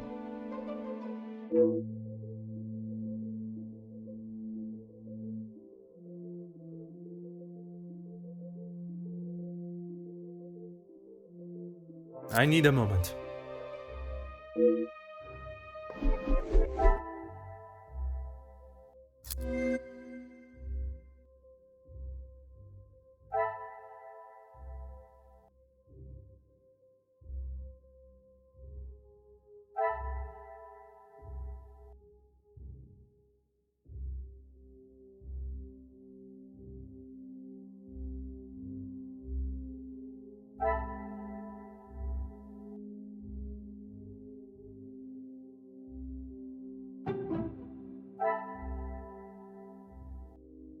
I should not be surprised by my own skills of deduction.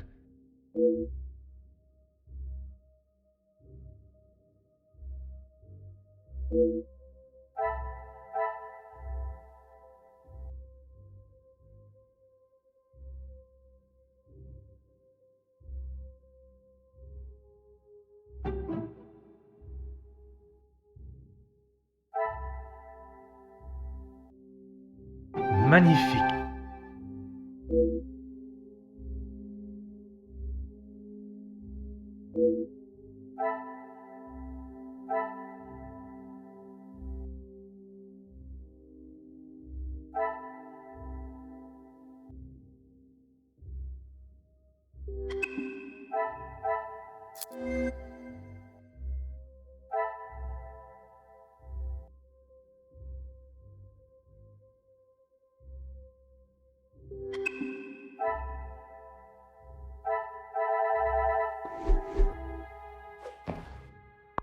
There is no use lying anymore. When you asked me yesterday about seeing someone out there, I thought the game was up. That does not explain what you were doing out there. When Lizzie took me to the study, the knife was still in the Major's chest. and I knew I had to get rid of it. I dropped it out of the window, knowing no one would be going outside. It was fine for the time being, but I couldn't risk it being found when the snow melted. So you collected it under the cover of darkness and stowed it away in here where you thought no one would find it. After your questioning in the pantry, I knew you were onto something, and I couldn't leave it here. And where did you plan on moving it to? Honestly, I don't know.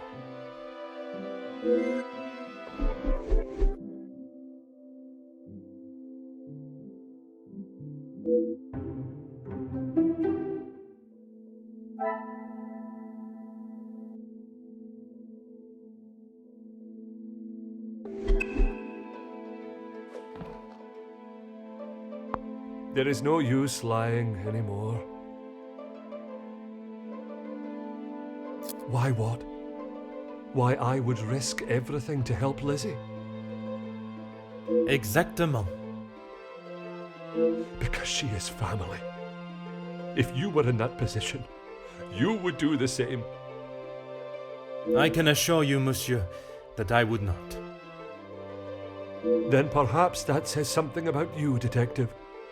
I would do anything for her, for any of my staff.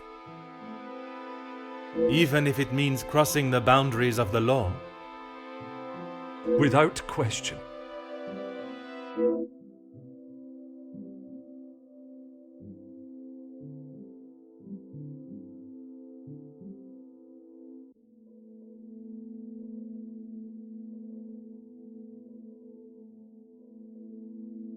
Aye, detective, but please, you have to help Lizzie.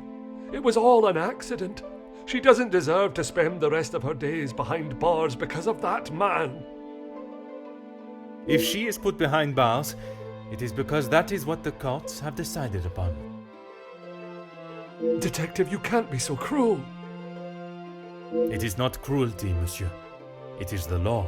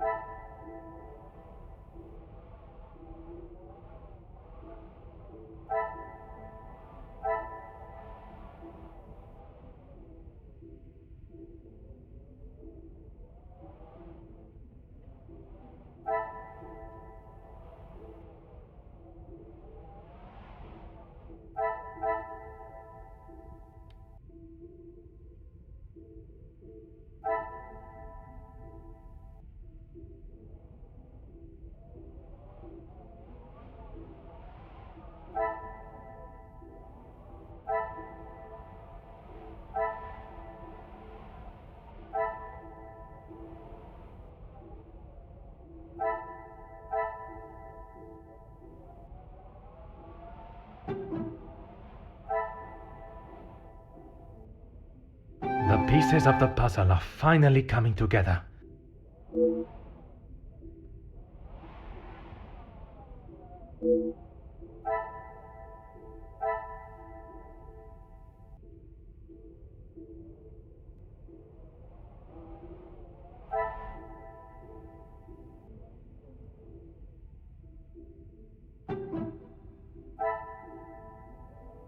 Magnifique.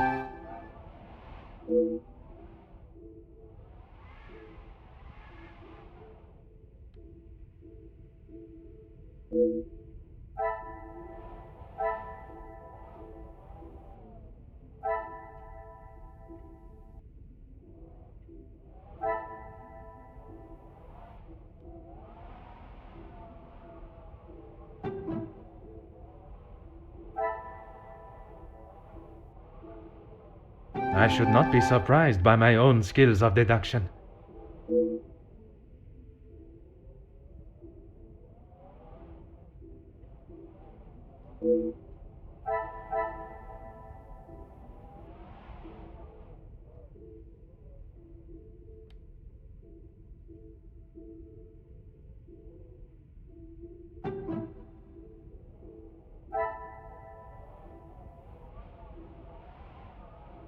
What a revelation!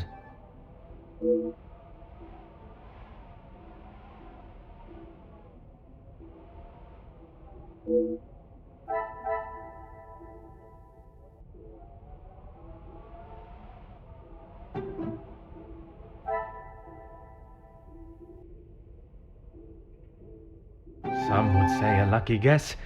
I would say a moment of genius.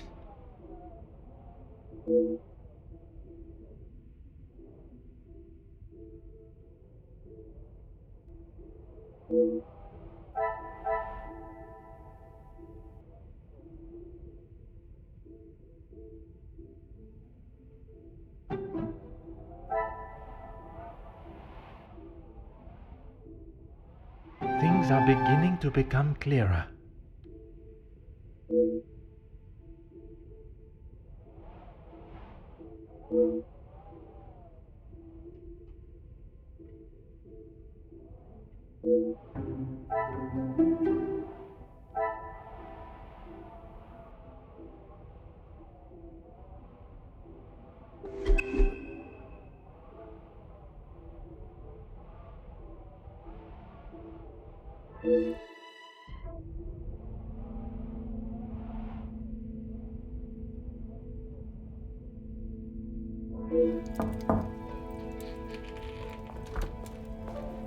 Detective Poirot, I'm glad you're awake. Bonjour, mademoiselle. It has certainly not been a night of peaceful sleep. There is something that we must discuss. Please, detective, I'm not sure I can take any more surprises like last night. I'm afraid this may be the most upsetting of them all. You have found Felix's killer, haven't you? I have. And the guilty party will certainly come as a shock. Detective, please. It was Mademoiselle Elizabeth that was behind the Major's death. You must be mistaken. Elizabeth could not do such a thing. I assure you I am not. It is something I spent much of last night deliberating.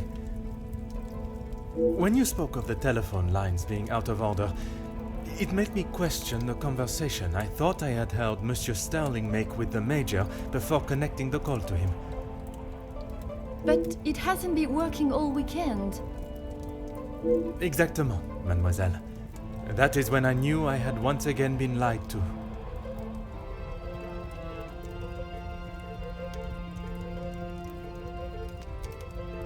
She was meant to be resting in the staff quarters. She has not been well.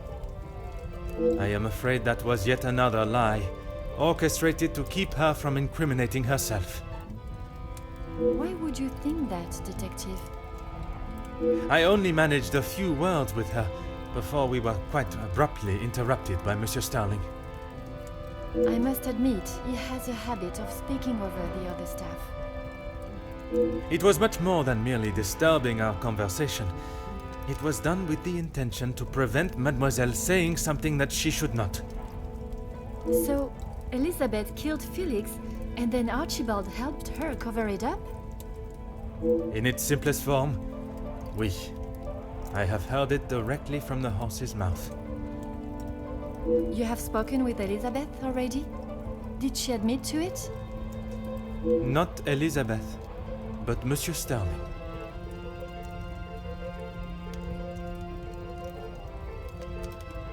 I wasn't. What were you doing in there, detective? It was Monsieur Sterling that I found in there. I was taken by some surprise to hear anyone awake at that hour. What on earth was he doing? He claimed he was merely reminiscing of his time with the family. You don't believe him? It did not take long for me to uncover the truth of why he was there, and the location of the Major's murder weapon. Hidden area? A room that held all of the Major's secrets. I had no idea. Did you discover the reason for his blackmail? I did. Were you aware he was dishonorably discharged from the army? Dishonorably? What does that mean?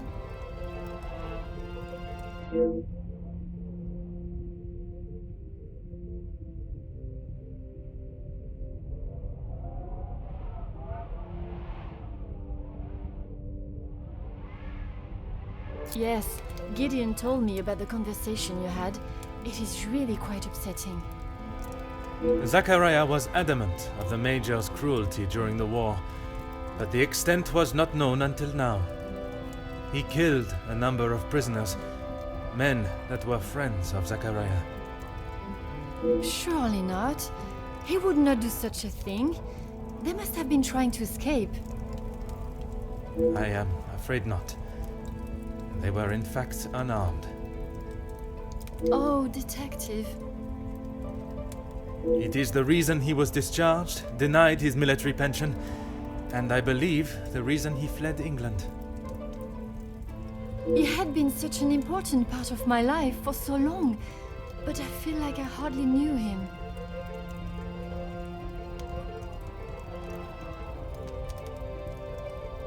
In a sense, you said it was she that killed him. It was her hand that held the knife, but he was quite insistent it happened in self-defense. In all of the years I have known her, she has barely even raised her voice. I cannot believe she would do something like that out of malice. The whole truth cannot be known until Mademoiselle Elizabeth has told her story.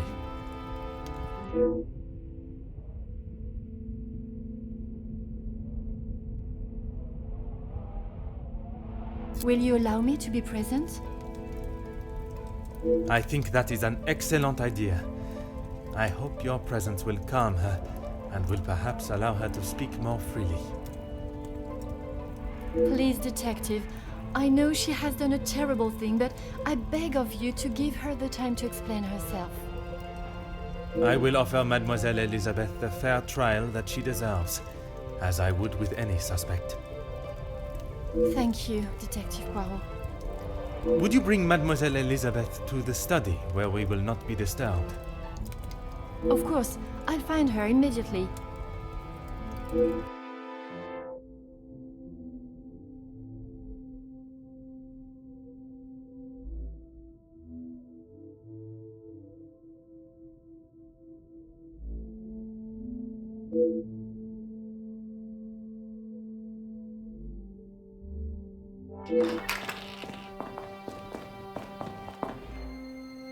Mademoiselle Elizabeth, merci for joining us. Miss Angeline said you requested to see me urgently. We have some serious matters to discuss, and I would like to waste no further time. Oh, yes, Detective. Still not quite myself. I was surprised when Monsieur Sterling hurried you to assist Madame Vandenbosch last night. I should not have avoided my duties for so long. The house does not stop because I'm feeling a little under the weather. That is true, but you cannot be expected to complete all your tasks if you are not in the right frame of mind. Honestly, Detective, it was best for me to not sit and wallow anymore. Have you been able to uncover who the blackmailer is? The blackmailer's identity has been established, and they will pay the price for their crimes. Wonderful news, Detective! You can put it all behind you now. You must be thrilled. I would not say thrilled, knowing that such a close friend has betrayed us. Mademoiselle is correct. What I have learned over this weekend is that people are not always as they appear. While they may give an impression of being a friend or ally, they can in fact be something completely different. And, what of the Major's killer? Well, mademoiselle, That is why I have asked you here now.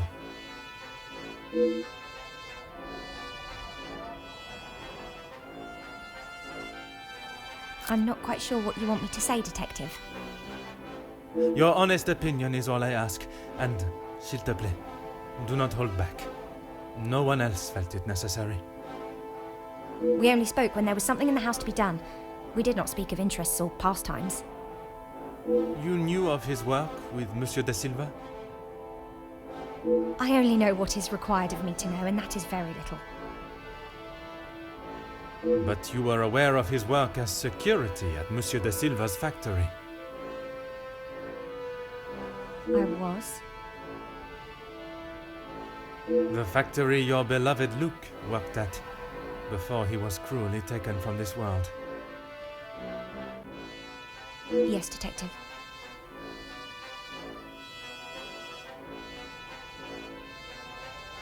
Yes, that is where he spent his last moments. Standing shoulder to shoulder with his fellow workers.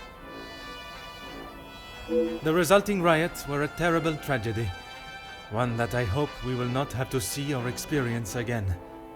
Something that could have been avoided had the Major and his team done what was required of them. Nobody deserved to die that day. Not my Luke.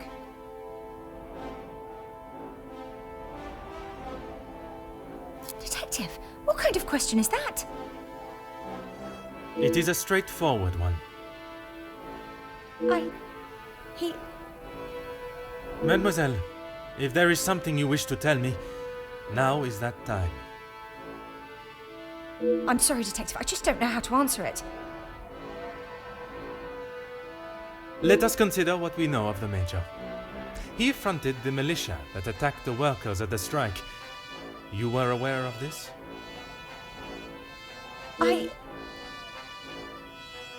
You finally had someone to blame for Luke's death. Someone conveniently located in the same house, alone in his study. No, Detective. It wasn't like that. Tell me what happened with the Major on the evening of his death. I was only in here trying to prove what I heard Mr. Beckers say. I was going to report him, I swear. Miss Angeline, you believe me, don't you?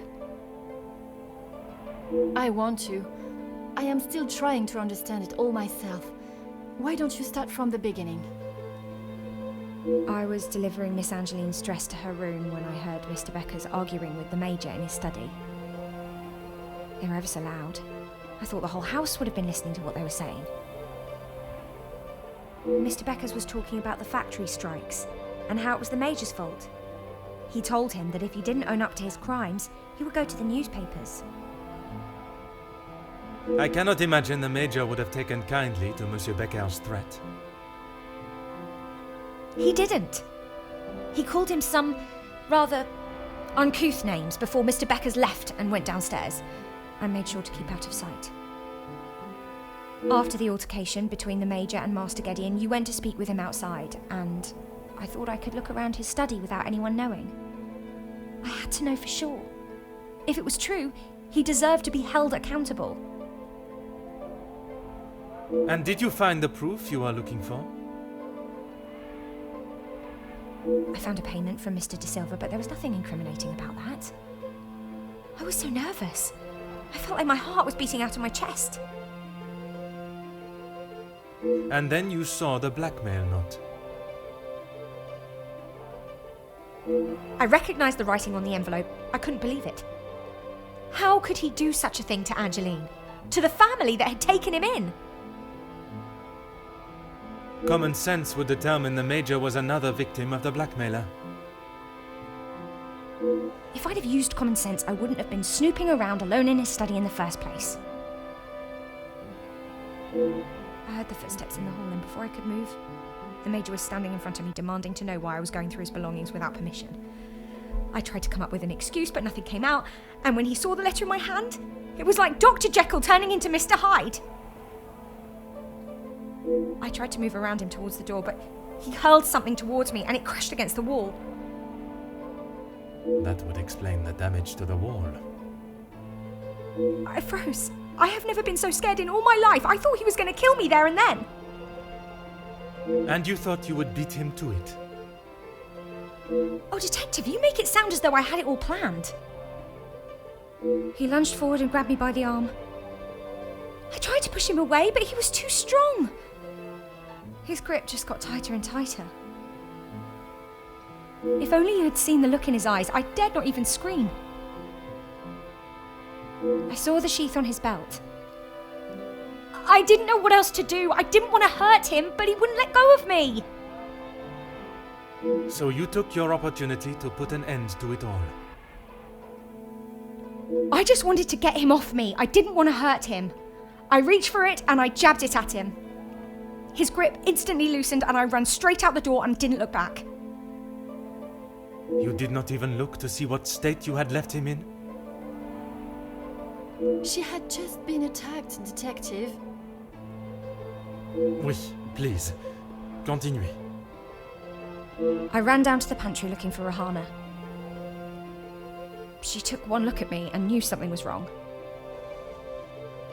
I explained to her what had happened and she went to find Archie. She said he would know what to do. We went back to the study and he was still lying there, motionless. Archie said that no one would believe me. That if someone like me killed someone like him, I would be sent straight to the gallows. He left the letter so you would find it. He said that if people knew what the Major was really like, then they wouldn't care what happened to him. So I am to believe that it was Monsieur Sterling and Mademoiselle Rihanna that cleaned the scene and orchestrated a plan that included a fake telephone call and dressing as the Major so that he may be seen. You had nothing to do with that. I swear I had no idea that is what they had done. Archie just told me to stay out of sight. I am no master criminal. Then Monsieur Sterling and Mademoiselle Rihanna will be charged for obstruction of justice and impeding my investigation. Please, Detective, they were only trying to help me.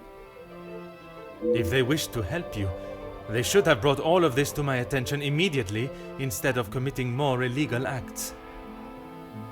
Surely you haven't forgotten what happened with Florette. She was only accused of stealing a bracelet. I killed a man. It is a day I have not forgotten, mademoiselle, even for a moment. Without your help, I don't stand a chance. Please, Detective Poirot, you are the only one that can help me. Oh, Elizabeth, why didn't you come to me? I didn't think you would believe me. I felt so guilty. And when it was announced yesterday that he was a victim of the blackmailer, I wanted to tell you everything. I came to find you last night, Detective, but Archie stopped me. I'm sorry.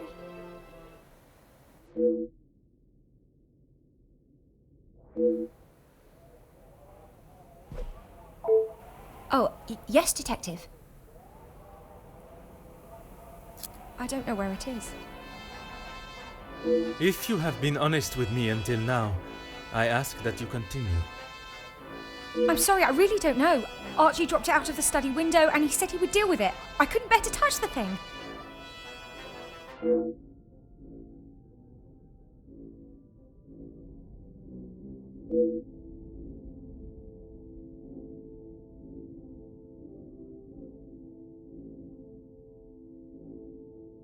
I need a moment.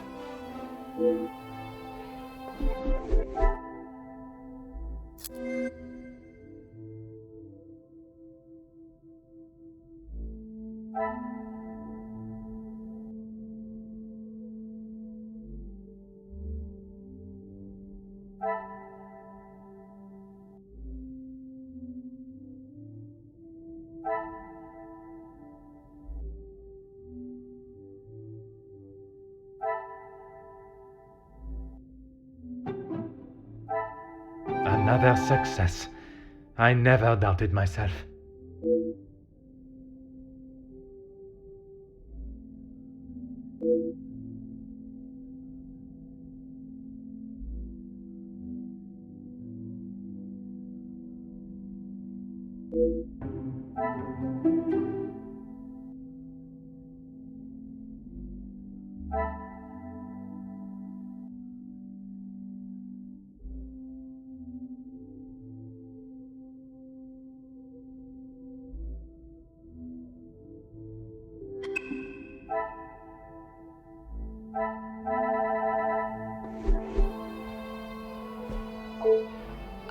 Yes, Detective.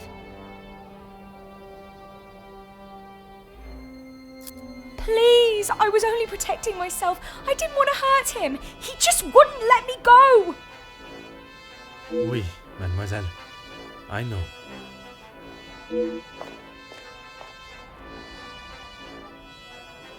Mademoiselle tells quite the harrowing story. I cannot imagine the Major acting in such a way, but Elizabeth could not make up such a story. After learning what I have about the Major's character this weekend, I would not question the lengths he would go to in order to keep his secret hidden. I know that you share a close bond with Mademoiselle Elizabeth, but you cannot allow your personal feelings to taint your belief of what took place. She has committed a terrible crime, but she will live with that for the rest of her life. She is not a cold-blooded killer.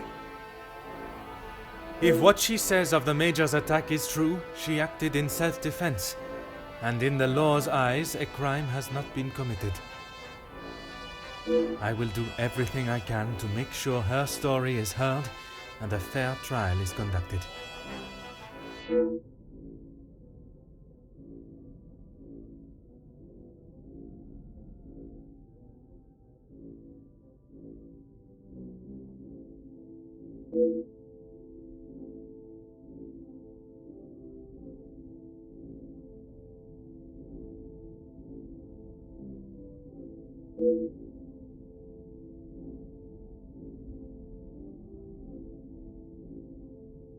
Mademoiselle, it is time I addressed the house.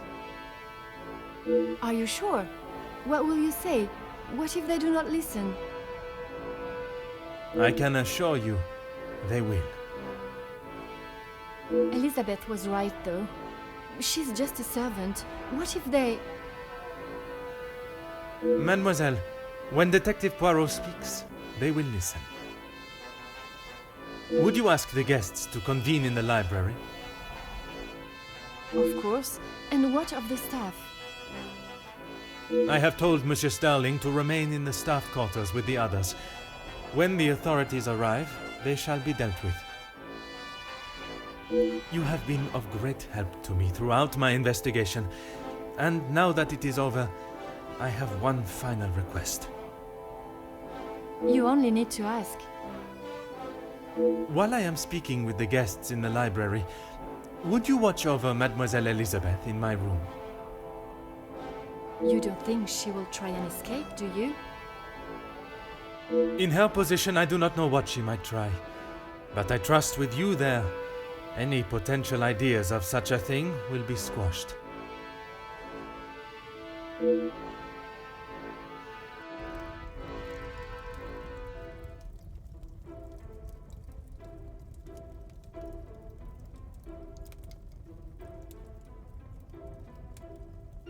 Detective, you have spent more time making us sit and wait for you than anything else.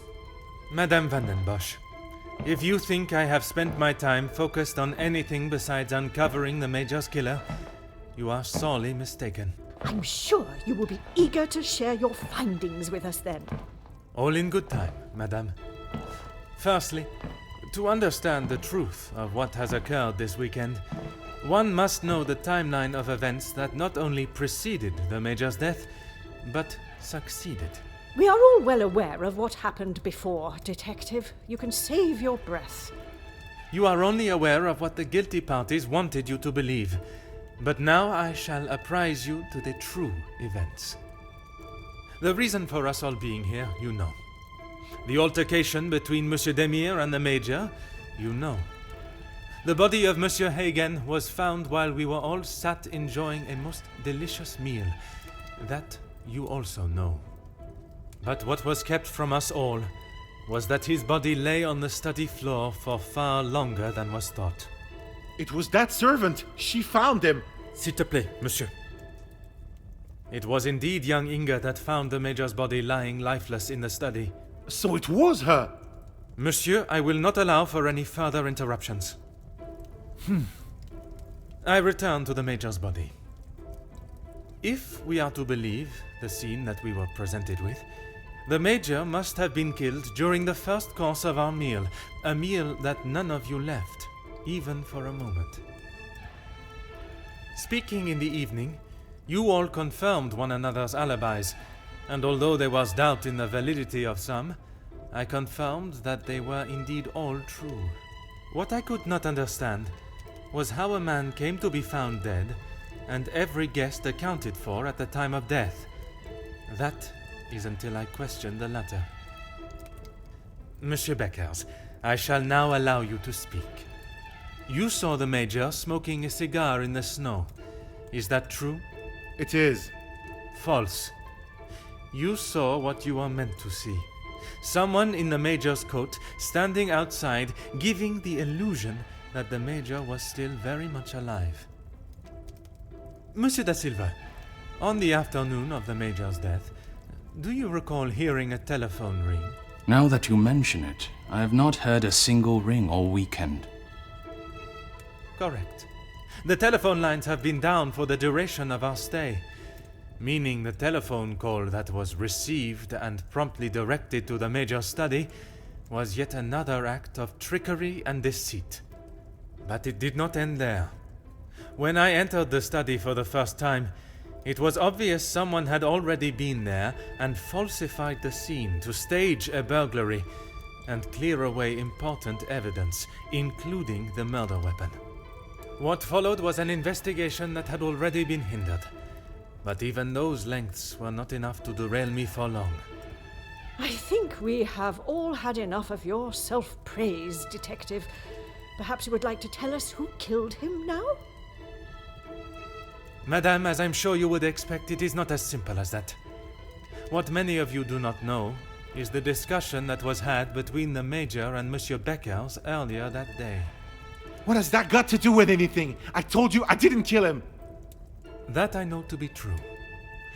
What you do not know is that it was not only his ears that heard your spoken words. I hope you are not implying I had something to do with it. No, madame. There was another. Mademoiselle Elizabeth. You are all aware that the Major was hired by Monsieur da Silva to front the security during the workers' strikes. What very few of you know is that it was the Major's order that instigated the vicious attacks on those unarmed men and resulted in numerous deaths, including Mademoiselle Elizabeth's fiancé, Luc.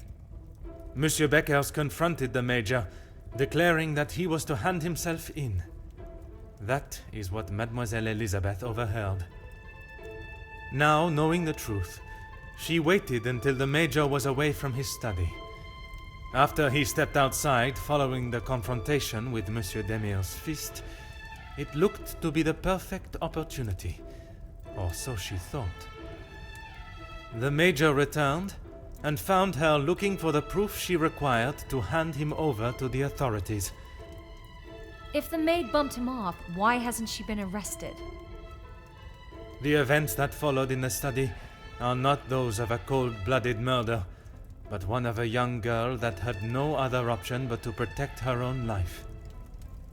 Sounds to me, Detective, like you have taken a shine to this young girl and would rather protest her innocence than arrest her for murder, the crime she has committed. Jeez, this is gonna make for a juicy story. Mademoiselle, I ask you this. You have seen the Major's anger before, oui? What if I have? How do you think he would have reacted if someone was to find proof that he had committed a terrible act, and that if made public, would surely result in his incarceration? Exactement. It is quite the story you have told, Detective, but all I have heard is that Elizabeth overheard a conversation blaming the Major for her fiancé's death, and she murdered him in revenge.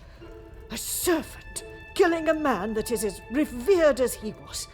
She will face the noose.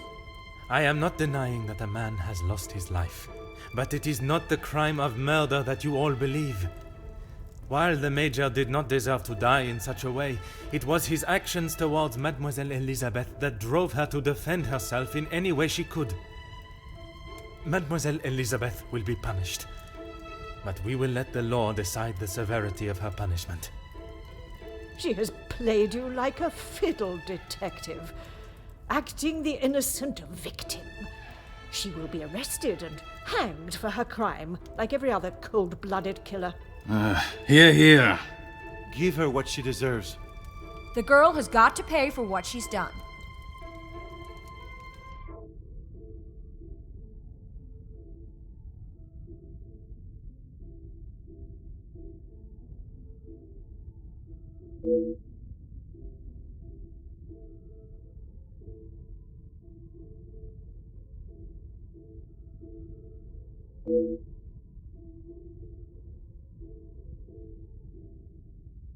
Those of you that are calling for the hanging of Mademoiselle Elizabeth, have you forgotten the roles you played?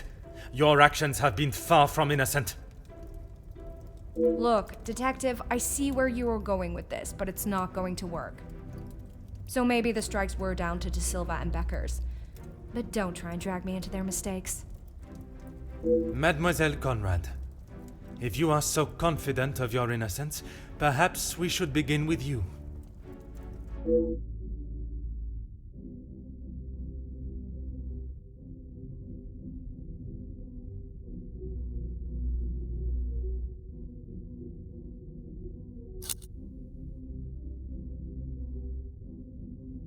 You don't need to imply it's only me that does. Ask any of my journalists, they'll say the same. Even if in the process people are hurt? You knew the situation surrounding the strikes, and only sought to swell the anger in people and create further chaos. Mademoiselle, you so often have something to say. Now is not the time for silence. You really are delusional. Maybe you should just keep your theories and claims to yourself.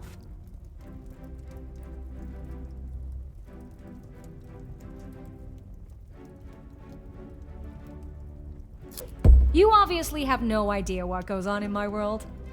I would say stick to honest police work, but it seems that it's not in your field either.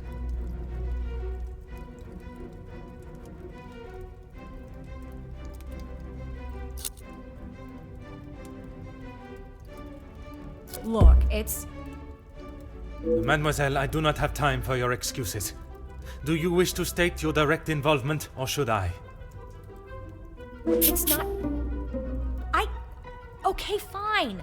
Yes, the story was going nowhere. There was a deal on the table, and it was going to be done and dusted. Everything you said is true. I wanted the story. The scoop that would have blown the others out of the water. I never wanted anyone to get hurt. But I can see what I did wasn't right. I didn't think you had this side in you. I can see now why Angeline asked for you personally. You're not like other cops. It's clear it's the law and doing the right thing through and through with you. If you say it was self-defense, I believe you. We can't just forget what that girl has done. It's not Jackie's fault, or any of ours, that she decided to do what she did. Monsieur Beckers, you are the last person I expected to defend Mademoiselle Conrad. We talked only last night, and correct me if I am wrong, but you have already declared the role you played. To me, at least. Yes, we talked. It's just not fair of you to attack Jackie like that, putting words in her mouth until she succumbs to your plan.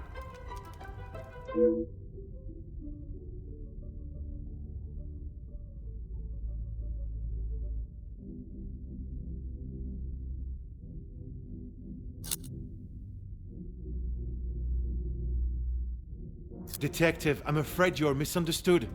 That is not how it was. It was not my intention for things to escalate as they did. I could not have predicted that would happen. Jackie was documenting everything to do with the strikes. She wanted our story to be heard and wanted to know how I was handling the negotiations. And they were handled by yourself? Naturally. If I cannot handle simple negotiations, I am not fit to be in the position I am in.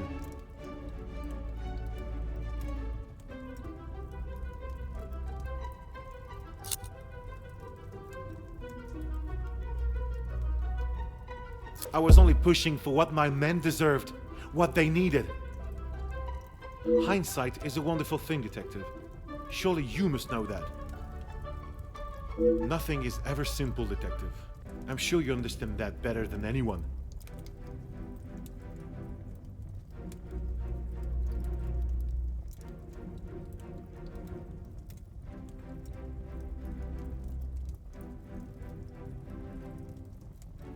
You're right, Detective. I have tried so hard to deny my part, but I know only too well that my decisions led to the death of those men. I know I cannot excuse what I've done. I just want you all to know that I am not a hateful or malicious man. I only wanted to prove that I was the right man. I have lived in other shadows for so long. I thought I would be able to finally step into the light and be the one that everyone remembered, not forgot. Monsieur da Silva offered me a deal and I turned it down. I thought I was doing right by the workers, but it was only myself I was thinking about. What more proof do you need? He said it himself. I made a generous offer to reach a resolution, and he turned his nose up at it. It was not that simple, though. An offer was made, but Monsieur Beckers and the workers would never have been forced into that position had their working conditions been satisfactory to begin with. This is outrageous! Do you plan on blaming everyone for doing their jobs? I suppose it makes you feel better about yourself, doesn't it?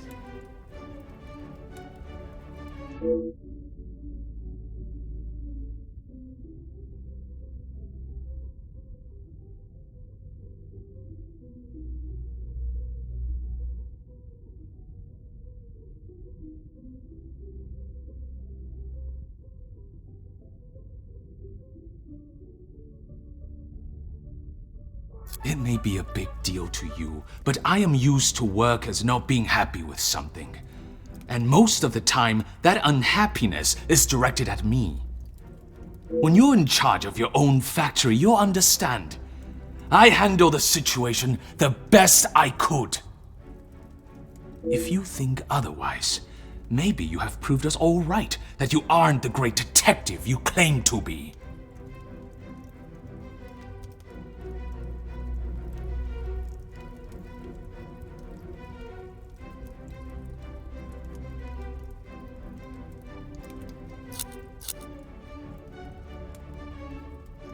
You said it. Anonymous.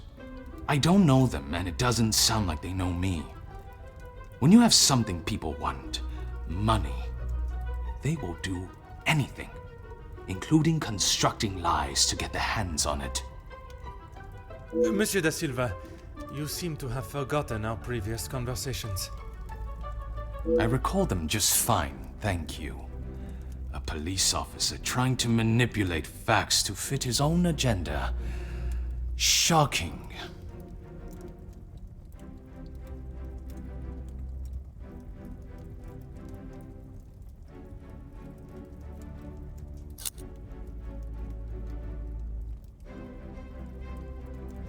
Do you really think this is the first time blame has fallen at my feet?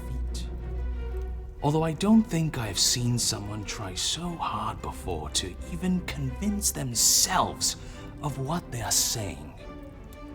Have you not learnt enough already from having your factories closed? If you have any hope to return to normality, you must admit your faults and accept the repercussions. I may have been a little harsh with my staff. I only wanted to prepare them for the realities of this world. I was never given the opportunities that they have today, and I succeeded. All they do is demand more and more at the factories and at the house. How am I meant to keep a good profit if every franc is going to them? I offered what I could. I was willing to meet in the middle. But maybe that wasn't enough. Swallowing one's pride is no easy feat. But if it means that a young girl will receive fair judgment, I am prepared to do it. Merci, monsieur, for your honesty. Admitting your responsibility is an honorable move. What now, detective? Is this absurdity going to continue much longer? Even after all your attempts, detective, Felix was still murdered. Self-defense or not, she chose to hide what she had done because she knew what she had done was wrong, and she will be punished for it. It was not choice to hide anything, madame. If in her position, I ask, what would you have done? The Major has already furiously thrown an object at you, barely missing your head, and now has hold of your arm. I wouldn't have driven a knife into him, that I can tell you for sure. She is no fool. She intended to kill, not to defend.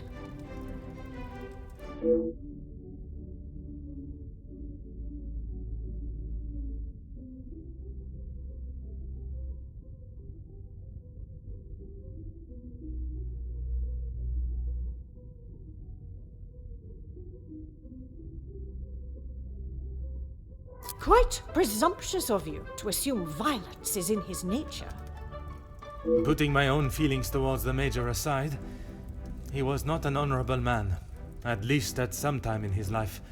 He must have been for you to allow him in your house for so many years. So, even you confirm he had a history of aggression.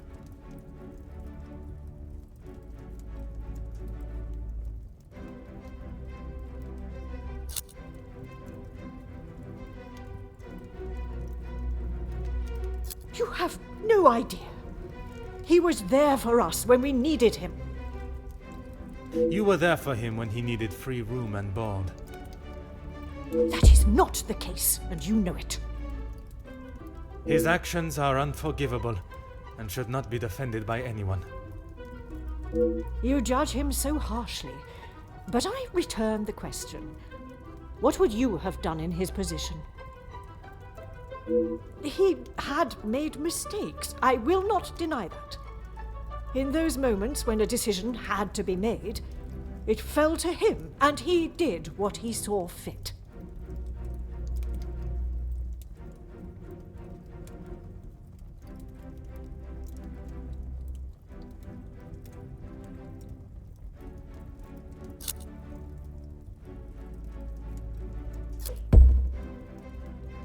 S'il te plaît, madame. I ask that you consider everything you know of the Major carefully. He was not always like that. The man that I called a friend would never have done what he has. I cannot allow another innocent person to be punished for his vicious and barbarous behavior. You have seen the Major act in a similar manner as I described before, haven't you? What was the outcome then? You have convinced me that I am wrong, in both my opinion on Elizabeth's punishment and in the friendships I keep. Is that not enough for you? Not when a potential crime has been committed, and I fear an innocent party may have been punished for it. He was just a boy. I told him to stop, but he was like a wild animal. The confrontation with Mademoiselle Elizabeth was not the first time he has come close to killing another. It was following the officers' ball. A young man, no older than 16, stopped us on the street, begging for some change. Felix pushed him away, but he was persistent. He only wanted a few coins. Like a flash, Felix snapped and wouldn't let go of him. He would not stop punching him. I have never seen anything so brutal. But he was never charged for the attack. Felix called the captain at the station and said that the boy had tried to rob him, and he was merely defending himself. The boy was thrown behind bars without a second thought. It was a full week before the bruises on Felix's knuckles finally faded. And even after witnessing such a brutal assault, you still support him. You still believe that he had not attacked Elizabeth.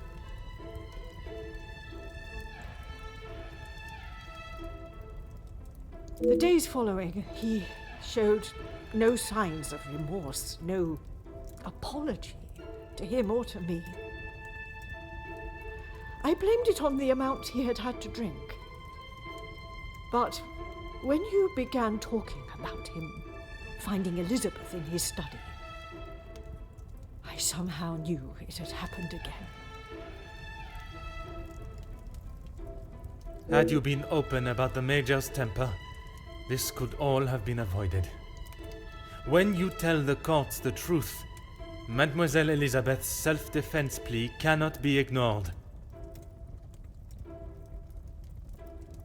Just when I thought I could not see a more spineless move. Excuse me?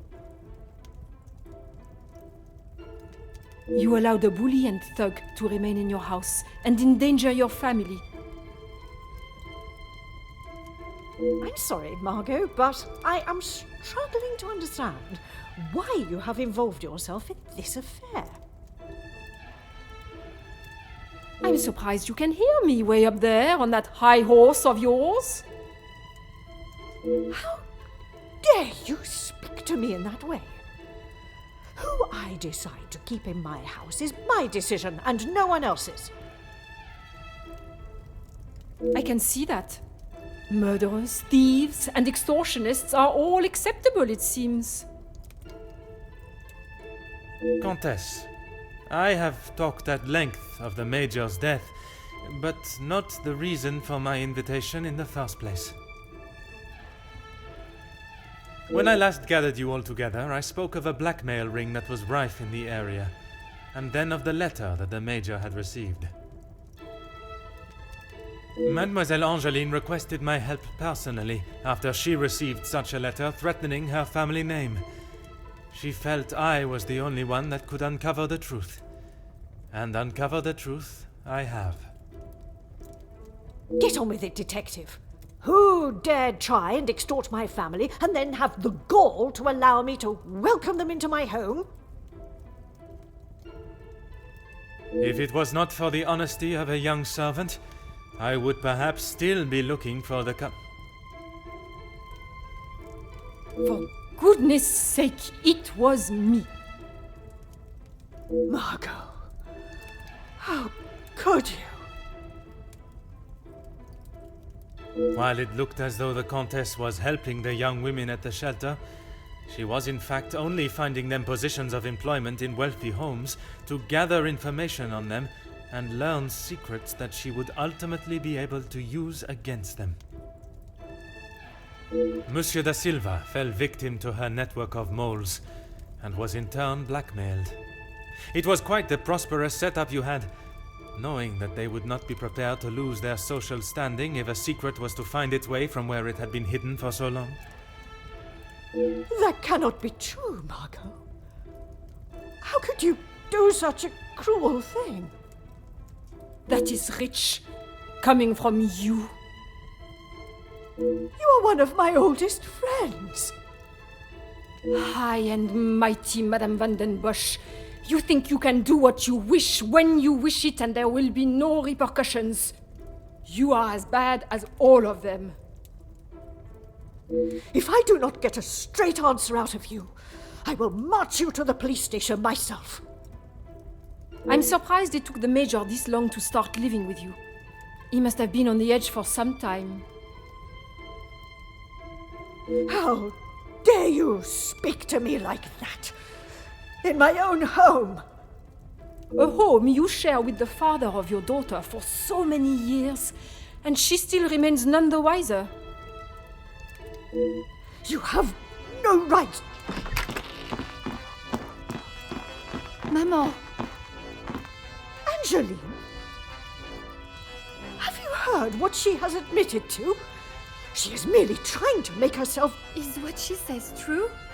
Felix, he was my father? That is the secret that the letter was talking about, isn't it? You told me that we had nothing to hide. Detective Poirot, were you aware of this? Oui, mademoiselle. But it was not my place to repeat. I don't understand. What about father? Your maman betrayed the love of a good, honest man and played away behind his back and then kept it hidden for all these years like a lady of the night with her client list. You say no more. Angeline, I... Did Felix know? This is not an appropriate conversation. He knew, dear girl. He knew the whole time. It is only dear Edwin that was blind to their deceit. You will not talk of him like that. You will not talk of him at all. If I don't, who will? You never deserved him. You don't even deserve the memory of him. Countess, there is something that you still have not explained. What more is there for her to say?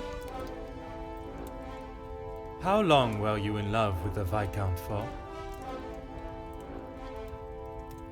Margot? Is that true? We were destined to be together. And then you turned up. And I was all but forgotten about. But you were nothing more than friends. And you made sure of that, didn't you? From the day you arrived, it was all about what you wanted and what you had to do to get it. You didn't consider Edwin at all. He was just a purse to you. I loved my husband, and I miss him every day. Loved him enough to stray? Both of you, no more! Please, Angeline, let me explain. Maman, I do not wish to hear anything else from you. Not even your own daughter wants to hear your lies anymore.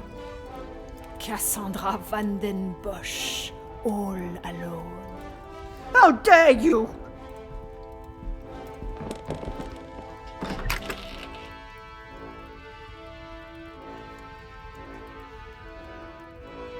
While I feel a sense of satisfaction and pride in solving both cases, there is still a part of me that is reluctant to revel in triumph. I am content with the unmasking of Comtesse de Vos as the blackmailer, and knowing that she will pay for her crimes. But it is the justice for Mademoiselle Elizabeth that worries me. She will stand in a court of law, and I can only hope that they can see she acted in self-defense.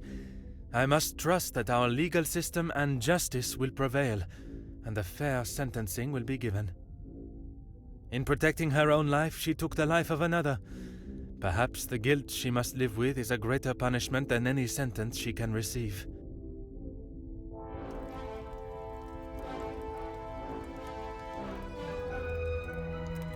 Comtesse de Vos was taken from Nemozinet House in cuffs and placed under arrest. Although she initially tried to plead her innocence, Inga, along with a number of other girls that the Comtesse had found employment for, came forward and made full statements. She was charged with 5 counts of blackmail and extortion and sent to a house of corrections, where she will have a new life to become accustomed to. Monsieur Sterling and Mademoiselle Rihanna were also reprimanded for their participation. While they may not be facing time in prison, tampering with a crime scene and obstruction of a police investigation are certainly not something that houses and new employers will look positively on.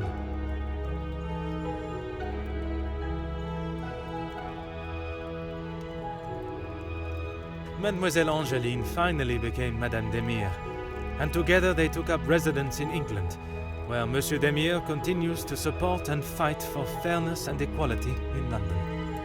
I am happy to say that we have remained in contact, and Madame Demire has become a regular correspondent of mine, and the latest joyous news is that they are expecting a child of their own.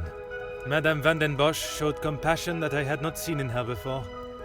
She stood in court and gave a truthful and genuine character reference of Elizabeth, as well as describing the Major and the atrocious crimes he had committed. After Madame van den Bosch's secret was revealed to the world, her position in the social hierarchy was no more, disappearing in a moment. While she still resides in Belgium, I believe she has had to adapt to a far more modest way of life. A humbling experience for her, I am sure. Following her actions in the courtroom, Angeline believed that her maman still had a place in her life. Although they are on different sides of La Manche, they remain in contact. Mademoiselle Conrad left Nemozinet House the same way she entered, confident in herself and audacious in her opinions. Her report of the Major's murder at the house and the surrounding blackmails became one of the most talked about stories of the year. While there were certain details of her own involvement that did not make it to print, she was really quite complimentary about the detective at the heart of the case.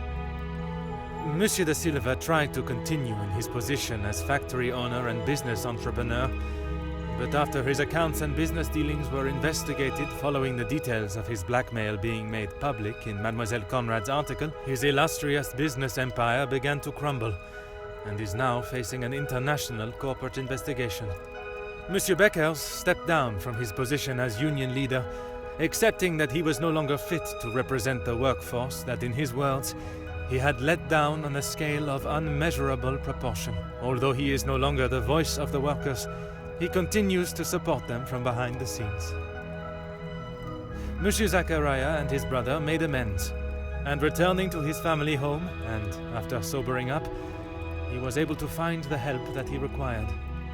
I understand that he is now helping fellow soldiers with similar conditions. And Mademoiselle Elizabeth, she stood before a court, and while the proceedings were deemed controversial, the charges against her were dropped, and the reasoning of self-defense was accepted by the presiding judge. Madame van den Bosch's testimony, along with Mademoiselle Angeline's declaration of her good character, was enough to show that it was not in Elizabeth's nature to act in such a violent way. The abundance of evidence against the Major, and his violent and cruel nature, including his appalling acts during the strikes and the war, was more than enough to prove that Mademoiselle Elizabeth had no other option in that situation but to defend herself in any way that she could. With the new arrival of Madame and Monsieur Demire's child next year, they have agreed to give Elizabeth the opportunity to return home to England and take up a position in their home as nanny.